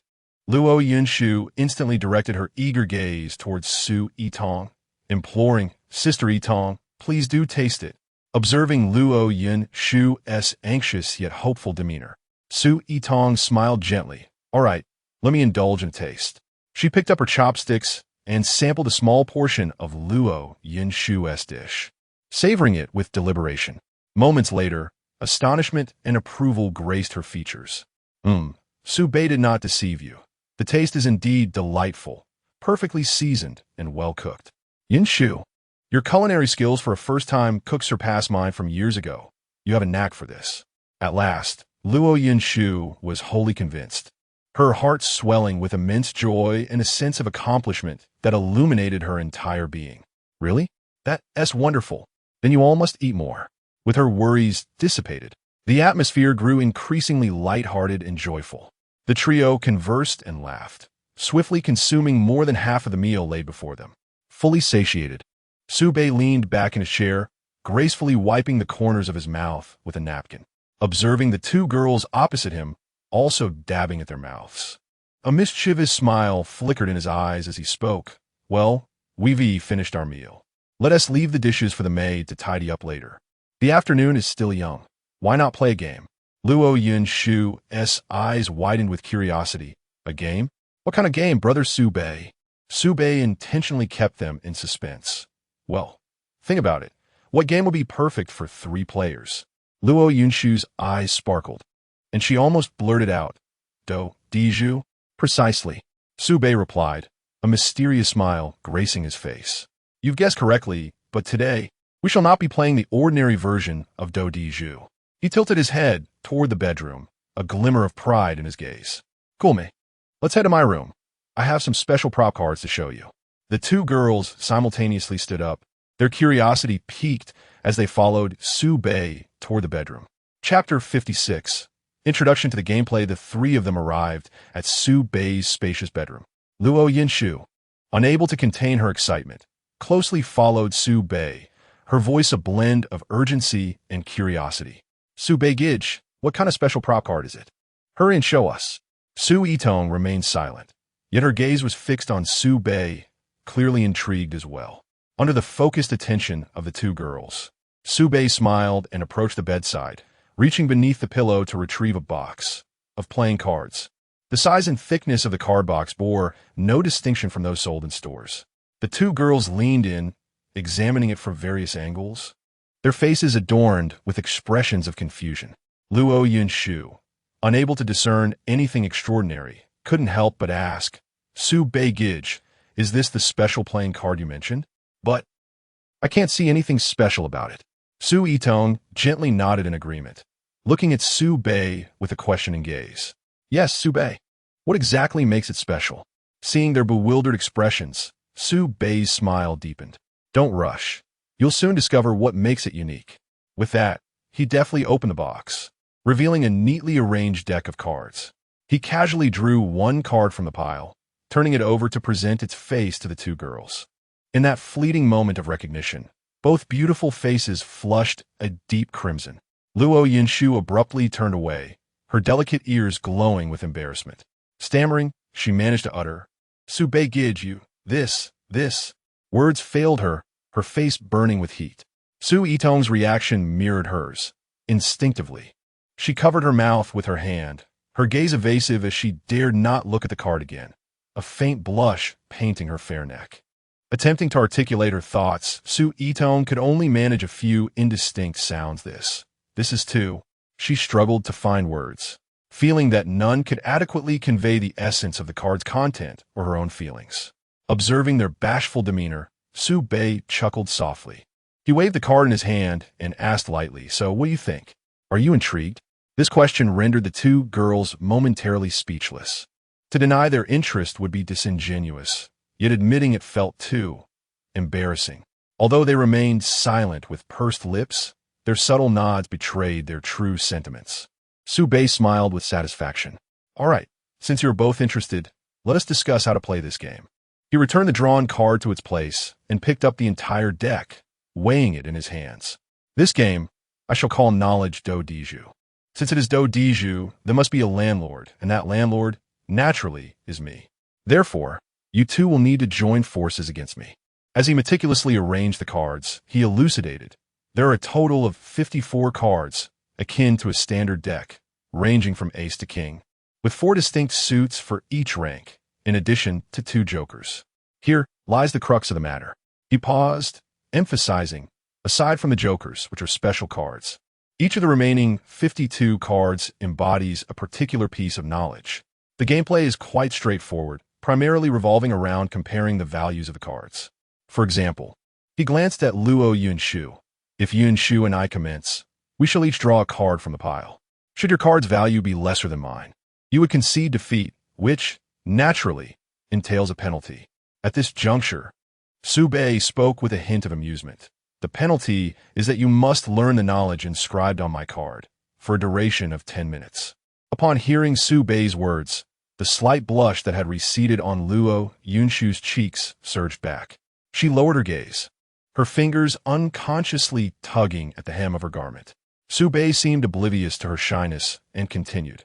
Conversely, if your card's value exceeds mine, you would be in the clear for this round, and it would then be Yitong and my turn to draw. Should we draw cards of equal value, a redraw will be necessitated. At this point, Luo Yinshu timidly interjected. Brother Su Bei, what if one draws a joker? Su Bei regarded her with approval. A splendid question. The jokers are special cards. If you draw one, you may designate a specific piece of knowledge for Yitong and me to learn together. He then shifted his tone. However, if I draw a joker, I shall determine the knowledge, and you must join me in learning it. Naturally, if fortune smiles upon us, and we both draw jokers simultaneously, that round will be nullified, and we shall redraw. Upon concluding his explanation, he looked at them. Do you understand the rules? Su Yitong listened intently, mentally reviewing the information, and then nodded gently. Yes, I comprehend. Although her expression remained somewhat awkward, her understanding was clear. Meanwhile, Luo Yunshu began counting on her fingers, her lips silently moving as she seemed to wrestle with recalling the rules. Drawing cards, comparing values. Losing necessitates learning. Winning means advancing. The Joker allows for designation. She furrowed her brow, clearly a bit befuddled by the various rules, her face reflecting a look of distress. Su Bei found her earnest yet perplexed demeanor amusing, unable to suppress a chuckle. He gently tousled her hair. It's all right, Yin Shu, if you can't remember the rules, we shall grasp them as we play, learning while having fun. Encouraged by Su Bei's words, Luo Yunshu shyly buried her head lower, her voice barely above a whisper. So, shall we begin now? Su Bei shook his head, a mischievous glint flashing in his eyes. No rush. In playing games, one must first prepare adequately, so let us select the appropriate attire for each of you. As he spoke, he approached the grand wardrobe against the wall and with a swift motion, flung open the doors. Instantly, a plethora of garments filled the space before Su Yitong's eyes. An array of JK uniforms, sailor suits, gym attire, and various styles of school uniforms dazzled her senses. It was the first time she had encountered such a multitude of these outfits, causing her to widen her eyes in astonishment. In contrast, Luo Yinshu appeared remarkably composed. Having seen them all before, she merely observed Su Bei with curiosity, pondering which selection he would make. Chapter 57. Donning the battle garb, Su Bei's gaze swept through the wardrobe for a moment before finally settling on a blue and white, college-style Japanese sailor uniform. He turned and handed the outfit to Su Yitong. Taken aback, Su Yitong hesitated to accept it immediately. With a smile, Su Bei explained, "Take it. This will be your battle attire for today." When he had instructed for a variety of clothing to be prepared, he had specifically requested different sizes. Since Su Yitong was slightly taller than Luo Yunshu, the sailor uniform he chose was evidently a size larger than what Luo would typically wear. A blush crept onto Su Yitong's cheeks as she shyly accepted the sailor uniform. Then, Su Bei bent down and retrieved a pair of brand-new white stockings from the drawer beneath the wardrobe, gently placing them atop the uniform she was holding. With a playful smile, he added, "Pairing them with white stockings will complement the sailor outfit beautifully." Su Yitong's face flushed even more as she clutched the clothes and stockings. Murmuring then, "I'll go take a shower and try it on." Su Bei nodded. "Yes, go ahead and see if it fits. If it doesn't, come back and we can change it." Su Yitong softly acknowledged, cradling her ensemble, and swiftly exited the bedroom. Turning, Luo Yunsu Su Bei declared alift. "Now it's your turn." He glanced back at the wardrobe, meticulously selecting from the array of clothing. After a brief moment, he retrieved a pale, pink JK uniform, adorned with a matching checkered skirt, and handed it to Luo Yunshu. With a gentle smile, he remarked, "It's been a while since I've seen you in a JK uniform. This pale pink should suit you perfectly." Luo Yunshu obediently nodded. Thank you, Brother Su Bei." She naturally opened the drawer of the wardrobe and skillfully retrieved a pair of white stockings, beaming at Su Bei with two adorable dimples. "I'll go shower and change now." Only then did Su Bei recall that in his eagerness to provide socks for Su Yitong, he had forgotten to do the same for Luo Yunshu. Amused by her proactive and adept demeanor, he smiled as well. Subsequently, Luo Yunshu, clutching her pink JK and white stockings, cheerfully turned and exited the bedroom. For a brief moment, Su Bei found himself alone in the room. He glanced at the playing cards in his hand and then at the open wardrobe, a smile of anticipation gracing his features. Half an hour later, Su Bei sat on the bed, intrigued as he flipped through the various cards. At that moment, the bedroom door was gently pushed open a crack before swinging fully ajar. Entering was Su Yitong. Su Bei's attention was instantly captivated. As he discerned the figure at the doorway, he felt a slight catch in his breath, a wave of warmth surging from deep within him, accompanied by an inexplicable impulse. Su Yitong had donned the blue and white college-style Japanese sailor uniform. With her head slightly bowed, a vivid blush adorned her cheeks, and her hands, somewhat awkwardly, were clasped at her abdomen. She stepped in delicately, each movement imbued with shyness. XYTing felt an overwhelming sense of embarrassment as she prepared to don a sailor outfit in the bathroom. astonished to discover that the top was designed as a one-piece. Were it merely a standard jumpsuit, her discomfort might not have been so pronounced, given that she had previously worn Japanese-style swimsuits. However, this particular ensemble, how should one describe it? It seemed to embody a whimsical, almost QQ-like charm. After a shower, she stood before the mirror for quite some time, steeling herself before summoning the courage to change. The intricate design of the one-piece itself took her 7 or 8 minutes to put on. Otherwise, she would have arrived much sooner. At that moment, XYT was clad in the pristine white one-piece. The fabric possessed a subtle elasticity, perfectly conforming to her graceful curves, accentuating her ample bosom in a strikingly alluring manner. The shoulders featured a deep blue collar with white stripes, while the lower half consisted of a deep blue pleated skirt, complemented by classic white stockings that extended from her feet to her thighs. This ensemble exuded a sweetness interlaced with pure desire, captivating SBI's senses in an instant and causing his heart to race. Previously, XYT had taken pride in her sweet visage. Yet at this moment, under the flattering guise of her impeccable outfit, SBI found himself unable to tear his gaze away, utterly entranced by the sailor uniform. Noticing SBI's obvious daze and fixated stare, XYT grew even more bashful. She instinctively shuffled her feet against the floor and softly called out, "SBI." SBI jolted back to reality, clearing his throat in a feigned manner, and forced a smile. "YT, how does it fit? Is it comfortable?" XYT glanced down at herself, gently pinching the fabric at her waist, and whispered, It's okay, I suppose. It just feels a bit tight." SBI's gaze followed her hand to her slender waist, and he involuntarily swallowed hard. Concern etched in his eyes as he inquired, "Is it uncomfortable?" XYT shook her head. "Not exactly uncomfortable, just a slight, constricting feeling." Observing her shy demeanor, SBI's expression deepened, and he reassured her, "Don't worry, we'll start the game soon. Just endure it a little longer." Understanding his implication, XYT's cheeks flushed even more, and she gave a soft affirmative. SBI patted the edge of the bed beside him. "Stop standing. Come sit." XYT obediently responded, "Oh, okay." With that, she took small, careful steps to the edge of the bed, sitting down with a deliberate distance of about 2 fist widths between them, her posture appearing slightly rigid. SBI noticed her attempt to maintain distance, and a faint smile played at the corners of his lips. He feigned nonchalance, subtly shifting closer, his arm brushing against hers, effortlessly erasing the gap, so they were now seated intimately side by side. Turning his head, SBI's gaze fell upon XYT's profile, admiration unmistakably gleaming in his eyes. From this angle, Su Itong's profile is simply exquisite, reminiscent of the secret glances cast upon the beautiful girls in class during one's school days. Su Itong instantly sensed Su Bei's fervent gaze, her heart fluttering as she abruptly turned her head to face him. In that moment, their eyes locked, faces mere inches apart, the distance between their noses so close that they could almost feel each other's breath. The refreshing scent of the shower gel she had just used mingled with her subtle, natural fragrance, slowly wafting into Su Bei's nostrils.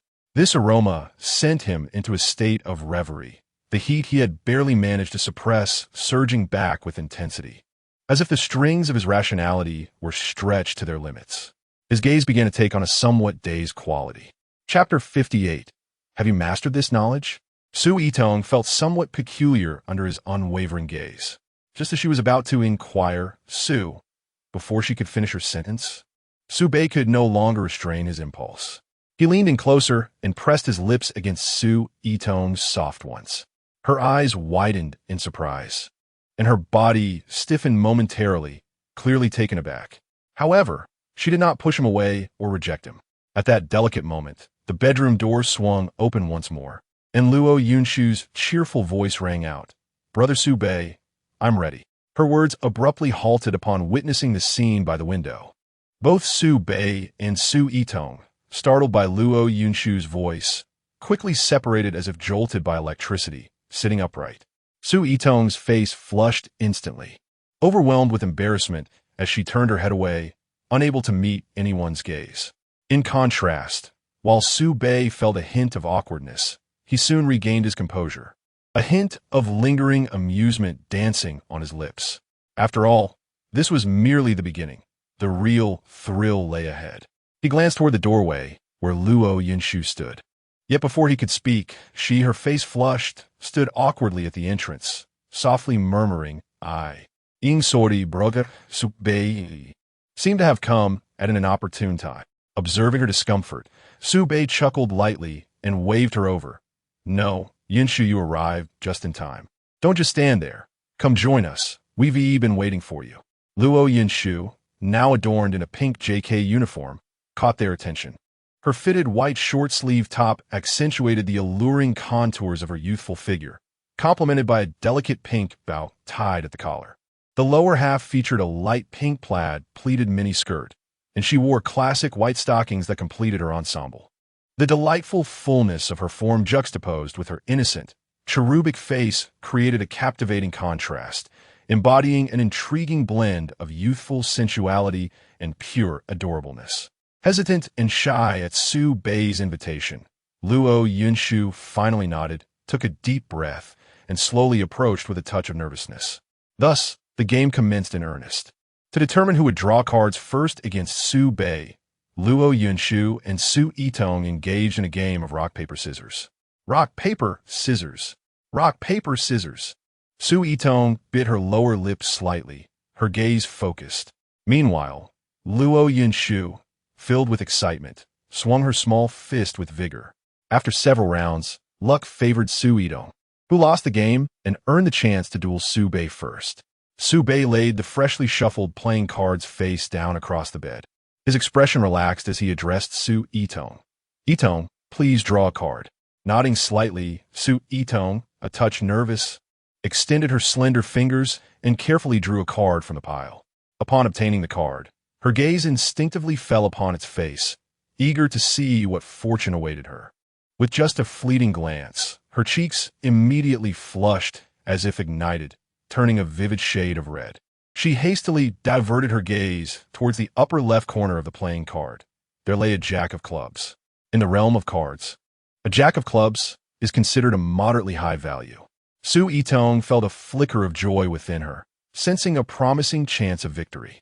Yet as this thought emerged, another notion crept in. If she were to win, it would merely signify a safe passage. Should she feel elated or lament the situation? Subsequently, Su-bei calmly extended his finger and casually selected a card from the deck. After glancing at its face, a knowing smile graced his lips, and he confidently revealed the card. It was a striking king of hearts. Upon seeing that conspicuous K, Su Yitong's expression fell slightly, revealing a trace of disappointment. "Ah, I've lost again." However, this disappointment lingered only on the surface. Deep within, that hidden anticipation flickered like a small flame. After all, in this game, losing equates to winning, and winning equates to losing. Su-bei, observing her feigned despondency, could not help but chuckle. "Yitong, you've lost. A loss means you must graciously accept the consequences." Su Yitong nodded eagerly, her voice tinged with a barely perceptible cheerfulness. Yes, I understand." Su-bei picked up his king of hearts and explained, "According to the rules, your card holds a lesser value than mine, so you must learn the knowledge associated with my card." With that, he presented the card before Su Yitong, allowing her to discern the specifics inscribed upon it. The knowledge was of a common nature in daily life. Nevertheless, knowledge knows no hierarchy. Whether common or rare, it must be embraced. As the saying goes, one should learn throughout life. Without allowing Su Yitong much time for shyness or contemplation, Su-bei leaned forward, his strong arms effortlessly lifting her as he cradled her horizontally. Su Yitong gasped in surprise, her body suddenly airborne, instinctively wrapping her arms around his neck, her face buried deeply in the crook of his neck. Too bashful to meet anyone's gaze, Su-bei, holding her light and sweet form, walked steadily to the side, initiating their learning session. Luo Yinshu remained obediently in place, sitting cross-legged on the bed, her chin resting on her hands, curiously and expectantly awaiting their return. Congratulations, host, on completing the strategy task. Level up, mid-stage of the 6th rank. 10 minutes later, As their study concluded, Su Bei gazed at Su Itong, whose cheeks were still flushed and whose breath was slightly unsteady. And with a teasing smile, he inquired, "Itong, have you mastered this knowledge?" Su Itong shyly lowered her head. Unable to meet his gaze, her voice barely audible. I've learned it. Su Bei nodded with satisfaction, deliberately adopting a teacherly tone. That is good to hear. However, remember to review what you've learned regularly. Otherwise, it's all too easy to forget. Understood? Su Itong, feeling increasingly bashful, buried her head even lower and softly murmured in agreement. The two individuals tidied their somewhat disheveled attire before returning to their previous spot. Luo Yunshu noticed the fine beads of sweat glistening on Su Itong's forehead, her cheeks slightly flushed and the corners of her eyes faintly glistening. A thought crossed her mind. It seems that studying is indeed quite exhausting. The game continues. Chapter 59. Hellishly difficult knowledge points. Su Bei turned his gaze towards Luo Yunshu, smilingly gesturing, "Yunshu, it is your turn now. Please draw a card."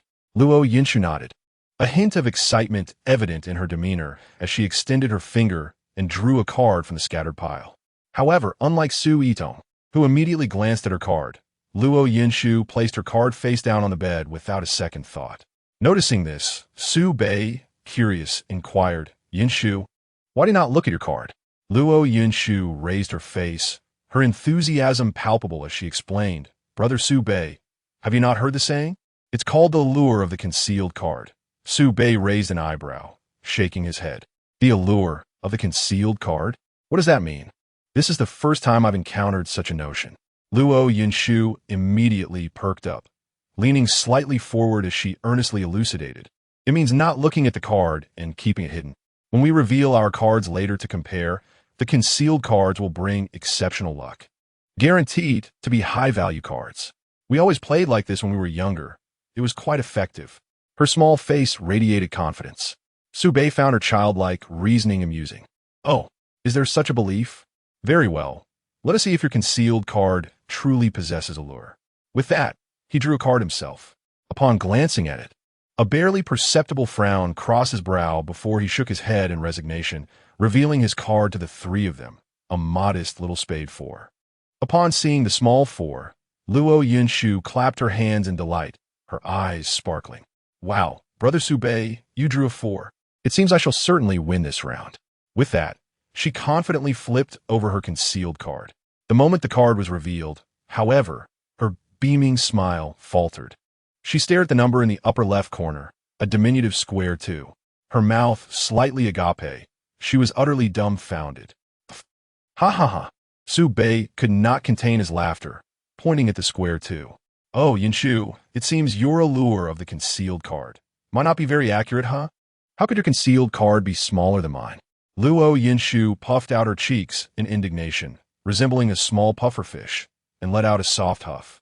Nevertheless, she was not genuinely upset. Humph. Losing isn't necessarily a bad thing. Su Bei, chuckling, picked up his spade 4 and examined the card closely, his expression taking on a playful nuance. This knowledge appears to be quite challenging. Luo Yunshu had been so focused on the card's value and her mild frustration that she had overlooked its content. Now, hearing Su Bei's comment about difficulty, her curiosity was piqued, and any previous embarrassment was swept away by the game. She leaned in closer, inquisitively asking, "Brother Su Bei, what is it?" "Let me see." Su Bei held the card before her, his tone tinged with mischief. "Here, take a look for yourself, but brace yourself." As Luo Yunshu focused intently on the card, she was instantly taken aback.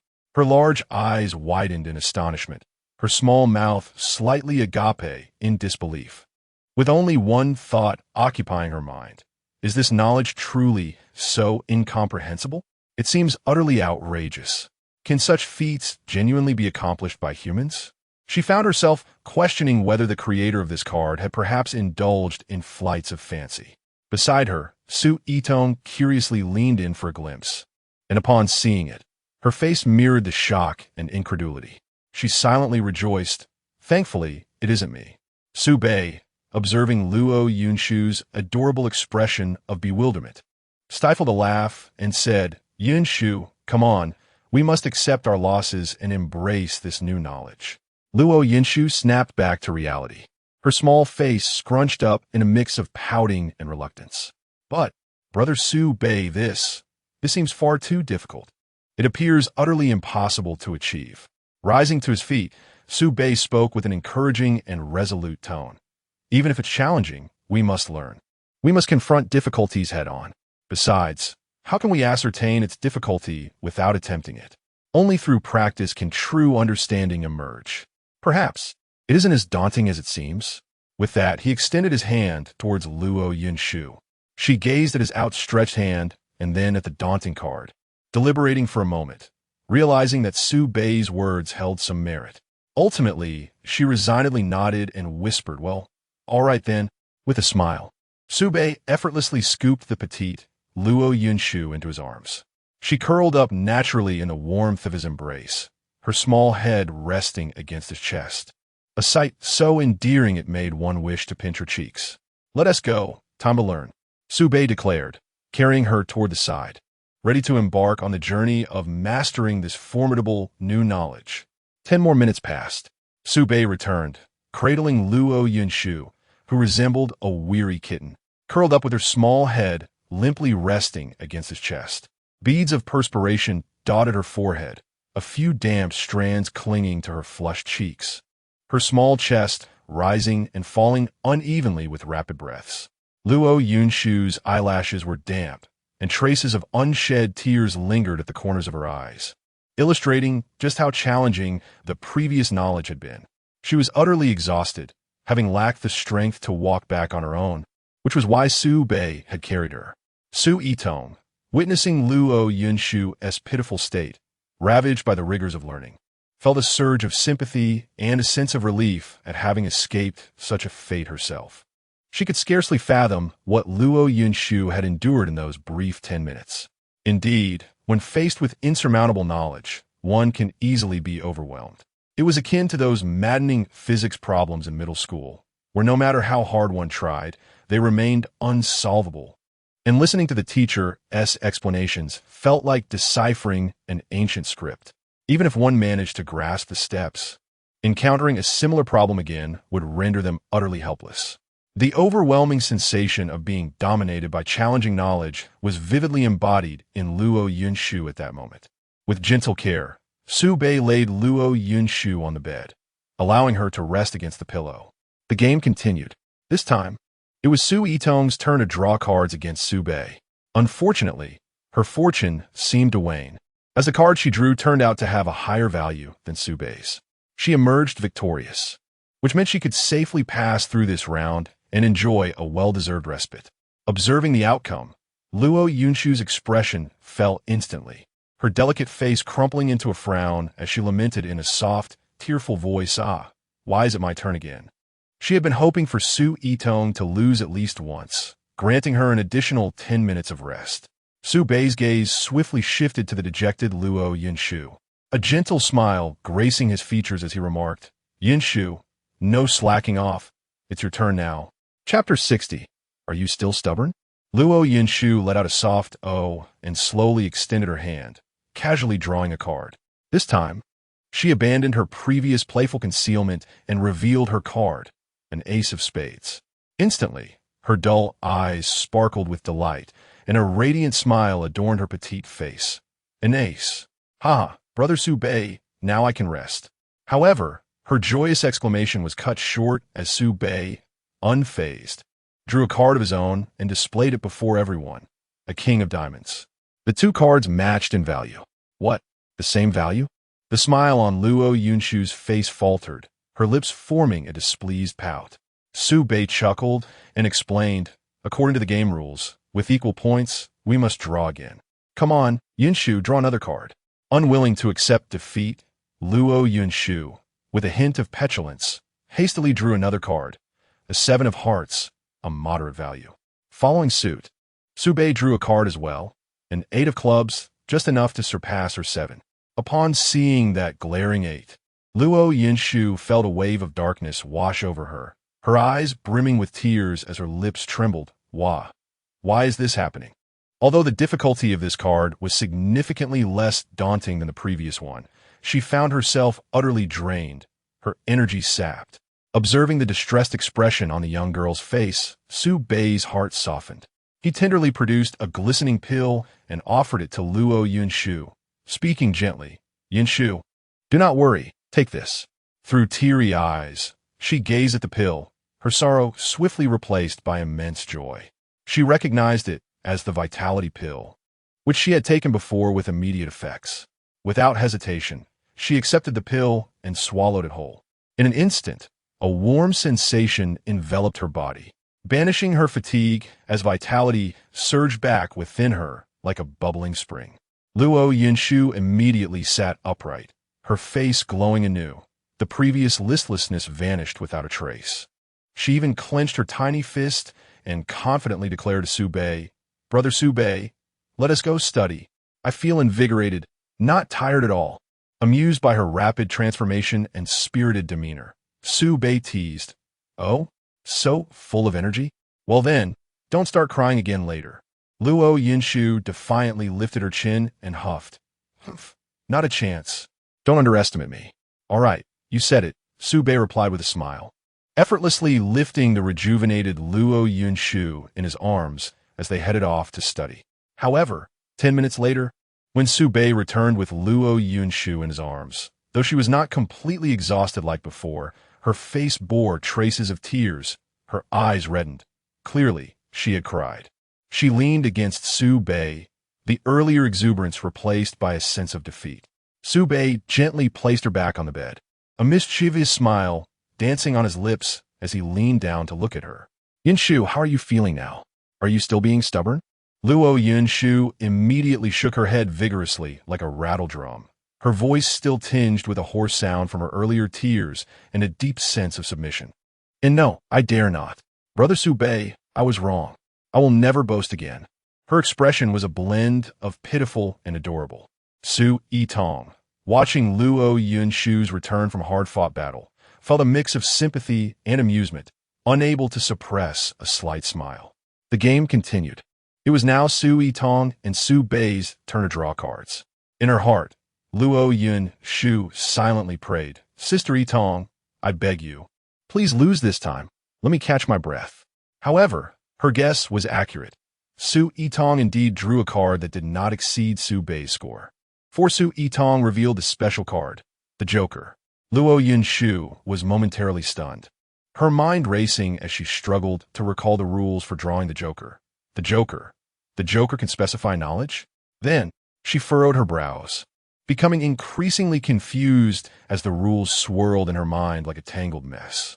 Seeing her bewilderment, Su Bei chuckled and clarified. "The rule is this. Drawing the Joker is a special card, and the person who draws it can designate a specific knowledge." "Yay, that's wonderful." Upon hearing this, Luo Yunshu immediately erupted in joyous cheers, her small face radiating relief. Su Bei was taken aback by her sudden excitement, looking at her quizzically. "Yunshu, why are you so happy?" Realizing she had overreacted, Luo Yunshu quickly covered her mouth and waved her hand in a dismissive gesture. "And no, it's nothing at all. I'm just happy for Sister Yitong. Yes, happy for her." In her heart, she was calculating gleefully. Wonderful, Sister Yitong drew the skill card. She wouldn't have to lose, and her designated knowledge would surely involve studying with Brother Su Bei. Finally, I can rest for a good 10 minutes. However, her joy lasted merely 3 seconds. Su Bei continued, looking at Luo Yunshu and slowly added, "But according to the rules, the designated knowledge requires both of us to study together." Thunderstruck, Luo Yunshu felt as though a bolt of lightning had struck her head. She had completely mixed up the rules. She thought that Su Yitong would designate knowledge and study with Su Bei, but it turned out she was the one who had to accompany Brother Su Bei to study. The radiant smile on her face froze, quickly collapsing into a look of dismay, her small mouth pouting in grievance, and her big eyes brimming with tears of disappointment. The plunge from elation to despair was too vast. Su Yitong, witnessing the abrupt shift in Luo Yunshu's expression from bright to stormy, felt a pang of compassion and quickly reassured her. "Yunshu, don't be sad. I will choose the simplest one for you." Upon hearing the phrase, the simplest, Luo Yunshu immediately lifted her tear-filled big eyes, looking at Su Yitong with renewed hope. She nodded earnestly, her voice thick with emotion. Thank you, Sister Yitong. Luo Yunshu's pitiful demeanor made one unable to resist the urge to ruffle her hair. Su Yitong smiled gently and began to meticulously search through all the playing cards. She examined each card with great care. Ultimately, she selected a piece of knowledge that is most common and simplest in life. She drew that card out and presented it before Luo Yunshu. Look, what do you think of this? Chapter 61. Body Tempering Elixir. Luo Yunshu leaned in closely to examine the card, confirming that the knowledge point was indeed the simplest one in her understanding. Instantly, her tears transformed into laughter as she nodded vigorously, exclaiming, Yes, this one. This is perfect. A flicker of confidence sparked within her. Su Yitong chuckled softly and handed the card to Su Bei, declaring, This one is designated. Su Bei accepted the card, glanced at it, and nodded in agreement, addressing Luo Yunshu. Indeed, this is exceedingly simple for you, Yunshu. Very well, let us proceed with this. With renewed hope, Luo Yunshu followed Su Bei once more to the learning session. 10 minutes later, their study concluded. This time, Luo Yunshu walked back on her own, freed from Su Bei's embrace. However, her condition had not improved significantly. Her cheeks remained flushed, and her breath came in soft gasps. Upon returning, she began to cough incessantly. Her throat evidently discomfort, cough. Noticing her distress, Su Bei thoughtfully poured her a cup of warm water and gently offered it to her. His tone soothing, Drink some water to soothe your throat. Luo Yunshu accepted the cup, murmuring, Thank you, Brother Su Bei, before taking small sips. The warm liquid coursed down her throat, providing her with a measure of relief. This uniquely engaging game commenced around 2 o'clock in the afternoon and continued until after 7 in the evening before it finally concluded. In the early stages, luck favored Luo Yunshu, who frequently drew small cards, leading her and Su Bei to study together. However, as the game progressed, fortune shifted, and Su Yitong began to draw small cards with increasing frequency. Initially, Su Bei would take them aside to learn, but as the game neared its end, they grew indifferent to moving away, opting to study right there. After all, learning was nothing to be ashamed of, especially in a private setting. By the time the game concluded, both girls collapsed onto Su Bei's large bed, utterly exhausted, with even the strength to move their fingers eluding them, let alone muster an appetite for dinner. It was not until the witching hour that a fierce hunger compelled them to rise for a midnight snack. Following an afternoon of intense gameplay and study, the meticulously chosen battle attire they wore had inevitably sustained varying degrees of wear and disarray, rendering it unwearable and prompting them to discard it in favor of their own clothes. For Su Bei, the significance of this game transcended mere amusement. Throughout the process of learning alongside Su Yitong, he successfully accomplished all the tasks related to strategizing with her that the system had assigned. Consequently, his own cultivation level surged, propelling him to the pinnacle of the 6th rank. After resolving these matters, a familiar notification echoed in his mind, signaling the arrival of the fortune value contributed by Lin Yin. It dawned upon Su Bei that it was time to meet this child of destiny. With a thought, he opened the system panel in his mind. His gaze swept across the fortune value section, and a striking number caught his eye, 100,000. This indicated that he could perform another 10 consecutive draws. Without a moment's hesitation, Su Bei issued a command in his mind. System, initiate a 10 consecutive draw. Understood, host. With a deduction of 1 million luck points, the lottery commenced. Congratulations to the host for obtaining 1 revitalization pill and 1 body refinement elixir. As the results of the 5th draw appeared, the system interface suddenly illuminated with a striking purple glow. Congratulations to the host for acquiring 1 breakthrough pill. Following this, during the 7th draw, an even more dazzling golden light erupted. Congratulations to the host for receiving 1 quality enhancement card. Upon reviewing the prize list, 5 revitalization pills, 3 body refinement elixirs, 1 breakthrough pill, and 1 quality enhancement card, Su Bei nodded in satisfaction. 5 revitalization pills were a fine addition, particularly as their stock was nearly exhausted due to Yun Shu and Yi Tong's consumption. He soon noticed the other new items and eagerly instructed, "System, please elaborate on the functions of these new prizes." "Certainly, host," the system replied. "Body refinement elixir, a liquid essence that, when consumed, rapidly permeates the limbs and bones, cleansing impurities within the body and strengthening the physical foundation. Note, this elixir is most effective for novices entering the martial path, capable of directly assisting them in elevating one level. Its effectiveness diminishes as the martial artist's realm increases." "Oh, a direct elevation of realm?" Sube Muset stroking his skin. "There are 3 bottles of this body refinement elixir. Since Yun Shu has just begun her martial training, foundational strength is crucial. I shall give her 2 bottles and the remaining 1 to Yi Tong." He promptly organized the distribution. "System, proceed. What about the breakthrough pill?" Breakthrough pill. As the name suggests, this is suitable for martial artists encountering bottlenecks in their realms, struggling to break through. Consuming this pill significantly increases the success rate of overcoming the current realm barrier. Note, the success rate is not 100. The lower the realm, the higher the success rate. Important reminder, the host's elevation of realm is restricted by system rules and can only be achieved by completing quest tasks. Thus, the breakthrough pill is ineffective for the host. Ineffective for me? Then why provide it? Sube thought, dismissing the concern. "Well, since I have it, I might as well keep it. It will surely prove useful." He contemplated the allocation of the breakthrough pill. Yi Tong was currently at the mid-stage of the 5th realm, far from a bottleneck. Who would benefit from it? After a moment's reflection, a figure emerged in his mind. Uncle Zhou. After returning from Qingyun Martial Arts Academy, Uncle Zhou had successfully broken through to the peak of the 6th realm under the guidance of Senior Su Xiaoping. He was now on the cusp of reaching the 7th realm, making the breakthrough pill perfectly suited for him. Lastly, what was this quality enhancement card? Quality enhancement card, a one-time consumable item that, when used, immediately enhances the innate quality of the host talent. Current enhancement effect elevates the ability to defeat martial artists below the 6th realm to those below the 7th realm. This effect is quite practical. I shall use it immediately. Understood, host. Quality enhancement card has been utilized.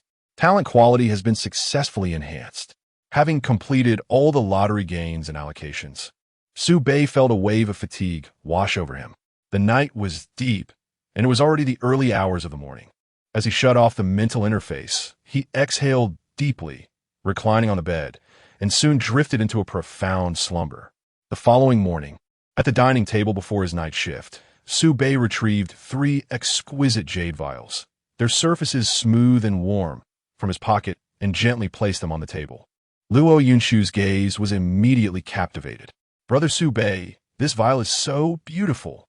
What treasures does it contain?" Su Bei smiled gently and patiently explained. "This is called Body Refining Elixir, a highly precious potion. Once consumed," he elaborated on the elixir's effects in detail.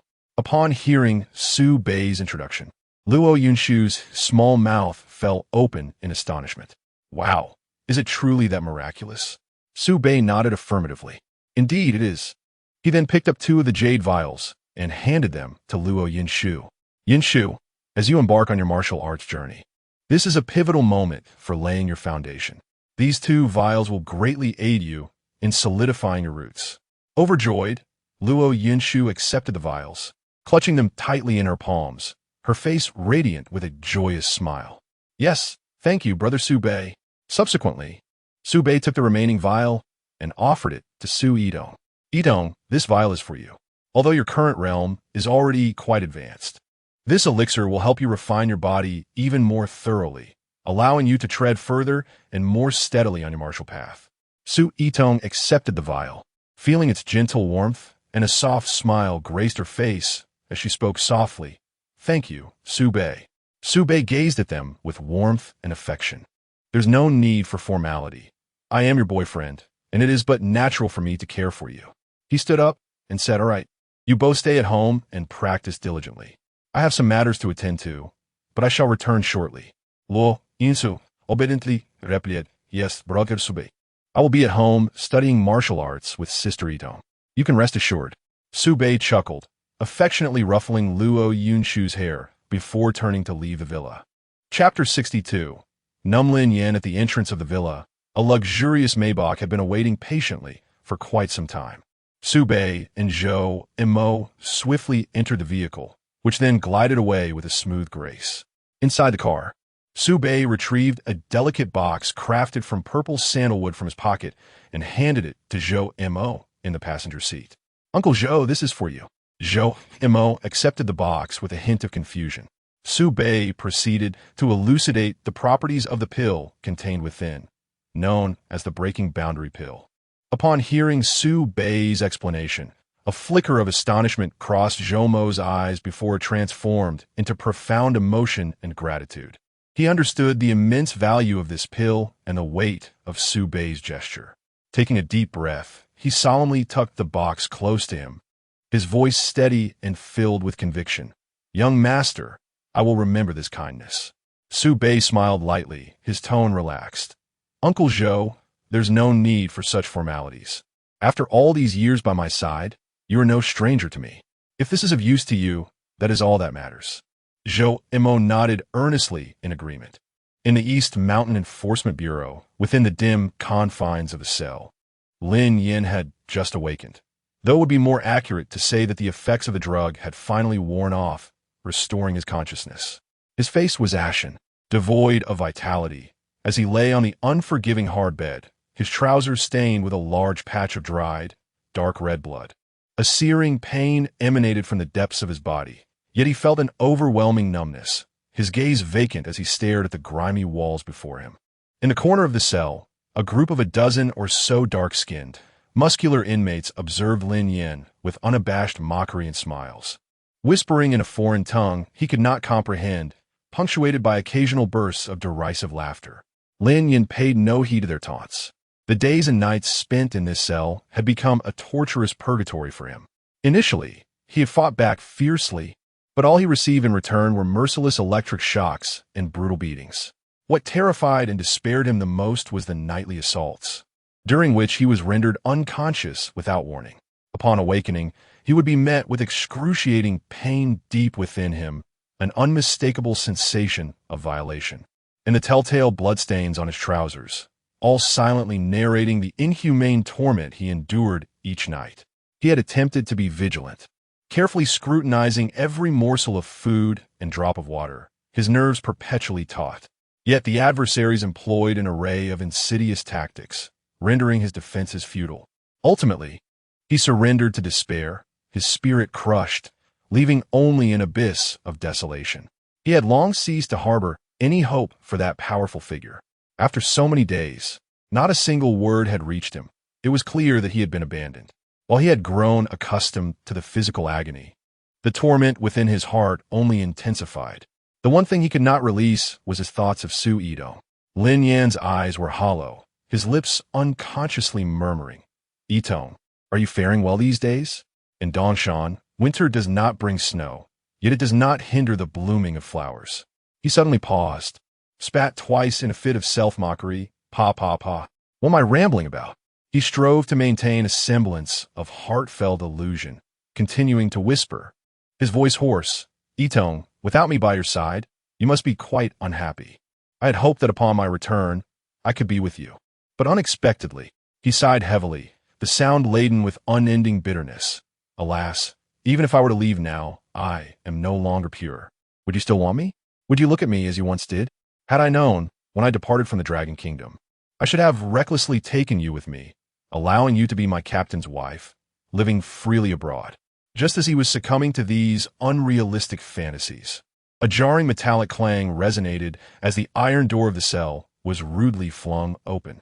An enforcer appeared at the threshold, impatiently rebuking, "What are you mumbling about? Lin Yan? Someone is looking for you. Hurry up and come out." Upon hearing this, Lin Yan's body jolted, his head snapping up. A wave of immense joy instantly shattered the pallor and numbness on his face. He thought of the only possibility. A powerful individual had come to rescue him. A radiant smile blossomed on Lin Yan's face. "Finally, it's here. I've been waiting for you. How fortunate that I didn't lose hope." The enforcer, noticing Lin Yin still frozen in place, grew even more impatient, tapping the door frame with a stun baton. Deaf? What are you dawdling for? Are you coming or not? Yes, I'm coming right away. Lin Yin replied excitedly, flustered as he attempted to rise from the bed. However, in his haste, the freshly scabbed wound on his back tore open. A sharp pain surged through him. He distinctly felt warm liquid uncontrollably spilling out, swiftly soaking his trousers. Lin Yin stood frozen, his face draining from elation to pallor. In such a disheveled state, how could he face the important figure? The enforcer frowned at his ashen face and rigid posture, his tone dripping with sarcasm. What's wrong? Have you grown fond of this place and reluctant to leave? Lin Yin forced out an awkward smile, more pitiable than tears, pointing behind him, his voice dry. No, it's just that I'm bleeding again. Could you do me a favor and let me clean up a bit? Perhaps change into a fresh pair of trousers? He nearly pleaded, his tone subdued. Under normal circumstances, the enforcer would have scoffed at him. Yet, allowing Lin Yin to meet someone in his current state was indeed inappropriate. The enforcer frowned, begrudgingly waving his hand. What a hassle. There's no time for a proper wash. Just grab some paper and clean yourself up quickly. I'll fetch you some clean trousers. Move swiftly, don't keep them waiting. All right, thank you very much. Lin Yin expressed his gratitude repeatedly, gritting his teeth against the searing pain from behind, as he hurriedly tended to himself. Chapter 63. Plants, after all, belong beneath the soil under the impatient urging of the enforcers. Lin Yin, having hastily wiped himself with a piece of tissue and donned a pair of ill-fitting yet relatively clean trousers, was escorted into an interrogation room. Upon entering, his gaze was immediately captured by the figure seated behind the interrogation table. It was a young man, impeccably dressed, exuding an air of elegance, and possessing an exceedingly handsome countenance. Lin Yan's dull eyes sparkled with newfound brightness, akin to a drowning man grasping a life raft. He thought to himself, is this individual so young? However, upon further reflection, he considered that it was only natural for someone of significant stature to dispatch a representative. At the enforcer's signal, Lin Yin took a seat on the cold, metallic interrogation chair. With a couple of clicks, his hands and feet were securely restrained by metal cuffs. The enforcer, maintaining an impassive demeanor, turned and departed, the heavy iron door clanging shut behind him. In the interrogation room, only Lin Yin and the strikingly handsome young man remained. To dispense with any pretense, this handsome figure was none other than Su Bei. Lin Yin was not acquainted with Su Bei. In fact, he had never laid eyes on him before. Although he had learned through clandestine channels that the Blood Shadow Hall was backed by the Su family and had pinpointed Su Bei as his assassination target, he had only managed to ascertain that Su Bei attended university on Dongshan Mountain and resided there, without uncovering any photographs or specific addresses. Lin Yin had intended to personally investigate Dongshan, but unexpectedly, before his plans could commence, he found himself under scrutiny. At this moment, despite an overwhelming sense of exhilaration, years of mercenary life compelled Lin Yin to suppress his excitement. This was an interrogation room, undoubtedly equipped with surveillance. Should he recklessly reveal his identity and expose the young man's true nature, he would find it impossible to escape. Thus, he stifled his excitement, keeping his head lowered and refraining from speaking too readily. Su Bei perceptively noted Lin Yan's feigned calmness, his apprehension, and vigilance. Leaning slightly forward, he intertwined his fingers casually on the table, adopting a relaxed posture. His voice was steady as he addressed Lin Yin. Mr. Lin, there is no need for anxiety. The surveillance equipment here has been temporarily disabled, and the content of our conversation is entirely secure. You may speak freely. This declaration instantly dispelled Lin Yan's final doubts. Su Bei continued, his tone composed. Allow me to introduce myself. My surname is Chun, and I am Mr. Ding's secretary. He has entrusted me with your matters. Upon hearing the name Mr. Ding, Lin Yan's emotions surged. The prominent figure he sought was indeed named Ding, specifically Ding Yijin. Secretary Chun, greetings. Is Mr. Ding well? Lin Yan's voice quivered with excitement. Su Bei maintained his composure, nodding steadily. Mr. Ding is well. However, he is currently occupied with some pressing matters and cannot attend in person. which is why he has sent me to handle your affairs. My presence here represents Mr. Ding's intentions. In truth, Ding Yijin had long been dismissed from his position. Individuals like him had a past replete with uninvestigated scandals, any one of which could result in years of imprisonment. Nevertheless, Su Jingyuan, possessing a kind heart, chose not to condemn Ding Yijin to a prison sentence in his twilight years. Shortly after his dismissal, an intricately orchestrated surprise awaited him, courtesy of the Bloodshadow Hall. As a truck emblazoned with the auspicious symbol of fortune collided with him on the street, concerned citizens, upon discovering Ding Yijin's grievously injured state, promptly dialed for emergency assistance. The ambulance rushed him to the hospital, where the medical team devoted themselves tirelessly to his rescue efforts.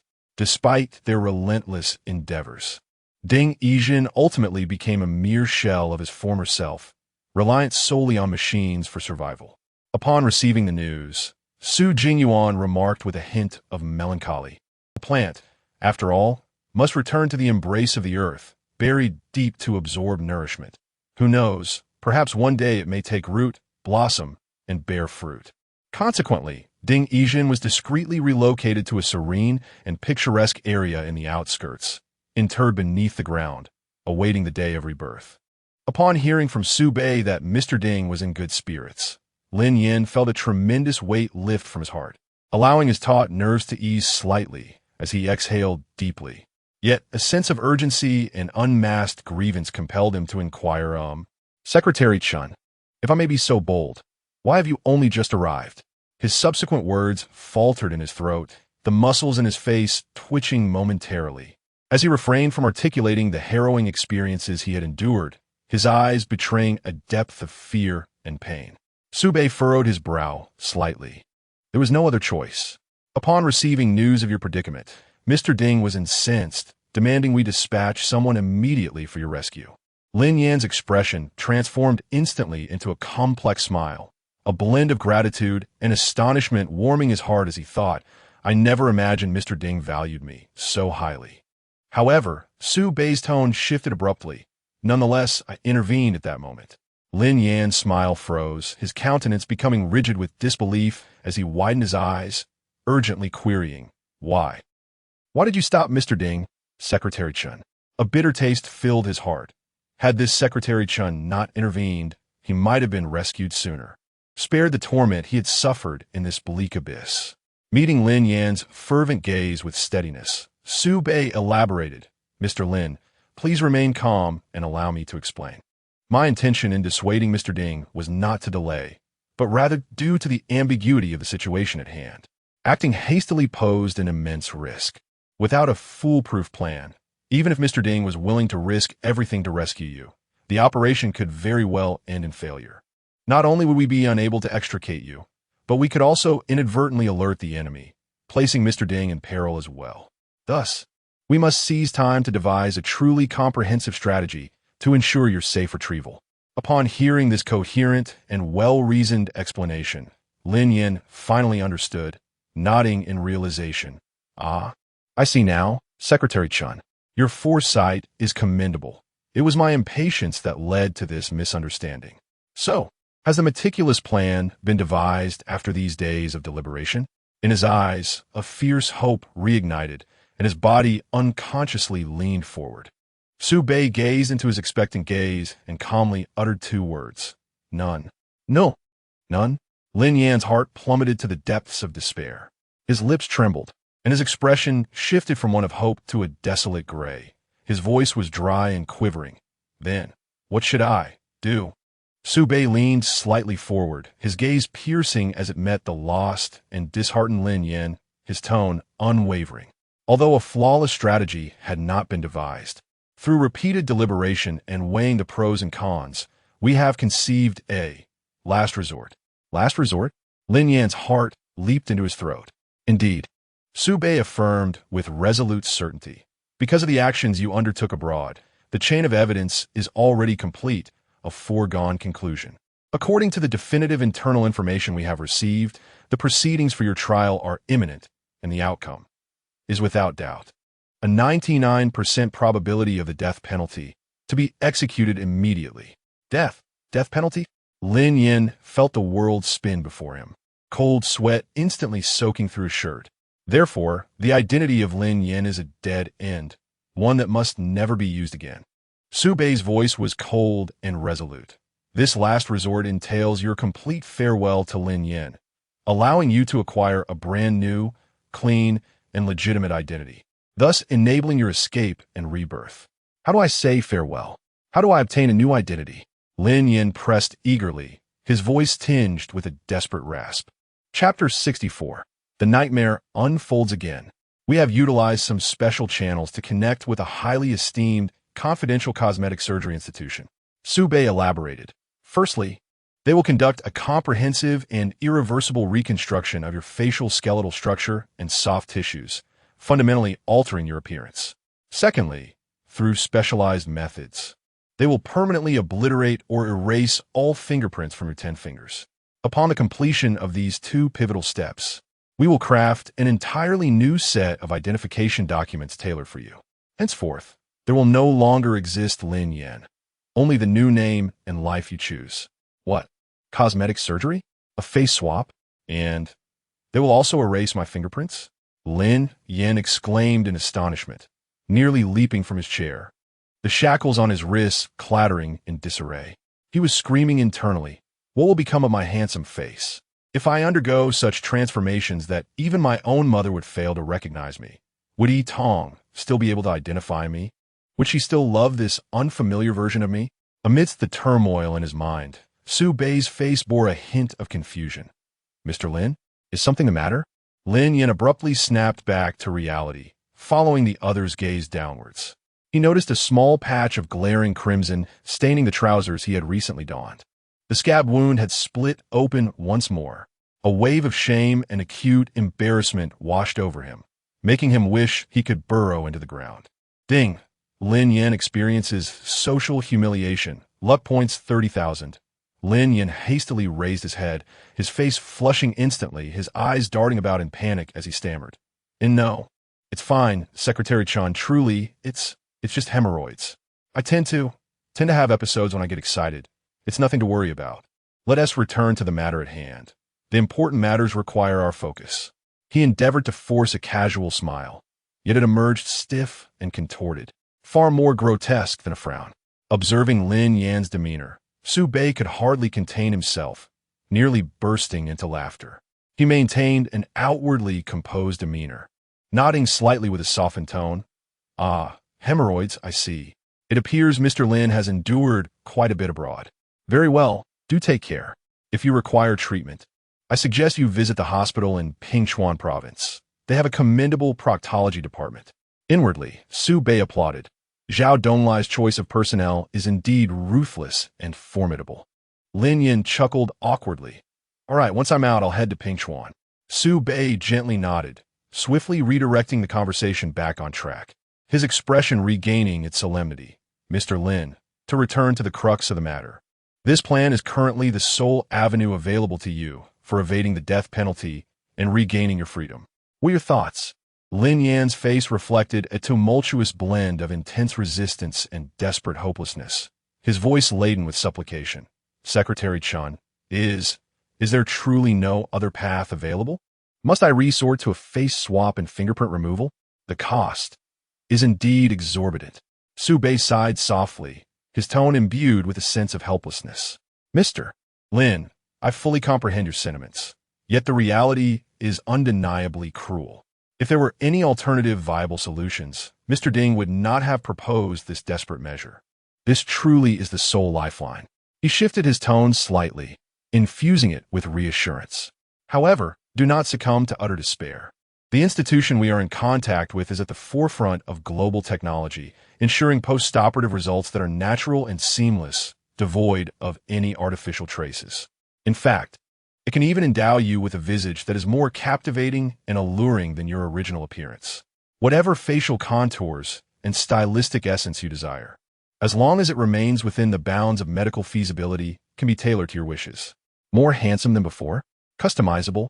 A flicker of hope ignited within Lin Yan's despondent eyes. He instinctively cast a furtive glance at Su Bei's nearly flawless facial features, pondering, If I could possess such handsomeness, perhaps Yitong would love me even more. With a hint of humility and trepidation, he cautiously inquired then, could I achieve a face as handsome as yours? A subtle twitch escaped Su Bei's lips before he swiftly regained his composure, responding in a calm tone, that might be a bit challenging. However, attaining a level of attractiveness comparable to first-tier domestic celebrities is entirely feasible and routine for this institution. He reiterated with a sense of urgency. Imbued with the gravity of a final ultimatum, Mr. Lin, time waits for no one. The judgment could commence at any moment. We require your immediate and unequivocal response. Will you seize this solitary opportunity, or? Lin Yin fell into profound silence. He bowed his head, observing the cold and heavy shackles on his wrists, feeling the persistent pangs emanating from behind him, and contemplating the execution ground that loomed ominously near. The overwhelming desire for survival shattered his fixation on appearance, his nostalgia for the past, and his apprehension about the uncertain future. His shoulders sagged in resignation as he slumped into the frigid interrogation chair, uttering in a dry voice, "All right, I agree." Su Bei nodded. "Very well, the matter of the surgery is settled." He then shifted the conversation, posing a seemingly casual question. "By the way, Mr. Lin, your return to the country this time, is there a significant matter you intend to address?" Lin Yan's expression momentarily stiffened, his eyes flickering with uncertainty. Internally, he wrestled with the thought, seeking revenge on Su Bei is a monumental undertaking. If I reveal this, and Mr. Ding perceives the risk as too great, fearing for his own safety, what if he abandons me? Would I still be able to escape? Chapter 65. The determination to eliminate Su Bei. Su Bei observed Lin Yan's hesitation with a cold smile concealed beneath an impassive exterior. In a tone imbued with sincerity, he suggested, "Mr. Lin, if you are facing any difficulties, please feel free to express them openly. Your prior assistance to Mr. Ding has not gone unnoticed. He is genuinely grateful and has specifically instructed me to assure you that, whatever you wish to pursue upon your return, he will spare no effort in supporting you and clearing any obstacles in your path." Upon hearing this, Lin Yin was momentarily overwhelmed with gratitude. Yet his cautious instincts compelled him to remain reticent. "Please, extend my thanks to Mr. Ding. However, this matter, I am contemplating carries significant risks, and I do not wish to implicate Mr. Ding." Su Bei let out a light laugh, laced with a hint of sarcasm and provocation. "Mr. Lin, it seems you do not fully trust Mr. Ding, do you? How perilous could your situation truly be?" Leaning slightly forward, he lowered his voice, brimming with admiration. "Our Mr. Ding is renowned for his tenacity, unafraid of any challenges. Anyone or anything he finds unsatisfactory will face his unwavering resolve, regardless of their stature. Just recently, at the provincial summit, he boldly confronted the esteemed Su Jingyuan, slamming the table in defiance. Su Bei deliberately elevated Ding Yizhen's stature, highlighting Su Jingyuan's name. In truth, Ding Yizhen's rank did not even afford him the privilege of attending the provincial conference, let alone confront Su Jingyuan directly. Upon hearing this, Lin Yin felt a flicker of hope reignite within him, especially at the thought of Ding Yizhen daring to stand against Su Jingyuan. It appeared that Mr. Ding and the Su family were indeed adversaries. Perhaps Mr. Ding could truly become an ally.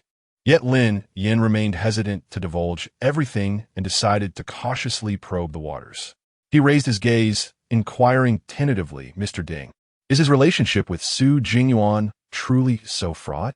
Su Bei immediately adopted a demeanor of palpable disdain. "Fraught? It is beyond mere animosity. It is a deep-seated enmity, irreconcilable." His voice surged with fervor. "Mr. Ding's greatest loathing is for families like the Su who wield their power to bully others, flouting the law. And that son of Su Jingyuan, Su Bei, has surpassed even his father in arrogance. Relying on his looks, he dares to abduct innocent women, disregarding human life altogether, a true scourge upon society, a calamity for humanity." Su Bei's vehement denunciation painted himself in the darkest of hues, his passionate tirade satiating Lin Yan's thirst for vengeance. Lin Yan mused, "The more vehemently Secretary Chan denounces them, the deeper Mr. Ding's animosity toward the Su family must be. Thus, the likelihood of Mr. Ding offering his full support for my revenge grows ever stronger. A glint of resolve flickered in Lin Yan's eyes as he seized the moment to express his loyalty. Given Mr. Ding's profound disdain for Su Bei, perhaps, I could eliminate this persistent thorn in Mr. Ding's side as a means of repaying his kindness. In the northern region of Jiangsu, upon finally feeling the bite of the fish on the hook, Su Bei could not help but smirk inwardly, while feigning surprise and concern on the surface. Mr. Lin, an assassination attempt on Su Bei? This is no trivial matter. The risks are exceedingly high. Aren't you afraid? The influence of the Su family is deeply entrenched. Lin Yin straightened his chest, wearing an expression of righteous indignation. I am unafraid. For Mr. Ding, I, Lin Yin. Su Bei waved his hand, interrupting Lin Yin's impassioned declaration. Mr. Lin, there is no need for such formalities. You must have your own reasons for willing to take such a considerable risk in this endeavor. After all, Mr. Ding has been so selflessly supportive of you, even willing to reconstruct your identity. If you continue to conceal your true intentions, wouldn't that be somewhat ungrateful? His gaze sharpened as he fixed it on Lin Yin. Do enlighten me. What is your true objective?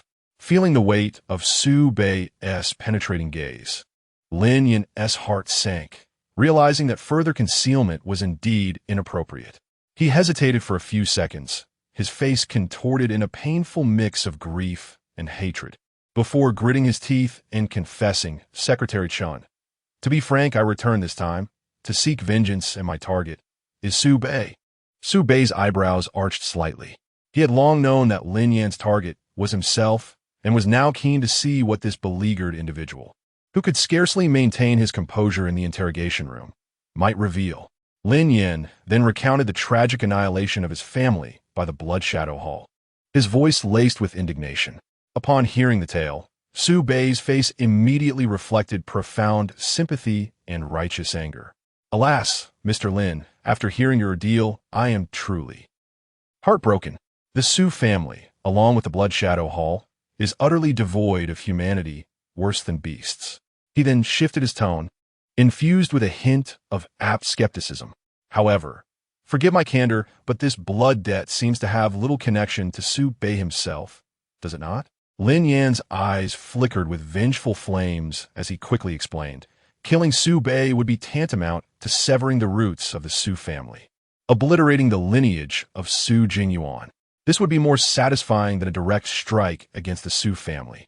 It would essentially lead to the indirect destruction of their entire clan. He artfully avoided mentioning the fact that he could not possibly kill Su Heshan or Su Jinyuan.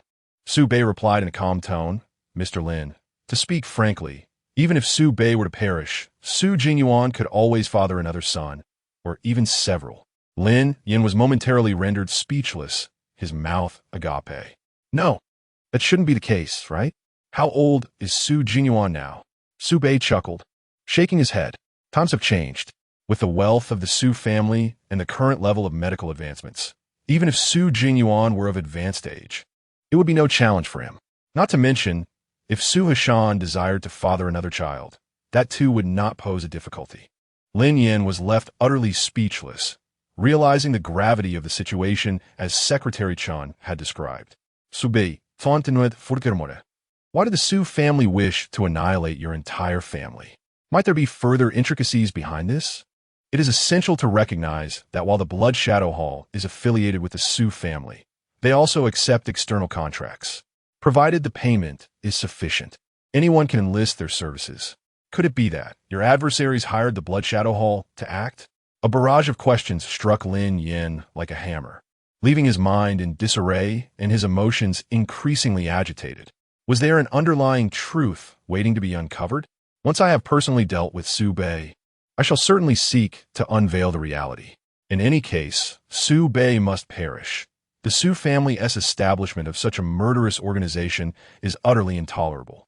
My act of eliminating Su Bei is a righteous endeavor, a means of delivering the public from harm.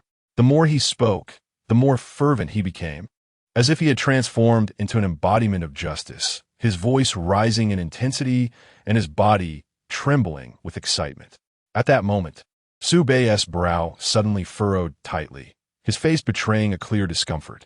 He raised his hand and vigorously fanned the air in front of his nose, his tone laced with palpable disdain. What does that smell?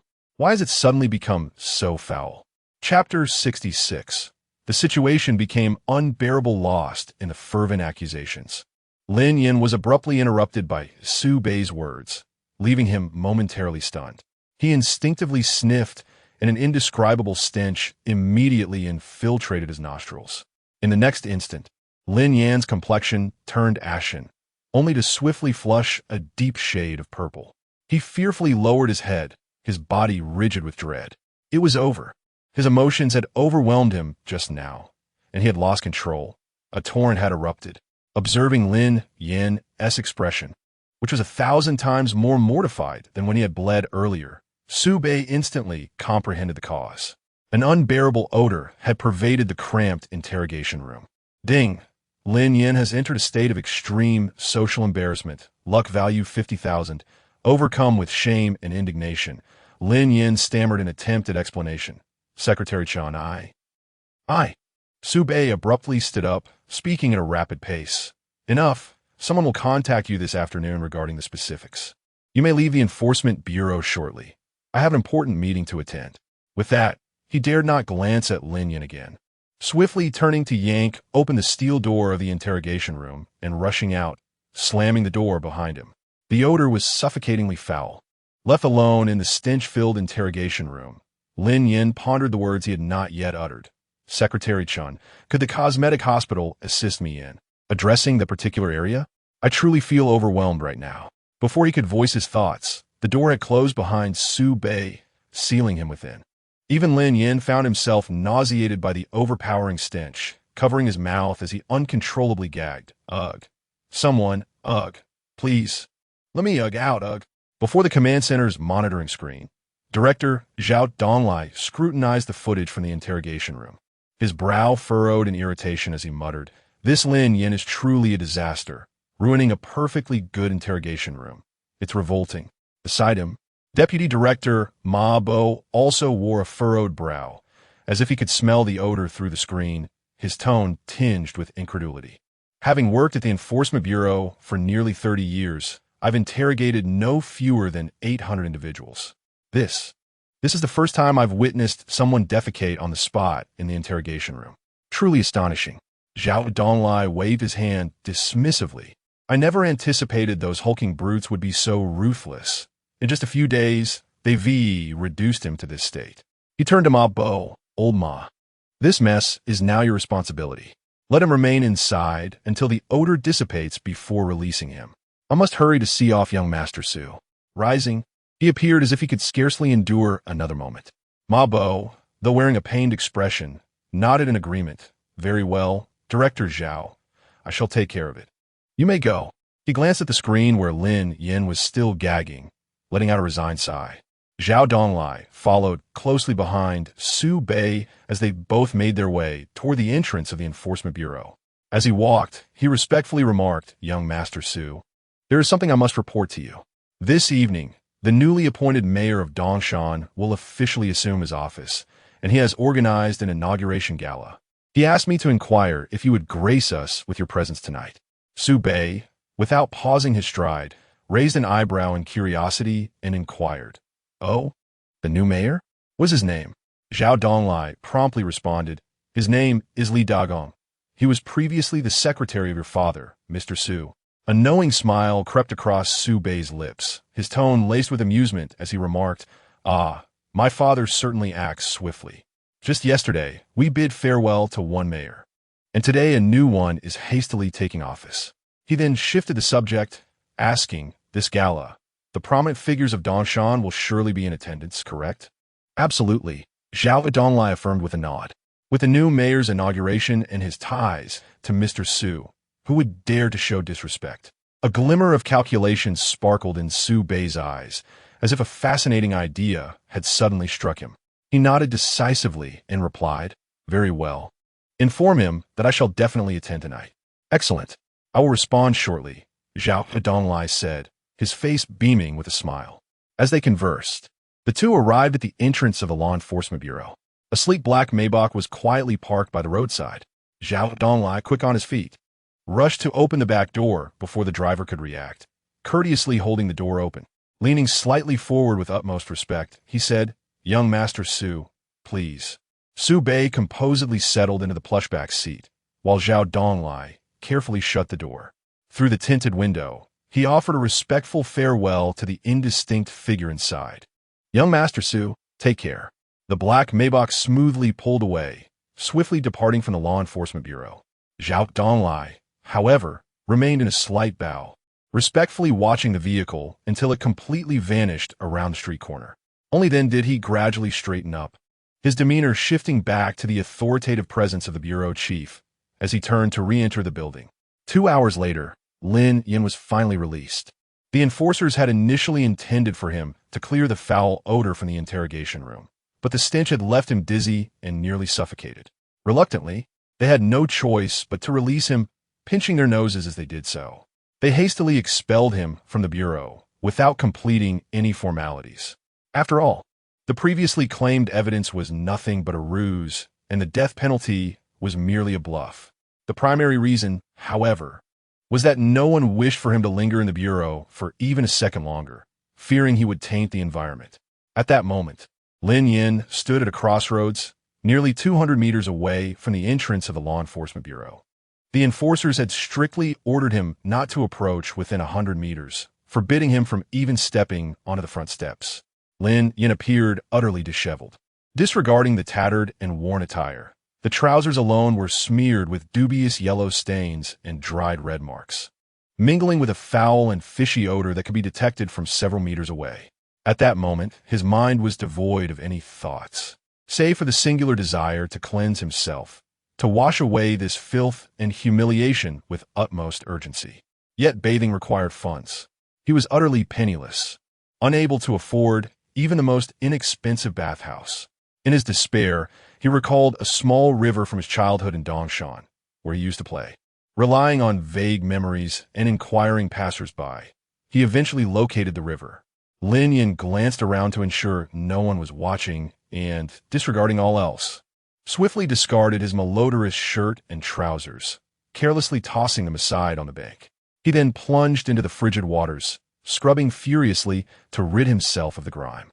As he was immersed in his vigorous washing, an elderly scavenger, burdened with a tattered sack, happened to pass by the riverbank.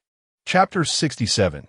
Lu Hai and Lu Zhu, the elderly man, noticing a figure thrashing in the river, immediately feared that someone was drowning. Without a moment's hesitation, he cast aside his burlap sack and shouted, "Hold on." He then stumbled into the water, striving valiantly towards Lin Yin. However, the old man's swimming skills were mediocre at best, and soon the water engulfed him up to his neck. He sputtered and choked, his limbs flailing uncontrollably as he cried out in panic, "Help! Help me!" Hearing the cries for help, Lin Yin looked up in bewilderment and saw the old man struggling in the water. Without delay, he swam over and effortlessly pulled the man to shore. "Are you all right, sir?" Lin Yin gasped, catching his breath. The old man coughed, still shaken, and waved his hand dismissively. "I'm fine, young man.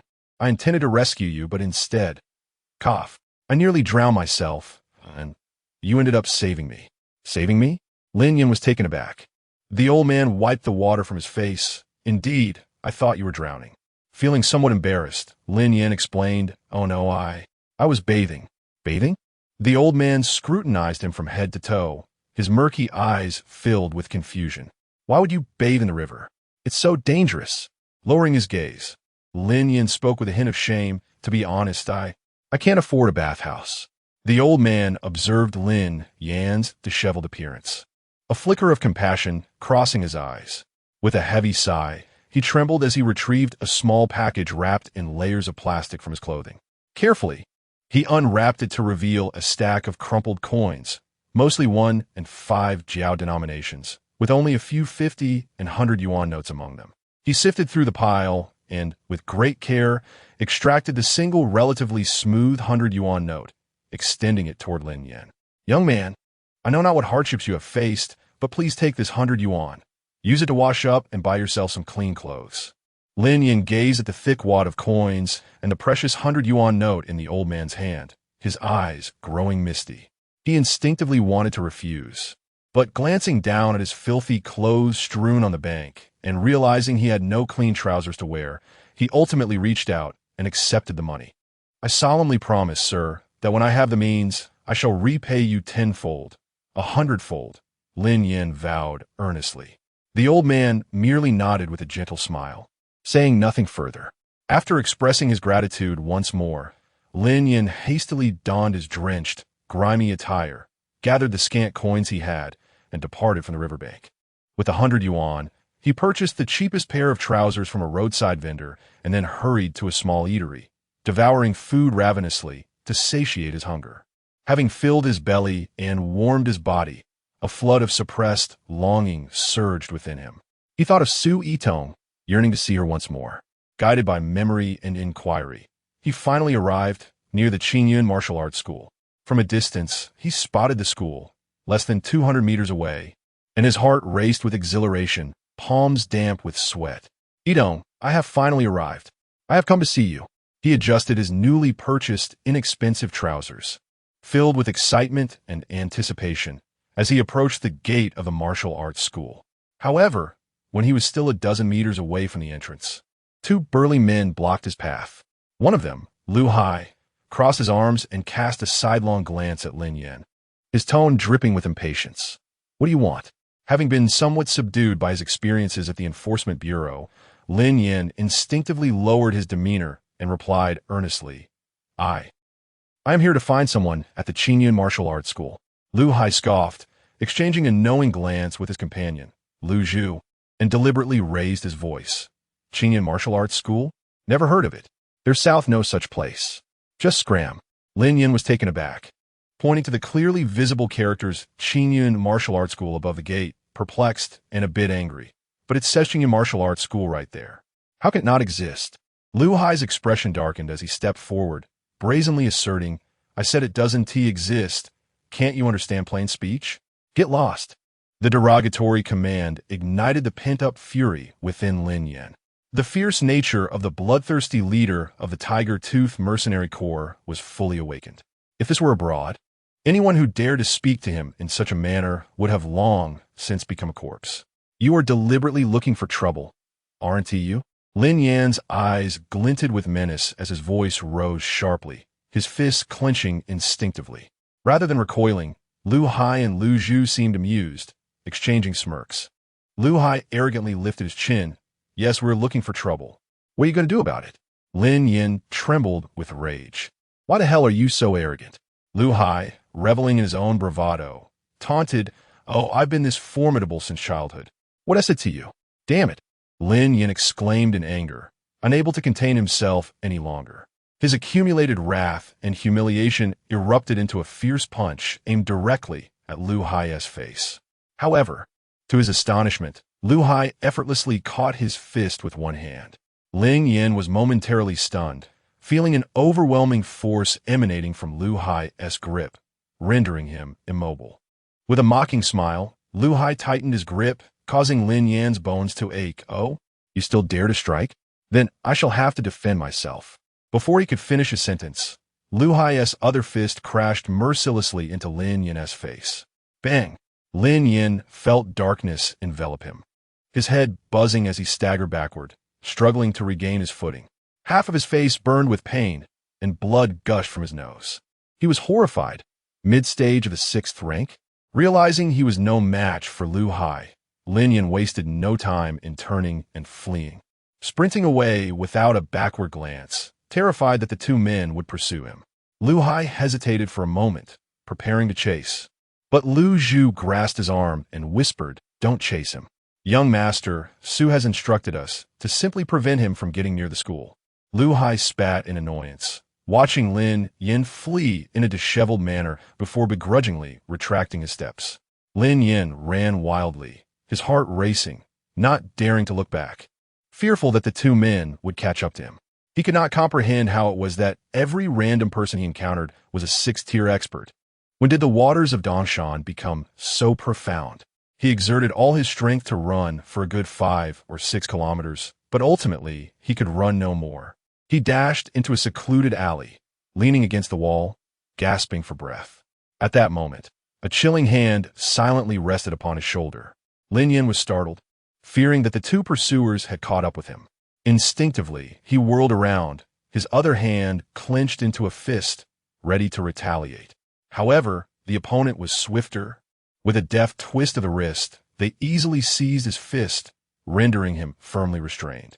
A low, indifferent voice whispered in his ear, "Do not move. I am sent by Secretary Chan to take you to the cosmetic hospital." Upon hearing the name Secretary Chan, Lin Yan's taut nerves instantly relaxed, and the will to resist faded away.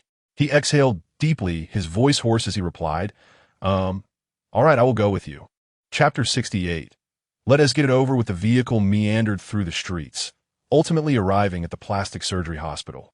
Despite its designation, the establishment was remarkably diminutive, scarcely larger than a roadside pet clinic, and nestled in a secluded area that seemed almost forgotten. Observing the increasingly desolate surroundings, Lin Yan's suspicions deepened. It was not until he was ushered into the hospital and caught sight of Secretary Chun standing inside that all his doubts evaporated. A smile instantly spread across his face as he hurried towards her. "Secretary Chun, you're here waiting in person," he exclaimed. Su Bei turned at the sound of his voice, her face adorned with a formulaic smile. "Yes, now that Mr. Lin has arrived. Let us not waste any time and proceed directly to the surgery." Directly to the surgery? Lin Yin was taken aback, somewhat unprepared. "Secretary Chun, is it really so quick? Should we discuss something beforehand?" Seemingly recalling something, Su Bei replied, "Ah, yes, we should first take your fingerprints." She gestured for Lin Yin to follow her. A sense of peculiarity lingered in Lin Yin's mind. Shouldn't there be a conversation regarding the nature of the procedure prior to the surgery? However, seeing Secretary Chun's unwavering demeanor, he suppressed his inquiries, reasoning that perhaps they would discuss the surgical plan after taking the fingerprints. Thus, he hastened to comply. As they walked towards the fingerprinting area, Su Bei casually remarked, "By the way, Mr. Lin, regarding the massacre case you mentioned this morning, Mr. Ding is taking it very seriously and has utilized some connections to investigate." She paused, locking eyes with Lin Yin. The findings revealed that the one who hired the Blood Shadow Hall to target your family was the Tang family. The Tang family? Lin Yin's eyes widened in shock, brimming with rage. "Is this information reliable?" Su Bei nodded affirmatively and recounted the so-called investigative truth with a calm demeanor, the details strikingly vivid. Of course they were vivid. This was all information provided by the system initially. Upon hearing Su Bei's words, Lin Yin clenched his fists, a voice laced with hatred escaping his lips. "The Tang family, how audacious!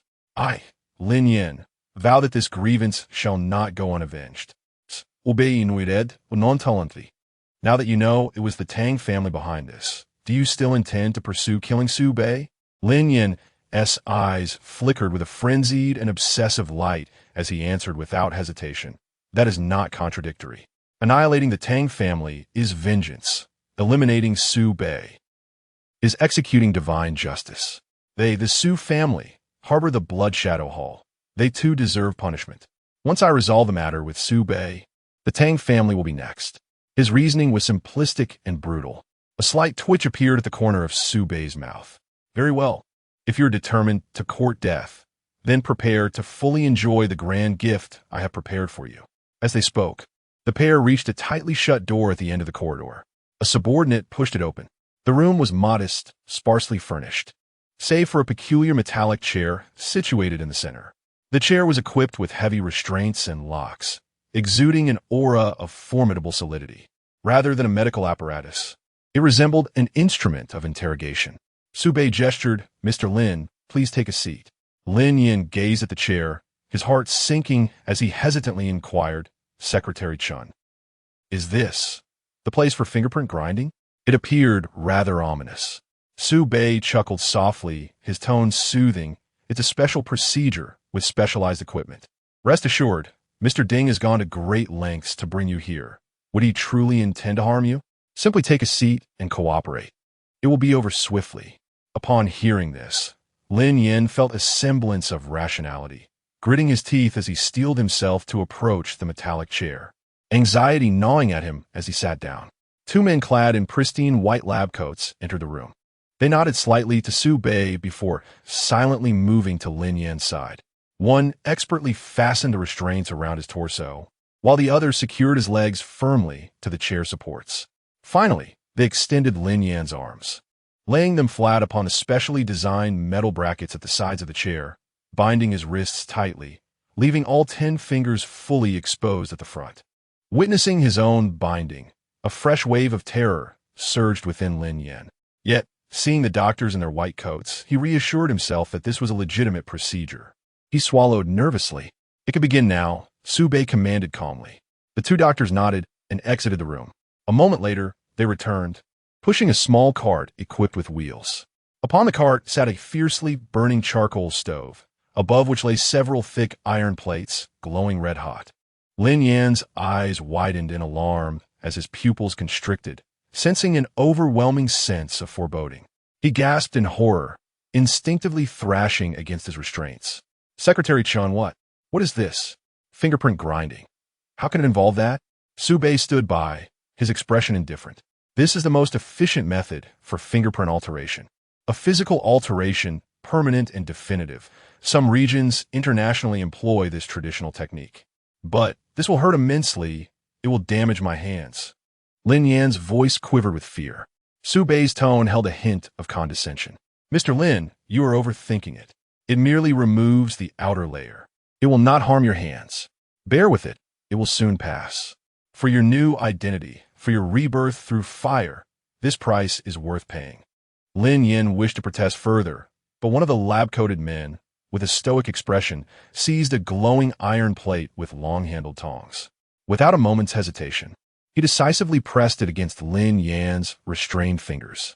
A sizzling sound echoed through the room. "Ah!"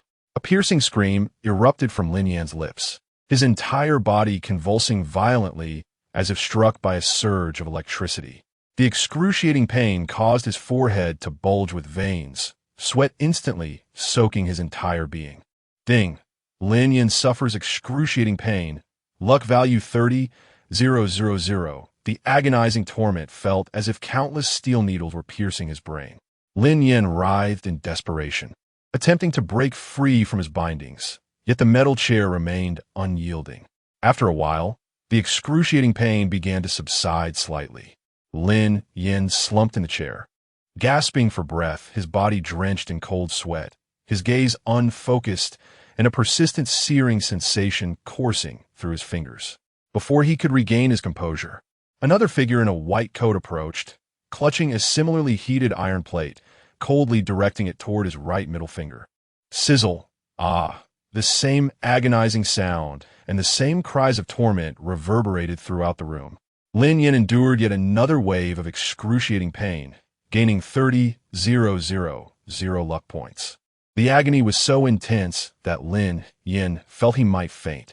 He gasped in desperation, "Ah, please, don't torture me one finger at a time. Just do it all at once and grant me some mercy." Chapter 69. Why are they happening to me? Su Bei, standing nearby, kindly explained, "Mr. Lin, please bear with us. Only by enduring this can we ensure that every fingerprint is meticulously and thoroughly removed.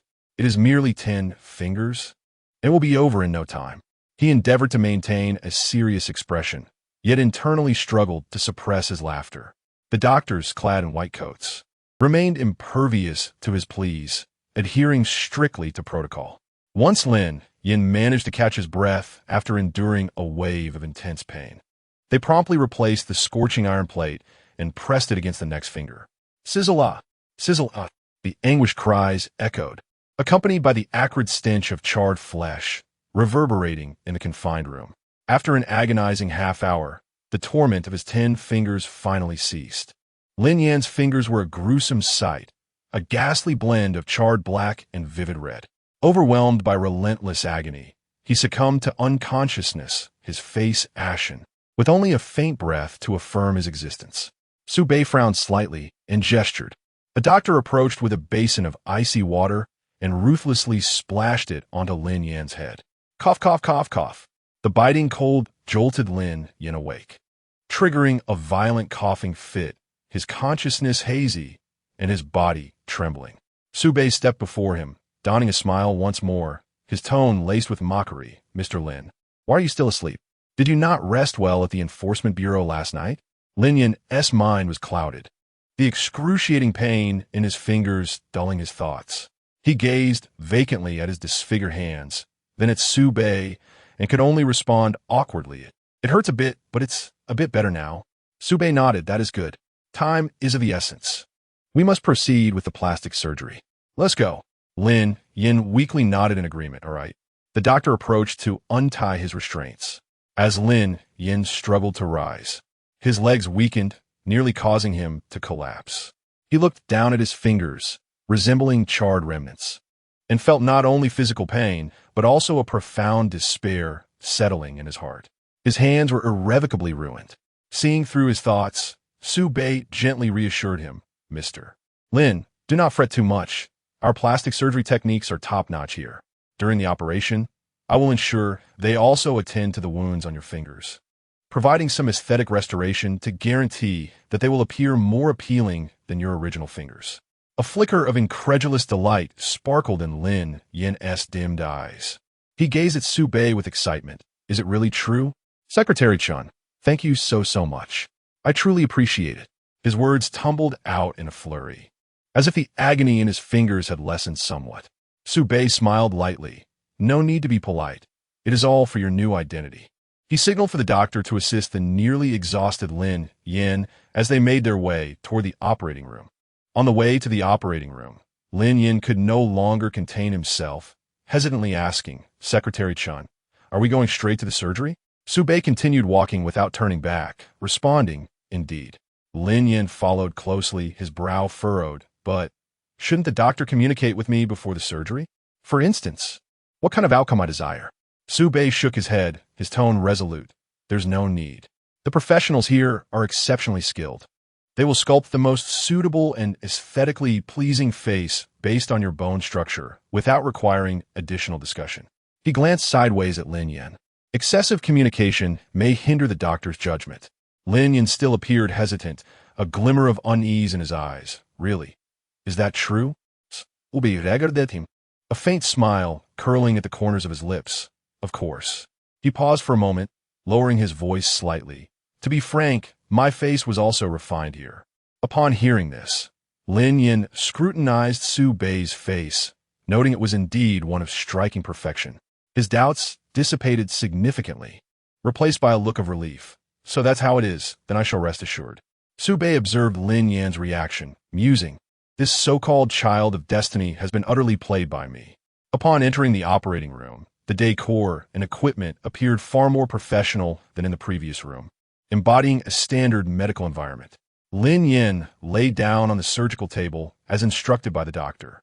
His emotions were a blend of concern for his fingers and anticipation for his new appearance. The lead surgeon stood by the table, routinely inquiring, Are you ready? Lin Yan nodded, taking a deep breath. I am ready. We can begin. With that, he closed his eyes, envisioning the moment he would open them to a visage of extraordinary handsomeness. Itone would surely be captivated by him then, he thought, as excitement overshadowed the pain in his fingers, creating a sense of impatience within him. As the cold anesthetic coursed through his veins, Lin Yan's consciousness began to fade. 3 hours later, Lin Yan felt his awareness gradually returning. He slowly opened his eyes, a rush of excitement, anticipation, and trepidation flooding over him. The doctor beside him calmly stated, Mr. Lin, the surgery is complete. You may sit up. Upon hearing this, Lin Yan attempted to rise slowly. However, as he sat up, he felt an unusual weight in his upper body, accompanied by a strange, intense sensation of fullness and foreignness in his chest. Struggling to sit upright, he instinctively looked down. What met his eyes were 2 prominent, rounded mounds, stretching his hospital gown taut. Ah! Lin Yan gasped in shock, exclaiming, What is this? He stared in horror at his chest. The doctor, maintaining his composure, explained, Mr. Lin, this is the latest D-cup filler of exceptional quality. Lin Yan abruptly lifted his head, furiously shouting, That's not what I asked. I'm inquiring why they are on my body. Hearing the piercing screams from within the room, Su Bei pushed the door open, a look of confusion adorning his face. What has happened? Lin Yan, as if seeing a beacon of hope, hastily pointed at his chest, gazing imploringly at Su Bei. His voice trembling, Secretary Chun, what? What on earth is going on? Chapter 70. I thought it was a pimple. So I squeezed it. Su Bei glanced in the direction indicated, then turned to the doctor with a furrowed brow, his tone laced with reproach. What is going on? Gulme, step outside with me. Of course, all of this was part of Su Bei's scheme. He merely feigned ignorance to continue to toy with Lin Yan. After a while, Su Bei entered alone, approaching Lin Yan's bedside with a soothing expression. Mr. Lin, I have just gathered some information, and it turns out there was a mix-up. His tone carried a hint of resignation. These two peaks were originally intended for another woman scheduled for surgery. Coincidentally, her name is also Lin Yan, which led to the confusion. He paused for a moment, his tone lightening somewhat. But it's all right. They have admitted their oversight, and therefore, these two peaks will be complementary, a gracious gift for your cosmetic procedure. Lin Yan could scarcely believe his ears, exclaiming, what? A gift? I don't want them. Have them remove them immediately. Su Bei waved his hand dismissively. Oh, come now. Since they're offering it for free, why refuse? Besides, the quality is excellent. They claim that even if you were to perish, these would remain intact. This isn't merely a matter of being free, Lin Yan exclaimed, agitatedly gesturing with his arms, causing further embarrassment. How can I face anyone looking like this? I'm a man. Don't worry if you don't mention it. Who would know whether you are a man or not? Su Bei appraised him with a serious expression, suggesting, if it comes to that, just think of them as exceptionally developed pectoral muscles. The visual effect is quite similar. Lin Yan's face flushed with indignation as he pressed on his so-called muscles. But they are soft. Pectoral muscles are supposed to be firm. Unperturbed, Su Bei replied, no worries. Later, we can have them help you bind them tightly with a corset, and the softness will be less noticeable. Lin Yan wished to argue further, but was interrupted by Su Bei.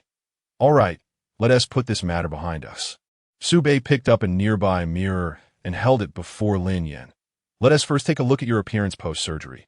This is the crux of the matter. Distracted, Lin Yan accepted the mirror and scrutinized his reflection. Su Bei inquired, what do you think? Isn't it rather handsome? The face in the mirror was soft-featured, with delicate contours and flawless skin. Lin Yan gazed for a while, yet his brow furrowed deeper. It is handsome, but why do I feel so effeminate? I look like a girl. This appearance starkly contrasted with the ruggedly handsome image he had envisioned. Su Bei immediately countered, his tone resolute. No, this is not effeminate. It is delicate. Nowadays, it said that boys who resemble girls are considered attractive. Just look at those androgynous stars in the entertainment industry. How many girls are enamored with them? They possess such charm. Although Su Bei said this, he was merely indulging Lin Yan, for after all, this face would never be his own. Lin Yan was somewhat swayed by Su Bei's words, half believing, really? Su Bei nodded with certainty, of course. Well, as long as you're satisfied with your face.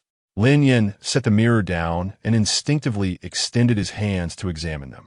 Indeed, his previously charred fingers had transformed into delicate, smooth, and fair skin, devoid of any trace of burns. He gazed incredulously at his hands. How is this possible? Not a single scar remains. Su Bei glanced at his hands and casually remarked, I heard them say it must have been a skin graft procedure, where healthy skin from other parts of your body is transplanted. Lin Yan's heart tightened. From where was the skin taken? Su Bei feigned contemplation and slowly replied, typically, it is harvested from the area of the patient with the healthiest skin, generally. The buttocks. The buttocks? Lin Yan blurted out, suddenly feeling a phantom pain in that region.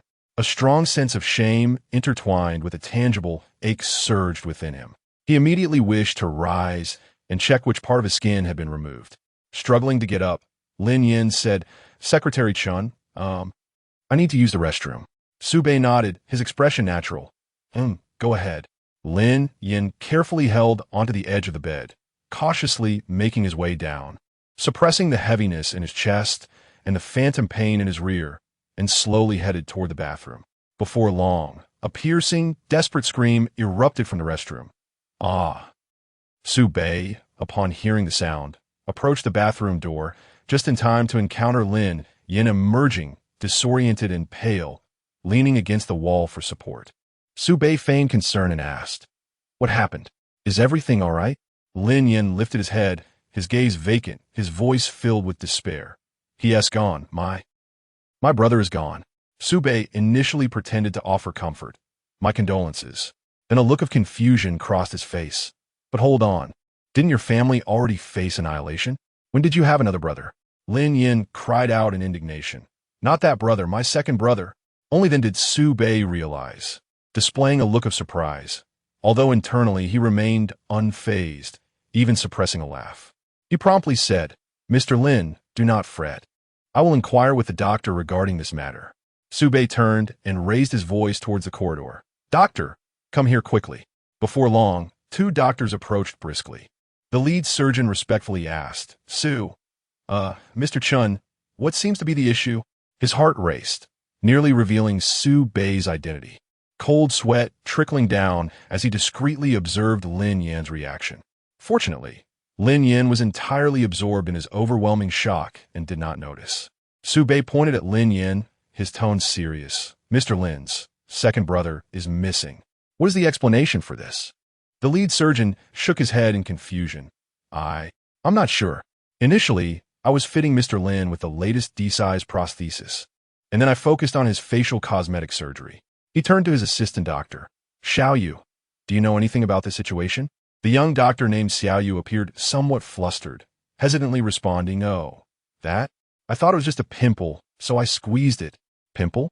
Lin Yin felt an immense insult, his body trembling with rage as he bellowed.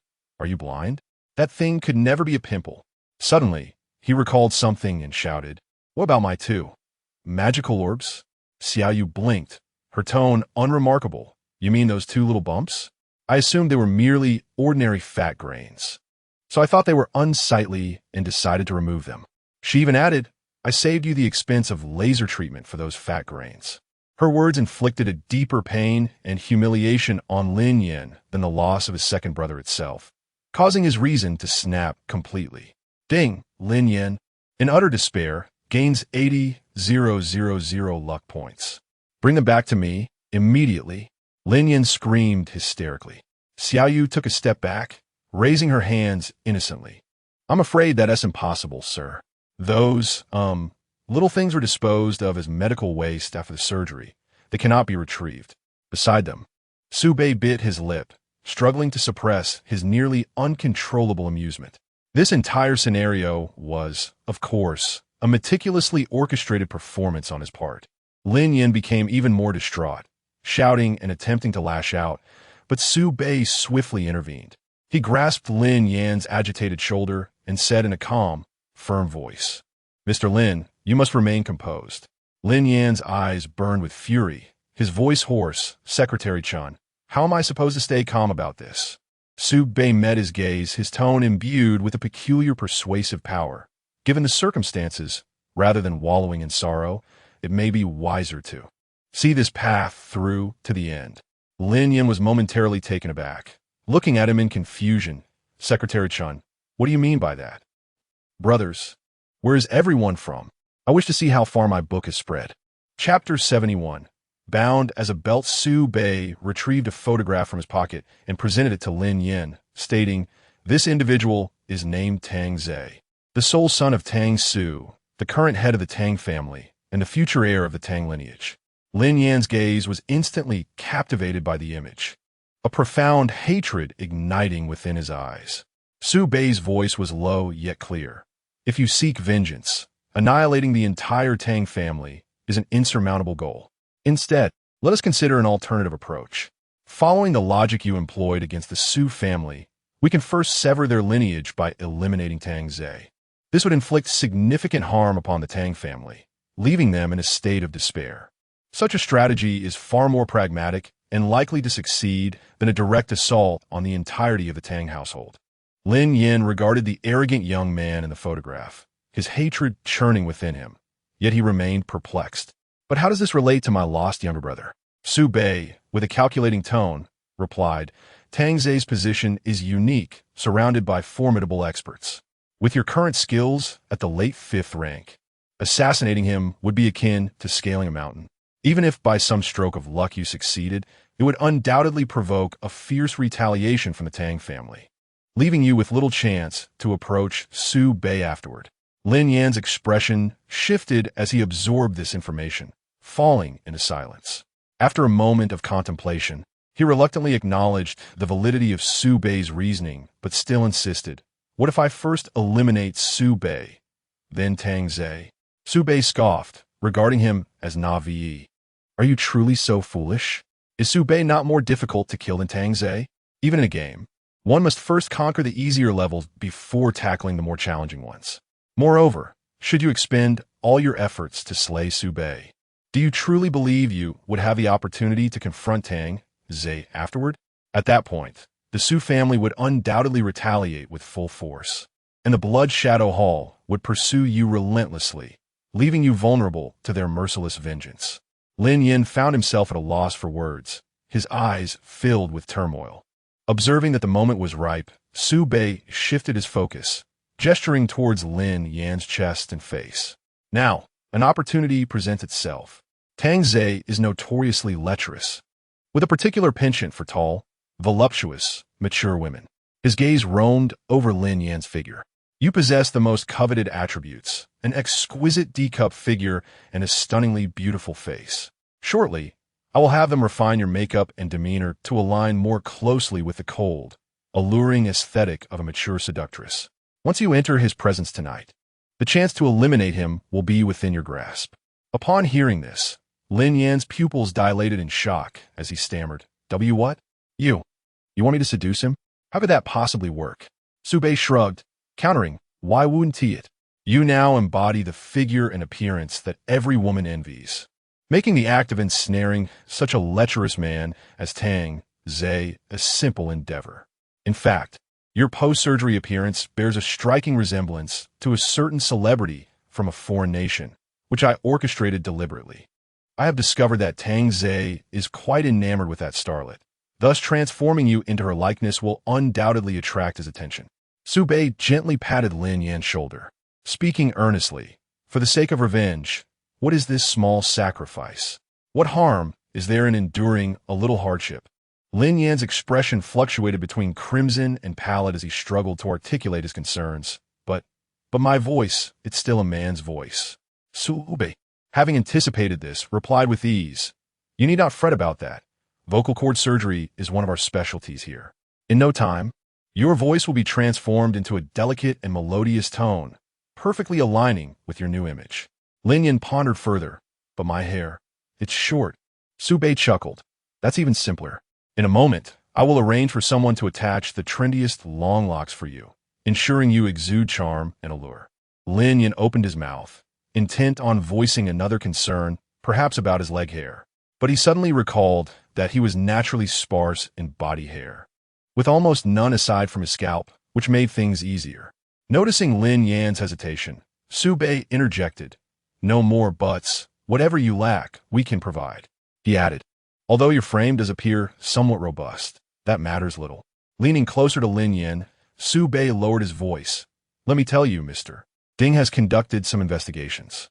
Tang Zhe, the man in question, is particularly entranced by women who possess a hint of strength and a statuesque physique. Your build, combined with your current figure and visage, is practically tailor-made to his tastes.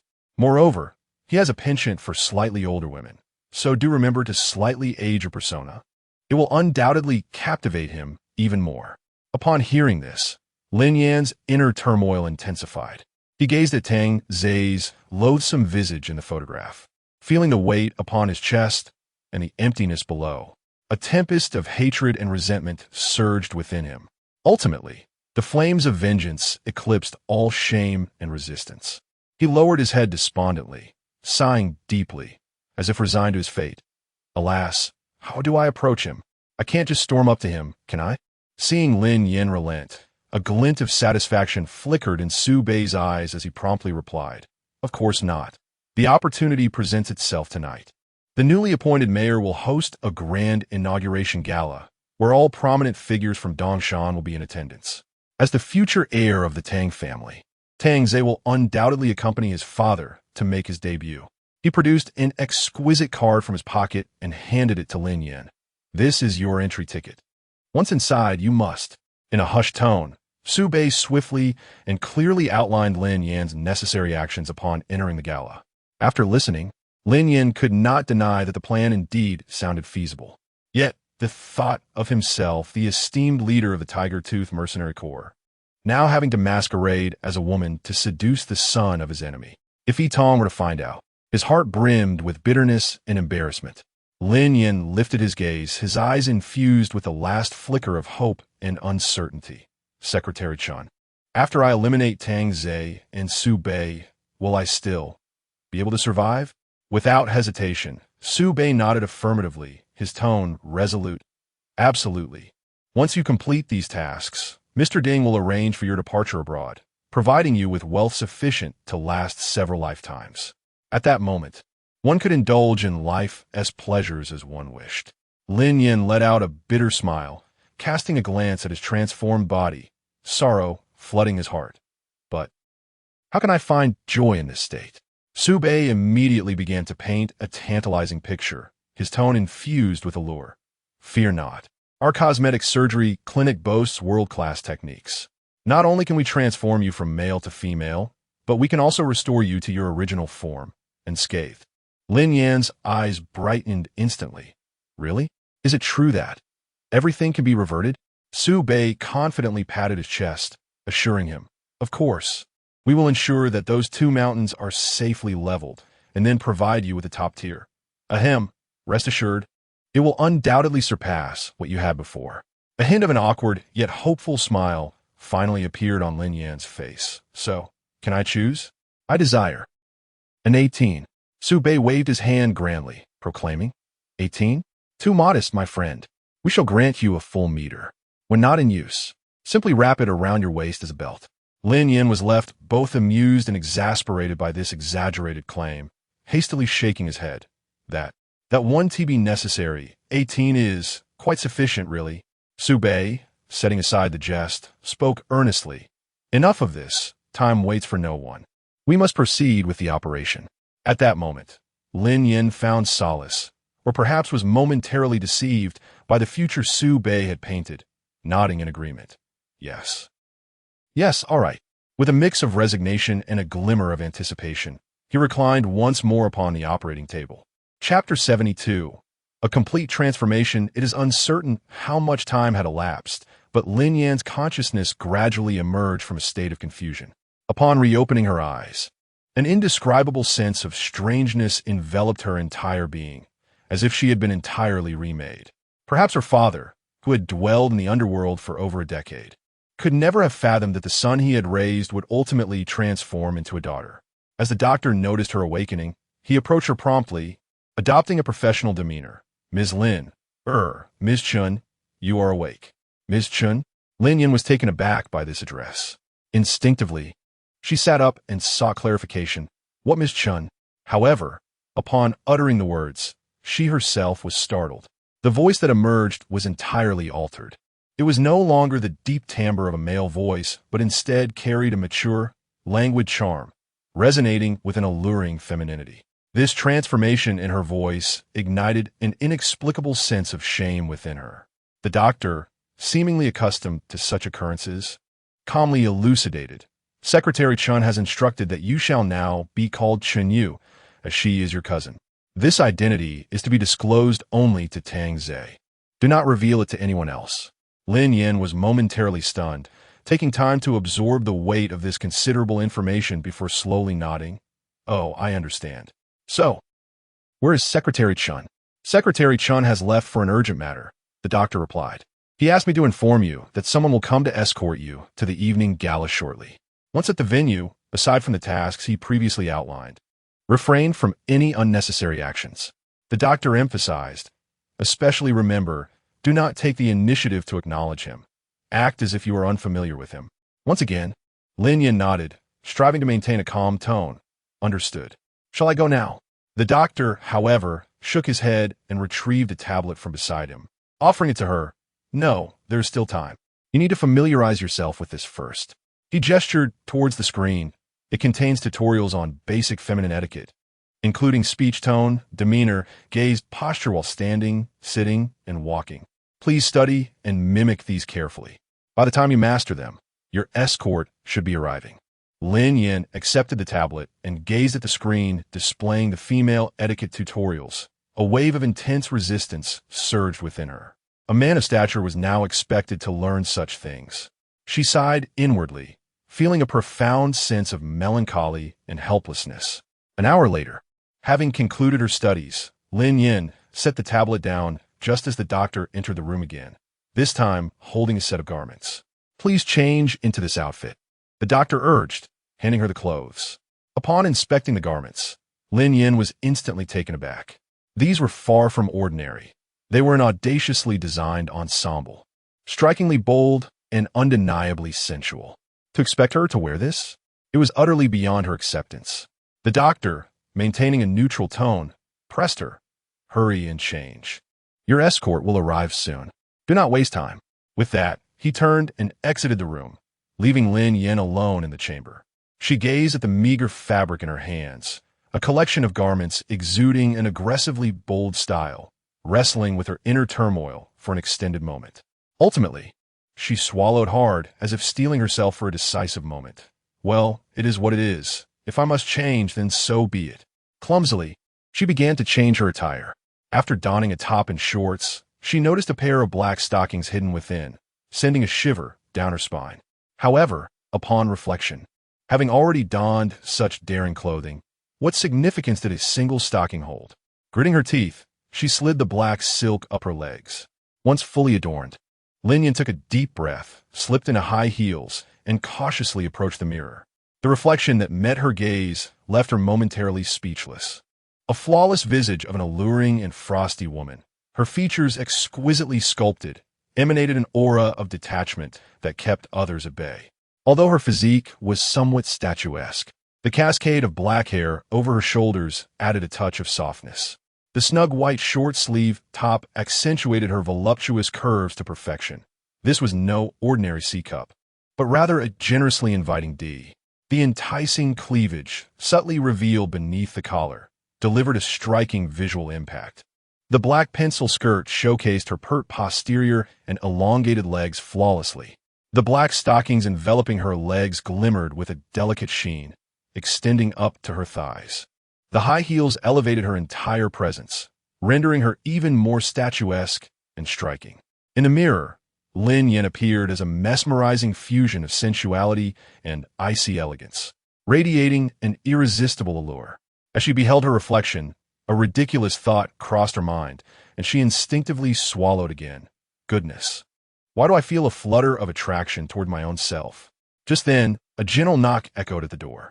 Lin Yin cleared her throat, striving to respond with a sultry tone. Come in.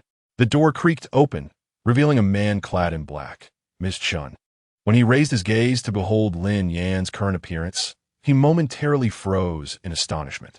The woman before him was simply too stunningly beautiful. Had it not been for Su Bei's prior revelation that this was a man transformed, he might have found himself utterly captivated.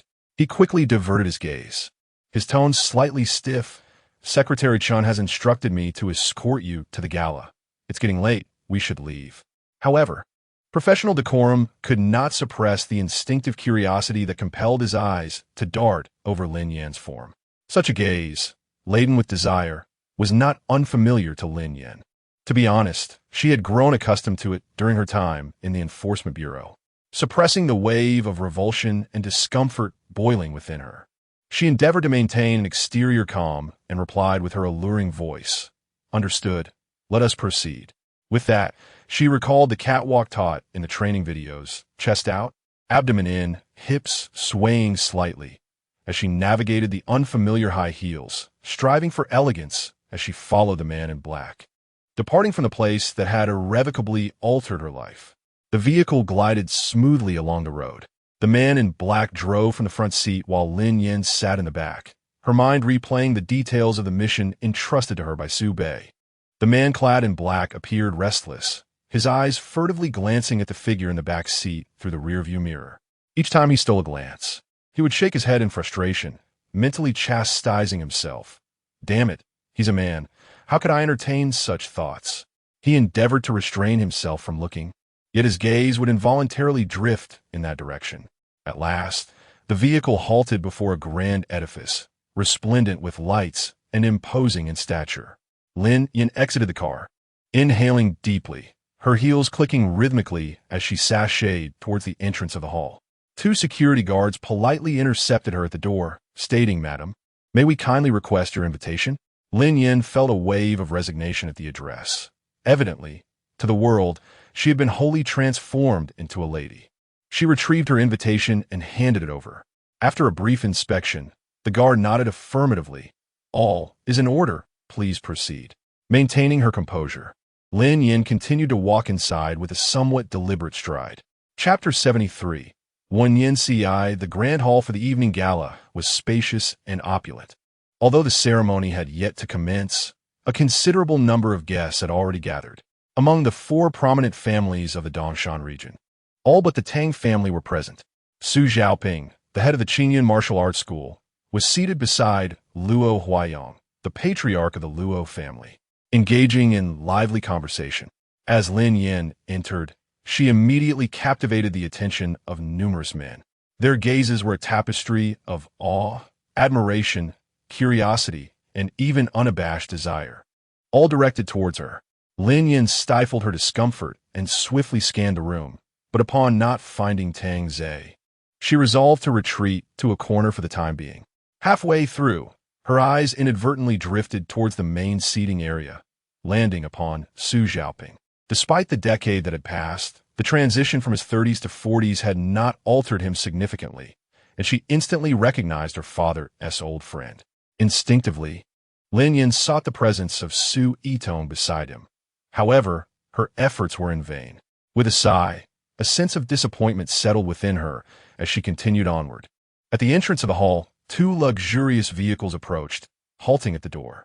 One was a black Maserati Quattroporte, followed closely by a black Audi A8L. The doors swung open, and 7 individuals disembarked in succession. Leading the group was a composed, middle-aged man, none other than Tang Su, the head of the Tang family. Accompanying him were 3 others, a secretary and 2 bodyguards, who promptly made their way towards the hall. The trio that followed consisted of younger individuals, with the first being Tang Su's son, Tang Zhe, accompanied by 2 of his lackeys. Noticing their arrival, the doorman hastened to greet them, respectfully nodding to Tang Su with a courteous "Mr. Tang." Tang Su returned the gesture with a polite smile. The doorman did not inspect their invitations, for they were all recognized members of the Tang family, rendering such scrutiny unnecessary. The 2 doormen swiftly approached Tang Zhe's vehicle, prepared to assist with parking. However, Tang Zhe, with an air of arrogance, shouted at them, "Take care of the car, or I'll break your legs." The sudden outburst startled the 2 doormen, who hurriedly nodded, Yes, Mr. Tang, rest assured." The harshness of his voice caused Tang Su, who was walking ahead, to pause momentarily. He abruptly turned, his expression darkening as he cast a stern gaze at Tang Zhe. "Tang Zhe, how dare you?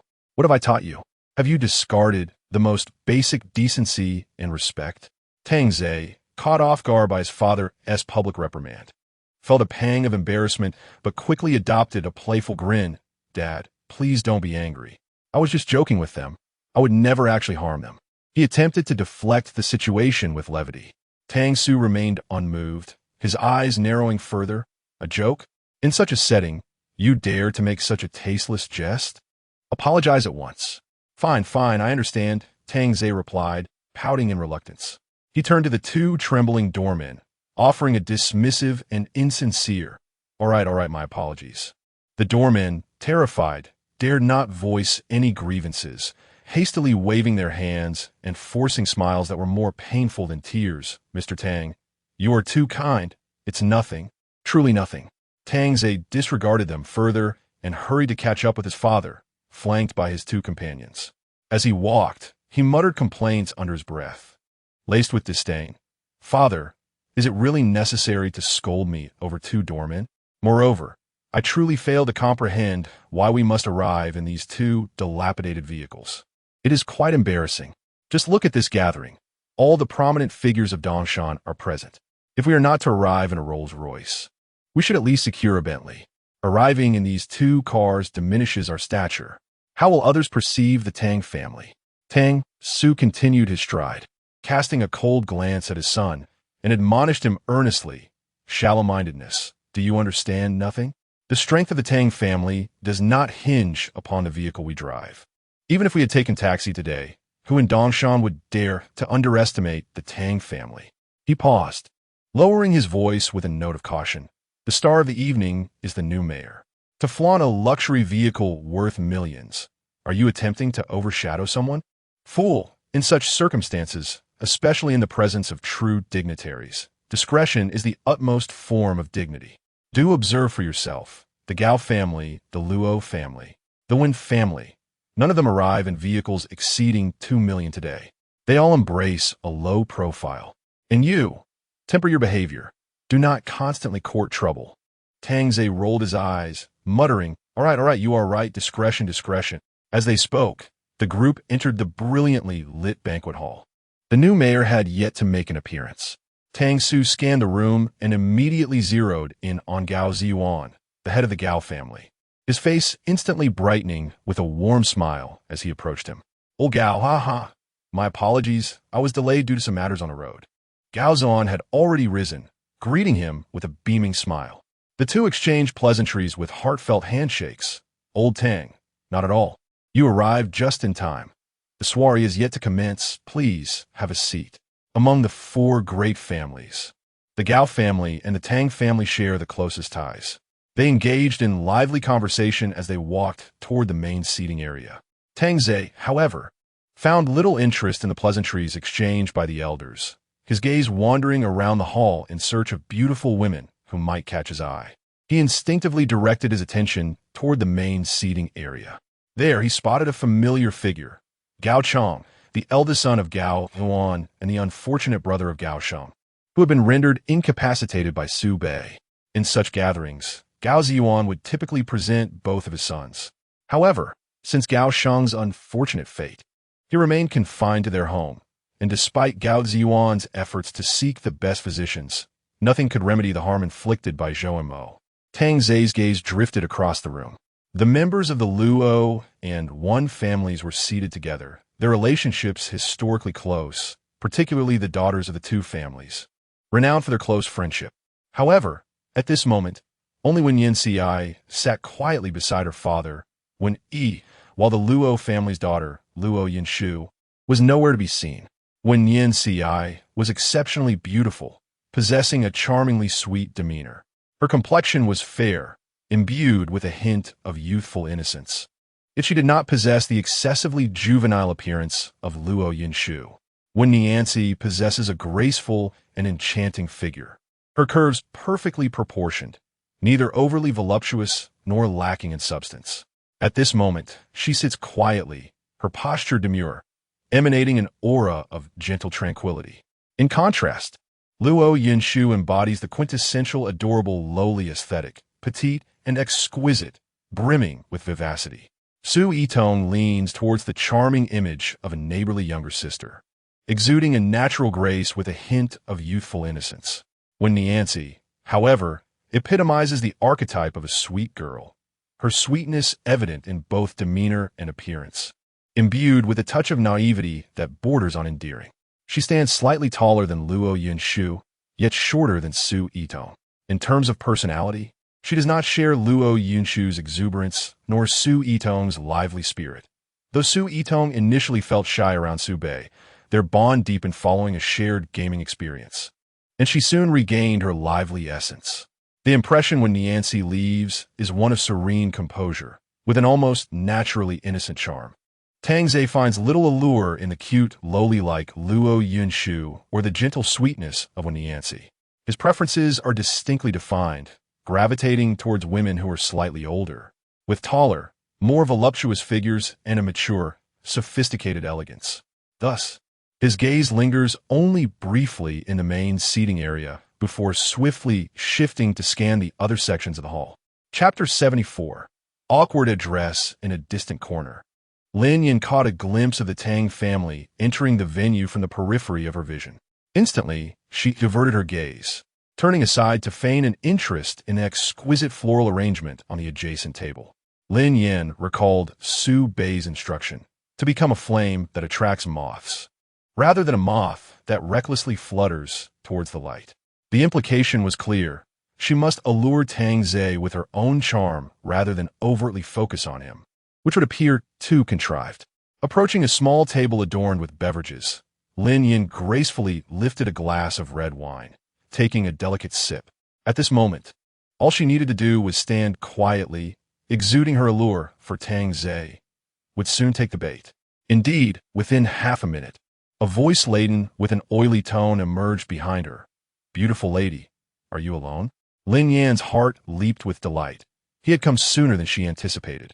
She immediately summoned all her acting prowess, donning a beguiling smile as she turned around with an air of seduction.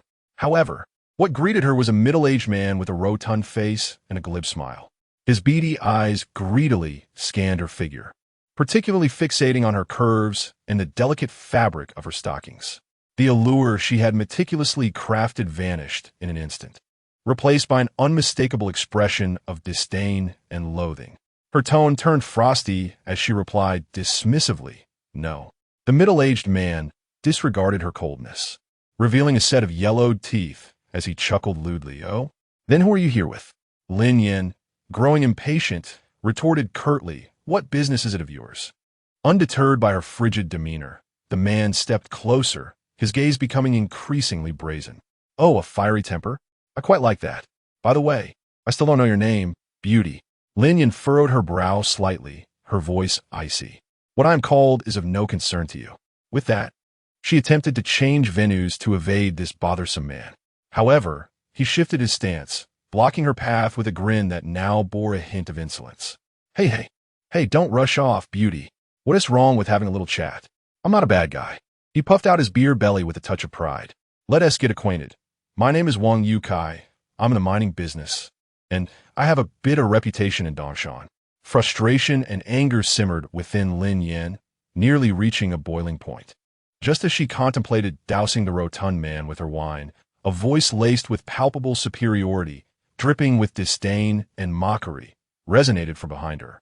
"Hey, Wang Fatty, can't you see the lady doesn't wish to engage with you? Why are you so oblivious?" A weight lifted from Lin Yan's heart, knowing that the main character had finally arrived. She slowly turned, her expression revealing a hint of delicate vulnerability mixed with gratitude, as if she had encountered a savior. There stood Tang Ze, hands casually tucked in his pockets, chin slightly raised, wearing a smile that blended mischief and arrogance, striding towards her, flanked by his two companions.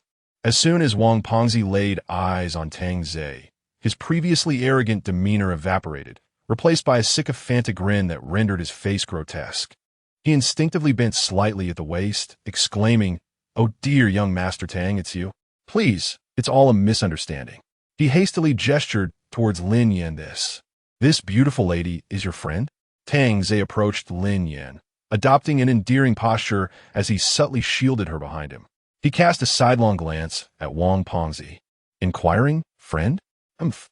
With a tone laced with certainty, he declared, "This is my woman." "What is the matter, Wang Pengzi? Are you interested in my woman?"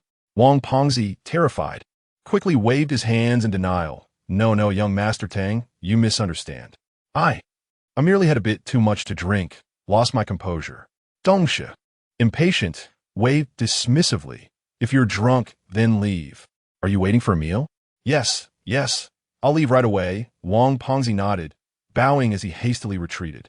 Once the troublesome individual was dispatched, Tang Ze turned back, donning a self-assured smile that he deemed charming. His gaze roamed over the exquisite beauty before him, and with each glance, his satisfaction grew. From a distance, he had found her enchanting, but now, in close proximity, her face, figure, and aura were nothing short of extraordinary. Lin Yin felt uncomfortable under his unabashed scrutiny, yet she endured it, her expression mingling gratitude with a hint of shyness as she softly murmured, "Thank you for earlier." Tang Ze waved his hand nonchalantly. "No need for thanks. It was a mere trifling act. By the way, Allow me to introduce myself. I am Tang Zhe. And you, beautiful lady? His gaze remained unwaveringly fixed upon Lin Yan. Chen Yu, Lin Yan replied, striving to mirror his gentle tone. Chen Yu? A lovely name. Just as beautiful as you are. Tang Zhe beamed, his smile broadening. Did you come alone? Lin Yan gently shook her head, a wave of nausea washing over her for the pretentiousness of her own actions. Yet she persisted. No, I came with my cousin. However, he seems to have encountered a business associate and has important matters to discuss, so he let me explore on my own. Upon hearing this, Tang Zhe felt a surge of delight. An opportunity had presented itself. He immediately extended an enthusiastic invitation. I understand those business types can be endlessly occupied. However, I happen to have no plans for the evening, just here to enjoy the atmosphere. If Miss Chen doesn't mind, why not accompany me? I assure you, no one will dare disturb you with me by your side. He gazed intensely at Lin Yan, awaiting her response. Lin Yan's face revealed a flicker of hesitation as she softly queried, would that be too much trouble for you, young Master Tang? I would want to waste your time. Her coy demeanor was executed flawlessly. Tang Zhe, sensing his chance, felt elated and quickly reassured her, not at all. Absolutely no trouble. My time is meant to be spent getting to know beauties like Miss Chen. He leaned in closer, lowering his voice. How about this? When the formal event begins, we can make a brief appearance, greet the new mayor, and then we can find a moment to slip away. I am aware of several particularly intriguing places. Would you care to accompany me for a leisurely outing? I assure you it will be far more entertaining than remaining here. Listening to those elderly gentlemen speak. What do you think? Lin Yan felt a surge of delight within, as this was precisely the opportunity she had been awaiting. A hint of shyness and anticipation graced her visage as she gently nodded, saying, well then, I would appreciate your company. Not at all, not at all. Tang Zhe's heart soared with joy. By the way, if I may be so bold, may I ask how old you are? He quickly realized the impertinence of his inquiry and hastened to clarify. Please don't misunderstand. I merely wish to know you better. In response to Tang Zhe's question, Lin Yan replied, oh, I am 26 years old this year. Upon hearing her age, Tang Zhe's eyes sparkled even brighter as he eagerly exclaimed, I am 23, which makes you 3 years my senior. Shall I call you sister then? Lin Yan nodded gently. Yes, that would be fine. She mused to herself, indeed. Secretary Chen's information is remarkably accurate. This fellow seems to prefer those slightly older than himself. Upon Lin Yan's agreement, Tang Zhe seized the moment, cautiously suggesting, then, shall I call you Sister Yu from now on? Come, Sister Yu, allow me to show you around. He extended his hand in a gesture of invitation. Lin Yan felt a twinge of discomfort at the title, but concealed it well, maintaining an enchanting smile as she nodded once more. Chapter 75. At the steps before the entrance on the other side of the hall, two middle-aged men clad in formal attire were engaged in a hushed conversation. One was dressed in a sharply tailored dark suit, exuding an air of composure, while the other donned the uniform of the Law Enforcement Bureau, his insignia prominently displayed. These two were none other than the newly appointed mayor of Dongshan, Li Dagong, and the director of the Dongshan Law Enforcement Bureau, Zhao Donglai. Li Dagong rubbed his hands together, a subtle tension evident on his face as he inquired once more, Donglai, could you elaborate further on our esteemed Mr. Su? What are his preferences and personality traits? Are there any particular considerations we should be mindful of? Zhao Donglai wore an expression of bemusement, letting out a resigned sigh. Oh dear, Mayor Dagong, you've already asked me this a dozen times. Li Dagong waved his hand dismissively. No witties, no witties. Mr. Su has yet to arrive. Please share more details to help me remember. With a patient demeanor, Zhao Donglai began to recount once again, all right, Mr. Su tends to have a rather distinctive style of operation. Li Dagong listened intently, anxious not to miss a single detail. However, his gaze remained fixed on the distant end of the road, concerned that he might overlook Su Bei's arrival and inadvertently show him disrespect. Just as Zhao Donglai was articulating a crucial point, Li Dagong's eyes suddenly lit up, interrupting him with urgency. Stop, Donglai, look. Mr. Su is here. Before Zhao Donglai could fully react, Li Dagong had already bounded down the steps in a hurried gait, entirely disregarding the decorum expected of a mayor. Taken aback by this sudden display, Zhao Donglai quickly collected himself and hurried to follow. Approaching from the north side of the road was a sleek black Maybach, bearing the license plate Jiang 99999, which came to a smooth halt at the curb. For reference, Jiang A00001 is the vehicle belonging to Su Bei's father, Su Jingyuan. One might wonder why, given Su Bei's formidable background, he would arrive in a Maybach rather than a Rolls-Royce. The answer lies in personal preference. He has the means to choose whatever vehicle he desires, and he simply favors the Maybach. While the top-of-the-line Maybach S680 carries a price tag of over $8 million. True prestige is not derived from the vehicle itself, but rather from the individual within it. Even if Su Bei were to be driving a standard Mazda, he would undoubtedly command attention. Before the car door even opened, Li Dagong had already rushed to the rear door, his face adorned with a respectful smile as he slightly bowed and graciously opened the door for Su Bei. This series of actions flowed seamlessly, his low posture and swift reactions eliciting silent admiration from Zhao Donglai, who had just managed to steady himself. No wonder he comes from a secretarial background. His keen insight and agility are truly remarkable. Su Bei exited the vehicle with poise.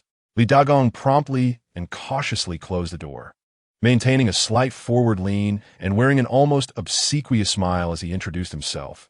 Mr. Su, greetings. I am Li Dagong, recently appointed as the mayor of Dongshan.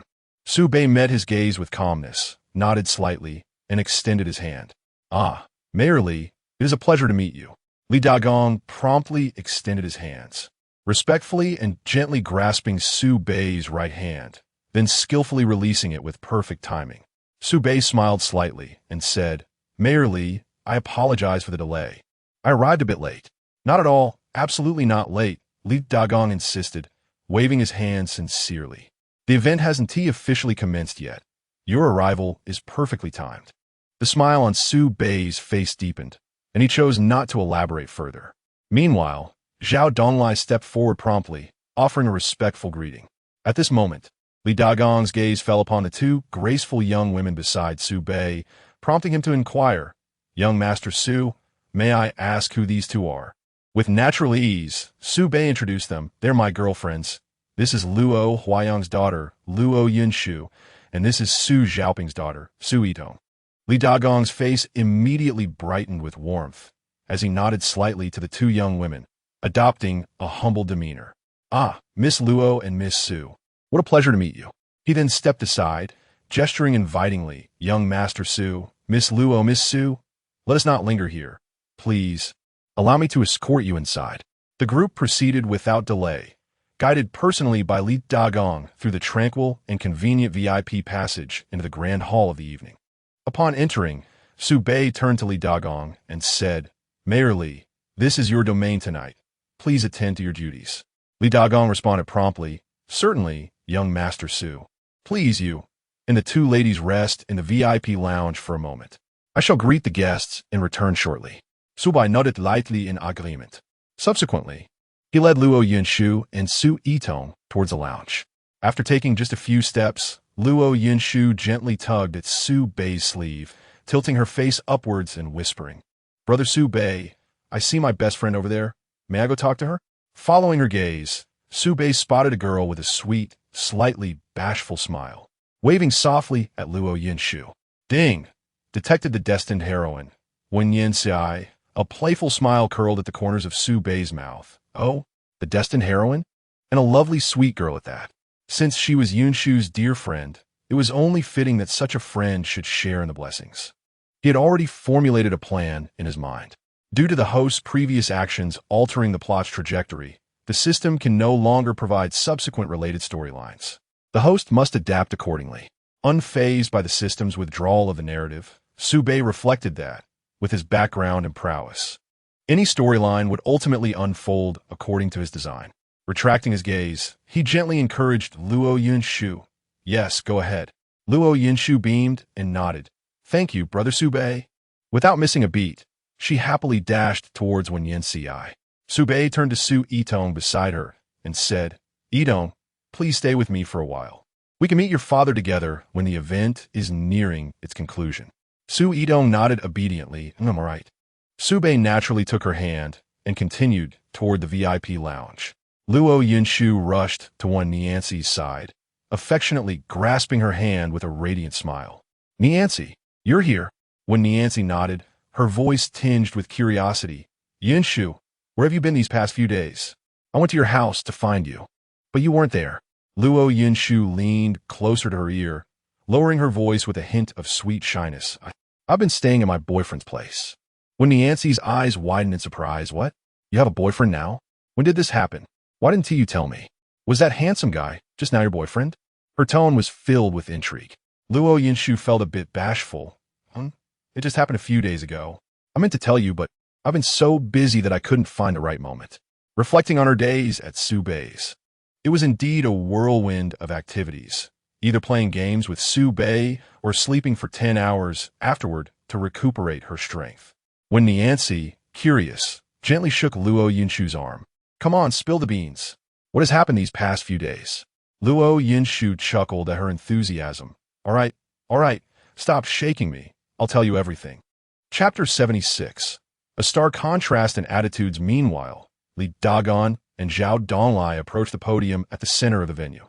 Upon their arrival, the assembly, particularly noting Zhao Donglai's respectful stance behind the unfamiliar middle-aged man, swiftly discerned the identity of the newcomer, Mayor Li Dagon. The attendees rose in unison, their gazes fixated upon the stage. Li Dagon approached the microphone, gently testing the sound before clearing his throat and commencing his inaugural address. Almost every eye was riveted on him. In stark contrast, Lin Yin, situated in a corner, found her attention drawn to Su Bei, who was making his way toward a private room. A wave of astonishment washed over her. Secretary Chun entered alongside the new mayor. Moreover, given the deference exhibited by Mayor Li towards him, it was evident that Mr. Ding's influence was indeed profound, commanding respect even for a mere secretary. Lin Yan's conviction regarding Ding Yizhen's formidable background solidified in an instant. Few in the crowd were acquainted with Su Bei, limited to the core members of the Luo and Su families, rendering his presence largely unnoticed as all eyes remained on Li Dagon's every move. The Gao family was also present, but only Gao Sheng had previously met Su Bei, and he was absent that day. At that moment, Lin Yan's gaze inadvertently fell upon Su Yitong, who stood beside Su Bei. A slight furrow formed on her brow, a flicker of curiosity igniting within her. How peculiar. This girl seemed somewhat familiar. Yet, the thought dissipated almost as swiftly as it emerged. A decade had passed. In her recollection, Su Yitong remained that 10-year-old child, while the young woman, now standing beside Su Bei, had blossomed into a 20-year-old beauty. Time had transformed her, rendering Lin Yin incapable of recognizing the girl who once lived next door. Noticing Lin Yan's momentary distraction, Tang Zhe casually wrapped his arm around her waist, leaning in with a playful inquiry. Sister Yu, what has captured your attention so thoroughly? Lin Yin snapped back to the present, suppressing her intrigue, and adorned her face with a charming smile, gently shaking her head. Oh, nothing in particular. With a hint of teasing in his eyes, Tang Zhe replied, feeling a bit stifled, perhaps? Want to step outside for some fresh air? Lin Yin nodded lightly, her tone laced with a hint of playfulness. Yes. It is a bit overwhelming, mainly due to the crowd. Tang Zhe smiled contentedly, giving her waist a gentle pat. No need to rush. It will be over shortly. Once the mayor finishes speaking, we shall depart. Before long, Li Dagon concluded his speech, prompting a polite round of applause throughout the venue. He descended from a stage, initiating cordial introductions with the prominent figures present. First among them were the four great families of Dongshan. Gao Ziyuan, the patriarch of the Gao family, approached with a beaming smile and a glass in hand. Mayor Li, what a pleasure. I'm Gao Ziyuan, and this is my son Gao Chong. He warmly introduced. Yet, it was clear that Li Dagon's thoughts were elsewhere.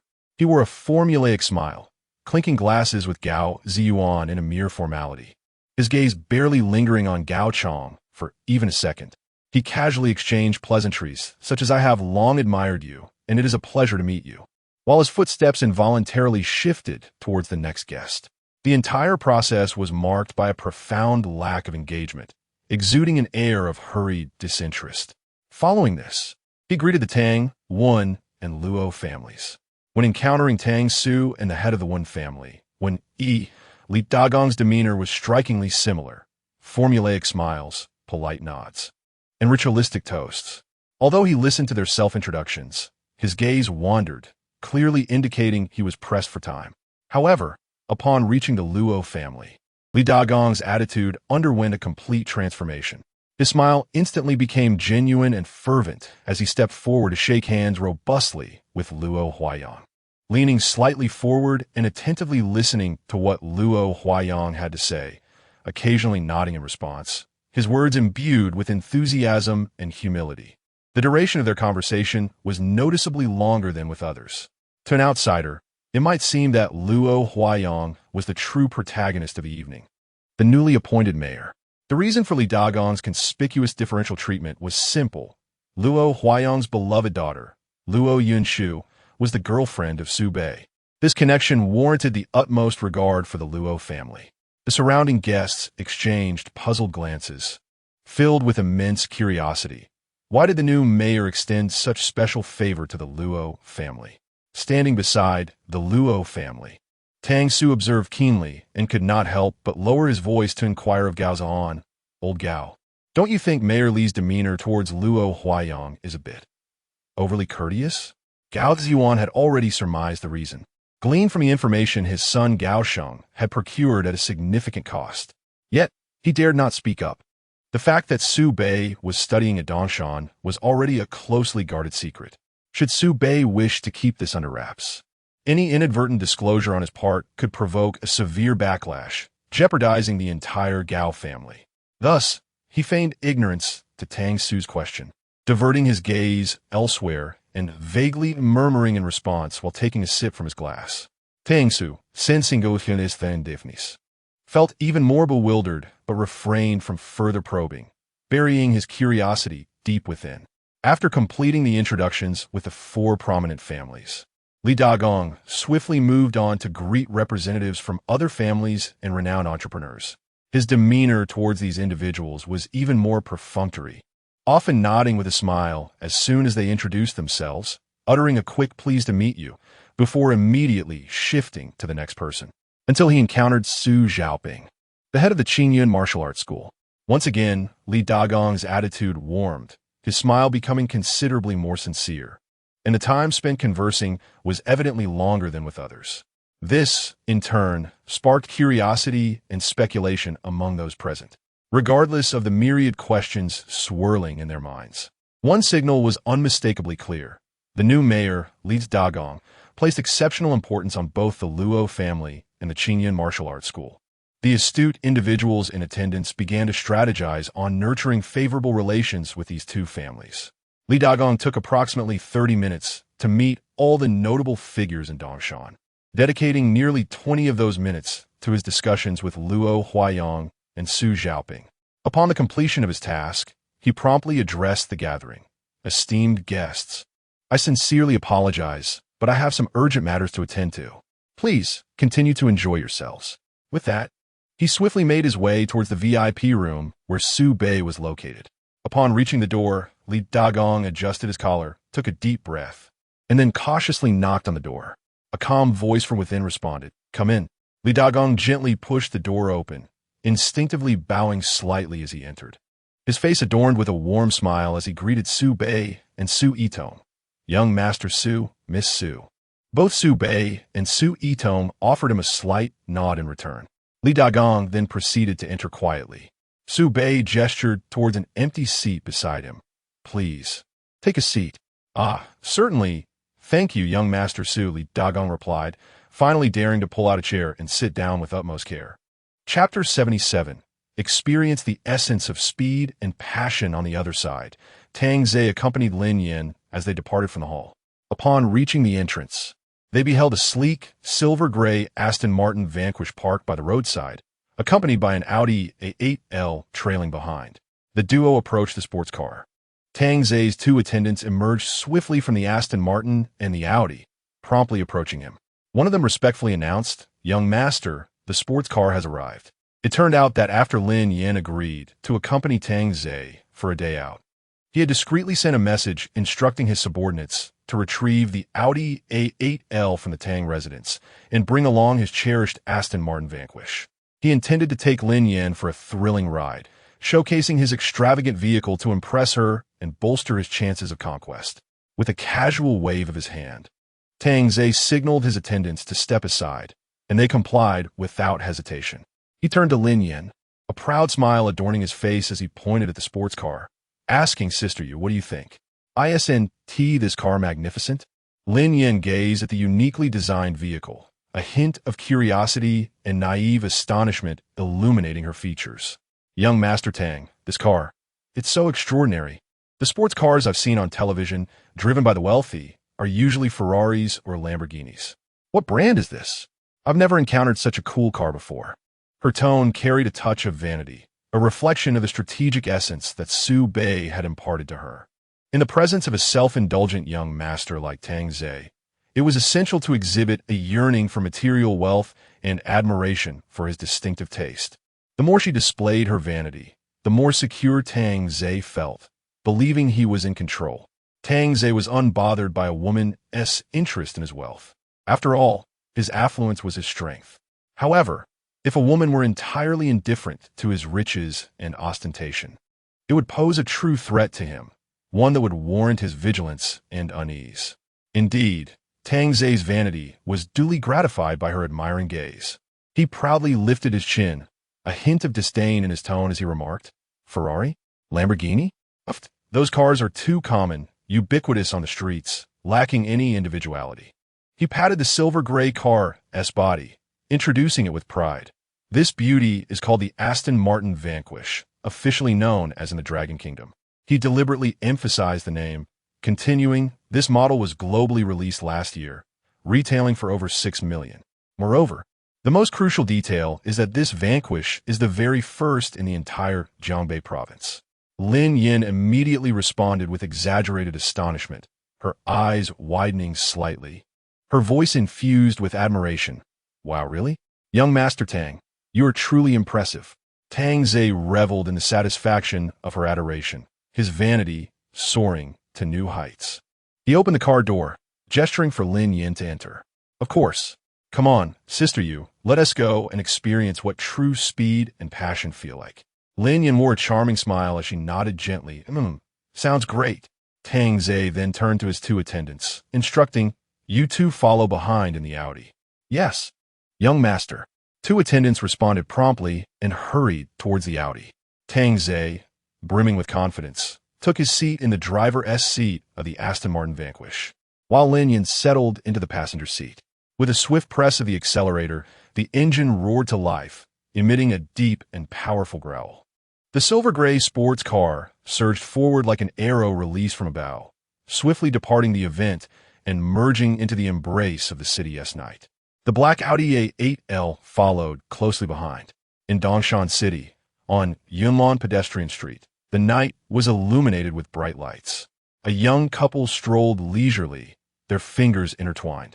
The young man stood approximately 6 feet tall, clad in a blue long-sleeved shirt and matching trousers, his features quite agreeable.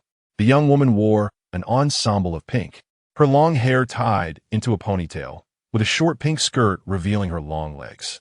Though her figure was not particularly voluptuous, estimated at a B cup, her face was exquisitely sculpted, adorned with a sweet and charming smile. She looked up at the young man beside her, her voice sweet and inviting. "Shan Ge, shall we head straight to the Tang family tonight?" Tang Shan gently shook his head, his tone tender. "There's no rush, Awu. Tonight, I'll take you to explore Dongshan, and we shall visit the Tang family tomorrow."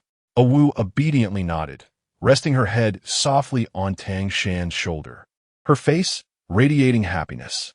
The two leaned into each other, weaving through the bustling crowd, sharing whispers and laughter. At that moment, Awu's petite nose twitched, her eyes sparkling as she pointed toward the nearby stall emitting steam. "Shangu, look over there. They're selling stinky tofu. It smells so good." Tang Shan followed her gaze, a fond smile crossing his face. "Do you want some? Let us go. I'll buy you as much as you desire." Awu beamed with delight. Yes. "Shangu, you are the best of me." Hand in hand, they began to walk towards the stinky tofu stall when suddenly, A deafening roar of an engine surged from afar, an automobile careening towards them at breakneck speed. The vehicle was barreling forward on the verge of colliding. Tang Shan reacted with remarkable swiftness, immediately scooping Wu up in his arms, pushing off the ground with force and retreating rapidly. Screeching brakes echoed almost simultaneously. The car came to a precarious halt, mere inches from where Tang Shan stood, leaving faint tire marks on the pavement. The shock rendered Wu pale, clutching Tang Shan's clothing tightly. Once he had safely set Wu down in a secure spot, he quickly lowered his gaze to her, urgency and concern lacing his voice. Wu, are you all right? Did you get hurt? Still trembling from the adrenaline, Wu shook her head. Shangu, I'm fine. With a sigh of relief, Tang Shan cautiously released her. However, when he raised his head to confront the vehicle, the tenderness in his expression was swiftly replaced by anger. He strode briskly to the driver's side, rapping sharply on the door, and sternly admonished the driver within. Hey, how do you operate your vehicle? This is a pedestrian street, bustling with people, and you dare to drive your car in here, speeding no less, nearly colliding with someone. Are you aware of that? Inside the vehicle are Tang Zhe and Lin Yan. At this moment, Tang Zhe is also quite shaken, his heart racing uncontrollably. In such a densely populated area, the implications of an accident could be exceedingly troublesome, particularly with the newly appointed mayor in office. He initially intended merely to showcase the thunderous roar of his Aston Martin Vanquish, yet inadvertently pressed the accelerator too hard, causing the car to lurch forward unexpectedly. Typically, vehicles are prohibited from entering pedestrian streets. Although there is no explicit regulation, it is generally understood that such actions are unacceptable. Tang Ze's South decision to drive into the pedestrian area was purely motivated by a desire to garner greater attention amidst the crowd, hoping to deepen Sister Yu's admiration for him, thereby satisfying his own vanity. As for rules and decorum, he is utterly indifferent.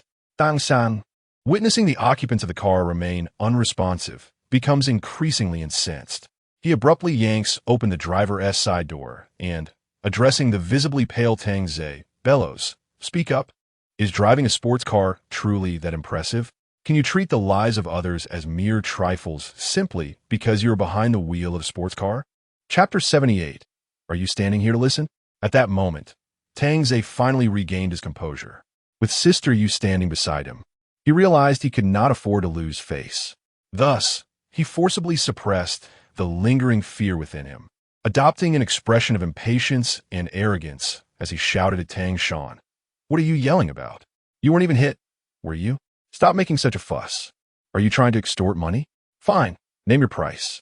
He attempted to smooth over the trouble with money, striving to maintain his image before Sister Yu.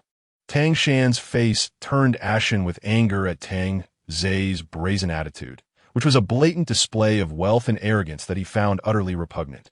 Seeing Tang Shan remain silent, Tang Ze misinterpreted his hesitation as uncertainty over the amount, thus escalating his arrogance. "How about 200,000?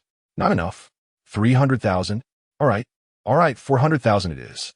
Just take the money and get lost. Don't block the way." You. Tang Shan's fury ignited completely. Such an attitude was a direct affront to his dignity. He ceased to waste words and abruptly reached out, intending to grab Tang Ze by the collar and drag him from the car. At that moment, Tang Ze's two lackeys rushed out from the crowd of onlookers, attempting to intervene. Realizing that these two were allies of Tang Ze, Tang Shan's gaze turned icy, and he no longer held back. His right fist shot out like lightning. The two lackeys had no time to react before they felt a searing pain in their chests, propelled backward by tremendous force, crashing heavily to the ground.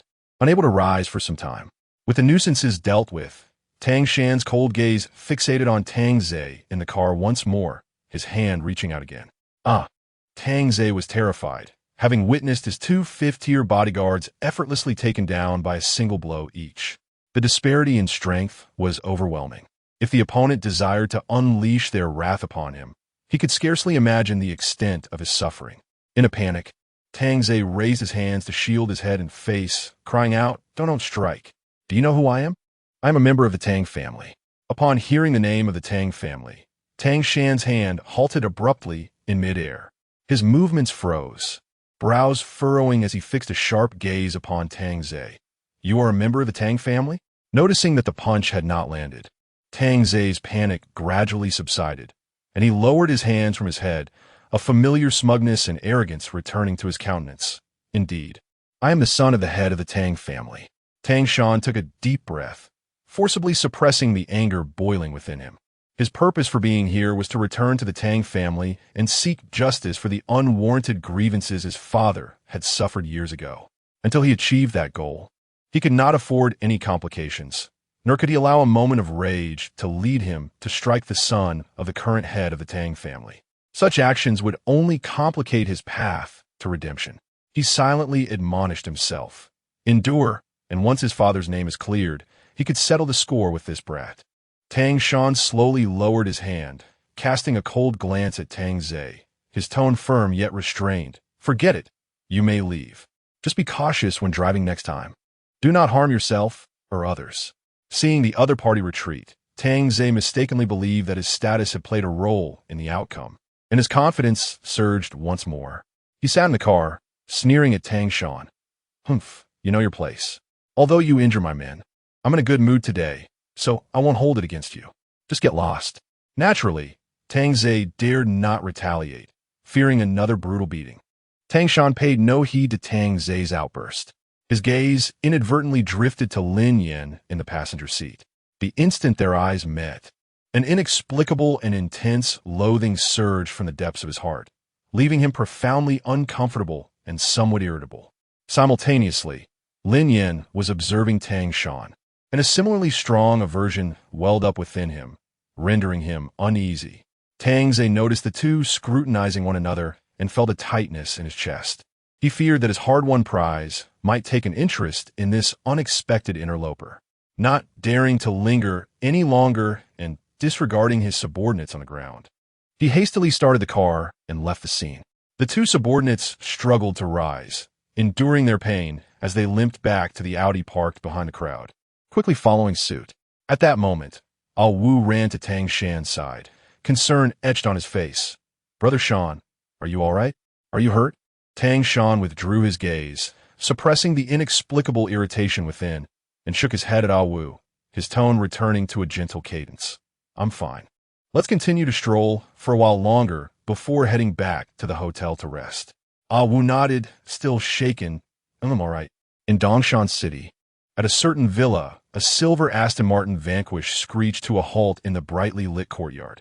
This was Tang Ze's private villa, a place he often brought beautiful women to enjoy themselves.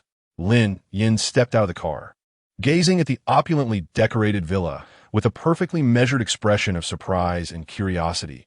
"Wow, what a grand villa, young Master Tang. Where are we?" Tang Ze locked the car and, casually wrapping his arm around her waist, replied with a sense of pride. This is my home, my private villa." Lin Yin feigned a pout, twisting her body slightly. "Young Master Tang, didn't you say you were taking me out to play? Why are we just coming to your house?" Lin Yin seemed to have seamlessly embraced her role, executing her actions with natural ease. Dongsha chuckled, leaning closer to her ear with a hint of mystery and allure. "Sister, you wouldn't understand. This house conceals many delightful treasures not found outside." Lin Yin maintained her affected smile, feigning innocence. "Oh, really?" Tang Ze, entranced by her laughter, tightened his grip on her arm. "Of course, rest assured, sister you. Tonight I promise to show you sights that will leave an indelible impression." The mention of sights made Lin Yin feel a wave of nausea. The phrase reminded her of the humiliating time spent in the Enforcement Bureau's detention center, a memory she wished to banish forever. Suppressing her discomfort, she adorned her face with an even more alluring smile. "Then I must thoroughly experience young Master Tang's treasures." Tangshi's hand tightly encircled Lin Yan's waist, half pushing and half embracing her towards the grand entrance of the villa.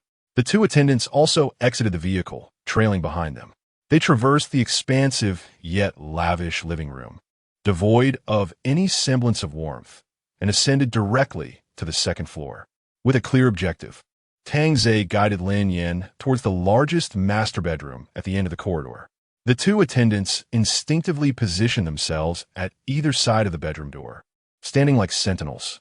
As Tang Zei pushed open the heavy door and entered with Lin Yan, he was about to shut it when he spotted the two unwelcome figures lingering at the threshold, igniting his fury. He unleashed a torrent of invective upon the attendants. "What are you doing standing there like a couple of poles? Are you waiting for a cue? Get out. Go back to the first floor and do not set foot on the second floor without my command." The attendants, chastened, quickly bowed and replied, "Yes, young Master Tang." They dared not exhibit any hesitation, swiftly turning to descend the stairs. Chapter by Muijin, Dang Xiao. Do you find me repulsive? Tang Zei forcefully closed the bedroom door, swiftly engaging the lock. Turning around, he beheld Chun Yu, whose allure was accentuated by the dim, suggestive lighting. A smile of eager anticipation adorned his face as he said, "Sister Yu, you've had a long journey. How about we take a shower first, to unwind?" However, Lin Yin did not adhere to his anticipated script. With a captivating smile gracing her lips, she stepped forward, extending her delicate arms to embrace Tang Zei's neck. Her alluring eyes gazed deeply into his, and she slightly parted her lips, exhaling a warm breath. This sudden display of affection, coupled with her intense stare, left Tang Zei momentarily dazed. His heart racing and thoughts scattered. Lin Yan's body pressed closely against his, her voice dripping with seduction. "What shower? Tang Xiao, do you find me dirty?" Her fingers danced lightly along the nape of his neck. Tang Zei, ignited by her teasing, hastily shook his head, fervently protesting. "How could that be? Sister Yu, I adore you. I could never despise you." As he spoke, his hands instinctively tightened around Lin Yan's waist, yearning to pull her into his embrace. Her hands, which had been clasped around his neck, gradually slid down to caress the side of his neck, reminiscent of a lover's gentle touch. Her voice grew increasingly sultry. "You don't find me repulsive." Just as Tang Zei, lost in a haze of desire, believed his wishes were about to be fulfilled, Lin Yan's tone shifted abruptly to one of chilling coldness. "I find you repulsive." As her words fell, her hands transformed from tender caresses to iron grips. Her fingers exerted a fierce pressure, seizing Tang Zei's throat with unrelenting strength. The formidable power of a late-stage martial artist erupted without reservation. Tang Zei's expression of bliss was swiftly replaced by sheer terror and the sensation of suffocation. His eyes widened in horror as he desperately struggled, yearning to cry out. Yet, with his throat constricted and his airway compressed, no sound emerged. His limbs felt pathetically weak under the overwhelming force. Staring at the stunning visage before him, now devoid of warmth and mercy, his mind swirled with confusion, fear, and disbelief. Why? Why does Sister Yu want to kill me? Does she not love me? Lin Yin regarded Tang Zei's face, twisted and flushed from asphyxiation, her gaze betraying no emotion, only a chilling intent to kill. She leaned closer to his ear, her voice a mere whisper. "Curious about the reason? Blame it on the fact that you are the heir to the Tang family." With that, she tightened her grip on his throat once more. A sickening crack echoed through the air. Dem Zez body stiffened abruptly, all resistance ceasing as the light in his eyes faded rapidly. Lin Yin released her hold, and his form slumped lifelessly onto the carpet. His eyes wide and filled with disbelief and horror, yet his breath had ceased completely. After executing her grim task, Lin Yin cast a blank glance at the lifeless body on the floor. Now, she needed to depart from this villa with utmost safety. Downstairs, two early-stage subordinates lingered. With their late-stage, fifth-tier prowess, eliminating them directly posed little difficulty. However, she required a clean and discreet approach, one that would not attract unnecessary attention or complications. Lin Yin approached the bedside and removed her high-heeled shoes. With practiced ease, she located an extremely concealed buckle on the inner side of her shoe and pressed it gently. The heel popped open to reveal a miniature hidden compartment containing a specially crafted knife, measuring a mere 5 centimeters in length. This was a preparation made in advance by Su Bei. Though short, the knife was exceptionally sharp. When combined with her speed and internal strength at the late 5th tier, it was more than sufficient for a silent and lethal strike. Lin Yin grasped the knife firmly in her palm. To ensure absolute success, she quietly waited in the room for approximately half an hour. Once she felt the time was right, she tidied her somewhat disheveled attire and hair, donning a tranquil expression tinged with a hint of languor, as if she had just emerged from an intense workout. She opened the bedroom door and stepped out, her gait feigning weariness. Upon descending to the first floor, she indeed found the two subordinates seated on the living room sofa, engaged in hushed conversation. Upon seeing Lin Yan, they immediately rose, their faces reflecting a mix of respect and confusion. Miss Chun. They were genuinely puzzled. How long had she been gone? Given Tang Xiao's usual combat prowess and habits, he should have been engrossed in revelry at this hour. Why had Miss Chun come down alone? Moreover, she appeared seemingly unperturbed. Lin Yan continued her stride, her face adorned with a natural smile as she calmly stated, Tang Xiao mentioned he was a bit hungry, so I'm going to the kitchen to prepare a bowl of noodles for him. The two subordinates instinctively nodded. Oh, all right, Miss Chun. The path to the kitchen required passing by the two subordinates. As one of them watched Lin Yan approach, a sudden realization struck him. Wait, this villa was merely a place for Tang Xiao's indulgences. It was seldom inhabited. The refrigerator was likely bare, containing nothing more than a few drinks. Where would she find ingredients to make noodles? His expression changed, and just as he opened his mouth to call out to Lin Yan, Miss Chun, wait, the refrigerator. However, in that moment of dawning awareness, Lin Yan had already reached them. Her smile vanished in an instant, replaced by an icy aura of murderous intent. Swish! A barely audible sound of air being sliced through resonated. Lin Yan's right hand, concealed within her sleeve, shot out with lightning speed. The 5-centimeter knife, infused with her late fifth-tier internal energy, moved so swiftly it left behind only a fleeting shadow. Thud! The blade precisely severed the throat of the first subordinate to speak, the one who had just begun to react. He felt a sudden chill at his neck, followed by an excruciating pain. In terror, he clutched his throat, unable to emit any sound as blood gushed forth between his fingers. His eyes widened in disbelief as he gazed at Lin Yan, his body collapsing in defeat. You! The other subordinate was taken aback by this unforeseen turn of events. He could hardly fathom that this seemingly delicate woman could be so ruthless.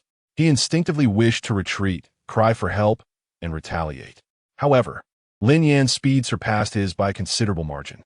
Having swiftly dealt with the first assailant, her form remained unyielding as she instantaneously closed in on the second henchman. The outcome was unequivocal. In a mere span of seconds, the second thug, clutching his throat, succumbed to the ground, his eyes brimming with fear and confusion. Lin Yan cast not a glance at the two lifeless bodies below. Instead, she rapidly cleaned the blade and the scant traces of blood from her hands in the restroom.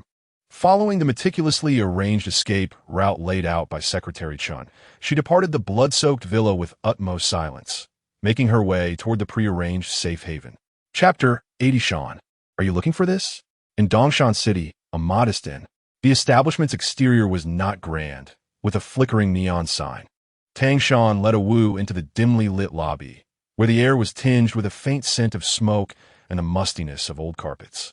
They approached the front desk, where a middle-aged man in his 40s lounged, smoking and exhaling clouds of smoke. Upon noticing their arrival, he lazily lifted his eyelids. A room? Tang Shan nodded, striving to keep his voice steady. Hello, could you please arrange a standard room for us? Inside, he felt a flutter of anxiety. This was his first time sharing a room alone with the girl he cherished. The clerk casually tapped on the keyboard, glancing at the screen before exhaling another puff of smoke. No standard rooms left, only a double bed available. Tang Shan's heart skipped a beat, a wave of panic washing over him. During their years at Klein Academy, despite their deep connection, they had maintained boundaries, residing in separate dormitories. Their most intimate moments had been limited to holding hands and brief embraces. It had taken him a considerable internal struggle to muster the courage to share a standard room, and now it was suddenly transformed into a double bed. Wasn't this progression too swift? He instinctively glanced at a Wu, his eyes betraying a mix of inquiry and subtle tension. A Wu, perhaps. We should look for another place? A Wu looked up at him, her face adorned with a gentle and understanding smile, shaking her head softly, her voice calm. No need, Shan. Let us stay here. A double bedroom is perfectly fine. A warm current surged through Tang Shan, intertwined with a hidden excitement. Yet he endeavored to maintain a composed demeanor, not wanting a Wu to perceive any hint of his inner turmoil. Turning back to the front desk, he feigned a reluctant expression. Then, very well, let us take the double bedroom. After receiving the room key, Tang Shan guided a Wu upstairs. The staircase was somewhat narrow, the lighting dim. Unconsciously, his pace quickened, his heart racing. Their room was at the end of the second floor. Upon opening the door, a mixture of disinfectant and the scent of aged furniture enveloped them. The room was modest, simply furnished, dominated by a double bed, accompanied by a table, 2 chairs, and an old television. The walls bore a yellowish tint, but fortunately, there was a private bathroom. Observing the simplicity of their surroundings, Tang Shan felt a wave of guilt and, somewhat bashfully, addressed a Wu. A Wu, I'm sorry for bringing you to such a place. It must be quite uncomfortable for you. A Wu immediately shook her head, turning to look at Tang Shan earnestly. I'm not uncomfortable, Shan. As long as I'm with you, it doesn't matter where we stay. Tang Shan, touched by her sincerity, felt warmth spread through him, a gentle smile gracing his face. He approached a Wu, taking her hand. Rest assured, once I return to the Tang family and resolve those matters, our future home will be ours, and we shall no longer live in such makeshift conditions. Oh, nodded vigorously, a trusting smile blooming on her face. Yes, I believe in you, Shangu. You can definitely do it. Observing Ao's obedient and understanding demeanor, Tang Shan felt an overwhelming surge of affection and tenderness within him. He opened his arms and enveloped Ao tightly in an embrace, resting his chin gently atop her head. Ao instinctively wrapped her arms around Tang Shan's waist, burying her face in his warm chest. The two remained in this tranquil embrace, the room resonating only with the sound of their heartbeats. After a considerable while, Tang Shan reluctantly released her, sensing a subtle shift in the atmosphere. He hastily sought to conceal his nervousness with a new topic. Oh, you must be quite tired today. Why don't you take a shower first? You can rest early afterwards. Ao replied, okay, and walked in the bathroom. Tang Shan sat on the edge of the bed, feeling somewhat uneasy as he surveyed the room. His gaze drifted over the bedside table, where among the usual bottles of mineral water and beverages lay a small box of condoms. Upon sighting this diminutive box, an uncontrollable thought surged in Tang Shan's mind. Despite their deep bond over the years, he and Ao had remained in the innocent phase of their relationship, with their most intimate contact limited to hugs. Now, the opportunity seemed to be at hand. Could he possibly take that step? With this thought, Tang Shan picked up the box and examined it closely. However, after a moment, he shook his head, internally dismissing the notion. No, Tang Shan, you and Ao are merely dating. You are not married yet. Such matters should be reserved for the wedding night, not approached so hastily. He forced his gaze away, yet his ears involuntarily tuned into the sound of water flowing in the bathroom. The bathroom door was frosted glass. While he could not discern the precise details within, he could vaguely make out a blurred silhouette. Listening to the cascading water and observing the hazy figure behind the glass door, a wave of heat surged from the depths of his heart, causing his breath to quicken. In such a situation, which man could remain composed? Tang Shan quickly lowered his head, daring not to look, striving to suppress the tumultuous desires within. He glanced at the box in his hand, sighed, and thought perhaps it would be best to put it away as if he had never seen it. Just as he was about to return the box to the bedside table, the bathroom door swung open. Ao emerged, her hair damp as she toweled it dry. Shangu, I'm done washing up. Startled by her sudden voice, Tang Shan's hand trembled, and he had no time to return the box. In a moment of panic, he swiftly shoved the box beneath his pillow. Tang Shan hurriedly stood up, his eyes darting, his speech slightly stammering. Oh, you're done? That's good. That's good. Ao immediately noticed something amiss in Tang Shan's demeanor, as well as his flustered movements. With a puzzled tilt of her head, she inquired, Shangu, what's wrong? Why is your face a bit red? Are you feeling unwell? Tang Shan quickly waved his hand, speaking in a disjointed manner. And no, it's nothing. I'll go take a shower. Having spoken, he swiftly dashed into the bathroom and closed the door. Awu watched the shut bathroom door, increasingly puzzled, murmuring softly. Shangge is acting rather strangely today. After approximately 10 minutes, Tang Shan emerged from the shower, his body enveloped in steam. He noticed Awu already seated on the bed, engrossed in his phone. Approaching the bedside, Tang Shan endeavored to adopt a natural tone, saying, "It's getting late. Let us retire early." Awu set aside his phone and smiled sweetly at him, replying, "All right, Shangge." With that, he lifted the covers and nestled in. Tang Shan also pulled back his side of the blanket and lay down. It was their first night sharing a bed, and both felt a twinge of nervousness, a distance of half an arm's length between them. Tang Shan turned onto his side, reaching out to extinguish the bedside lamp, plunging the room into darkness. He took a deep breath and whispered, "Good night, Awu." Awu softly replied, "Good night, Shangge." In the enveloping darkness, Tang Shan's heart had yet to fully settle. Suddenly, he recalled the box he had tucked beneath his pillow. Cautiously, he extended his hand, groping beneath his pillow. To the left, nothing. To the right, also absent. He searched every inch beneath the pillow, finding it utterly empty. Panic surged within Tang Shan. Something was amiss. He had distinctly placed it under the pillow himself. Just then, a soft voice floated from behind him. "Shangge, are you looking for this?" Chapter 81. I thought you would enjoy the cheese flavor. Tang Shan was startled, his body jolting awake as he hastily reached for the bedside lamp. Turning around, he was met with the blinding light, revealing Awu, who had also risen. A box of candy in hand, a smile adorning his face. "Shangge, why did you hide it?" Tang Shan's face flushed crimson, a wave of embarrassment washing over him as he felt the urge to vanish into the floor. He opened his mouth, momentarily at a loss for words, hastily attempting to clarify. No, I didn't mean to hide it, I was..." Before he could finish, Awu interrupted with a teasing grin. "Oh? So you admit it's yours?" Tang Shan grew more flustered, quickly defending himself. "No, this box is mine." Awu, still smiling, interrupted again, her eyes sparkling with understanding. "All right, Shangge, no need to explain, I get it." Pausing, her tone softened, "But I don't understand why you concealed it beneath your pillow, and why you didn't mention it until the lights were out." Observing Tang Shan's awkward demeanor, Awu sighed gently, her voice turning earnest yet tender. "Shangge, in truth, I agreed to share a room with you. Shouldn't you realize my feelings?" Tang Shan was taken aback, staring blankly at Awu, his heart racing. "Oh, you mean?" Awu nodded emphatically, her gaze unwavering and gentle. "Yes, Shangge, I've thought about this for a long time.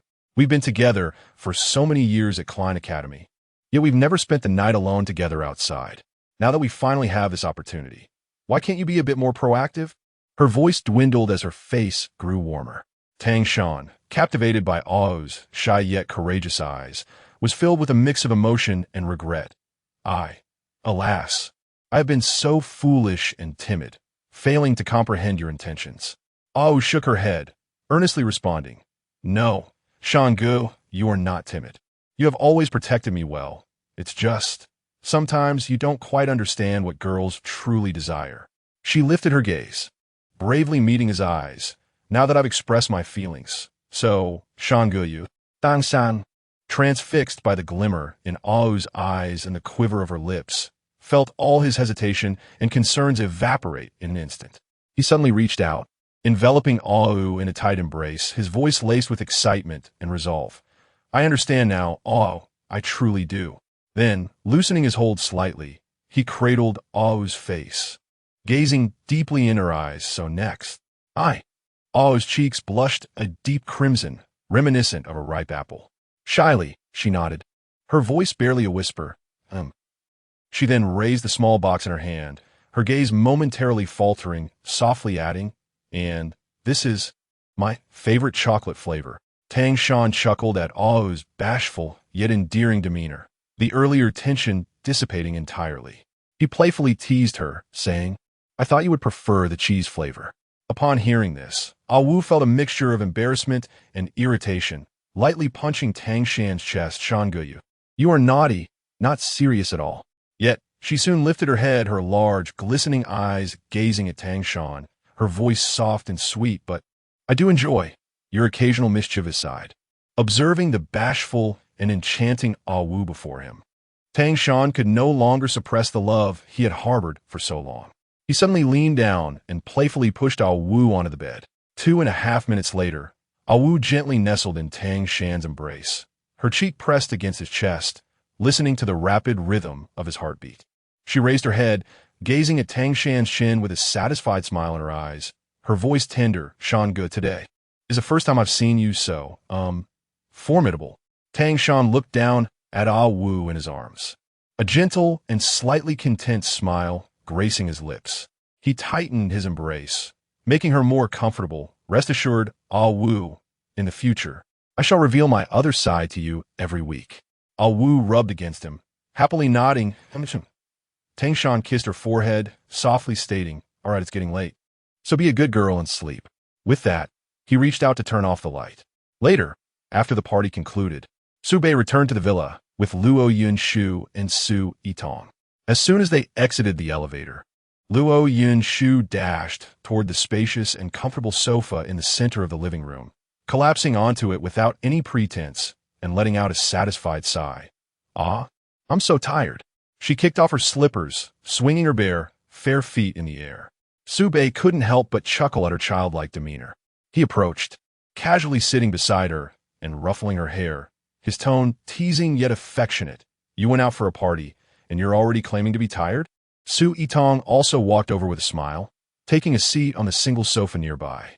Observing the sprawled Luo Yunshu, she teased gently in an elder sisterly manner. "Indeed, Yunshu, your stamina seems lacking. It appears your usual training is still too easy." Su Bei nodded in agreement. Addressing Luo Yunshu, "Yitong is right. You really need to enhance your training, given your petite frame." Upon hearing this, Luo Yunshu pouted, sitting up with an expression of both defiance and resignation. "All right. I got it. Starting tomorrow, I promise to train diligently. Is that okay?" Su Bei's amusement deepened in his eyes as he seamlessly shifted the topic, casually inquiring, "By the way, Yunshu, what is the name of the friend you chatted with tonight?" Of course, Su Bei was aware of Wen Yanxi's name, but he pretended to be oblivious and asked again. Without a moment's hesitation, Luo Yunshu replied, "Her name is Wen Yanxi, the cherished daughter of Uncle Wen Yi, the head of the Wen family." Su Bei displayed an appropriately surprised expression. "Oh, the heiress of the Wen family." He then suggested in a more natural tone, "Since she is such a dear friend of yours, why not invite her over to our home tomorrow?" Upon hearing this, Su Yitong immediately grasped Su Bei's intention.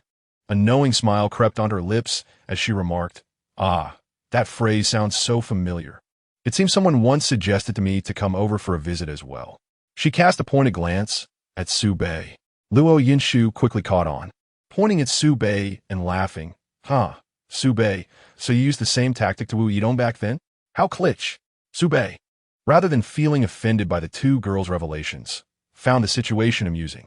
He looked at Su Yitong with a playful glint in his eyes and candidly confessed, "Indeed, it is an old trick."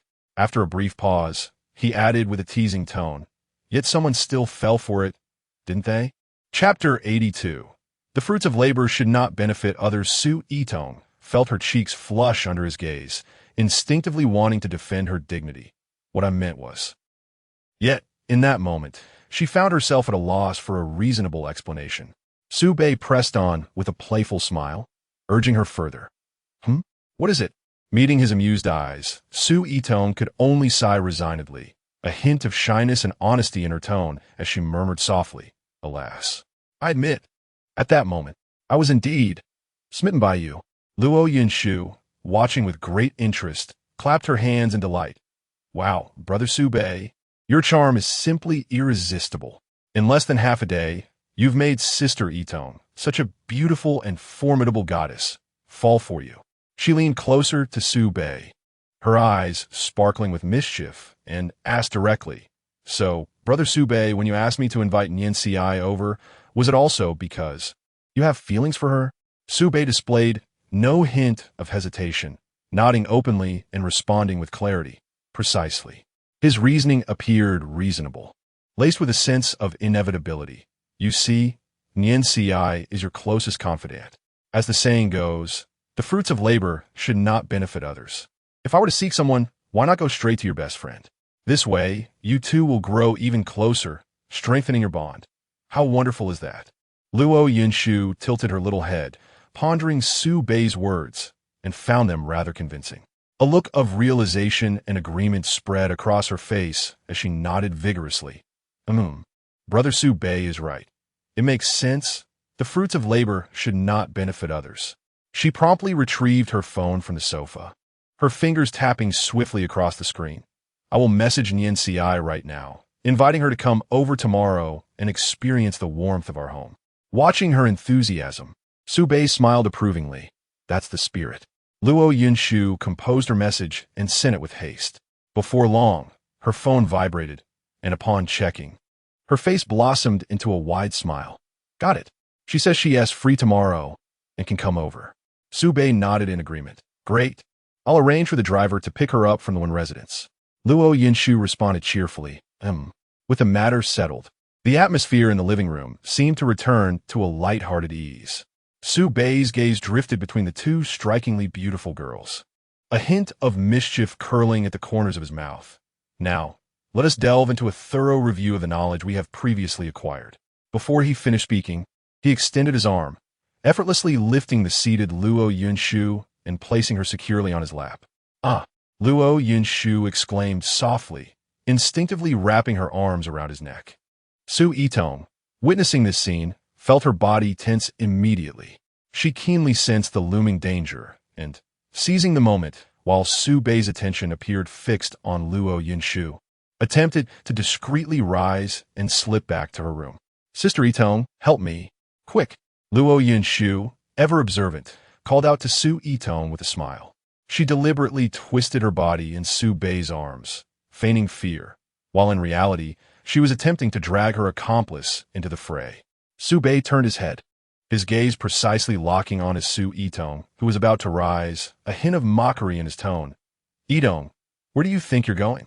He spoke languidly. It is better to enjoy together than alone. You shan't escape tonight. Su Yitong's movements instantly froze. Observing the amused glint in Su Bei's eyes and the cunning smile of Luo Yinshu, she realized that she was indeed trapped this evening. With a touch of resignation and a hint of inevitability etched on her face, she eventually took small, reluctant steps toward them. The following morning, at the Tang residence, Tang Shan held Ao's hand tightly as they stood side by side before the grand entrance of the Tang family estate. The guard at the entrance scanned them warily, his voice low and cautious. Who are you? What brings you here? Tang Shan, maintaining a calm demeanor, met the guard's gaze and replied, I am Tang Shan, seeking an audience with the current head of the Tang family. The guard furrowed his brow, assessing. Tang Shan? I have not heard of you. Do you have an appointment? Tang Shan shook his head slightly, his voice clear. No appointment, but I am the son of Tang Tian. A hint of doubt flickered across the guard's face as he turned to his companion. Tang Tian? Does that name ring a bell to you? The other guard pondered for a moment, uncertain. The name sounds somewhat familiar. The first guard turned back, his tone softening. Very well, wait here. I will inform someone. Tang Shan nodded in acknowledgement. Thank you for your assistance. The guard quickly walked to the nearby guardhouse, picked up the telephone, and dialed. After a while, he emerged and gestured to Tang Shan. Follow me. I will escort you inside. Tang Shan nodded again. Thank you. The guard led the way, with Tang Shan holding Ao's hand closely behind him as they entered the expansive Tang courtyard. The courtyard was deep with winding paths, and after a considerable time, they arrived at the entrance of the Tang family's conference hall. The guard halted there and said to Tang Shan, I can take you no further. You must proceed on your own from here. Tang Shan sincerely expressed his gratitude. Thank you for your assistance. Steeling himself, he grasped Ao's hand and stepped into the spacious, well-lit hall.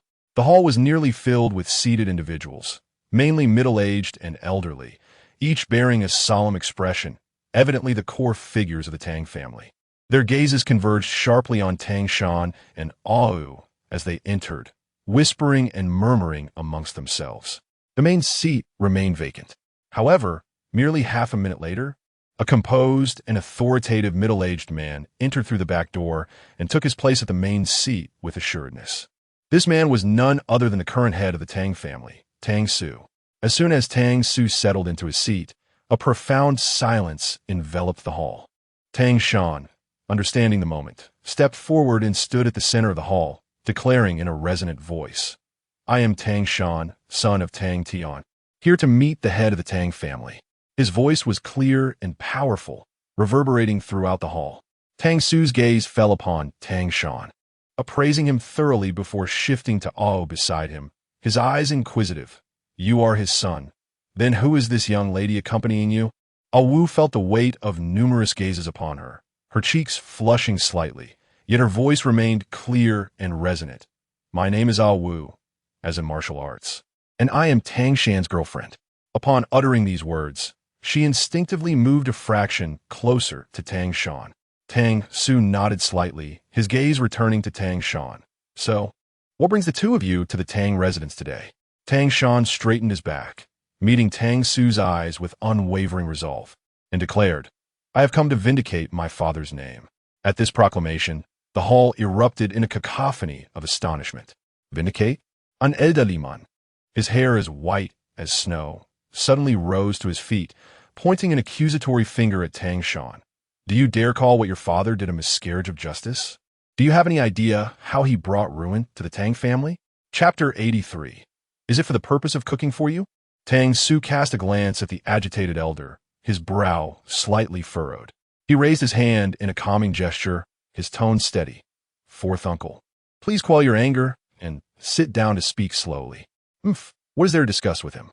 A stern-faced elder on the right rose indignantly, his eyes brimming with disdain and impatience, directly rebuking Tang Shan. "The son of a sinner does not deserve to step into the Tang family's gates. Get out. You're not welcome here." Tang Su then turned to this elder, maintaining his composed demeanor. "Fifth uncle, your words are too harsh. Let him finish speaking." As the situation threatened to spiral out of control, Tang Su's gaze sharpened, his voice suddenly rising as he commanded, "Silence." The authority of the head of the family swiftly quelled the discord, restoring tranquility to the hall. Tang Su's gaze returned to Tang Shan, his tone softening. "Little Shan, may I address you as such?" Tang Shan nodded. "Yes." Tang Su continued slowly. "Tang Shan, your father, Tang Tian, is my biological younger brother. By this kinship, you should address me as your uncle." He then shifted his tone, his eyes becoming piercingly sharp. "However, do you truly understand what your father did 25 years ago?" Tang Shan met Tang Su's gaze without flinching, his tone resolute.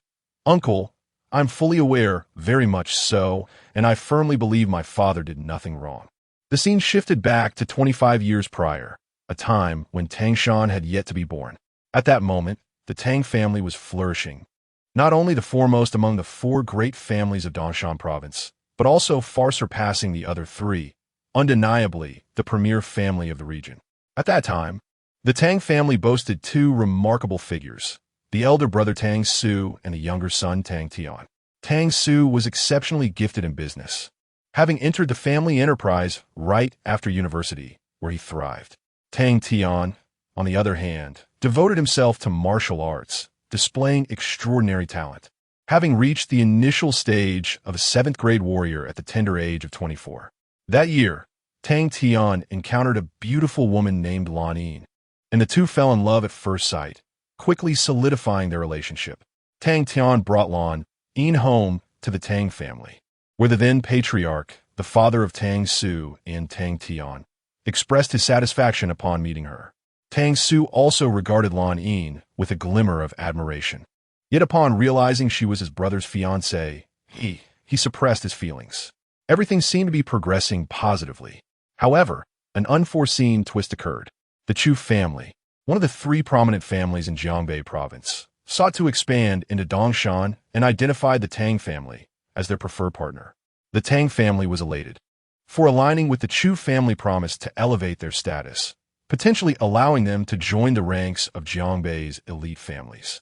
Thus, the second young master of the Chu family, Chu Han, personally visited the Tang family. On that day, while Chu Han and Tang Su were engaged in discussions about the cooperation details, Tang Tian was out on business, leaving Lan Yin at the Tang residence without any tasks. She decided to assist in hosting.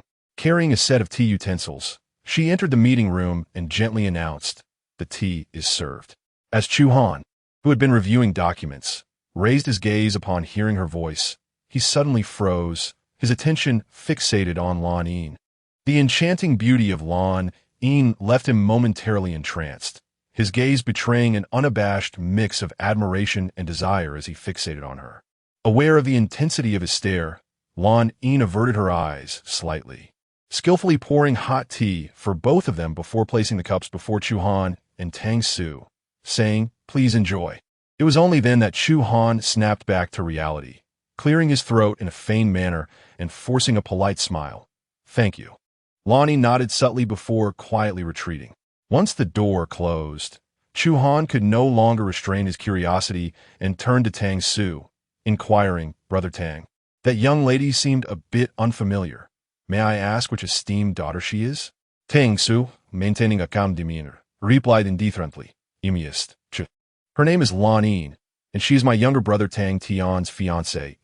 A flicker of barely perceptible disappointment and envy crossed Chu Han's eyes, yet he complimented. "Brother Tang is indeed fortunate. Your fiancée, is exceptionally beautiful." Tang Su merely responded with a nonchalant hum, and the two resumed their discussion. After a while, Chu Han stood up. "Brother Tang, I must excuse myself for a moment. I need to visit the restroom." He then exited the room and made his way to the lavatory. Upon entering, he promptly locked the door, and the warmth of his expression vanished, replaced by a sinister determination. He quickly retrieved his phone, lowered his voice, and dialed several numbers, urgently conveying a few instructions. After hanging up, he adjusted his collar in the mirror, a smug smile creeping upon his lips before he returned to the room. Approximately 10 minutes later, a hurried member of the Chu family entered the room, his expression somewhat anxious as he addressed Chu Han. "Young master, Tang Xiao. We have just received word that there has been a hiccup in the approval process regarding the land in the eastern suburbs. It requires your immediate attention and confirmation at the relevant department. The documents are pressing." Upon hearing this, Tang Su furrowed his brow slightly, looking at Chu Han with a hint of confusion.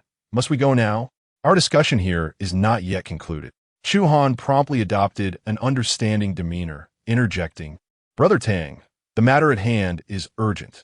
That piece of land is crucial. We can resume our discussion at any time. You should attend to the approval issue first, and I shall wait for your return." His tone carried a sincere weight. Recognizing the importance of the collaboration with the Chu family, Tang Su ceased to hesitate. "Very well. I shall handle it and return as swiftly as possible." With that, he rose and hurriedly followed the Chu family member out. Meanwhile, in the Tang family's backyard garden, Lan Yin was attentively watering a few pots of blooming orchids, her expression focused and gentle.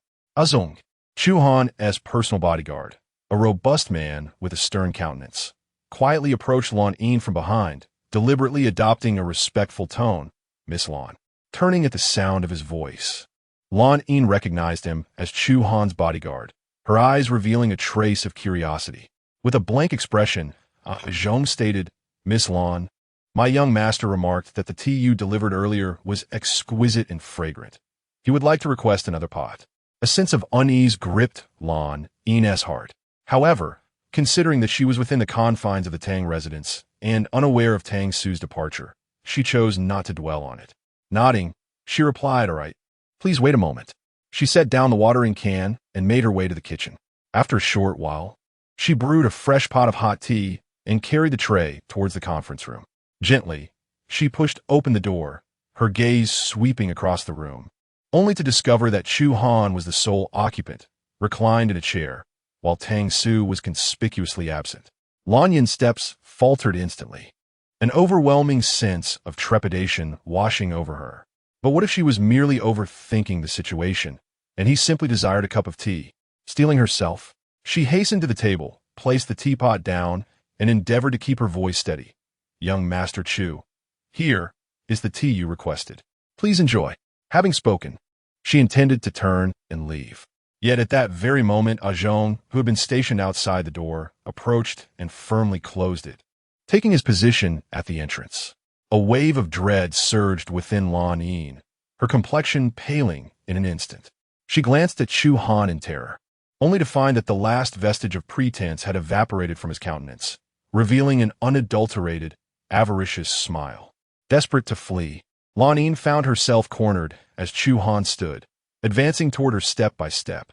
She recoiled in alarm, her voice quavering. Chu. Young Master Chu. What are you intending to do? Chu Han continued to close the distance, each step deliberate. What do you think I wish to do? Surely, it cannot be merely to prepare a meal with you? Chapter 84. Just once Lan Yin comprehended the underlying meaning in Chu Han's words. Her heart sank, and she hurriedly replied, Young Master Chu, please have some self-respect. I am Tang Tian's fiancé. Chu Han scoffed derisively, his gaze growing more audacious. Fiancé? Indeed. You are aware of your status as a fiancé. Since you are not yet married, you still possess the freedom to choose. His tone was laced with temptation. Lan Yin, if you were to accompany me, you would become the young mistress of the Chu family in Jiangbei, basking in wealth and power, all within your grasp. Surely, that is far superior to being the wife of the second son of the Tang family? Lan Yin's eyes brimmed with resistance and fear. She shook her head fervently, her voice tinged with a sob. No, I do not care for those things. I only love Tang Tian. Please let me go. Chu Han's expression darkened instantaneously, and he coldly scoffed, Tang Tian, merely a brutish man who knows only martial arts. He may be formidable, but in this day and age, what is strength worth? It is power and influence that matter most. With the backing of the Chu family, crushing him would be as effortless as squashing an ant. Aligning with me would be the wise choice. Lan Yin's voice remained defiant. No, even if he possesses nothing, my heart belongs solely to him. Observing that Lan Yin remained unmoved, Chu Han's eyes flickered as he adopted a more seductive tone, lowering his voice. Very well, I shall grant you another chance. Accompany me just this once, right here. Afterwards, with a single word from me, I can strengthen the Tang family further. Does that not count as aiding your fiancé? Lan Yin staggered back in terror, shaking her head repeatedly. No, absolutely not. Chu Han pressed forward relentlessly. What is there to fear? Worried about being discovered? Rest assured, Zhong is waiting outside, and I have sent Tang Su away, so he will not return anytime soon. If you comply, I shall be finished quickly. If you remain silent afterwards, no one will know. You can continue as the young mistress of the Tang family, and they will advance even further. Is that not a win-win situation? Lan Yin retreated against the wall, with no escape left, her voice resolute. No, in this lifetime, I belong only to Tang Tian. Chu Han, having lost all patience, transformed his expression into one of menace. If you refuse my kindness, do not blame me for what comes next. Before he could finish his sentence, he lunged towards Lan Yin. Help! Lan Yin let out a piercing scream, struggling desperately. Yet, as an ordinary woman, how could she possibly withstand Chu Han? Outside, Zhong stood impassively at the door, and by chance, no other members of the Tang family were passing by. Just then, Tang Tian, feeling elated after completing his tasks, was humming a tune, his steps light as he traversed the corridor, heading back to his quarters. Upon hearing the sharp cry for help, the smile on his face vanished instantly. He looked towards the source of the sound and spotted Zhong standing guard at the door. A wave of ominous premonition surged within him. Without a moment's hesitation, Tang Tian dashed toward the house. Stop! Zhong barked, blocking the way. As a mid-level, 6th-tier warrior, he was confident he could impede Tang Tian. However, Tang Tian himself was a novice 7th-tier warrior, easily capable of overcoming him. Moreover, at this moment, Tang Tian was consumed by an overwhelming fury triggered by that cry for help. This rage amplified his strength manifold. His eyes glowed with a crimson hue as he unleashed a relentless barrage of merciless strikes upon Zhong. After several fierce exchanges, Zhong was left bloodied, with shattered bones and torn ligaments, collapsing to the ground, lifeless. Without so much as a glance at the fallen Zhong, Tang Tian raised his foot and forcefully kicked the door. With a resounding crash, the sturdy wooden door splintered into pieces. Subsequently, he stormed into the room, and the sight before him ignited his rage anew. Beast! A furious roar erupted from Tang Tian's throat. He advanced a step, yanking Chu Han, who was pressing down on Lan Yin with great force, and then violently slammed him to the ground, his fists raining down like a torrential downpour. Stop! Tang Tian, stop! Someone will die. Tang Su, accompanied by several skilled members of the Tang family, arrived just in time. Their faces paling in shock as they rushed forward to restrain the red-eyed Tang Tian. Although Tang Tian was merely in the early stages of his 7th rank, there were certainly stronger experts present within the Tang family. United in their efforts, they finally managed to pull him away. Upon observing Chu Han on the ground, he was unrecognizable, his features distorted, most of his teeth missing, his chest and abdomen caved in, drenched in blood, barely clinging to life, exhaling but not inhaling, on the verge of death. Once Tang Tian was separated, his gaze immediately darted to the corner of the room. There, he beheld Lan Yin, her clothes torn, hair disheveled, huddled in a corner, trembling violently, her face etched with tears and despair. In an instant, the fury in his heart was replaced by an overwhelming sorrow and compassion. He broke free from his restraints and rushed to Lan Yin's side, enveloping her tightly in his embrace, his voice thick with guilt and fear. Yin, don't be afraid. It's me. I'm here. I'm so sorry for being late. Lan Yin glung to Tang Tian, weeping gon to Lan. Tang Su, witnessing this harrowing scene, turned as pale as death. He suppressed the tumultuous waves of emotion within him and urgently instructed, "Quick, call for an ambulance." At the fastest possible speed, Chu Han was hurriedly carried out by the Tang family members, rushed to the hospital. After a long and arduous battle for his life, Chu Han ultimately survived. However, the severe blow to his head resulted in catastrophic brain damage. Though he lived, Chu Han became a complete invalid, his mind shattered, lost in madness, unable to care for himself, destined to spend the rest of his days in medication, care, and a nursing home. The Chu family, enraged, immediately severed all ties with the Tang family and demanded the surrender of the perpetrator, Tang Tian. In response, the Tang family convened a family meeting. During this assembly, the other core members of the Tang family, primarily the brothers of the family head, nearly all insisted on handing over Tang Tian. Although surrendering him would certainly lead to his demise, they were indifferent, as he was not their son. Even the fiercest of tigers would not consume their own cubs. The then head of the Tang family, Tang Tian's father, could not bear to relinquish his son under any circumstances. However, failure to do so would incite the wrath of the Chu family, leading to comprehensive retaliation against the Tang family and placing the entire clan in peril. In a state of utter desperation, Tang Tian ultimately departed from the Tang family, taking Lan Yin with him, and publicly declared a complete severance of ties with the clan. Upon learning of this development, the Chu family mobilized their forces to pursue Tang Tian nationwide, yet they were unable to uncover his whereabouts. In truth, Tang Tian had taken Lan Yin to a remote and secluded mountain village outside Jiangbei province. At that time, Lan Yin was already 3 months pregnant. After enduring numerous hardships, she gave birth to a child named Tang Shan in the village 7 months later. However, the nightmarish ordeal of violation and the tumultuous escape had inflicted deep wounds on Lan Yin's body and spirit, plunging her into a prolonged depression. Her health deteriorated steadily, and when Tang Shan was not yet a year old, she departed from this world, burdened with profound pain and humiliation. Alone, Tang Tian raised Tang Shan. When Tang Shan turned 15, Tang Tian left a note stating that he needed to attend to an important matter and urged Tang Shan to live well, before quietly leaving the village, never to be heard from again. Tang Shan remained unaware of his father's fate. Eventually, he too left the village and, by a stroke of fortune, encountered a teacher from the Klein Martial Arts Academy, who recognized his talent and invited him to join the institution. During his time at the academy, he befriended a Wu and spent an entire decade there. It is only today that he has finally set forth on the journey back to the Tang family, seeking justice for his father and to clear the family name. Chapter 85. The Tang family's Fury. Tang Shan's declaration, "I firmly believe my father is innocent," instantaneously ignited an uproar within the Grand Hall. This time, even Tang Su, present among them, could no longer suppress the fervent emotions of the crowd. Innocent? Such a notion was utterly absurd. Do you comprehend the extent of our losses inflicted by the Chu family's vengeance?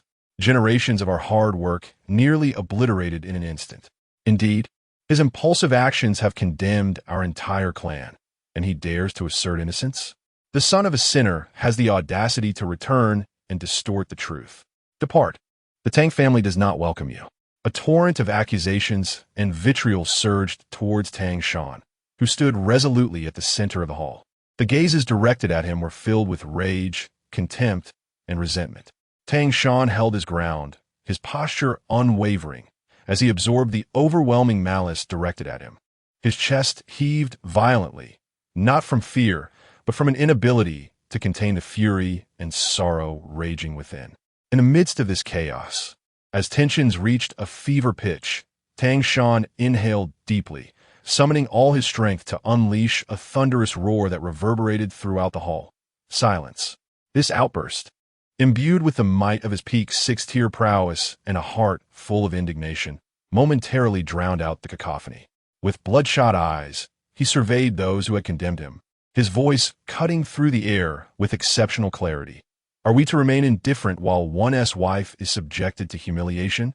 Must we cower like turtles, swallowing our grievances in silence? If it were you, what would you do? Answer me. His challenge silenced the clamor within the hall, revealing expressions of complexity on many faces. Tang Shan's fourth uncle suddenly slammed his hand on the armrest and stood, pointing accusatorily at Tang Shan.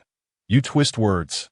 No one claims your father should be indifferent, but his actions have gone too far. Yes, Laonin has suffered indignity and some grievances, but those are merely psychological wounds.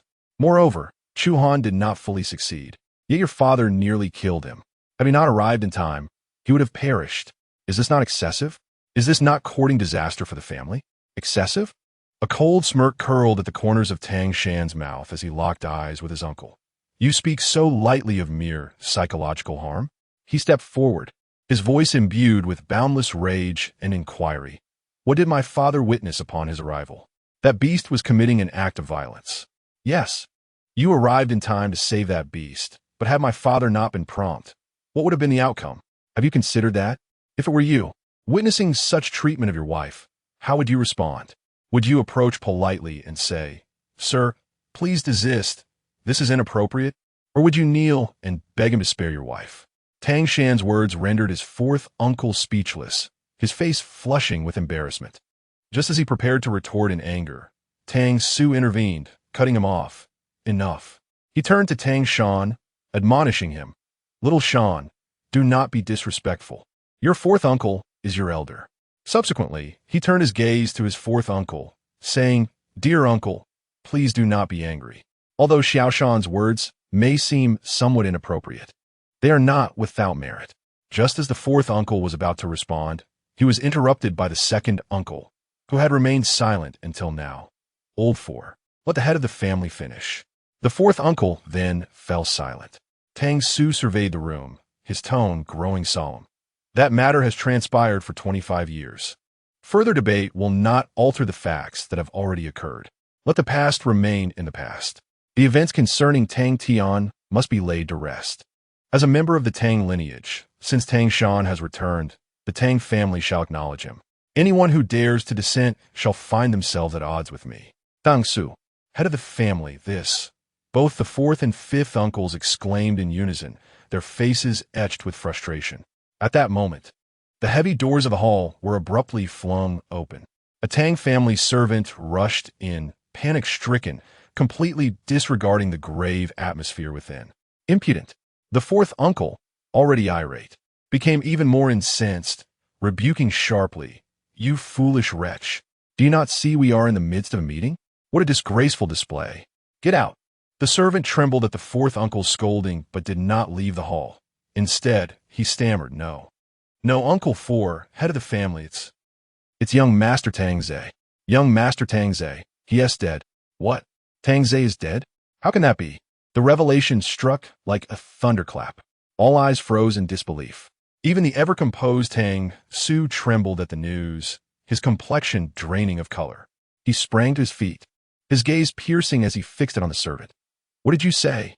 Speak clearly. What has happened to Tang Zhe? Under Tang Su's intense scrutiny, the servant relayed the events that had just unfolded. It turned out that moments prior, The department responsible for intelligence and security within the Tang family had abruptly received a series of anonymously sent messages. These messages contained clear photographs of young Master Tang, Zhe, and his companions at the scene of their demise. Additionally, there was a crucial video showing Lin Yin entering a villa with Tang Zhe and others, yet she alone exited the villa within the span of less than an hour. This compelling evidence unmistakably implicated Lin Yin as the murderer of Tang Zhe and his companions. Furthermore, the anonymous sender had detailed knowledge of Lin Yin, providing her basic information, name, current martial prowess, and even the specific measurements of her cosmetic enhancements. Finally, the message included Lin Yin's current hiding place. All of this was orchestrated behind the scenes by Su Bei. Last night, immediately after Tang Zhe and Lin Yin left the assembly hall, Su Bei's associates covertly monitored them, capturing their entrance into the villa. After Lin Yin departed, Su Bei's operatives infiltrated the villa, documenting the scene of Tang Zhe's demise and compiling all evidence to send to the Tang family. Chapter 86. Nian Ci. You have arrived. The tranquility of the hall was shattered by the furious roar of Uncle Wu. Damn it, that vile woman dares to kill Zaire. I shall gather my men and flay her alive to avenge him. Uncle C immediately rose, his face a mask of rage. Indeed, she must not be spared. Uncle San, who had remained taciturn until now, furrowed his brow and spoke in a grave tone. Elder 4, Elder 5, let us not act impulsively. He turned his gaze towards Tang Su, his tone laced with caution. Head of the family, this matter reeks of intrigue. Why would someone provide such detailed information anonymously? Could this be a trap? We have yet to discern their intentions. To act recklessly may lead to dire consequences. Uncle Wu, aflame with emotion, was not in the mood to listen. Third brother, we can discuss traps later. The fact remains that Zaire has been murdered, and the evidence is irrefutable, with photos and videos laying bare the truth. Regardless of who is orchestrating this from behind the scenes, that woman named Lin Yin must die today.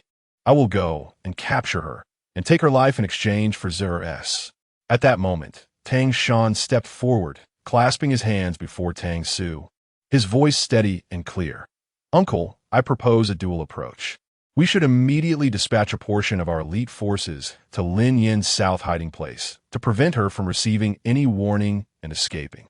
Simultaneously, we must allocate another team to thoroughly investigate the anonymous source of this information, to unveil their motives and background. Only then can we ensure success.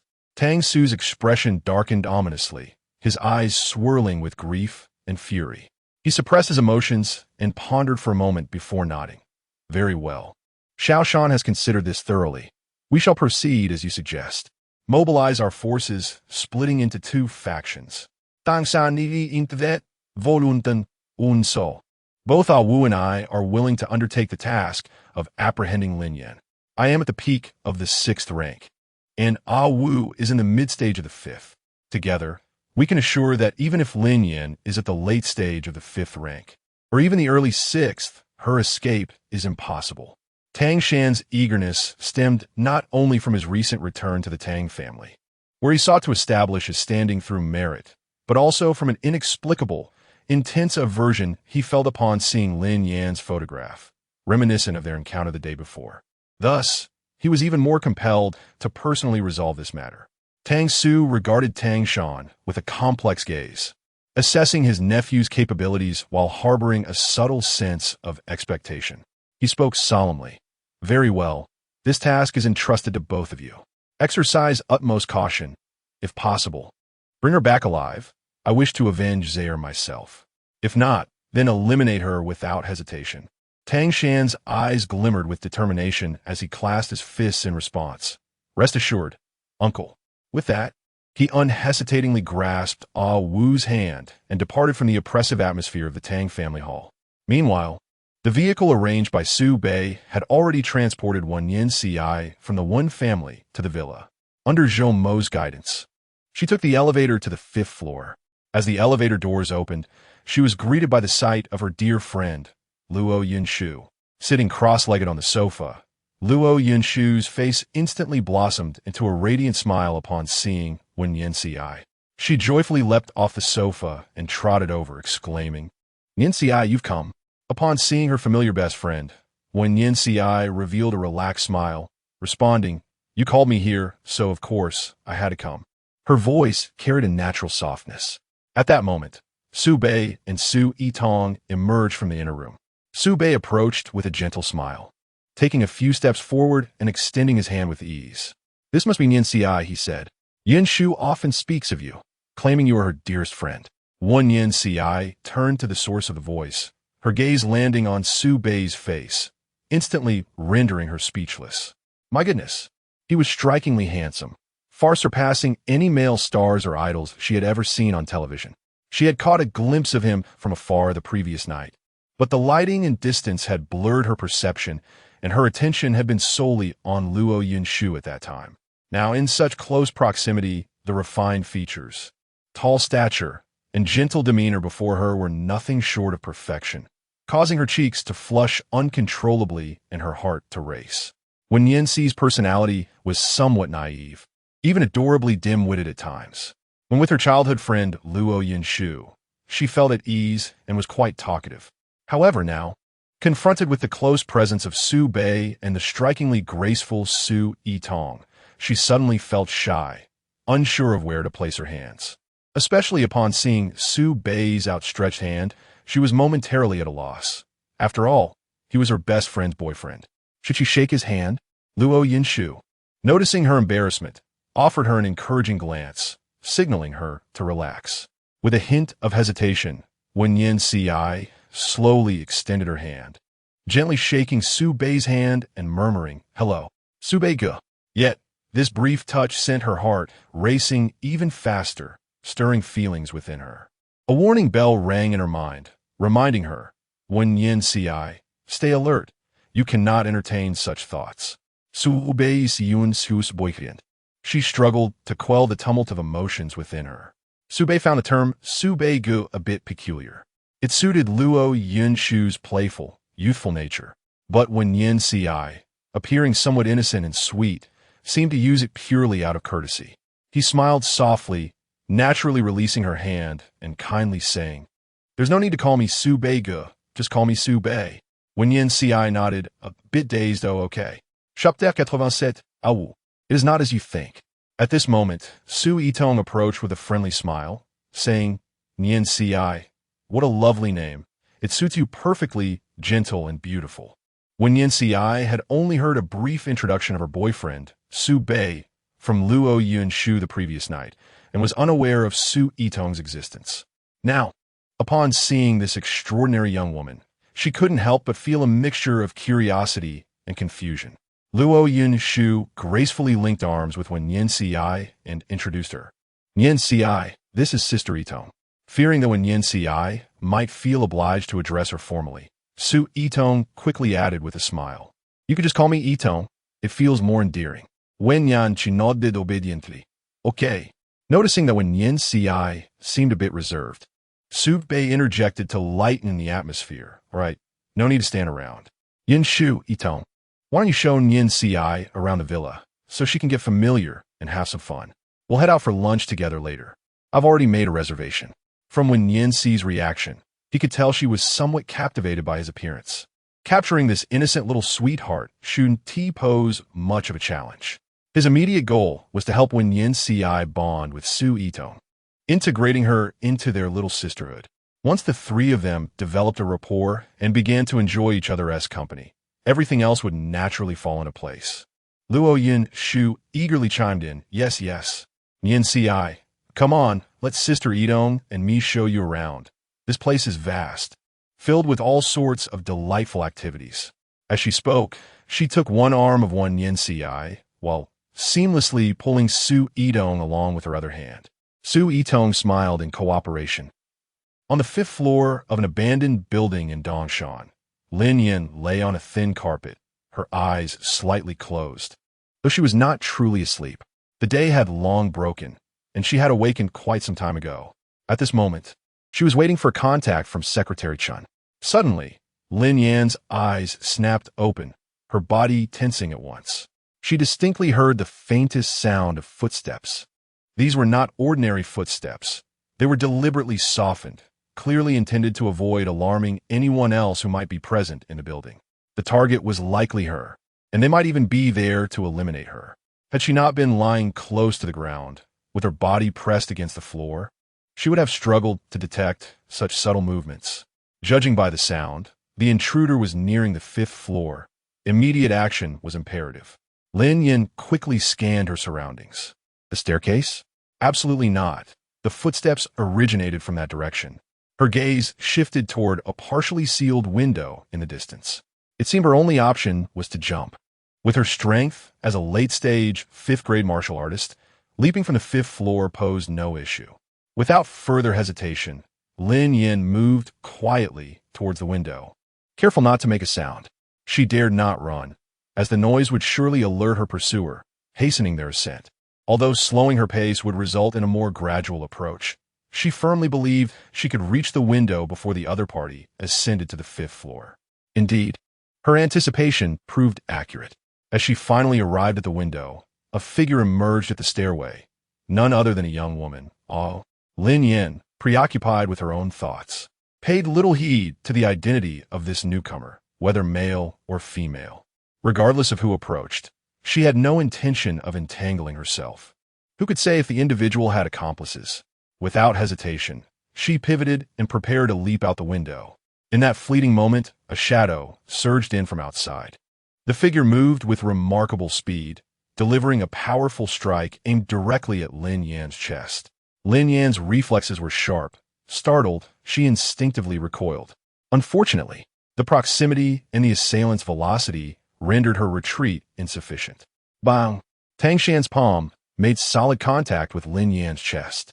However, due to her backward movement absorbing some of the force and the substantial silicone prosthetic cushioning the impact, the blow's potency was considerably diminished, sparing Lin Yin from the severe injury she had anticipated.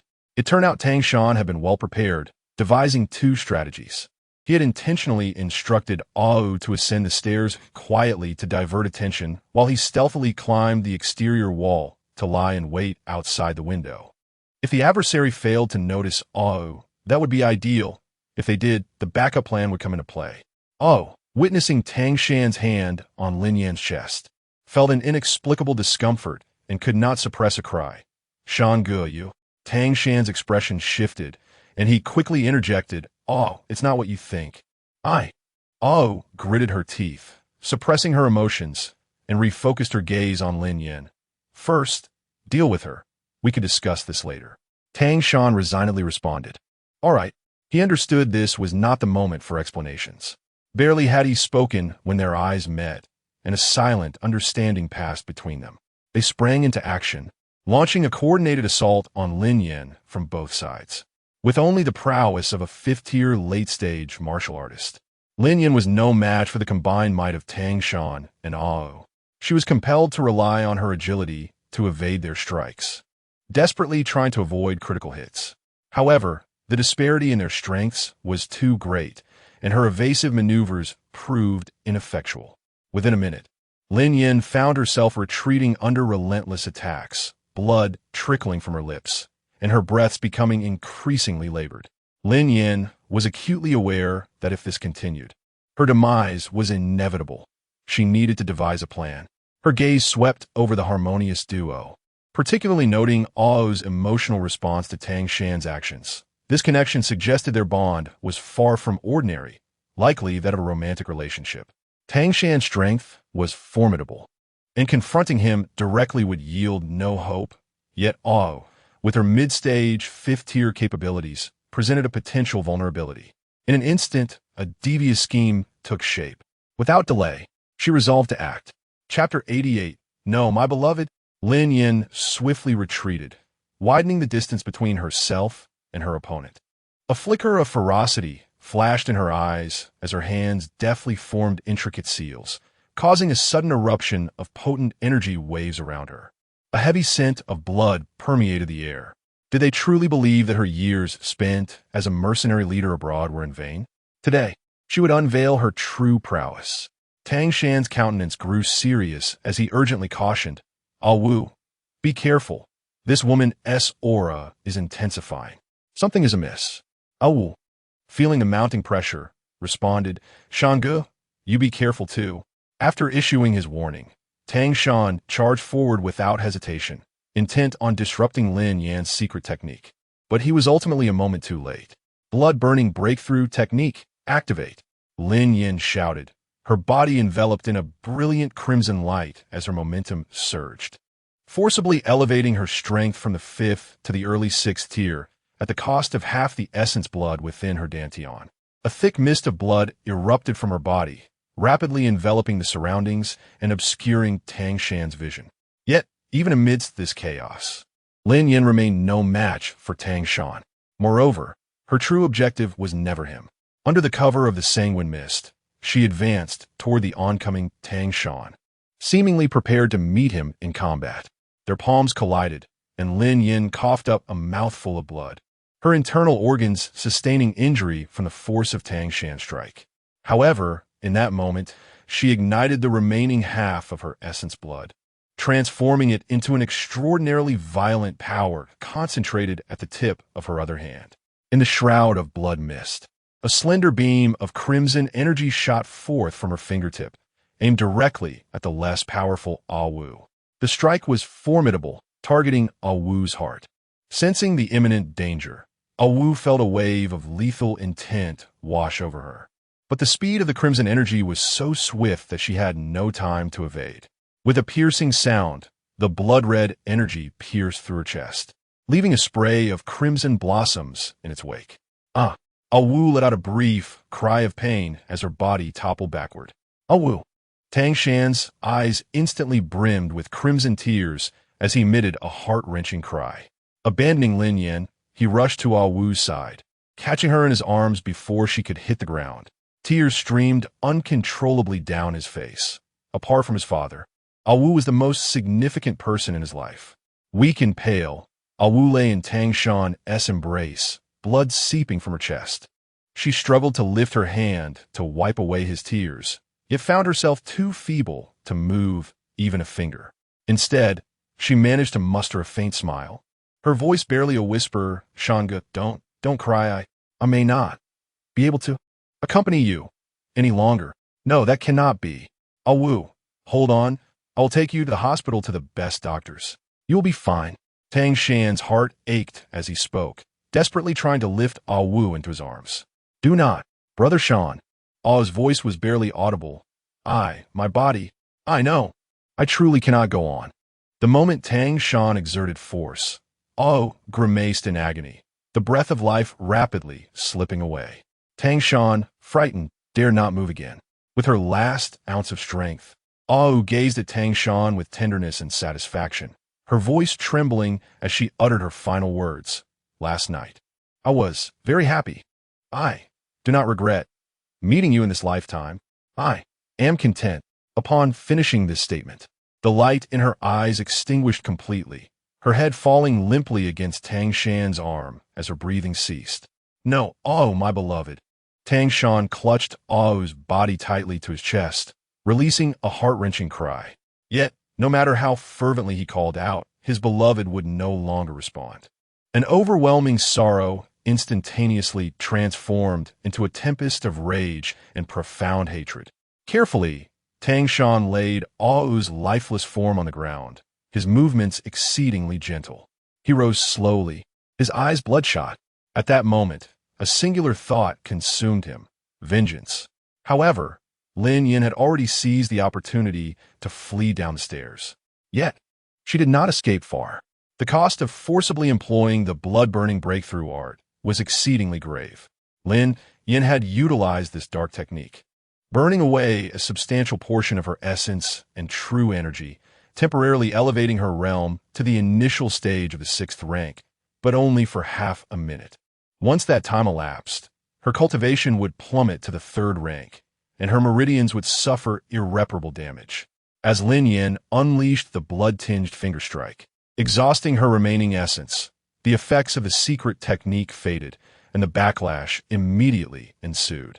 At this moment, she was drained of strength, her breath faint. Clinging to the last vestiges of life, swaying unsteadily as she struggled to walk, let alone leap from the building. She could only lean against the wall, painstakingly moving down the stairs.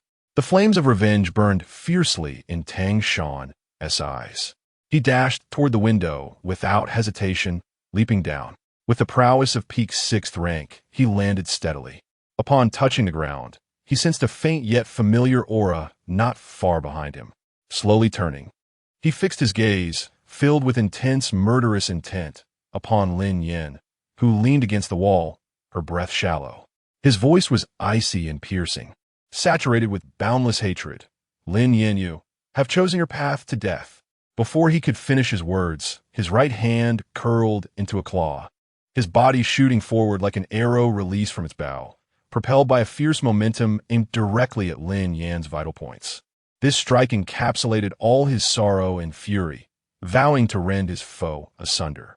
Lin Yan, witnessing the lethal claw approaching, was left with nothing but despair in her eyes. Tang Shan's speed was too swift, and she lacked the strength even to walk normally, closing her eyes to await her demise. In that critical moment, a shadow suddenly appeared, moving faster than Tang Shan. The figure in black raised a hand and struck with a punch, landing precisely on Tang Shan's claw. Tang Shan felt a tremendous force surge through him, his entire arm throbbing painfully and numbly, as his body was uncontrollably propelled backward. The figure clad in black paid no heed to Tang Shan, swiftly seizing the defenseless Lin Yin, and in the blink of an eye, vanished from sight. Chapter 89. So, you wish for Su Bei to perish as well? As the man in black escorted Lin Yin towards the entrance of the abandoned construction site, Lin Yan's gaze swept across a corner of the site, where 7 or 8 lifeless bodies of men lay in pools of blood, their crimson essence still fresh, indicating they had recently met their demise. It turned out that Tang Su, in a bid to ensure absolute certainty, had secretly dispatched several 6th-tier martial artists after Tang Shan and a Wu had departed, positioning them around the incomplete building. Their task was clear. If Tang Shan successfully captured or killed Lin Yin, they would quietly intervene. Should unforeseen circumstances arise, they would lend assistance. However, they could never have anticipated that they would fall victim to the sudden appearance of this man in black. The man in black flung open the rear door of a black van at the site's entrance and unceremoniously tossed Lin Yin inside. He then took his seat in the driver's position and drove away from the construction site. Tang Shan, suppressing the pain in his arm, rushed out of the unfinished building. But it was too late. The van had already vanished at the end of the road. The black van cruised along the road. Lin Yin lay in the confines of the narrow back seat, the intense pain and weakness rendering her consciousness hazy. Yet, she mustered her strength and weakly inquired, "Are you one of Secretary Chen's people?" The man in black in the driver's seat emitted a derisive snicker, his voice chilling. "Secretary Chen? Nonsense. You have been deceived from the very beginning. Ding Yi's true secretary does not bear the surname Chen. The Secretary Chen you know is merely Su Bei in disguise. His father is the current paramount leader of Jiangbei province, Su Jingyuan." Lin Yan's entire being stiffened, a wave of shock momentarily overshadowing her physical agony. She could hardly fathom that the very person who had rescued her from the hellish confines of her prison and bestowed upon her a new lease on life, Secretary Chen, was nothing but an illusion. Yet, could she dismiss all that Secretary Chen had done solely based on this man's words? Without Secretary Chen, she would still be enduring inhumane torment within her cell. Impossible. With a struggle, Lin Yin retorted, her voice frail, yet resolute with skepticism. If Secretary Chen is indeed Su Bei, then why would Su Bei go to the lengths of impersonating Secretary Chen to rescue me? What could he possibly gain from it? The man in black replied with a hint of indifference. What does he gain? He is toying with you.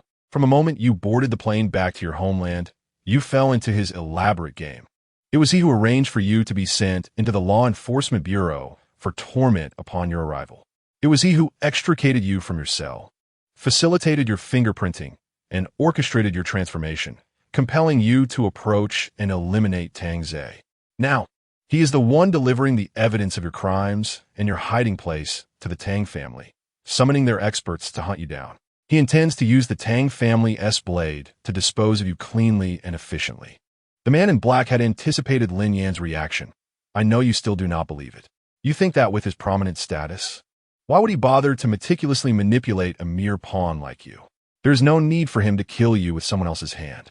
But that is precisely what makes Su Bei so terrifying. He revels in the pleasure of manipulating lives as if they were mere playthings in his hands. As Lin Yin listened to the words of the cloaked figure, a torrent of memories surged uncontrollably through her mind.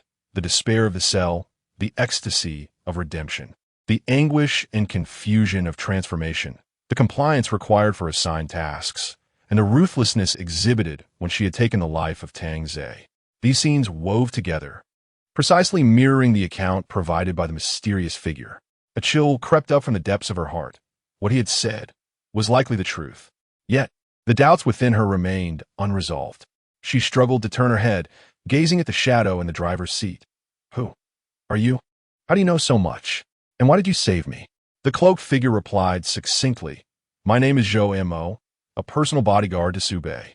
The information I possess was gathered during my time at his side. Zhou Mo had successfully reached the initial stage of the 7th rank after consuming the breaking boundary pill. Su Bei's bodyguard? Lin Yin felt even more perplexed. Aren't you affiliated with him? Why would you reveal this to me? Zhou Mo's voice lowered slightly, imbued with an air of mystery. Bodyguard is merely my superficial identity.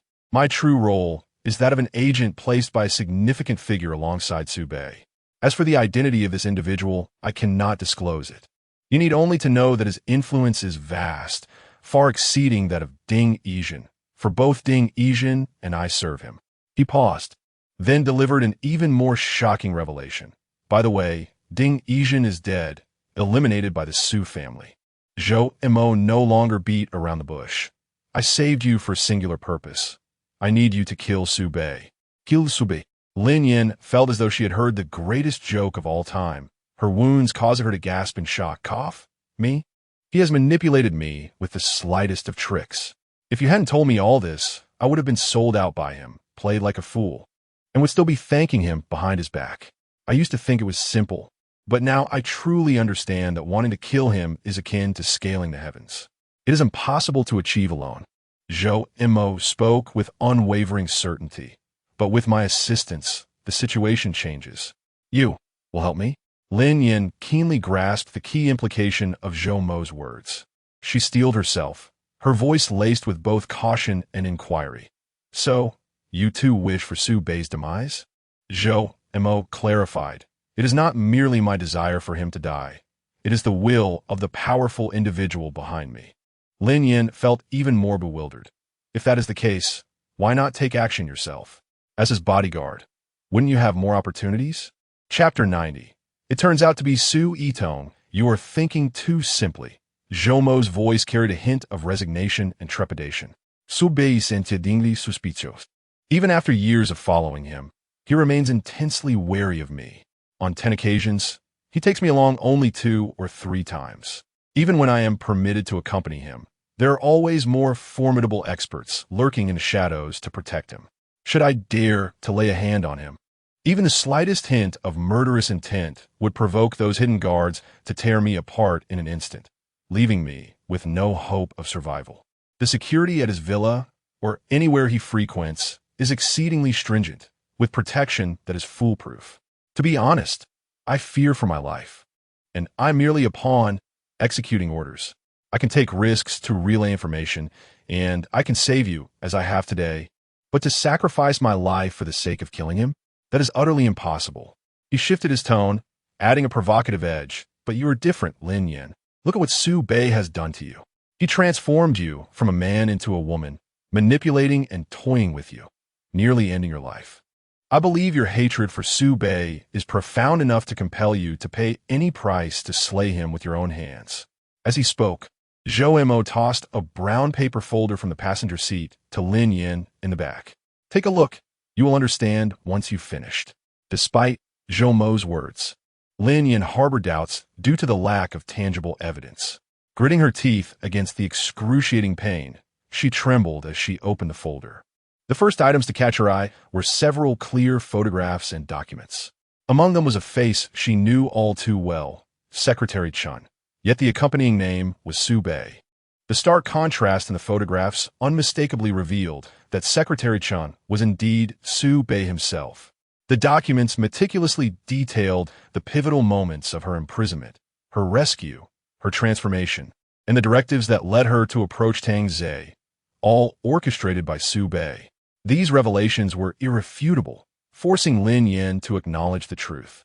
She stared intently at the photographs and documents, her body quaking uncontrollably as the last remnants of hope were utterly shattered. A tidal wave of humiliation and rage engulfed her. It became painfully clear that she had been nothing more than a puppet, ensnared in a meticulously crafted deception since the moment she returned to the country. Every act of kindness, every task, had been but a script directed by the demon Su Bei.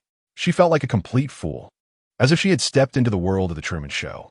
At that moment, her gaze fell upon the remaining pages within the folder. When she glimpsed a specific photograph and name, her entire being felt as though it had been struck by lightning, her mind going blank. The image depicted a graceful and gentle woman, Su Yitong. Lin Yin forgot the agonizing pain coursing through her body. Forgotten was the humiliation of betrayal. She abruptly seized the documents concerning Su Yitong, her voice sharp with shock and panic. This person, is she truly Su Yitong?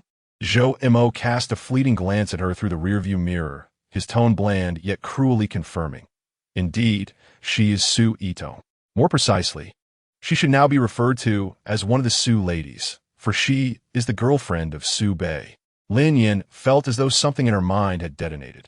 Last night, in the hall, the woman who had clung to Su Bei's arm, evoking a sense of familiarity and unease within her, turned out to be Su Yitong, the very person she had been yearning for, the one she dared not defile even in her dreams, her white moonlight. And now, she had become Su Bei's girlfriend? Given Su Bei's notorious debauchery, Su Yitong had likely already fallen into the jaws of a tiger.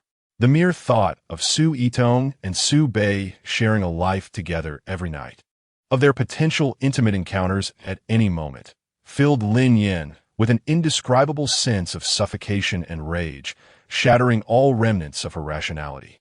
She could not bear the thought of the person she cherished being sullied by Su Bei.